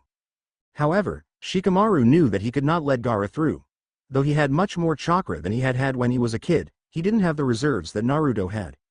The most he could hold this enormous shadow for was 5 minutes. Naruto's seal that enhanced a person's chakra wouldn't work at all, not without him dropping the jutsu at least, and he couldn't risk that. Lee had left his post on the perimeter of the arena, and had taken to distracting Gaara, flashing from one side to the other, dodging the sand that came his way, becoming the target of many projectiles that bounced harmlessly on the barrier. The beauty of Naruto's seal was that he didn't lose chakra whilst trying to maintain the giant wall. Naruto was standing on top of his barrier, so to many, it looked like he was standing in midair. Looking down, it didn't look like Gaara was going to fall asleep anytime soon thanks to Lee, who was making him dizzy. Kage Bunshin no Jutsu, he intoned, creating 4 clones. No words were needed. They knew what to do. Once the clones were created, Lee went back through the wall and landed next to Shikamaru, who was swaying profusely. Arg! The Nara collapsed on both knees, causing his shadow to retract slightly, but did not let Gaara move freely. Shikamaru! Various cries were heard from around him. Lee stood protectively behind him, not let anyone get any further. Naruto, I can't hold it for much longer. Do it, he shouted. Even though he had used only 35% of his chakra, he could feel Gaara's will, or rather, Shukaku's will overpowering him. No one man could hold a Biju in the shadow bind. Holding Shukaku was draining his reserves rapidly, causing him to exert more chakra than needed. The blonde nodded, and the clones moved through the barrier, each one grabbing an arm or leg, and pinning Gaara down. Because of Shikamaru's shadow, the sand couldn't touch the clones. Would you just stay still? Naruto roared, succeeding in surprising Gaara. What he didn't know was that Shukaku had sensed some of Kurama's chakra and was reacting to that. Naruto! Lee cried, noticing that Shikamaru's shadow was receding. Hurry up! Not yet, the Nara muttered, pushing more and more chakra into sustaining the shadow. There. He had bought Naruto at least a minute. Seeing how tired Shikamaru was, Lee leapt down and grabbed Gaara's half-transformed face, holding it to the ground.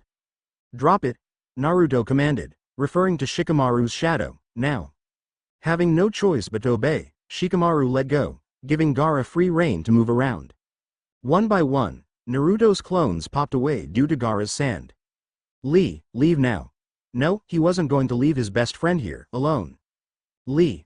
I said go, and I said no. Sighing in frustration, Naruto knew he couldn't change Lee's very stubborn mind. Sand was closing in on them fast, and judging by Shukaku's voice, Gaara was almost completely transformed. However, he needed to be sleeping for it to be final, which he wasn't. Concentrating wind chakra in his hand, Naruto ripped apart the robe that Gaara wore, exposing his stomach which held the seal of the Ichibi. He mentally made a note to himself to berate Chiyo-Ba-sama harshly for making such an unstable seal. Gaara was bound to lose control, even if he didn't want to. You got him, Lee? Affirmative. Well then let go, and take this to reinforce the barrier, because this is going to get messy. Naruto handed Lee a second barrier seal, which would activate when Lee gave the command. Lee looked like he wanted to resist, but one look at Naruto showed that his Hokage wouldn't take no as an answer this time. Grudgingly taking the seal, Lee left his friend with Naruto, who had created approximately 100 clones to keep Gaara pinned. Just as Lee activated the second seal, Naruto yelled, Fuin. For one agonizing moment, the entire arena was silent, wondering if whatever this blonde kid had done worked or not, and many thought it hadn't because of the lack of anything happening. But then, a swirl of red and blue chakra engulfed the two Jinchuriki, blinding everyone in the stadium. Even though the kid had put barriers up, those behind them still felt the shockwaves of chakra bouncing off of the invisible walls. If that had touched them, then they would be toast. Shouts of Naruto and Uzumaki were heard, while the Suna siblings and Baki watched with wide eyes as this frankly insane kid attempted to reseal a tailed beast, a feat that no 12-year-old should be able to accomplish. But as the haze of chakra cleared, the impossible had happened. Because in the center of the arena, Uzumaki Naruto emerged from the light, carrying a now unconscious Gaara on his shoulder, deep gashes covering his entire body. His customary orange jumpsuit was tattered, but the expression on his face was one of accomplishment. With a single hand seal, both barriers came crashing down with an audible thud, and Naruto wearily laid Gaara down where his siblings were. The stadium was completely silent. Temari and Kankuro rushed to Gaara's side, but resisted touching him, afraid as to what might happen. Naruto just snorted. He's sleeping. At their looks of panic, he cracked a wan smile. Relax. I fixed his problem. I modified the seal on his stomach, making him in control of the Ichibi, rather than the other way around. He won't hear from Shukaku unless he digs really, really deep. Trust me. It was true. The previous seal hadn't looked nearly as intricate as this one. For some reason, despite this kid's looks, the two of them really did trust him. Gaara had said in the forest that he didn't regard them as his siblings, yet this stranger had openly called Gaara his youngest brother. Naruto collapsed against the railing, panting harshly. He had just managed to complete the seal when Gaara's sand started lashing out at him. He couldn't dodge the attacks, so he had allowed them to cut him. By now, there was probably a small amount of blood pooling around him, but Kurama was already working on healing his brother's work. A gentle palm lay on his bloodied shoulder, and he didn't even have to look up to know that it was the Sandame's. Someone patted his head. Probably Kakashi. Maybe even Genma. It didn't matter. A sigh was heard from above him, a soft, reproachful sigh along with two thuds as Lee and Shikamaru plopped down beside him. All three had the same scowls and weariness present on their faces. The knocked-out boy twitched slightly, and started to snore loudly, causing the trio to freeze before laughing hysterically. Ah, Lee sighed, wiping tears from his eyes. Looks like Gaara-kun is catching up on 12 years' worth of lost sleep. It's going to be a pain in the ass to wake him up. Shikamaru mumbled morosely, but his face still held traces of mirth as he looked at the future Kazekage, his future brother-in-law. When Naruto finally looked up, he saw the odd faces of all of the genin, including Sasuke and Neji, although it looked like those two were scrutinizing the trio more than anything. Probably judging their power or something like that. He also saw the shaking heads of the jonin that were present. Seriously, you three, Kakashi began, a hand on the bridge of his nose. First the forest, and now this. You're trying to infuriate us, aren't you? Three sheepish grins were thrown his way. Naruto stood shakily, with Shikamaru and Lee holding him up. Medics once again rushed towards them, but Naruto's palm stopped them in their tracks. Just tell us when we need to be in your office, Hokage-sama. Naruto grumbled, and we'll be there. In the meantime though, Shikamaru slung the still sleeping Gaara over his shoulder just like Naruto had. The blonde grabbed both Temari and Kankuro, while Lee took hold of a reluctant Baki. We have to make sure that the seal is completely stable, Lee finished. And before anyone could stop them, the seven of them were gone in a swirl of leaves. The looks on everyone's faces were priceless, but he wasn't even healed yet, one of the medics grumbled. Well, you were right, Kurenai. Asuma chuckled dryly, watching the last leaf fall to the ground. This was a day that we will never forget. After all, it wasn't every day that you watched the jailer of the Kyuubi seal the Ichibi into its host. It wasn't every day that you saw a seal as complex as the one that Naruto had created. It wasn't every day when you realized that 3 genin were stronger than the average chunin. And it wasn't every day that those 3 genin made their way into the bingo book. But they didn't know that yet the stadium had descended into a frenzy of madness after the trio's show. The Konoha Jonin were trying to get their students together, and keep them from looking at the blood that Naruto had left behind. There were talks from the other nations on how those 3 had actually been Jonins who were placed in the exam to keep anyone from dying, and sadly, some people were buying that story. However, throughout all the chaos, one person was silent, just playing back what had happened. That person was none other than Orochimaru. The encounter that he had had with the very same Genins who everyone was talking about, left him to believe that those 3 were people of interest. But this, what had just happened, it had solidified his belief. Especially the blonde. Uzumaki no Namikaze Naruto. The son of the man who had beat him to the position of the Yondaime, the pupil of his idiotic teammate. A legend. That boy could be his salvation, his legacy, and if Naruto joined him, then the other 2 would follow. The type of loyalty they held for each other ensured that they would. The Sennin was practically salivating at that thought. He needed Sasuke for his eyes, but he wanted the other 3 for their skills. Such talent. Konoha didn't deserve them, but he did. Together, they could make Oto strong, make it the most powerful nation in the world. However, the children were loyal to Konoha, to the Hokage, and swaying their loyalty was going to be difficult. Luckily though, he had a man on the inside, Kabuto. Perhaps Kabuto would befriend them, persuade them, and help them help him. Yes, that was a start. Kabuto would approach them during this month, see what made them tick, and use that to lure them to his side. Power was at his fingertips, he just had to close those fingers and grasp it with all his might. Naruto collapsed on the fields of Training Ground 12 where they had Sunshine too. His breath was coming out in labored pants even though most of his wounds were closing. His eyes locked in on the clouds above him, breathing settling down slightly. For years, he had hated being still, because being still meant that those who wished you harm could find you. However now, he appreciated the ground beneath him, how it supported his weight, how it let him relax, how it would be there until he decided to move. Ruto. Lee's voice caused him to blink and attempt to sit, but found that the pain searing through his body rendered him quite weak. Two strong and separate hands guided him to an upright position, letting him rest on their support. "You did good, Naruto," Shikamaru said softly, fingering the places on his ruined jacket where Gaara's sand had ripped through. "Thanks, guys." His voice sounded gravely and rough. The boy felt wearier than he should. The Nara unsealed a spare black shirt that he had, coaxing Naruto to remove his jacket, and pulled it over his head. "You need a medic," Lee commented lightly, taking in the numerous wounds all over Naruto's body. His body language was anything but light though. Later, Naruto grunted. With some difficulty, he raised himself on his feet, teetering dangerously, but once again, Lee and Shikamaru were by his side, holding him up. Ever so slowly, he gazed into the eyes of Temari, Kankuro, and Baki, taking in their shocked expressions, and was trying his hardest not to laugh.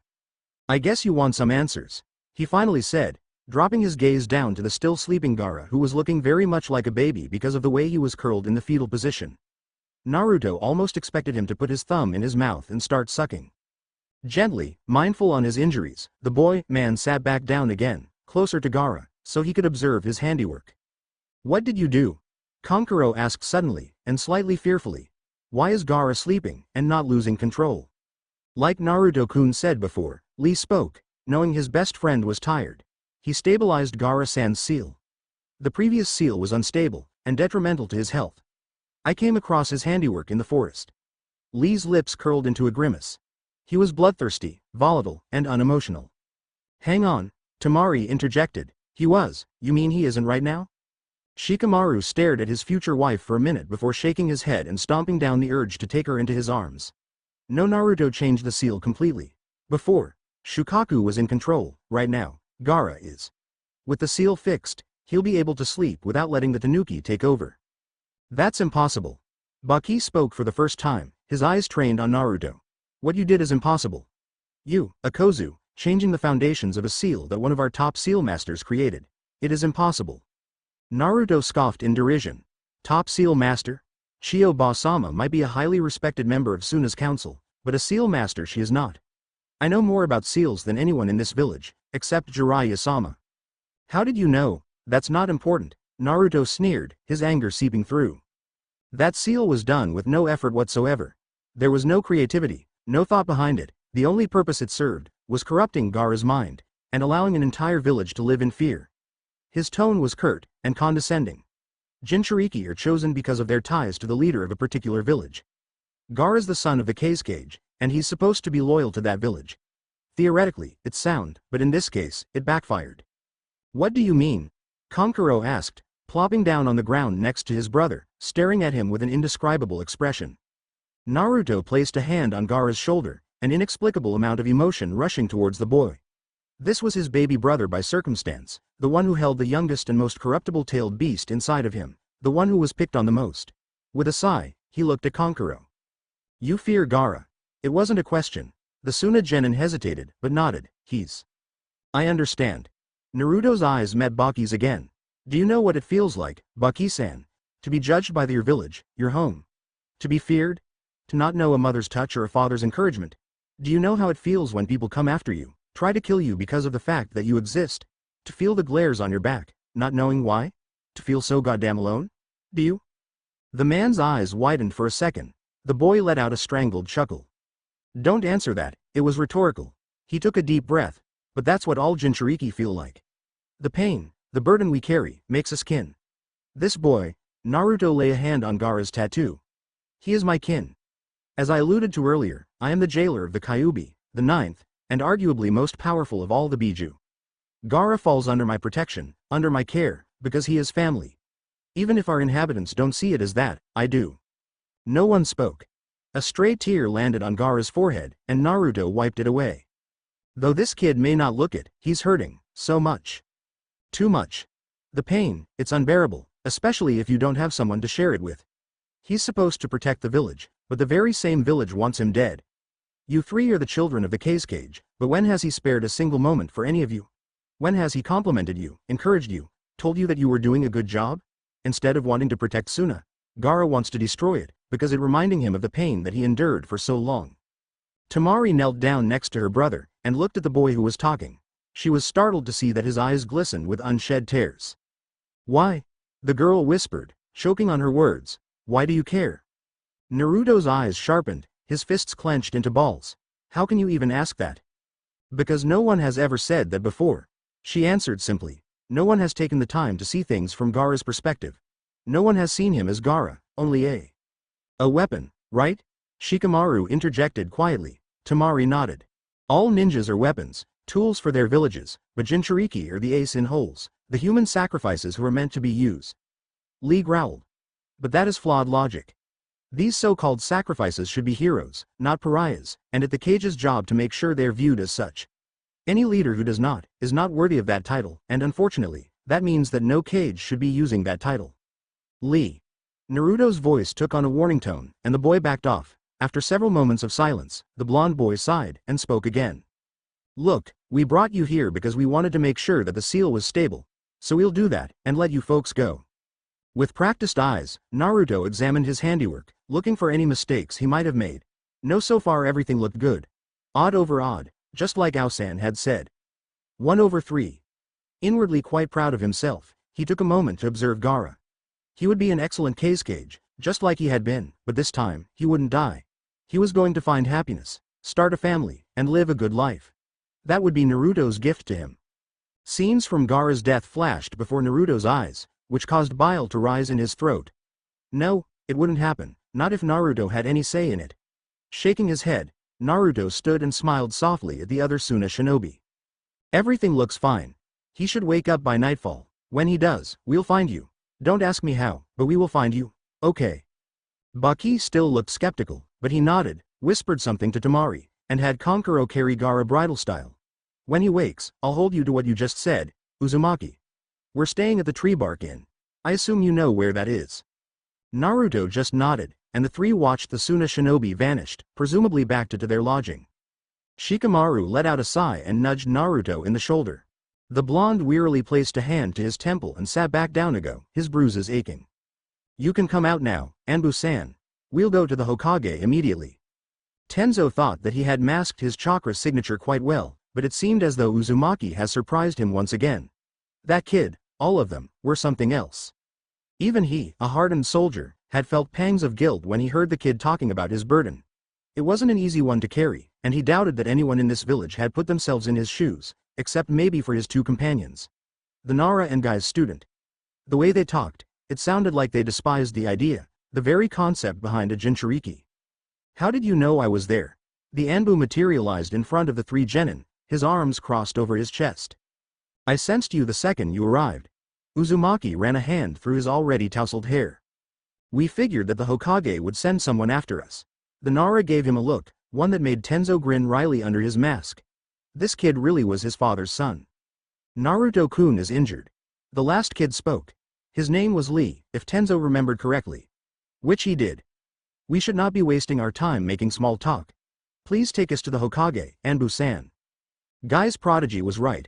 Though Uzumaki was standing upright, his breathing was slightly erratic, and the wounds he had endured still hadn't closed properly, even though the Kyuubi was already healing them. Uzumaki, hold my elbow. You two have already displayed the ability to teleport, so please go to Hokage Tower, where Hokage-sama would like to discuss a few things with all three of you. Hiruzen was sitting behind his desk, waiting anxiously for the four of them to arrive. With him in the room were the rest of the Konoha senseis, some select shunins, including Iruka, Katetsu, and Izumo, Nara Shikaku, and a handful of Anbu, though they were hidden. The Nara head paced the room frantically, waiting for his boys to come back. When the Hokage had contacted him about what had happened over the past 5 days, he had been beyond stunned, sent straight into the realm of disbelief. Sure, he knew that his kids, and yes, he considered all of them his kids, were powerful, but to stop Orochimaru, and then to seal a tailed beast? All of them had some serious explaining to do, not to him, but to Yoshino. She was ready to flay them alive, and then hug them so tightly, they would never escape. That was not going to be a pleasant conversation. Shikaku had a theory though, a theory that he had put together over the past 5 days. It was highly implausible, but sometimes the most obscure conclusion was the right one. After this he was going to talk to them, and maybe resolve the mystery that was Uzumaki Naruto and his two best friends. A puff of smoke and the falling of leaves signaled the arrivals of those that they had been waiting for. Shikamaru and Lee were standing rigidly upright, both of them glancing anxiously at Naruto, who was using Yamato as support.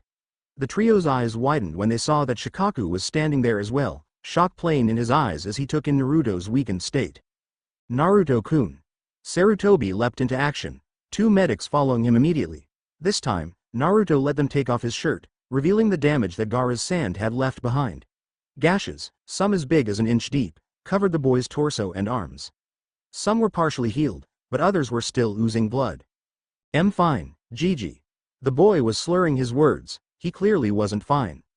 One by one, the medics healed and cleaned each wound, until barely visible scars remained. During this time, Shikamaru and Lee never left their positions, but had taken to analyzing exits instead. It never hurt to have an escape strategy if need be. 10 minutes later, the medics had finished with the boy. Naruto was covered in bandages, earning snickers from Lee and Shikamaru, who were promptly given a death glare by Naruto. That didn't shut them up, however, their expressions became serious the moment they looked at the Hokage, who was watching them carefully. Finally, Naruto sighed and ran a hand through his hair, a movement that showed he was annoyed and stressed. Sarutobi had a wry smile on his face. 2 times in 5 days, Naruto-kun. Are you going for a hat-trick? It was Naruto's turn to turn his lips upwards. What can I say? I guess with me. With us, everything becomes complicated. You can say that again. Iruka muttered, still remembering the wounds that covered his favorite genin, shuddering at the memory. So, the Hokage's eyes hardened slightly, causing the 3 genin to snap to attention. Since you decided to leave before the final exam results were announced, Naruto, you are facing Hyuga Neji. Shikamaru, you will be facing Sabaku no Tamari. Lee, you had already forfeited therefore. Forgive me for interrupting Hokage-sama, Shikaku cut in, eyeing the kids, especially Shikamaru. He paused, noticing how they tensed. Before you arrived, the Hokage told me that you two are aware of Naruto's burden. Shikamaru didn't like the calculating look in his father's eyes one bit. It was the same look he had when he was thinking about something especially complicated. We know. The younger Nara said curtly, and we don't care. Lee finished, conviction in his voice. Shikaku examined them for a few more moments before nodding, good. The trio let out a breath that they unconsciously had been holding, something that did not escape the elder Nara's notice. The skill that all of you displayed today, especially you, Naruto, is something that we don't see every day. It is clear that none of you are at a genin level. Sarutobi began slowly, gauging their reactions. Unfortunately, there were none. As we said before, Hokage-sama, it is best that we stop hiding our abilities. Lee smiled without any real emotion. It was the smile of a hardened shinobi. The wizened old man leaned back in his chair and interlaced his fingers. And how long have you been hiding these abilities for? Naruto stared at the old man, trying to see what his angle was. A while. Sarutobi chuckled and wagged a finger in Naruto's face. That won't work, kiddo. How long? The blonde clenched his fingers. Oh well, it was worth a try. He turned to Shikaku. Nara-sama, gone was the casual Shikaku-san that he normally used. When you first asked how we knew each other, we said that had been training together. While this is the truth, we never told you for how long. He took a deep breath and looked at the Hokage straight in the eye. We've been training together for 6 years. The old man couldn't detect any deception, because there was none. Technically, Naruto and Shikamaru had been 16, while Lee had been 17, when they began training as a team, and they were all 22 or 23 mentally speaking, so that was 6 years. Kakashi let out a breath. That would mean that Naruto had been 6 when he began training. Come to think about it, that was also the time when he had started to wear that ridiculous orange jumpsuit. Was this the reason why? However, to hide for that long, to deceive the Hokage for that long, it showed skill and talent, something that Embu looked for. Naruto. Iruka said softly, still in disbelief that these dead lasts of the academy had this much potential. Hokage-sama, Shikamaru gave him a small bow. We have already told you our reasoning behind hiding these skills. Indeed you have, Shikamaru-kun. He puffed on his pipe, watching the ringlets of smoke disappear. Before we get to what happened during Lee Kun's fight, I hope you all realize that the other nations present will be taking an interest in you. Especially you, Naruto. We know. And this is why we believe that these exams are the best way to solidify our crumbling relation with Sanagakure, Naruto stated. Shikaku raised an eyebrow at that, but inwardly tensed. Care to explain, Naruto-kun? The boy looked around the room, snorting slightly. Come on. Each and every one of us knows that the treaty we have with them is nothing but a farce. Suna is our ally in name only. Should a war break out, Suna will not come to our aid. Hell, no nation would. we would be alone. It appears as though the new Mizukage is trying to make amends for the past, but it will take time, maybe a year or so, for Kiri to rebuild itself. Suna is our only shot at building a solid alliance at this very moment. The shinobi in the room stiffened, knowing the kid was correct. Today, what you saw was probably the foundation for a new treaty, Lee said solemnly. How can you be so sure? Katestu inquired, his curiosity creeping through. The genin, the one that Lee fought, is Naruto's. Shikamaru paused, wondering how to word what he wanted to say. He's Naruto's brother by circumstance, a fellow Jinchuriki, and the son of the Kazekage. Who is probably dead by now. The Nara didn't add his thoughts to the conversation. That's right.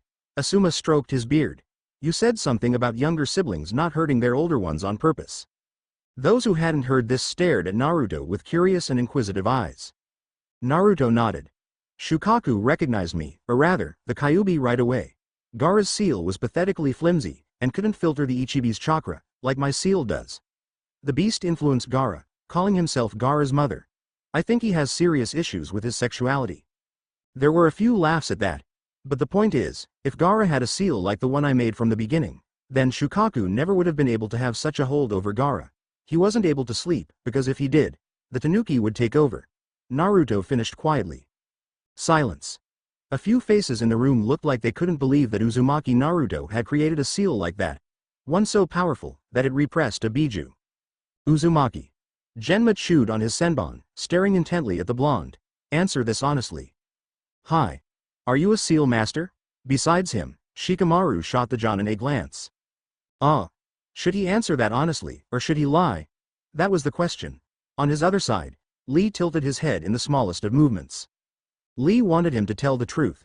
And Shikamaru, he just sighed and muttered a quiet troublesome under his breath. I am becoming one. Hopefully. Another half-truth. These were piling up, and really going to bite all of them in the butts someday soon. Genma whistled. If that's what a master in training can do, I shudder to think what a true master can do. The boy stiffened, a sad and melancholic look shining through his eyes. You're looking at what a true master did, Genma-senpai. The Yondaime sealed the fox into me, didn't he? And he lost his life because of it. Closing his eyes, mourning for his father and mother, Naruto didn't see the flinches going through the room, and the flashes of guilt that nearly everyone had on their faces. There was something off about Naruto's statement though, and it was raising red flags in Shikaku's mind. Becoming as fluent in seals as Naruto had been entailed studying scrolls, studying Uzumaki scrolls, that Naruto definitely didn't have access to. Not everyone could become a master. In fact, the only one who could call themselves a master were Uzumaki Mido-sama, Kushina, Minato, and Jiraiya, and that was because they were either Uzumakis, or they held close ties to the Uzumakis. Sealing was in the kid's blood, there was no doubt about that, but to be so proficient, it was mind-boggling. Naruto-kun. The boy's blue eyes met his own. Are you aware of the Uzumaki clan's legacy? Shikaku. The elder Nara ignored the Hokage, and focused on the boy in front of him, who had just looked shocked. The Uzumaki clan's legacy. Iruka repeated, not even knowing there was such a thing.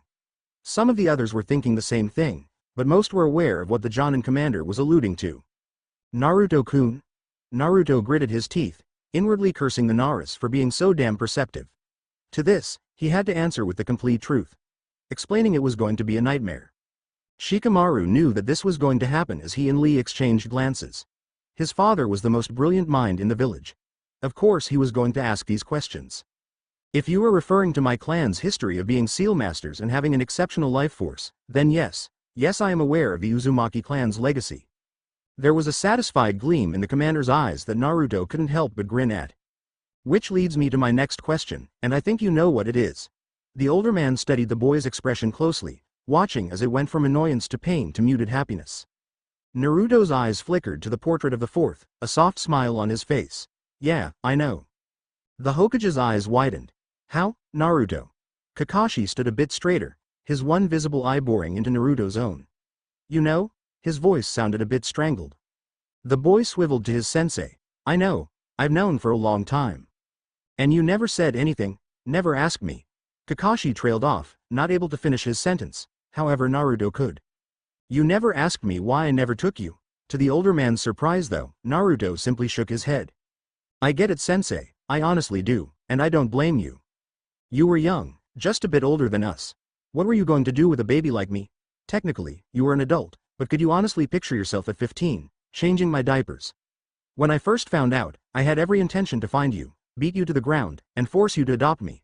But that's stupid. You're trying to make amends now, right? You're my teacher after all. I want to thank you for the nightcap, by the way, and for looking out for me when I was a kid. Kakashi stared at Naruto for a moment, a bitter smile twisting its way onto his face under the mask. He didn't deserve a damn word of praise. He deserved a slap on the face, a Rasengan to the balls, and a chance to redo the past. He was a coward, one who had shirked his responsibility to the boy who was supposed to be his only family. Truly Naruto, you are the most unpredictable ninja, and you are your father's son. He would have said the same thing had he been in your shoes. His student looked startled for a moment, and his eyes looked awfully shiny. It was the first time that anyone had acknowledged that Naruto was indeed his father's son. At least in this timeline. Arigato. He's like his mother. Shikaku deadpanned. The pranks that you've pulled over the years are eerily reminiscent of what your mom did back in the day. Naruto smirked, puffing out his chest in pride. We Uzumakis are born pranksters after all. Forgive me if I'm a bit lost here, but what exactly are you talking about? Iruka scratched his head sheepishly. Shikamaru sighed, placing a hand on the bridge of his nose, which caused his father to snort. Explain. Naruto shot his best friend a look, but smiled at his older brother figure. Allow me to introduce myself to you, Iruka-sensei. My name is Uzumaki Naruto, son of Uzumaki Kushina, and Namikaze Minato, also known as the Yondaime Hokage. Iruka looked around, trying to see if this was a joke, but all he saw was pride on the Sandame's face, regret on Kakashi's, and sadness on everyone else, except for a couple Chunins who looked like they had been electrocuted. Kami above. The scarred Chunin breathed in. You're Namikaze Naruto. The boy rubbed his chin. Uzumaki Namikaze Naruto, I suppose. When you think about it, doesn't it make sense? Why would the Yondaime choose a random orphan to seal the fox into, when his son was there? A hint of resentment crept into Naruto's voice. For so long, he had wondered why him, and then during Pain's invasion, he had received his answer. Finally, Lee muttered, happy that his best friend once again earned the name that he had become Hokage under. You knew? Hiruzen rubbed his temples. Wait, don't answer that, of course you knew. The trio chuckled. They're my best friends.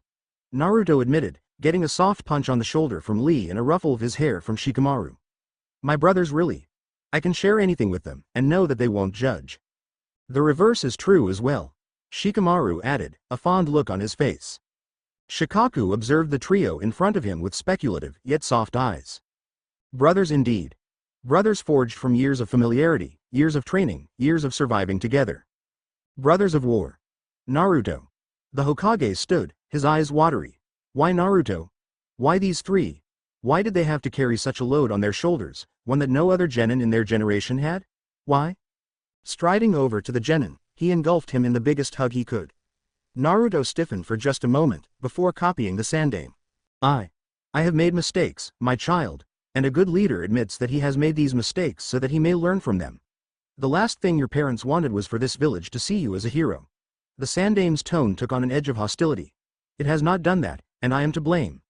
I had hoped, prayed, that by making the Kyuubi illegal to talk about, the younger generation would not hold the same hatred that their parents held. Hatred breeds hatred. Naruto murmured quietly, wiggling out of the old man's embrace, his eyes sharp, tone quiet. He wished the Sandame would stop admitting these mistakes and act on them instead. A parent is the guiding force for a child. A child is only going to copy the movements of their parents so that they can emulate them. I'll admit, I couldn't understand for the longest time why everyone hated me, but then I made friends, and those friends became my family. This is how I was able to survive. And that's why Gaara wasn't. He had no one. Even his own siblings held no love for him. The boy paused before continuing, knowing that they were all paying attention to him. Of course they were. He was using his Hokage voice after all. Every Jinchuriki, no matter how assimilated in society, goes through the same pain. That's why I could call Gaara my brother. We are tied together by cruel circumstances, meant to be tools for a village, a weapon. The Kyuubi has always been Konoha's. First Mito Ba-sama, then my mother, and then me. Sharp intakes of breath were heard. Sarutobi's brow crinkled. Now that was not something that Naruto should know. That's right. Every Jinchuriki of the Kyuubi has been an Uzumaki. This is why my mother was brought to Konoha after Uzu was destroyed. Not only was she a direct relative of the Senju clan, She had the potential to take over Mito Basama's position due to her special chakra. All of us have tremendous chakra reserves, even if we don't have the Kyuubi, which makes us prime candidates to become jailers for the beasts. Tsunade-sama could have also become the Jinchuriki, but she was older, therefore her chakra coils were developed, and she was only 1/4 Uzumaki. How do you know this, Naruto? Hiruzen asked, a tinge of suspicion creeping through his question. Once I learned who my parents were, I researched everything I could about my clan, and connected the dots. He answered swiftly. Perhaps too swiftly, judging by the way Shikaku narrowed his eyes at him, and how Sarutobi gave him a look that said bullshit. Except for you, Hokage-sama, Naruto-kun is related to each of the Hokages. Lee added, his eyes shining in amusement. Sarutobi chuckled softly. That he is, Lee-kun. That he is. He would deal with Naruto's little slip later. Right now, he was beyond weary, and was sure that the three kids in front of him felt even worse. For several moments, silence permeated the room. No one spoke after what had just transpired. Shikaku clapped his hands together, startling nearly everyone. There was a deceptively cheery smile on his face, one that sent shivers down Shikamaru's spine. I think it's time to take these kids home. They've been through quite a bit, especially Naruto, and all of them need to rest. Isn't that right, boys? The trio were forced to nod due to the expression on the scarred Jonin's face. Hi. Ignoring the amused looks on everyone's faces, Shikaku enveloped the three boys in a bear hug, ensuring they couldn't escape, and vanished in a puff of smoke. For seconds, those in the room stared at the dissipating smoke, not knowing what they could possibly say or do. Kakashi. The Hokage spoke suddenly. Hokage-sama. Naruto knows his heritage. Sarutobi's face softened. I think it's time that we give him some of his father and mother's heirlooms. Hi. Kakashi smiled ever so slightly. He knew what he was going to give his student. After all, that photo album was just gathering dust under his bed. Perhaps later, he and Naruto could look at it together, while Kakashi regaled tales of how his father had persuaded his mother to go out on a date with him right after she had threatened to cut off his manly parts with a rusty kunai. It was all because he had not told her that he had a S-rank mission. Minato-sensei did have balls of steel. Neko. Immediately, a purple-haired Anbu came into view, kneeling in front of her leader. Hokage-sama. I have no doubt that you heard that entire conversation. It's time for you to do your duty for that child, for all three of them. Regardless of what happened in the exam, those three are clearly not suited to be genin. See what you can do. Azuki Yugo, the woman behind the mask, the one who had tested Naruto on the day of the first part of the exams, couldn't have agreed more. Perhaps they would agree to become chunins, and graduate onto a specialized Anbu team. Guy, Asuma. Hokage-sama. Two identical murmurs were heard. My student is set to arrive by nightfall. Make sure that he doesn't hit any bathhouses or brothels. That's an order. The Hokage sighed. Maybe he should do it himself. Telling Jiraiya that Naruto had discovered his heritage was probably a good motivating factor in getting the man to actually take over his godfatherly duties. The group of four landed in the Nara clan's backyard, which was conspicuously empty at the moment. I didn't believe half of what you said in there. Shikaku stated point blank, dark eyes roving over each of them, studying their body language, like how Shikamaru's left arm tensed ever so slightly, how Lee automatically reached for a hidden kunai, how Naruto unconsciously fingered the pack on his pant leg. None of them spoke. Dusk was nearly upon them. Shadows enveloped the open space, giving it an almost ominous look. I've been doing a lot of thinking recently. The elder Nara sighed softly. Ever since you brought these two puppies home, Shika. He noticed how his son moved closer to Naruto, while Naruto moved closer to Lee. They were guarding each other. See, I have this crazy theory. A theory that is so unbelievable, that it must be true. Oh, and why is that? Naruto tried, and knew that he had desperately failed at keeping the hardness out of his voice. Damn it. He knew the Naras were smart, but to figure it out after only 2 months. Kami above. Shikaku smirked.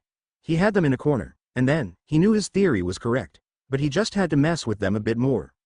The kunai that the man threw didn't even make it halfway to Naruto before it had stopped by Lee, and he was trapped in his son's shadow, with the very same kunai that he had thrown pressed into his jugular courtesy of Guy's student.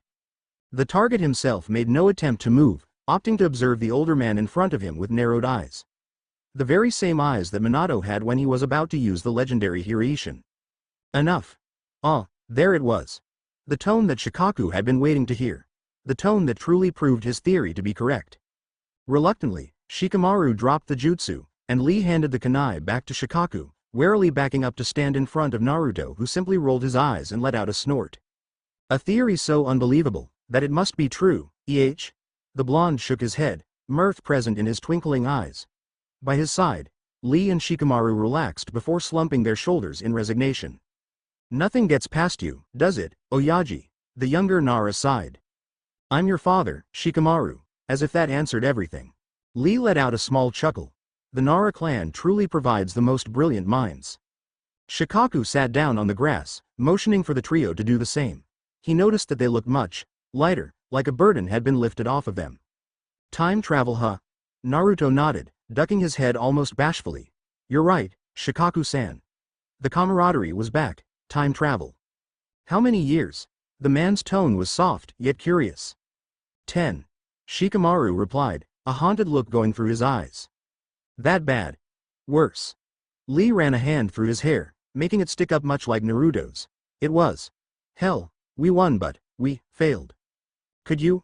Shikaku paused, taking in Lee's words, tell me. There was a pause, and the trio communicated silently, using only facial expressions or gestures. The more that Shikaku saw, the more he wondered how anyone could have missed such a big change. Oh sure, the kids had come up with a pretty plausible story. But seriously, it had so many holes in it, that Shikaku was beginning to doubt the thinking abilities of the Jonins he commanded. Plus the Hokage. Never was it in any records that Uzumaki Kushina had been the Jinchuriki of the Kyuubi or that she had special chakra. The elders had purposely kept it that way. Hell, even he hadn't known that until Naruto had told them. The situation with Suna was supposed to classified, as in, not even on paper. There was absolutely no way that they could have known that Konoha basically had no allies. Not unless they were somehow present during all the Jonin meetings, or of course, they had experienced something that had led them to that conclusion. The latter was now the truth. But, there were some things that he did believe. Like how his son and Lee truly couldn't care less about the Kyuubi. For that, he was proud. Oyaji, Shikamaru's voice brought him back to the present. Right, time travel, 10 years. We've decided. His son looked hesitant, but after Naruto gave him an encouraging nod, he continued. That it's best if you knew some of what the future holds. I guess that you know that I am. Or rather I was. Or I will be. Naruto trailed off, looking quite confused. The Hokage. Shikaku supplied, internally guffawing at how the kid who had yelled very loudly every day about how he would become the greatest Hokage of all time actually accomplished his dream. Naruto nodded, but there was a glimmer of pain in his eyes. The Rokudame to be exact. The loyalty that you three showed to each other already established that you were the Hokage, Naruto-kun. Shikaku said lightly. And Shikamaru, I suppose you were the Hokage's right hand, with Lee being his left. The two boys nodded. I was captain of tactical operations, came Shikamaru's rather dead response. I was captain of the ground forces. Lee pushed himself off the ground angrily and began to pace furiously. We were at war, had been for 6 years. All of the current genin in our generation, we were either 16 or 17, thrust into this mess by forces that were beyond our comprehension. Lee. Naruto tried to reach a hand out to the boy, but he ignored it, which was a first. No, Naruto-kun, please, let me go on. His eyes met Naruto's imploringly, and Naruto nodded, allowing him to continue. Shikaku watched in fascination at the dynamics between the three. Naruto had the Hokage genes. Literally. He must have a damn good leader for his son, the one who abhorred taking orders, to follow him, even if it was his duty. It didn't hurt that the kid was also very powerful. Then again, they all were. But 6 years of war. No wonder they were so close. What kind of hellish place had they come from? For your sake, Shikaku-san, we will not reveal the dirty details regarding who we were fighting. However, let's just say that the enemy was truly a monster. Lee's jaw clenched. For 6 long years, we had been going back and forth, winning, losing, and eventually winning, but losing at the same time. He kicked the ground with such force that Shikaku felt it vibrating beneath him. We lost 80% of our forces before Naruto brought us back here, Shikamaru grimaced. Shikaku's eyes widened. 80%? Who was this enemy? Hang on, Naruto brought you back. Technically, it was the Kyuubi. The man rubbed the back of his head. All I did was modify my father's legendary seal. The Nara stroked his beard. Did the fox want to do this from the kindness of his heart, or was it for self-preservation? Both. Kurama's deep rumble drew out a small grin from Naruto. So the furry fluffball was sort of functional. I heard that, idiot. The Biju are entities that we humans cannot comprehend. You should know, by that point in the war, the fox was under my control. From what he told me, there is a jutsu, so old and obscure, that only the tailed beasts are privy to its knowledge. That jutsu is time travel.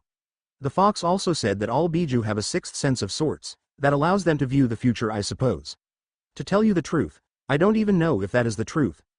Naruto's grin widened when he felt the seal heat up. My point is, he told me that my future, our futures, had somehow been altered, and that life was not supposed to end with just us left. So he told me what I had to do. I did it, grabbed these two, and all of a sudden, we were back 10 years in the past, with the memories of the future, and all of our power. And shit control over it. Shikamaru sighed. Shikaku digested what his future Hokage was telling him. So apparently, when all hope was lost, the fox, the very same being that had destroyed Konoha, was helping to keep it from being destroyed a second time. You have control over it? He asked slowly, wanting to make sure that he had heard correctly. Naruto let out a huff. Not it, him. He has a name, you know, and once you start using it, turns out the big guy turns all soft and mushy. But, to even learn his name, you must proceed to beat the living snot out of him. I let you beat me. The fox was definitely sulking. Dream on, Fluffball, dream on. Shikaku blinked, and then he blinked again, and again. And then he laughed a laugh which the wind carried up to the heavens, because the image of Naruto beating the Kyuubi was so ironically fitting and utterly hilarious, that he couldn't help but laugh. Shikamaru looked at his father, the bubble of emotion that he had kept hidden threatening to burst at any moment now. A hand on his shoulder caused him to look up. Of course. Naruto. He was always there when you needed him, always there when you wanted to talk, to fight, to do whatever. He was their rock, their leader, and damn it, they were going to follow him to the ends of the earth if need be. Let it go, Shika. Go to him. The boy's voice was so soft, that Shikamaru almost didn't hear it. But when he did, he wasted no time in bounding over to his father and sitting beside him, reveling in the older man's silent strength, his heat, his protective hand around his shoulder. Judging by the fact that you haven't willingly sat close to me since you were 3, I would say that I'm dead. When Shikaku felt his son stiffen and say nothing, he let out a wry chuckle. It's okay, kiddo. That's why you 3 are here now, right?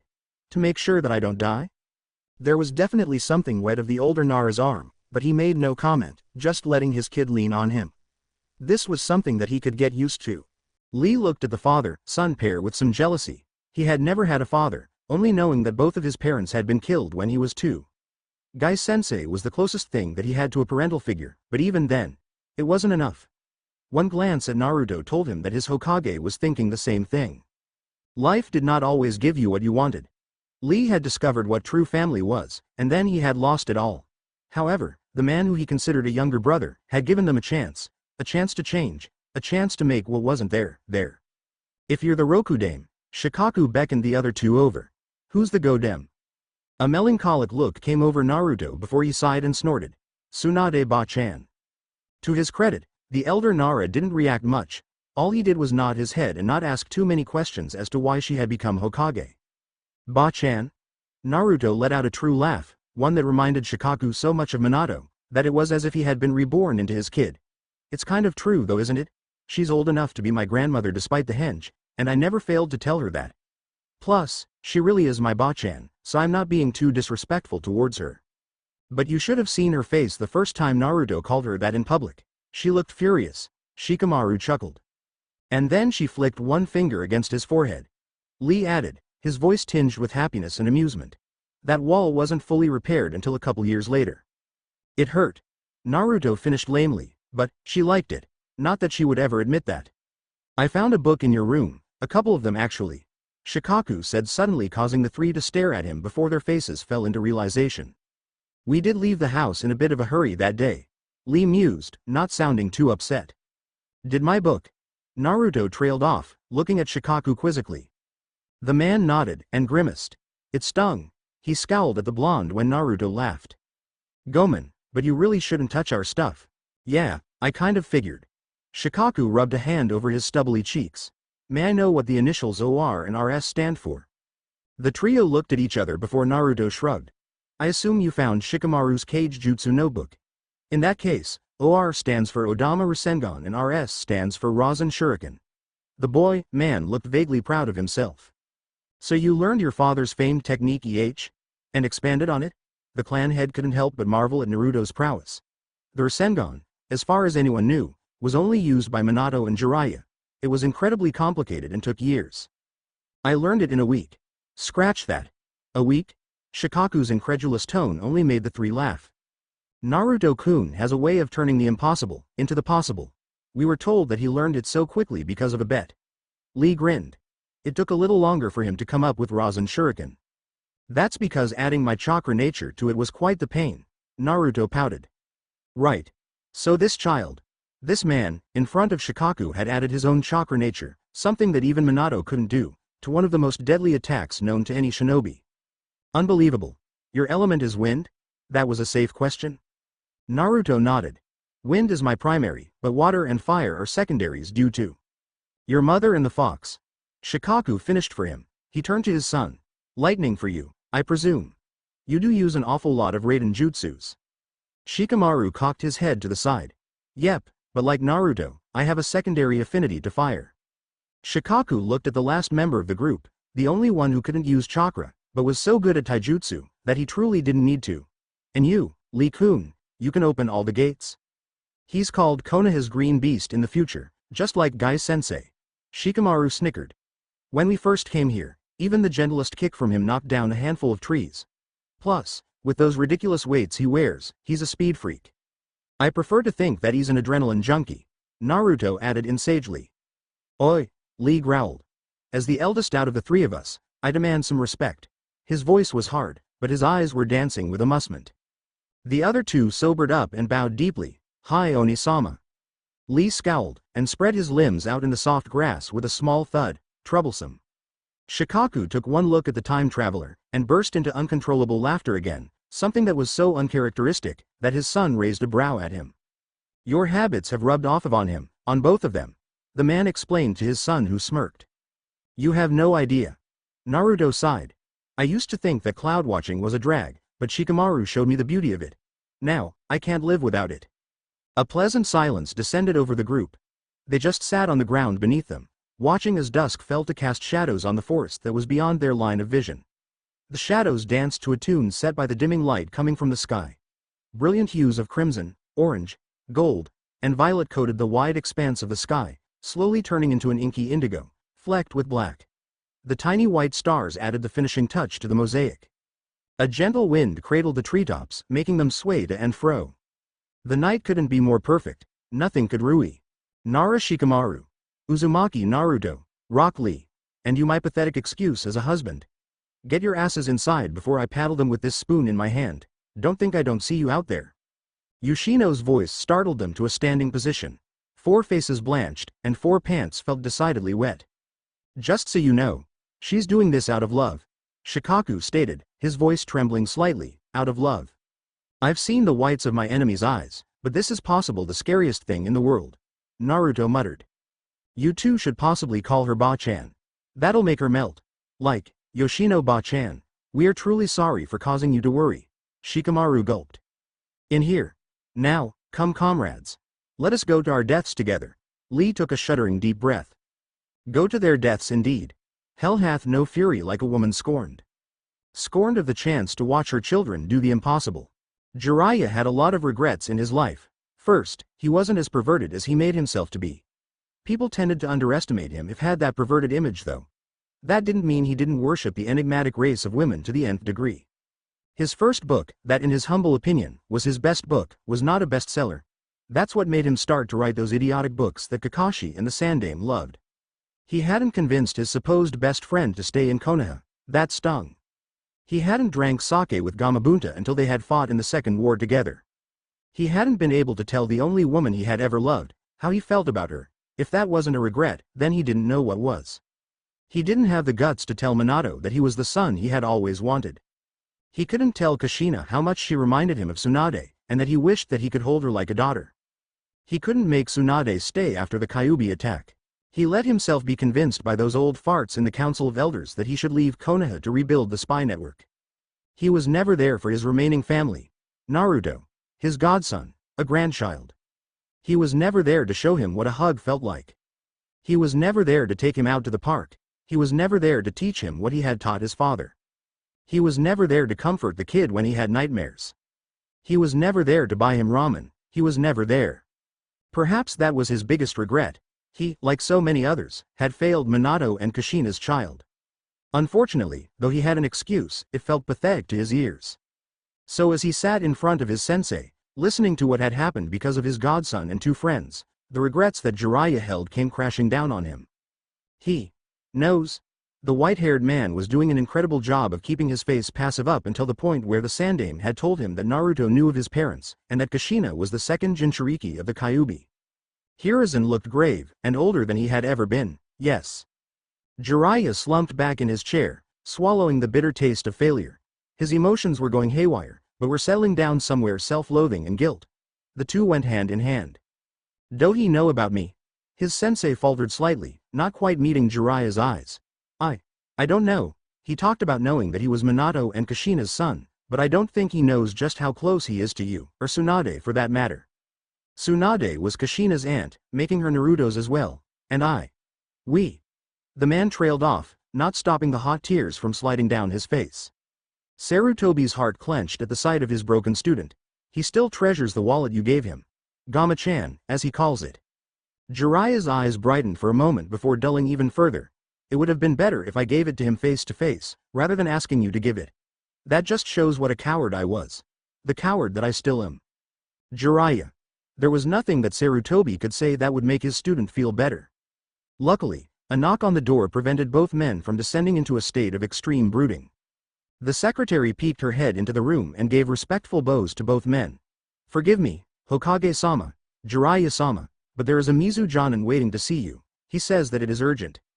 The old man's eyes narrowed, as did his students. A Mizu Jonin? This sounded quite suspicious. Send him in. Hiruzen barked, while Jiraiya stood and lazed casually by his teacher's desk, the sharp glint in his eyes not casual at all. Both men tensed when a man, with spiky blue hair, an eye patch, and earrings walked into the room, holding a scroll in one hand. There was a small smirk playing on his face when he looked on Jiraiya, and he half bowed to the legendary Sannin. Ow, Jiraiya breathed in, a smirk of his own expanding on his face. Kiri's bloody censor, the Ryuketsu no Soshi. Jiraiya-sama.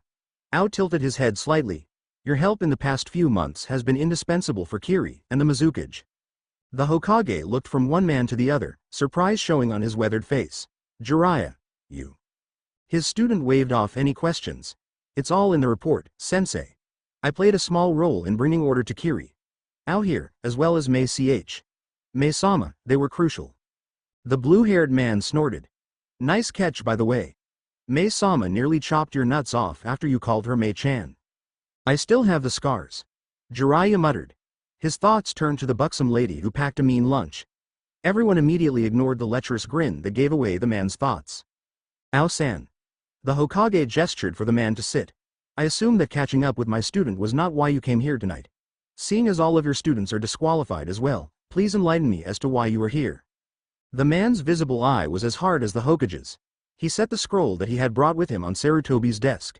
The two Konoha shinobi could see that it was addressed to the Mizukage. I am not here to talk about any Kiri-nin, Hokage-sama. I'm here to talk about one of your own. Hiruzen closed his eyes. He had an idea as to which one. For Kami's sake, this was getting ridiculous. The genin with the surname of Uzumaki, he has piqued my interest. Of course he had. And why is that, Ao-san? The Hokage asked wearily. As both of you are aware, that name, Uzumaki, once made a man tremble in fear. It was as deadly as Senju or Uchiha, if not more so. However, the Second Shinobi War wiped out that clan, or, more correctly, sent the survivors into hiding. By the Third War, nearly every Uzumaki had taken a different name, or no name at all, and thus the Uzumaki clan descended into history. Out of sight, out of mind. Ao took a moment to gauge their reactions. Both seemed to be following his words very closely. And how does this relate to Naruto-kun? Sarutobi inquired, linking his fingers together.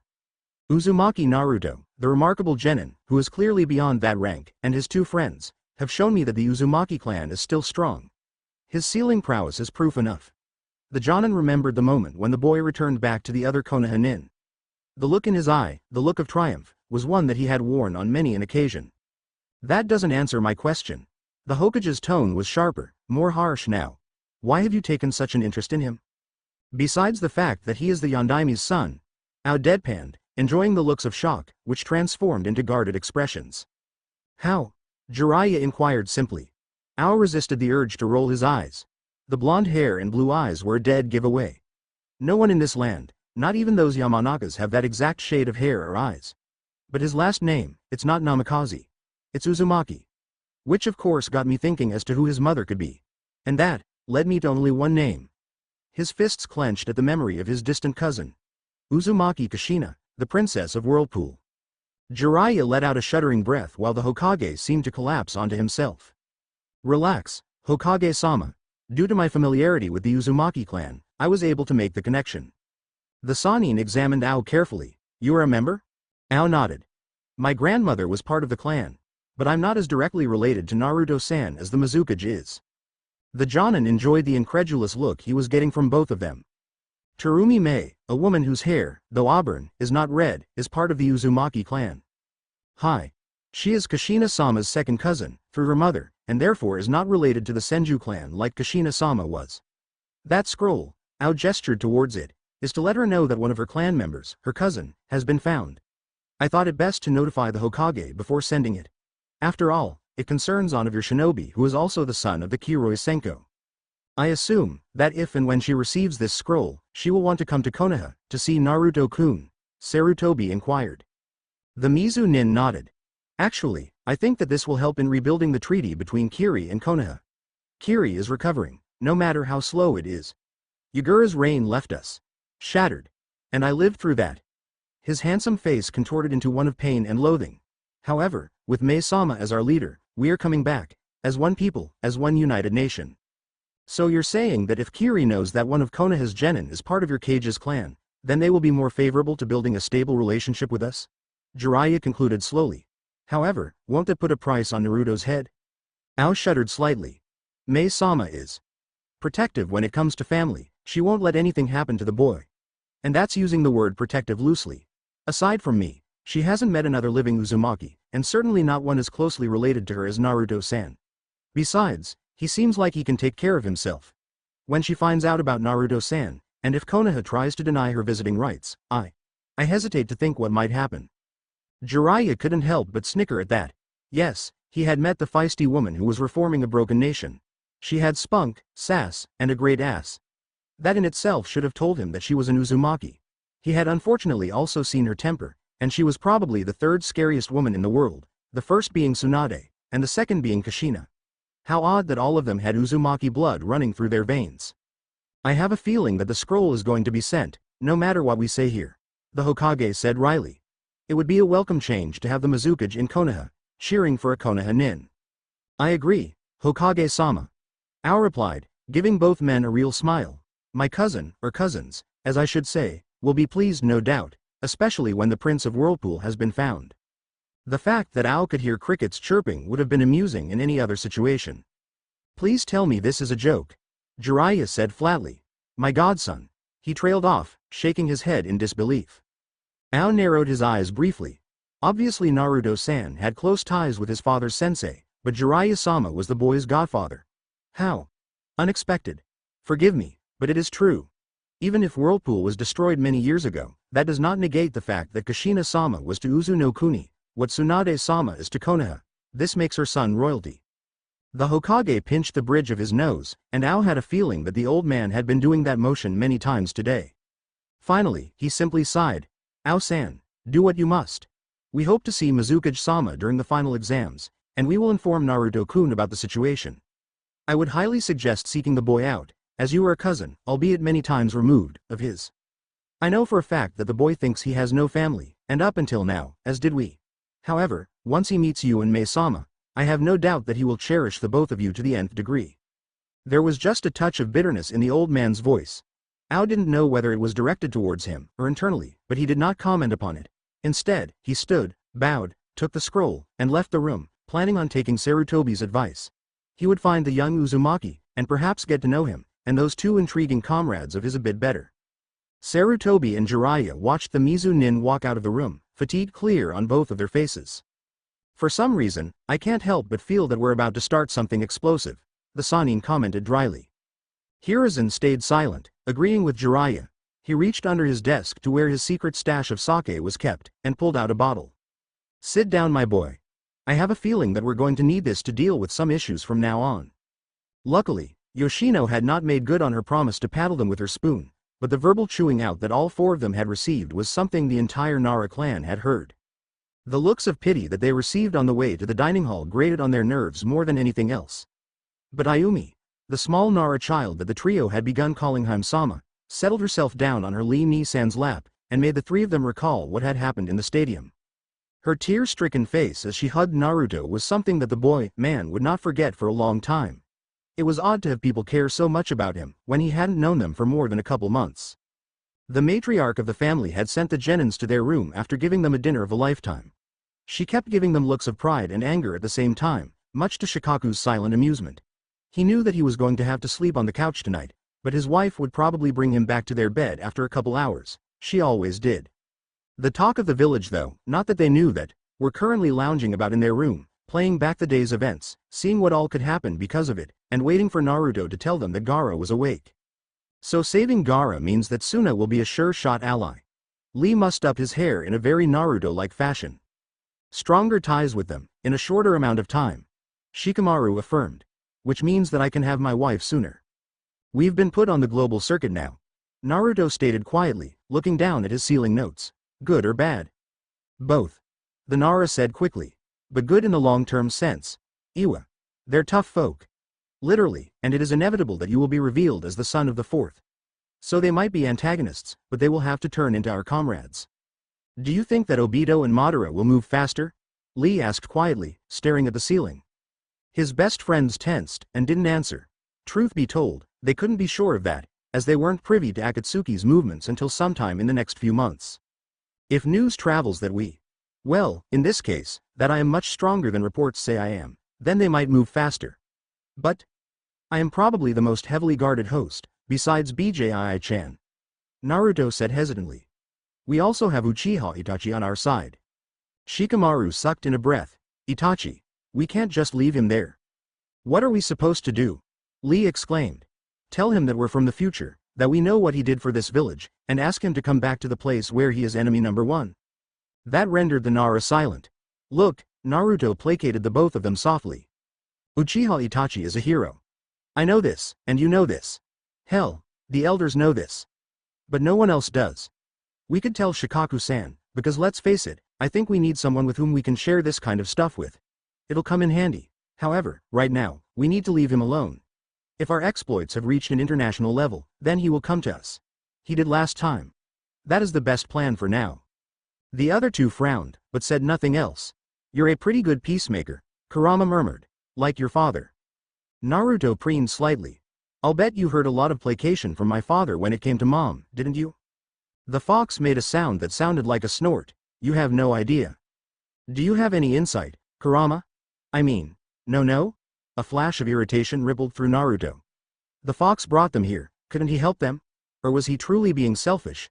He had gotten what he wanted, so now he was going to leave them alone. I don't know more than you do. All I can tell you is that the thing that jails my wayward sibling is awake, or he will be in the next 5 minutes. Only the boy's chakra is flashing. Shukaku has been suppressed pretty well. The annoyance that Naruto held vanished, and was replaced by interest, finally. Guys. He announced out loud. Kurama said that Gaara's nearly awake, we should get going. The two boys groaned and settled down further into the soft pillows that they were laying on. I just want to sleep. Shikamaru mumbled. It's been a bloody long day. Even if Tamari-chan is there. Lo waggled his eyebrows suggestively, which earned him a pillow in the gut. Even if she's there. Naruto whistled. You must be pretty tired if you don't want to see her. The Nara had his eyes closed when he grumbled a quick yup, so he didn't see the devious expressions on the other boys' faces. The entire Nara clan heard the poor boy's cries for help as his two friends forcibly teleported him away. But they were too damn lazy to do anything about it. Who the hell comes up with a name like Tree Bark for a hotel? Naruto muttered to himself as they silently combed the halls for Gaara. What room are they in? Shikamaru all but growled. 3rd floor, 5th room on the left. Lee sighed in exasperation. This was the 4th time that his friend had asked. Indeed, as Naruto neared the room, he could feel Gaara's chakra flaring, just like Kurama had said. Standing outside the door, they could hear people talking in hushed tones. You ready? Naruto glanced at the other two. Yash? Lee rumbled. I wasn't given a choice. Shikamaru crossed his arms over his chest, but his eyes were alight with anticipation. Idiot. Before Naruto could even knock to enter though, Kankuro threw the door open, and pretty much dragged the three into the room. Temari and Kankuro were standing on either side of their youngest brother, while Baki was entranced with the bed to the point where you would look nowhere else. The boy in question was sitting on the floor, currently making shapes such as flowers and hearts and clouds out of his sand, and enjoying it. Never before had Gaara looked so young. So innocent. His wide teal eyes were filled with mischief rather than hate, his expression was that of wonder instead of his perpetual scowl. The future Kazekage turned his gaze to meet them, who were currently in a state of shock. Did the seal fail and turn Gaara mental? Lee thought when Gaara stood up slowly. Not aware of the trio's slightly panicky thoughts, or the smirking faces of the Sunanin, Gaara stopped directly in front of Naruto, his expression changing from joy to extreme joy. Naruto was frozen to the spot, not knowing what to say, but the look that Temari was giving him clearly stated, you broke him so now you fix him. Oni-sama. Gaara crushed Naruto's midriff in a hug so tight that Naruto was sure his wounds were going to reopen. Beside him, Lee and Shikamaru's jaws dropped before they started to snicker. Naruto ni-sama, thank you for freeing me from my eternal prison, Gaara exclaimed right in Naruto's ear. Naruto, who was not even able to glare at the people who were laughing at him, patted Gaara on the shoulder gently, squirming when the boy's sand started to do a happy jig. At least he doesn't want to kill anyone, the blonde stated weakly, knowing that he had broken ribs by this point. And then Gaara let him go, a huge grin on his face. Because his back was turned to everyone in the room, no one saw how a kunai was strategically placed between Naruto's legs. However, Shikamaru and Lee did hear when Gaara muttered angrily, start talking, Namikaze, or your line will end with you. As for the not killing people thing, I think you might be the last one on that list. That's when Naruto blanched, Shikamaru squeaked, and Lee snarfed. This is troublesome. Naruto didn't have it in him to bop Lee over the head because it was true. Time travel was truly a bitch sometimes. Naruto could feel Kurama laughing inside of his head, and he didn't like it one bit. He should have known by now that foxes were the embodiment of mischief. Lovely. Gaara? Lee asked tentatively, now aware that there was a kunai pointed at his best friend's family jewels. The redhead turned to Lee, his eyes confused for a second before his gaze softened. The kunai dropped onto a bed of sand that Gaara had created. No, it's Shukaku. Of course it's me, Gaara hissed, rubbing his temples wearily. He was still feeling quite drowsy, and the impending headache that he knew was coming on wasn't going to help. Shikamaru looked at the Sunanin before turning to Temari, Kankuro, and Baki. Maybe it's best if we leave? Kankuro finished with an eerie smile. Yes, perhaps it is for the best. The trio could only watch as the other three simply sauntered out of the room, leaving them with a very, very weird Gaara. Teal eyes followed the door as it swung shut before hardening and pinning poor Uzumaki Namikaze Naruto with a death stare. Alright Namikaze. Explain to me why the bloody hell this is happening, or what this is. Naruto sat down on the bed heavily, still not believing what had happened. Gaara. Their Gaara was back. How was this possible? Like I said, that might have something to do with me. And how exactly did that happen? The weariness was apparent in Naruto's voice. Kurama snorted somewhat sheepishly. Well, you accidentally used some demonic chakra when you sealed my idiot brother, so a transfer must have taken place, and for some reason beyond my scope of knowledge, some of my chakra brought back the vessel's memories. Well? Gaara demanded, though the haughtiness in his tone was replaced by something akin to wonder. The fox. Naruto mumbled. The fox did it. When I sealed Shukaku back into you, the fox is sure that some of his chakra mingled with yours, which probably forced some of Shukaku's chakra to integrate with yours. Biju are weird and no one knows what powers they hold, not even their Jinchurikis. So while Shukaku was your Shukaku, the second Kurama's chakra touched Shukaku's, the time-space continuum was probably warped, and somehow, you got your memories from the future through your tailed beast. The Kazekage looked at the Hokage impassively, teal boring into cerulean. After a moment, Gaara snorted, and that snort turned into a full-fledged guffaw. The three Konoha nin could only watch as their Gaara burst into uncontrollable laughter which dwindled down to hiccuping sobs. Tears flowed down the future Kazecage's face as the full reality of the situation hit him. Naruto, his brother, his kin, had somehow escaped that hellhole and managed to time travel along with his best friends. How? Well, the answer was simple really. This was Namikaze effing Naruto. He always had a particular gift of turning the impossible into the possible. Not even thinking, Gaara threw himself into Naruto's arms, crediting his fellow Kage for not commenting about the tears, or the fact that they were soaking through the blonde's shirt. Naruto closed his eyes, blinking back tears himself, as he patted Gaara's shaggy hair. Yes. This was how he had first felt when they had come to the past. That overwhelming feeling. If you had no one to share it with, it would consume you. And then suddenly, Lee and Shikamaru were there as well, with their arms around the two Kages. Right now, they were just barely teenagers, not war-hardened men. Moments passed like that, all in silence. Words would not be enough to describe the emotions, the palpable emotions that writhed through the room, creating tangible energy, a guiding force. When Gaara finally detached himself from Naruto's shirt, the only evidence of tears was the stains on the blonde's shirt. You idiot. Gaara's voice was slightly hoarse. You are the biggest idiot in the world. Kami, his voice was breaking. Then he remembered that he was also currently going through puberty again. Maybe he should kill Naruto. I know. Naruto whispered softly, punching Gaara on the arm playfully. I know.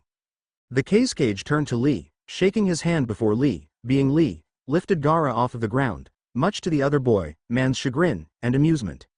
Nara. Shikamaru's onyx eyes met Gaara's. Even if Gaara was shorter than him right now, in Shikamaru's mind, all he could picture was the future Gaara. A figure of strength, wisdom, and respect. His brother-in-law. Kage-sama. Shikamaru bowed his head, not noticing the way that Gaara straightened, teal eyes glinting with an unnamed emotion. Take care of my sister. The Nara stood tall, puffing out his chest slightly as he looked to the door that Temari had gone out of. As captain of tactical operations and the Rokudame Hokage's right-hand/best friend, you have my word that I will cherish Sabaku no Temari from the bottom of my heart, give her every ounce of my love, and never disrespect the woman that she is. Gaara analyzed the man, for those words were not one that a boy could have said, in front of him. When he had first heard of Shikamaru's intentions towards his sister, like any overprotective brother, he had been set on castrating the man, despite the fact that he was one of his closest friends. However, the love that those two had shown each other, that was something that he could feel between Matsuri and himself. One could not dispute those feelings. So grudgingly, and after several physical threats, the Kage had given his blessing to the couple. If only his niece or nephew. No, he would not go down that road, not now. Naruto had given him a gift.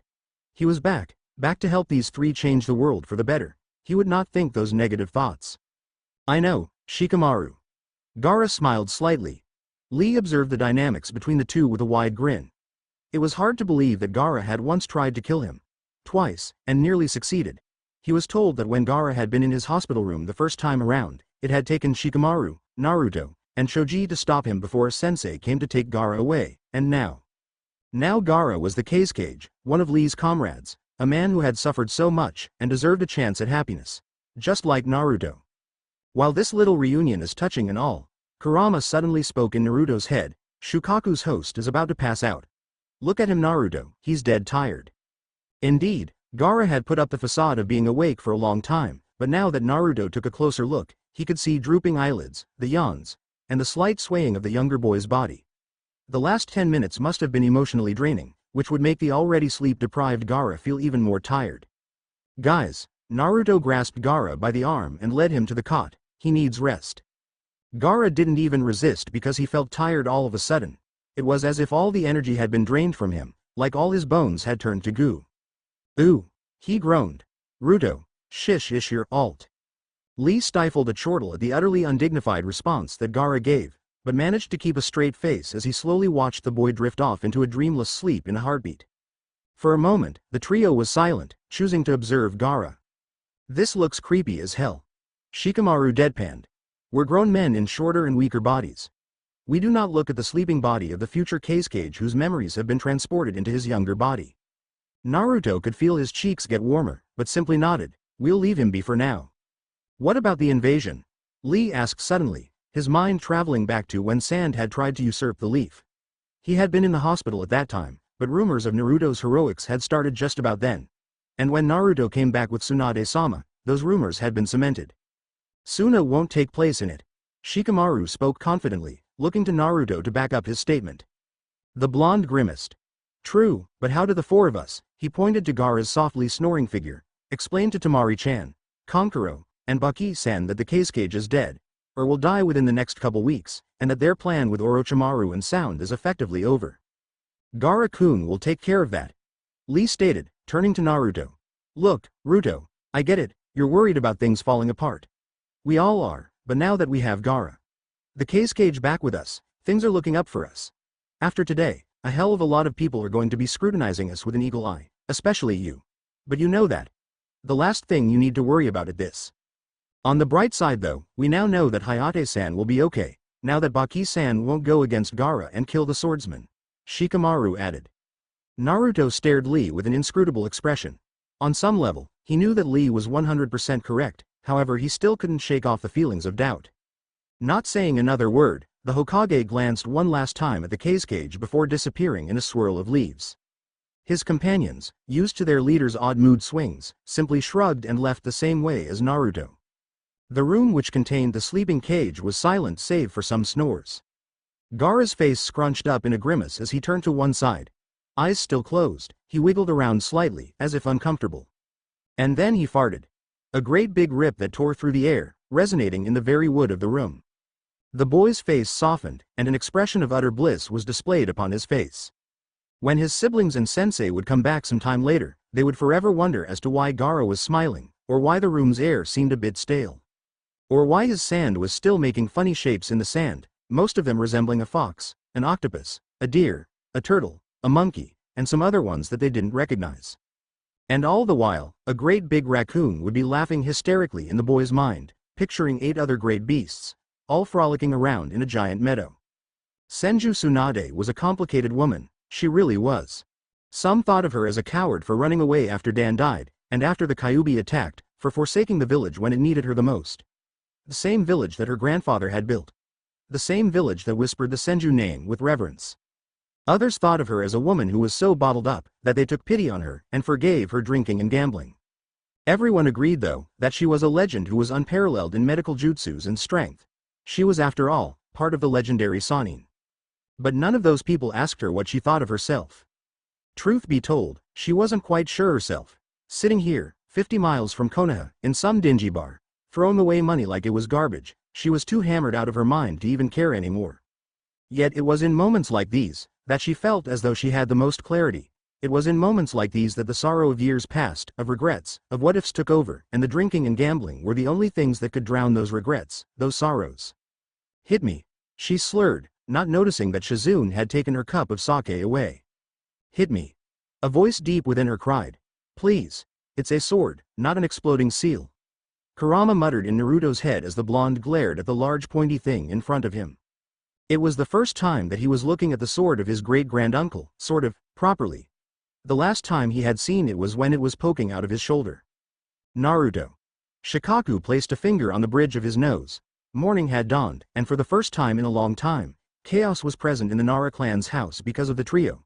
Yesterday's shenanigans had naturally trickled down the shinobi grapevine, and many of the younger Nara children were clamoring to see the kids who had created such a ruckus. The older Nara ninjas were more discreet in their observation, eventually mumbling many troublesomes under their breaths before leaving the time travelers alone. How the hell do I use a sword? Naruto exhaled in frustration. Can't I just give it back to the Hokage? He knew that he was almost whining, and that whining was undignified for a 22-year-old, as well as the future leader of the Leaf, but right now he was back in his 12-year-old body with 12-year-old hormones coursing through that very same body. That warranted some whining. Kami. Lee poked his friend on his forehead. Just man up and learn. You could ask Hayate-san, or Yugo-senpai. And besides, it's better if the sword is with you rather than Orochimaru. You sound like me, Shikamaru remarked, smirking slightly. We've spent so much time together that it's hard not to. Lee replied, stretching out on the soft grass beneath him. At the moment, the time travelers plus Shikaku were enjoying the cool breeze of the morning sprawled out on the wide expanse of nature in the Nara clan's backyard. Deer grazed nearby, none of them bothering the 4 shinobi. Shikaku used the silence to observe the trio besides him. He shook his head, and figured he was going to be repeating that action quite a bit from now on. Time travel. Even though he had been the one to figure it out, it still seemed impossible. 10 years. They had won a war 10 years in the future, the 4th Shinobi World War to be precise. Nearly every ninja in this village, around the hidden countries, had died, and these children. These men were bearing that burden. The eyes that Shikaku had thought to be so old, Now that everything was put in perspective, he was right. Never had he imagined that his own son would have those eyes. Eyes like his, a man who had witnessed the carnage of the Third World War, and the Kyuubi's attack. Both times they had been saved by Namikaze Minato. A bitter laugh escaped him. How ironic. Minato had helped end the Third World War, and sacrificed himself to the Shinigami when the Kyuubi had attacked. Naruto had protected the village by turning into a human sacrifice, and helped end the Fourth World War by sacrificing himself to the sands of time, so that he could change what was going to happen. Blondes. Namikazes were especially troublesome. Someone's coming. Naruto stated softly, flicking his eyes to a spot 10 feet from them. Sure enough, a second later, an ANBU with a rabbit mask appeared silently, bowing deeply to Shikaku. Commander. An androgynous voice spoke quietly. Usagi. Shikaku replied, curious as to what this operative could want. That was made clear when the ANBU's head tilted in Naruto's direction, something which did not escape the boy's notice. Hokage-sama has requested Uzumaki's presence in the towers. It is urgent. Lee and Shikamaru stood casually, stretching their limbs as they did so. To Shikaku, however, there was nothing casual in those movements. He hid a smirk. They were gauging the Anbu, seeing what he or she was going to do next, and react accordingly. Those two were protecting Naruto. Naruto winced slightly as he also got up. His wounds were almost healed, even with Kurama helping, and what the medics had done yesterday. It seemed as though Shukaku's sand whips went deeper than he had thought. He sighed deeply. What could how could I have forgotten? His subconscious yelled loudly. Of course. It was the day after the preliminaries. That was the day that he had met. With a twinkle in his eye, Naruto nodded at the Anbu and threw a wide grin at his friends whose faces cleared as they understood as well. Shikamaru nudged his father in a gesture that clearly said I'll tell you later, and he too nodded, albeit in confusion. Let's go Anbu-san. Naruto hurriedly sealed Raijin into its proper scroll. Together, they vanished, one in a swirl of leaves, the other, a poof of smoke. So, Shikaku turned to his son and Lee. You want to explain to me what Naruto is so excited about? For Jiraiya, waiting one more night to see his godson was torture. He and the Sandaime had a long chat last night, which involved much sake, self-loathing, self-pitying, and some tears. Though the last part was something he would take to his grave. He was furiously pacing the length of the Hokage's office, annoying Sarutobi to no end, and driving himself insane because of the nervousness and excitement that he was feeling. Leaning against a wall, Ao had to admit that this situation was slightly nerve-wracking. Why the Hokage and the Sannin had requested his presence here was beyond him. Sure, Uzumaki might be a distant relative, but would dropping 2 bombshells on him in one day, within a few minutes be wise? The child was after all, just that. A child. Could he take the knowledge that his own godfather had left him alone for 13 years, or that the family that he had thought he hadn't had was alive? Naruto was strong, that much Ao knew for a fact. He was exceptional, but considering his parentage and ancestry, that much was to be expected. He hoped to get to know the boy better in the next month. After much deliberation, Ao had decided that he would stay in Konoha instead of heading back to Mizu. After sending the letter to Mei-sama later today, he was sure that she would understand. He's going to hate me, Jiraiya wailed, clenching his fists. I know he will. Ao stifled a snort when he saw the Hokage roll his eyes in exasperation. Jiraiya. The old man began slowly, Naruto-kun is understanding, much like his father. He will understand why you. Never. He trailed off, coughing slightly, no doubt trying to word his next sentence carefully. But the Sannin's pathetic expression stopped him from saying anything. Jiraiya knew that he should have been for Naruto, knew that he should have been there to train the boy, so that he could puff up in pride when the kid did something extraordinary like he had done yesterday. And he definitely should have protected the kid from that snake bastard. But he hadn't been there, and it was killing him, eating him from the inside. Orochimaru, Minato, Kushina, Tsunade, he hadn't been able to protect those he cared for. And he had made the same mistake with Naruto as well. Come to think of it, so had Tsunade. Ao pushed himself off the wall and placed a hand on the older man's shoulder. It wasn't much support, but he was man of few words, so this was all that Ao could give the Sannin. Their brooding was cut short by a puff of smoke. Ao could feel Jiraiya trembling under his hand, but did not comment upon it. Instead, his eyes were fixed on the boy who had appeared from within the smoke. His eyes went back from the Hokage, to Jiraiya, to Ao. When Ao made eye contact with the child, there was a flicker of surprise that was hidden quickly, but not quick enough. And then, the Hokage spoke. The feelings in his stomach were driving Naruto insane. 6 years. It had been 6 years since he had seen his godfather, the man who had training him for 3 years, who had sheltered him, who had nourished him so that he could actually grow, who had taught him so many valuable lessons, and who had given his life to protect him. He was going to be meeting the man who had been a father to his father, a perverted uncle to his mother, and precious to Naruto himself. The first time that they had met, Naruto obviously hadn't known who he was, except that he was perverted and an old man. Naruto hadn't known that because of this man, he had his name, or that this Ero Sennin was actually his godfather. He hadn't known this until pain attacked, and by that time, it had been too late. In many ways, Jiraiya's death had been a catalyst for Naruto's growth in power. His eyes had been opened to the realities of war.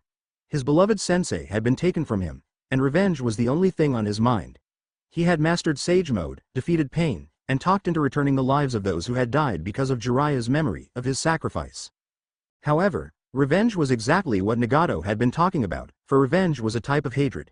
Hatred breeds hatred, the man had said, and it was a never-ending cycle, a cycle which Naruto had vowed to break. Naruto, though, after the real war had broken out, had also realized that hatred was a part of human nature, and that truly breaking the cycle was nigh impossible. Hatred was yet another emotion that everyone felt, even if that person was a saint. He hated Sasuke because that man had taken everything from them. He wanted revenge on Sasuke for killing Sakura, and that's when Naruto understood that he was no better than anyone else. He too was only human after all. Right now though, when the smoke cleared, Sasuke, the war, everything came second to this. He desperately tried to keep the tears behind his eyes, hiding them by looking at everyone in the room. The Hokage, his godfather, and Aosan. That was unexpected. The surprise that he felt stemmed the dreaded wetness in his eyes though, and he was able to look at Jiraiya without wanting to throw his arms around him and sob into his chest like a child. Naruto. Sarutobi's voice drew Naruto's eyes to the current Hokage. Gigi. Care to tell me what's going on? Naruto responded, drawing what sounded like a smothered cough from Ao, and a snicker from Jiraiya. A smile tugged Naruto's lips upwards. He's inherited the Uzumaki bluntness, I see. Ao remarked, immediately drawing parallels to his own cage and her frighteningly frank mannerism of talking. He's inherited quite a bit. The wizened old man puffed on his pipe, letting his eyes study the teen. Naruto had grown taller over the last couple months. He had filled out somewhat as well. His hair, as spiky and blonde as always, had become longer, making him look like a younger Minato. The resemblance was startling, and it wouldn't be surprising if in a couple of years, people would think that the Yondaime had returned. Then, guilt tore through him like a kunai. Naruto had grown taller because he had been living with the Naras. They had fed him properly, ensuring that his ramen intake was low enough so that the proper nutrients could circulate through the boy's body. The Nara clan had done in 2 months what he couldn't in 12 years. They had given him a family, people to support him, they had given him a place where he belonged. If only he had spent more time with Naruto, maybe taken him in, then maybe. Gigi. Naruto sounded reproachful, as if he knew what Sarutobi was thinking. The old man smiled hesitantly. Forgive an old man lost in his own thoughts, Naruto. He cleared his throat and stood up, making his way over to the boy. I'm sure you were wondering why you were in my office, yet again. Naruto chortled. Oh, I think I know why. He put on his best innocent face. This is because of yesterday, right? Honestly Gigi, I'm fine, we all are. He took off the black shirt he had been wearing as if to prove his point. Yes, the scars from yesterday were visible, but they were fading. Jiraiya's fists clenched. There shouldn't be any scars. His godson shouldn't have had to go through that. He didn't care if as a shinobi, it was only expected that Naruto was going to get hurt. Right now, he wasn't a shinobi, he was a man who was remembering the face of an innocent, sleeping infant who had no idea about what hardships lay in front of him. Pulling the garment back over his head, Naruto grinned. And Gaara is fine as well. He's probably sleeping soundly as we speak. After all, one does not simply sleep for a night when there are 12 years of lost sleep to catch up on. Sarutobi placed a hand on Naruto's head, ruffling his hair slightly. Hi. I trust that the boy is fine, however, I will send someone to verify that. But that's not the reason as to why you are here. Naruto grimaced under the Hokage's touch, but made no other sound except a quiet "oh." Before we continue, would you mind telling me how long ago you found about your parents? And the truth this time please. Your story yesterday had many holes to it. Naruto was ready for this question. He had been waiting for it actually. Aha Gigi, sorry for lying.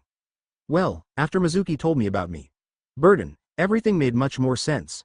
The glares, the fear, the hatred, it clicked into place. We had a week before we were assigned teams, so in my spare time I started looking into hospital records, hoping to find something, or rather, someone named Uzumaki. He paused, locking eyes with his godfather for a second before continuing. Naturally, nothing could be found. But when Kakashi-sensei was assigned as our sensei, that's when my suspicions were confirmed. Everyone knew that he was the student of the fourth, but why would he want me, someone who was the living reminder as to why his sensei was killed, on his team? Naruto felt slightly guilty at Hokage's flinch, but spoke on. And then there was that way that he would look at me sometimes, no with hatred, but with regret, remorse, sadness. He wasn't lying about the looks from Kakashi. It had taken him a long time to figure them out, but they had been there. So I figured if he didn't hate me, then it had to do with something pertaining to the Yondaime. The teen's eyes pierced his father's portrait. Our looks were just so similar, we had to be related. He couldn't be my brother, so he had to be my father. Or uncle, but father made more sense. There was silence for just a minute. As for mom, well, he rubbed the back of his head sheepishly. That's a bit complicated. Brat. The fox started cautiously, sensing that he was going to say something about him. Relax, Kurama, I'm obviously not going to reveal anything. The fox snorted, but placed his head on his paws, resting. When you say complicated. Ao entered the conversation for the first time, thinking that there was something that he was missing. Naruto knew he could trust this man. He had died in the war, but he had been honorable and brave, not to mention strong. Shinobi-san, you should know that I am the Jinchuriki of the Kyuubi. Startled gasps were heard from Sarutobi and Jiraiya. Seriously, had they really expected him to not reveal that, even if it was to a veritable stranger? It was his secret to give away after all. Ao, on the other hand, was surprised, but it did not come as a shock to him. It would only make sense that the Yondaime would use his own son as the vessel, as opposed to some random orphan. A scowl briefly appeared on his face. Yagura had been a Jinchuriki as well, one who had no shame in using his power to kill those with bloodlines, to murder thousands. However, Naruto was different. Somehow, Ao knew that this child was very different. Your childhood must not have been pleasant, was all the Mizujonin said. The blonde boy just snorted. That it was not. He turned back to the Hokage. Now, before you think the seal is weakening, because it is not, hear me out. There was wariness present in the old man's eyes, and he sat back down. Go on. When I learned about my father, I confronted the fox. Said fox sighed deeply. Naruto. Sarutobi's eyes glinted sharply. What? I confronted the fox. Naruto repeated. So that I could confirm the fact that Namikaze Minato was indeed my father. Naruto chuckled, remembering the first time he had actually confronted the fox. And he did. Of course, then he rambled on about how he was going to kill me when he got out of the jail.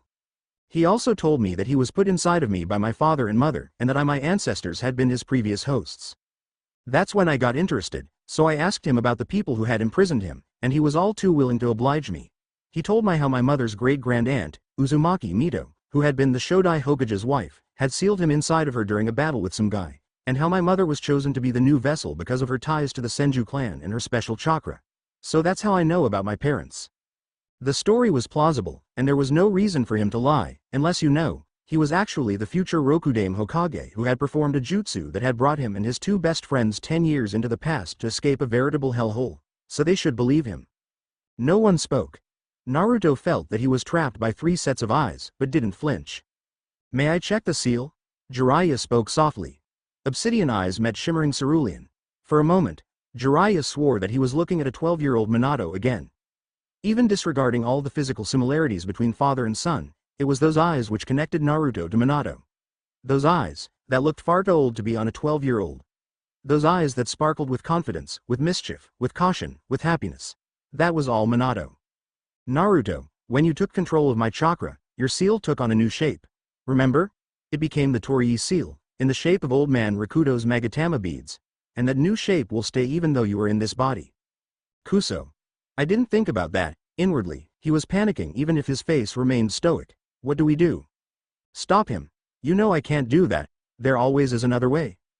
Damned fox. Can't you just cast a small genjutsu or something? I mean, you are a fox, mischief runs in your veins. They'll feel the chakra. The fox deadpanned. A light bulb went off in Naruto's head. Chakra. That's it, haha. Thanks Kurama. Anyo, Naruto began.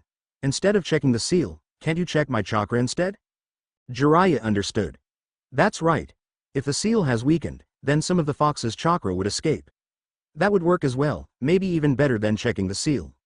Breathing a quick and undetected sigh of relief, Naruto channeled chakra into every limb of his body, expending it at a frightening rate. Two Anbu appeared in the corner at the sudden spike of powerful chakra, but left seeing that it was only Uzumaki. Although they were rather surprised to see the legendary Sannin in the mist's bloody sensory in the Hokage and Uzumaki's midst. There's not a taint in his chakra, Jiraiya revealed, much to everyone's surprise. Sarutobi frowned.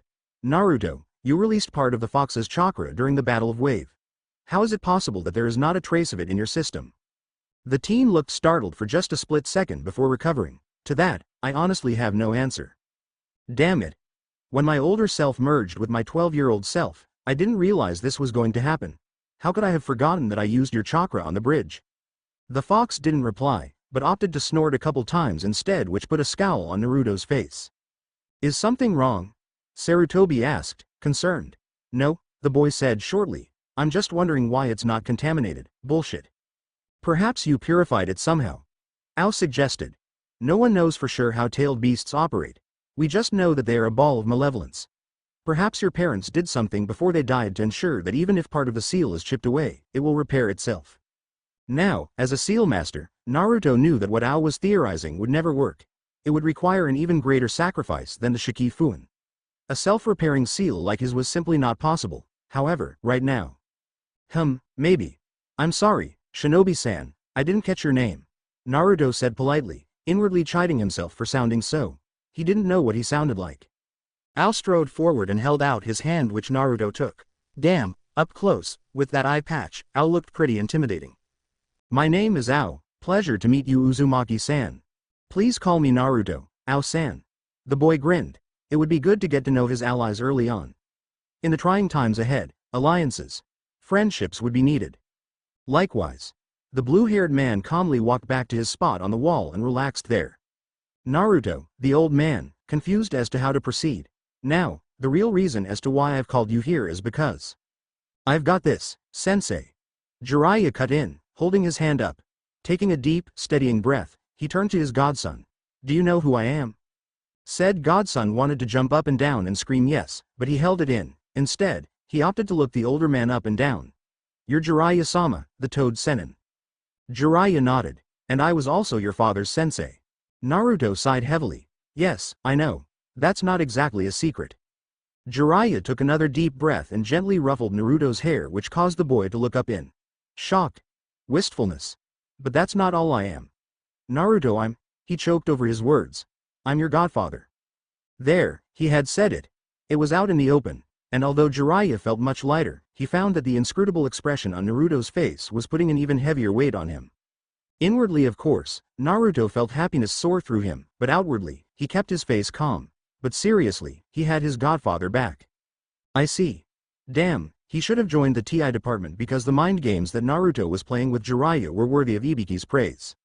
Without further ado, Naruto's fist collided with the Sannin's stomach, sending him stumbling back about 2 meters. There was silence in the room, though Naruto thought there was the beginning of a smirk on Ao's face. That was something Kushina-chan would have done. Jiraiya coughed twice, and massaged his aching gut. But there was a small, remorseful smile on his face. Don't tell me that you don't deserve it. Naruto let out a breath before cautiously approaching his godfather. The two stared at each other for a moment before Naruto threw caution to the wind and flew into him, wrapping his arms around the older man's torso. For a moment, Jiraiya was too stunned to do anything, but after a moment, and holding in his tears, he let out a cheer and returned Naruto's hug just as enthusiastically. This hadn't happened the first time they had met, so for Naruto, this was a novel experience. For once, he could pretend that he didn't have the burden of the world on his shoulders. He could pretend that he was a normal 12-year-old who had just learned that part of his family was still alive. This time around, this man wouldn't die, he couldn't die. Naruto had already lost him and Tsunade Bachan once, he wasn't ready to lose them a second time. Kiddo, I'm going to teach you everything I taught your old man, Jiraiya exclaimed cheerfully, looking much younger all of a sudden. Sarutobi chuckled, enjoying the scene in front of him. Naruto, there's a bit more to the story. This time, Naruto was genuinely curious. I'm sorry? The Hokage nodded to Ao, who took over. I don't know how much you know about the Uzumaki clan, but you probably are aware that they are renowned for their sealing as well as longevity. Naruto simply nodded, not knowing where this was going.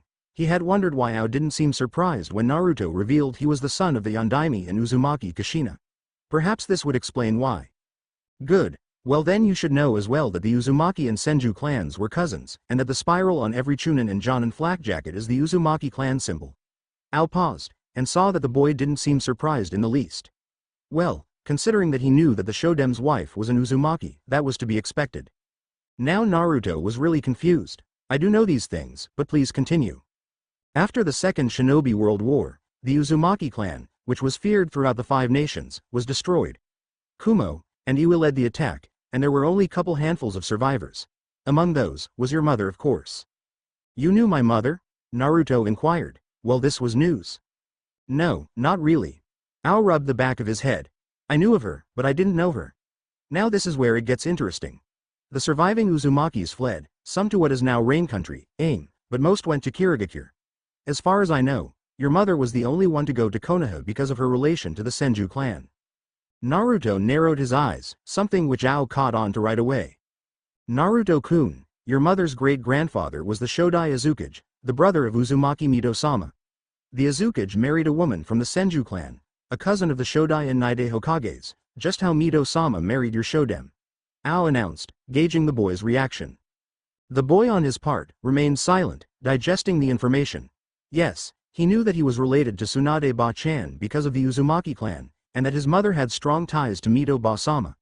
The woman had told him this herself when he had been given his parents' belongings at the age of 16. To learn that the woman that you considered a grandmother, was nearly that, the feeling was like euphoria coupled with betrayal. After all, Tsunade Ba-chan hadn't been in his life until he was 12. The news that the Azukage had married a Senju woman was new to him though. Oh, and the fact that the man had been his great-great-grandfather. Tsunade was Kushina-chan's aunt of sorts, but called her Ne-chan, instead of Ba-chan. Jiraiya added quietly. After you were born. We just left. She took her dead fiancé's niece, and left. The council told me that I was to repair our spy circuit, so I left too. The unspoken I'm sorry was heard loud and clear. No, he wouldn't let tears fall, he couldn't, not now, so I'm one half of the remaining Senjus. Naruto finally spoke, his voice cracking ever so slightly. Or are there more? The Mizu Jonin had to give the boy credit. For finding out so much in such little time, he was taking it remarkably well. No, you are the last from the Shodai Azukage's line. It should also be noted that your grandfather, Kushina-sama's father, was the Niodame. Because of the clan's long lifespan, the Shodai was able to live for quite a while, and passed the title on to his grandson, rather than his son who declined. And it was because of this, that your mother was called the Princess of Whirlpool, which makes you, the prince. Naruto's jaw tightened as he slumped down in a chair. His mother was the daughter and great-granddaughter of Kages? And she was related to 5/6 of the Kages of Konoha. And for the love of Inari, he was a prince? Oh, when the council members found about this. Ah, the irony. An orphan boy who had been shunned for the first 12 years of his life was related to some of the most powerful people in the world. Anything else you want to throw at me? He said weakly. Actually, yes. Ao smirked. I'm from the Uzumaki clan, and as is the new Mizukage, Terumi Mei-sama. That had Naruto jolting in his seat. His surprised expression made Ao chortle. Mei-sama and your mother were second cousins, while my grandmother was part of the clan. Though I was raised in Kiri, my mother was born in Uzu. There's a reason why I never took a last name. Even if I was suspected of having ties to the Uzumaki clan, it would mean death. Which is why Mei-sama took her paternal grandfather's last name as well. He wasn't an Uzumaki. He could add cousin to the Mizukage to his mother's repertoire of Kage relatives, and by default, his too. Naruto had known that the Uzumaki clan was still around. Karen and Nagato were proof of that. Had Mei-sama known that they were cousins when they had met for the first time? If so, why hadn't she said anything? Was she not sure? I don't know what to say. Naruto muttered. How much had changed since they had come here? His relatives were not closely related to him, but they held the same blood, they were family. He clenched his hands into fists. There was a fine sheen of tears in those cerulean pools. His hand unconsciously went around his neck, where the Shodai's necklace had rested. When Naruto had been 19, Tsunade had been killed by Kabuto. With her last breaths, she had told him that he was her world, the grandson that she had never had, and the reason why she fought. This was 3 months after she had given him the mantle of Hokage. She knew who he was, she knew that he was the son of her niece. For 12 years, she had been out of his life, drinking and gambling to forget what the village had taken away from her. But why? He had gone through hell because of his loneliness. It wasn't until he met Tuchi and Ayame that he truly smiled. He had been 7 then. They had given a meaning to his life. He had wanted to make Ayame smile, or Tucci ruffle his hair. That was when he had discovered the concept of love. When Tsunade had first told him that his mother had been her niece, betrayal was the first emotion that ran through Naruto. How long had he known her? In that time, why couldn't she have just told him the truth instead of hiding it? Betrayal had dwindled down to sorrow, which had changed to weary acceptance. Of course, Naruto had also told the woman quite bluntly that now, she had no excuse to not want to be called Ba-chan, because Naruto had every right to call the woman that. She hadn't even argued with him about it. The Sandame, who had been monitoring the various emotions flashing across the young man's face, sighed. "I'm sorry, Naruto. This must have come as a surprise." The blonde scoffed. "Surprise doesn't begin to cover it, Gigi." His head hurt. Yes, he knew that the remaining members of the Uzumaki clan lived in secret like Nagato and Karen, but still, to find out a woman who you had fought with, who you respected, was family. Maybe Neji was right, maybe the concept of fate was real, and that the human race is simply supposed to follow a predestined path, instead of making a new one. If such a concept existed, that it would make sense that Naruto was finding out the whole truth in this timeline. His own had been compromised. Speaking of them, he really needed to get both of them on their side, preferably before Cousin Dearest destroyed all of Konoha, and Karen was betrayed by Sasuke. There was a lull in the room. Naruto could feel 3 pairs of eyes on him, but he resolutely ignored them, even his own godfather. For several minutes, silence permeated the room while Naruto pondered what would happen now. "Naruto," the Hokage said softly. "Gigi." The boy stood and bowed, something that he had not done too often. "Forgive me, but understandably, this is quite a lot to take in. I'm processing it well enough, but..." He sighed and looked at the old man whose face looked quite haggard. "For someone who's never known what being in a family has felt like, I'm not quite sure how to react." His dry laugh lacked emotion. "I learned that my mother was descended from Kages, that one of the legendary Sennin is my godfather, that the Mizukage and her trusted Jonin are cousins, and confirmed the fox's words about how those in the Senju clan are my relatives as well. So like I said, I'm not quite sure how to react." Naruto didn't react when a large hand was placed on his head. It was Jiraiya. He would recognize the comforting gesture in his sleep. But even so, he couldn't bring himself to look up at his beloved grandfather. He wasn't being unreasonable, was he? Naruto wanted nothing more than to spend the rest of the day with Jiraiya. And even Aosan now, but with his non-reaction, perhaps they wouldn't want to. "Why don't we all get a nice bowl of ramen?" Jiraiya interrupted Naruto's thoughts, his voice softer than Naruto remembered. Now that had the intended effect on Naruto. Regardless of anything going on around him, ramen, the food of Kami-sama, never failed to cheer him up. As Jiraiya's hand wove through blonde locks that were so similar to Minato's, Naruto smiled a true smile. Things had definitely changed. The only problem was figuring out how those changes had affected the future. They must have made an odd sight. The Hokage, smiling fondly at a Mizu Jonin, Uzumaki Naruto, and a legendary Sannin who were chatting animatedly about who knew what in front of him. A couple civilians openly gawked at the quartet, but resisted to glare at the Uzumaki child as they normally did because A. What he had done in the exams had reached their ears. And B. They didn't want to draw the wrath of the Hokage or the Toad Sennin who looked as though there was nothing more important than Naruto in the world. Jiraiya noted with a feeling of great nostalgia and irony, that the ramen stand where Naruto had led them to, was the exact same stand where Minato and Kushina frequented. Hell, Minato had even proposed marriage here. He would have to let Naruto know this, of course. "Welcome to..." The man running the shop faltered at the sight of the Sennin, a powerful-looking, earring-wearing foreign ninja, the Hokage himself, and Naruto. "Tucci-san." Naruto squealed in happiness, his mouth already beginning to water in anticipation.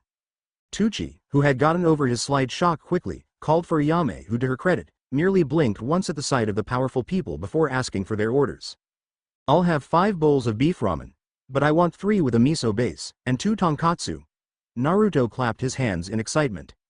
The slightly older girl just smiled at the oddly specific order. "Only 5 bowls, Naruto?" she teased gently. Naruto just laughed. "Yeah, just 5. I'll probably come back later, maybe with Shika and Lee. We're sparring in a couple hours, and I don't fancy puking over fields." Naruto didn't even comment when the girl blushed at Lee's name. Sure, he was odd, but out of anyone in this village, Naruto knew that Ayame was adept at looking underneath the underneath in order to find the true essence of a person. That's what she and her father had done with him, right? When the others had given their own orders, Naruto relaxed in his chair, the tension he had been carrying on his back vanishing slightly. The war had destroyed this place, destroyed the majority of the fond childhood memories that Naruto had. Miraculously, Ayame and Tucci had survived. Well, many civilians had. They weren't on the battlefield, and the villages themselves were rarely attacked. Many civilians had fled. To where, Naruto wasn't quite sure. Possibly west, where the samurais lived, away from ninjas, away from death, away from everything. Who are Shika and Lee? Jiraiya asked from his right, breaking his chopsticks and dipping them into the steaming bowl of heaven in front of him. Huh? Naruto shook himself slightly. Seriously, these little moments of spacing out were costing him if he didn't know when his own food was being served. Enthusiastically slurping the first godly bite of his favorite food, he wiped his face before turning to his godfather. Shika and Lee are my best friends. Shika is short for Shikamaru, as in Nara Shikamaru, son of Nara Shikaku. He's a lazy bastard, but you'll never meet anyone with a sharper mind than him. Lee is Rock Lee, Gai Sensei's most ardent and only devotee, and a taijutsu genius. He's going to surpass Gai Sensei soon. The confidence in Naruto's voice, the determined glint in his eyes, they all made Jiraiya believe that whatever Naruto had said would come true. The Nara clan have sort of adopted those too. Sarutobi added with amusement. If I'm not mistaken, Naruto and Lee stay at the Nara complex at least 5 nights a week. Shikaku-san called us puppies. Naruto whined, already done with his second bowl. Meanwhile, Ao simply opted to watch, and not participate in this conversation. Unwittingly, he knew that he was drawn into his distant cousin's bubbly, yet somewhat serious personality. Underneath the power, there lay a child who had gone through hardships no child should have to bear. A child who had risen above those hardships by concealing his true emotions under a smile, and become a young man. That was something that Ao could respect. Mei-sama would no doubt be pleased to find that Kushina-sama's child was doing well. His lone visible eye glinted with mischief. Ao couldn't wait until the two met each other. He wanted to see Mei-sama's reaction for himself. Nay, Ao-san. Ao eyed the blonde boy who was looking at him with a look of utter concentration. Nani, Naruto-kun? May I call you Ni-san? Ao blinked, an unfamiliar warmth spreading throughout his body. His eyes widened slightly before he regained his composure. Looking at the young man's expectant visage, Ao quirked his lips upwards. That would be nice. The smile on the teen's face was nearly blinding. He turned to Jiraiya with a smirk on his face. I'm calling you Erojiji. I know that you write those ridiculously perverted books that Kakashi-sensei reads, which are the same ones that Jiji thinks he has hidden in the secret compartment in his third drawer. I don't care who you are, you're just a perverted Jiji, so I'm calling you Erojiji. He paused. Or Ero-senin. It depends on my mood. Ignoring the sputtering from both the Hokage and the sage, the boy dug into his ramen with even more gusto, a self-satisfied grin on his face. Jiraiya was silently mouthing Erojiji to himself in horror, while the Hokage was thinking of new hiding spots for his porn collection. But Ao didn't know the latter part. All he saw was a look of intense concentration on the Hokage's face. And as the meal continued, Ao could feel a genuine smile building on his own face. When was the last time he had smiled so widely? He couldn't even remember. Leaning back in his chair, his thoughts were focused upon the Enigma to his left. Said Enigma belched rather loudly in a manner completely undignified for a prince, but very much acceptable to the Sennin, who was giggling madly as he regaled tales of Kushina-sama's many pranks on Minato-sama, himself, and Tsunade-sama. Konoha may not be so bad. Ao mused as Naruto pulled on his hand, drawing him into the conversation as well. Yes. I could get used to this. Shut up. Naruto pouted at his two best friends who were currently hunched over on the ground, seemingly dying with laughter. After the meal, Naruto had left, saying that he had wanted to go train with his best friends, but had promised to visit both his godfather the following day. Training had ended in half an hour, and now they were all lazing on the backyard of the Nara complex. Gomen Ruto.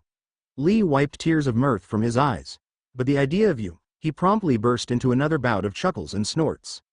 As a prince, Shikamaru added, he was in the same predicament as Lee. Is troublesome? Naruto scoffed, pulling up blades of grass as he did so. It does make sense, I suppose. Shikamaru stated wisely. You're the Hokage. You have the air of a natural leader. You have natural charisma, charm, looks, prestige. Are you writing my bio for a dating ad?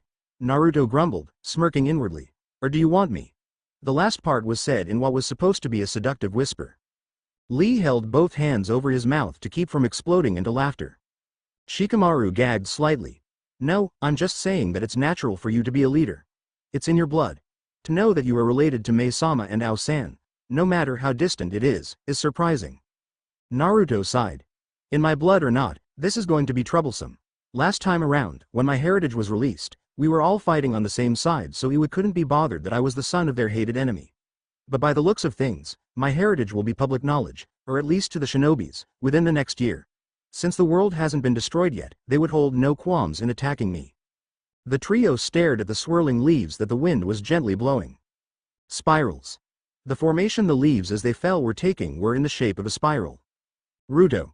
Shikamaru started slowly. Nani? Talk to the Uchiha. To his credit, Naruto didn't even flinch. Instead, he stared at Shikamaru in disbelief. What? Shikamaru sighed. Look, you decided that Sasuke was going to defect even before we could begin to change the future. But think about it, he's 12. I know that he defected at that age, but you need to talk to him. You, more than anyone, can help him. If he defects, then so be it, but at least talk to him first. The kid has a point, Naruto. You're judging a brat based on actions that he has not committed.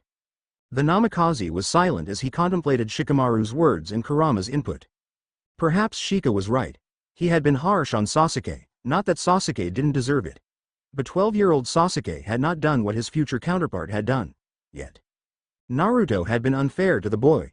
He would talk to Sasuke, but he wasn't going to like it. And he definitely was not going to tell him about Itachi, not now. So what happens now? Lee finally asked, his obsidian eyes flitting between Naruto and Shikamaru. The Nara genius let out a long breath, imagining that he was blowing out smoke after taking a nice drag on his cigarette. We wait to see the changes we have wrought, Mendokus. I couldn't agree more. Uchiha Sasuke was, as he said so himself, an avenger.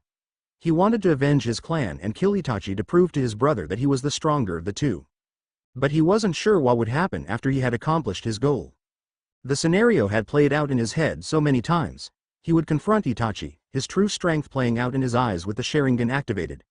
They would stare at each other with those identical cursed eyes, and then the battle would take place.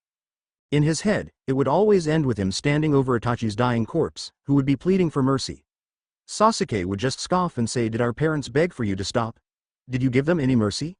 No? Well then I shall do the same." But what came after those accursed eyes of his brothers would close forever.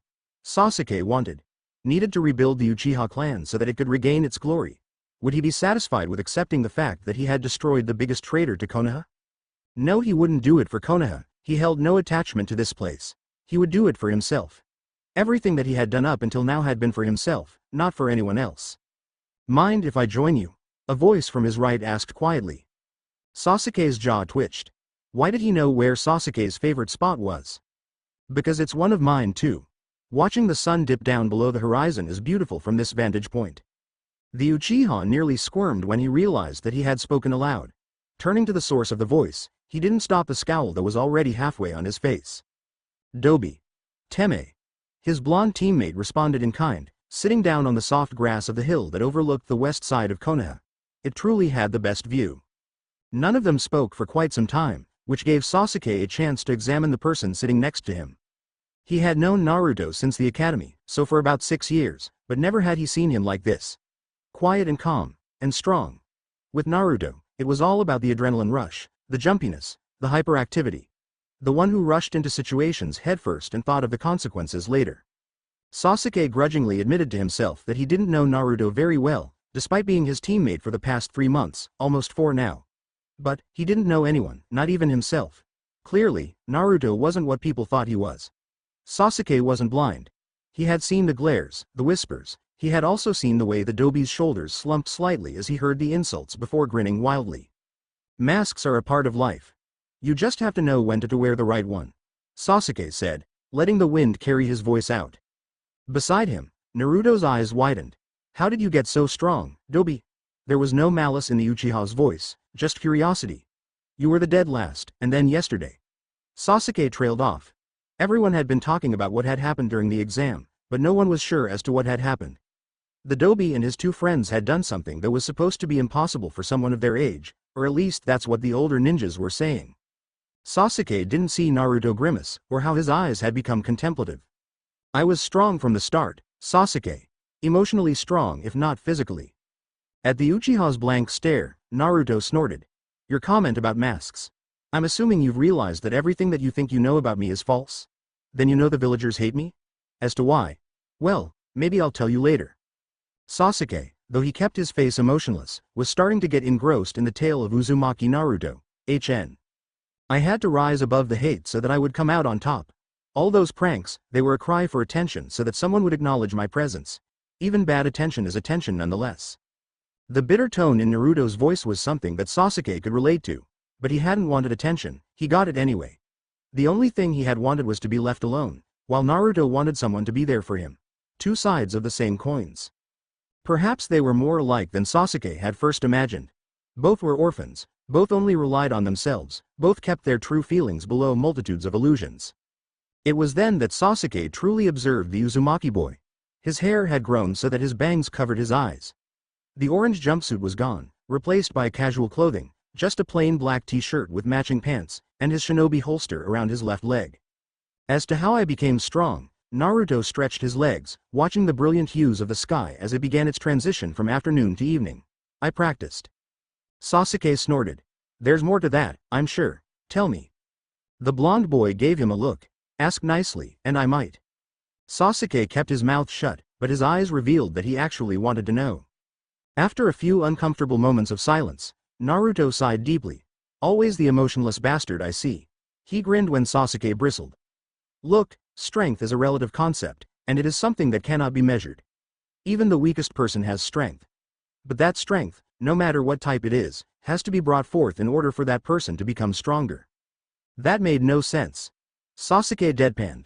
Strength needs a trigger. Naruto said carefully. You're a genius, Sasuke, but are you strong? Onyx's eyes met clear blue ones. Naruto could clearly see Sasuke's emotions. Curiosity, pain, resentment, and everything in between. Of course I'm strong. I was the rookie of the Yi. Sasuke fell backward onto the soft grass with a thump, his eyes wide. He couldn't feel the bottom half of his body. Naruto stood over him, two fingers outstretched, a frown on his face. When had Naruto moved? Being rookie of the year doesn't mean that you are strong, Sasuke. Sakura was the smartest girl in our class, but look at her, she's weak. She doesn't have the same drive that the rest of our graduating class does. Even Ino is stronger than Sakura. What she needs is the proper guidance to become stronger, a trigger. In a flash, Naruto had unparalyzed Sasuke's body, and let him sit up shakily. What happened to your clan was terrible, but the path that you are walking down is dangerous. If you let your hatred for your brother consume you, then no one will be able to save you. Your trigger for strength is anger, revenge. Change it, and then perhaps you'll find true strength. Sasuke tensed. The Dobi had no right to lecture him. His entire family hadn't been destroyed by one man. A man who Sasuke had respected more than anything in the world. What could he know about losing family? The look of pity that Naruto shot him, though, told Sasuke that Naruto knew exactly what he was thinking and what he felt like. Do what you want, Sasuke, but don't think that I didn't warn you. There was something in the Dobi's eyes that sent a shiver down Sasuke's spine. But remember, every story has two sides to it. It would be best if you would hear both before going down the path that you choose. Looking past the silent boy, Naruto smirked at something that only he could see. His work here was done. Giving Sasuke a slight wave, he vanished in a swirl of leaves. Sasuke sat where he was, watching the last of the leaves fall to the ground. Naruto's words, they had sounded so wise. The boy's words has been a warning of sorts. As he slowly stood up, he was unaware of a raven that flew off into the darkening sky from the treetops above, with 3 spinning tomos in both eyes. Thanks for watching. Also remember to subscribe and like this video. See you in the next video.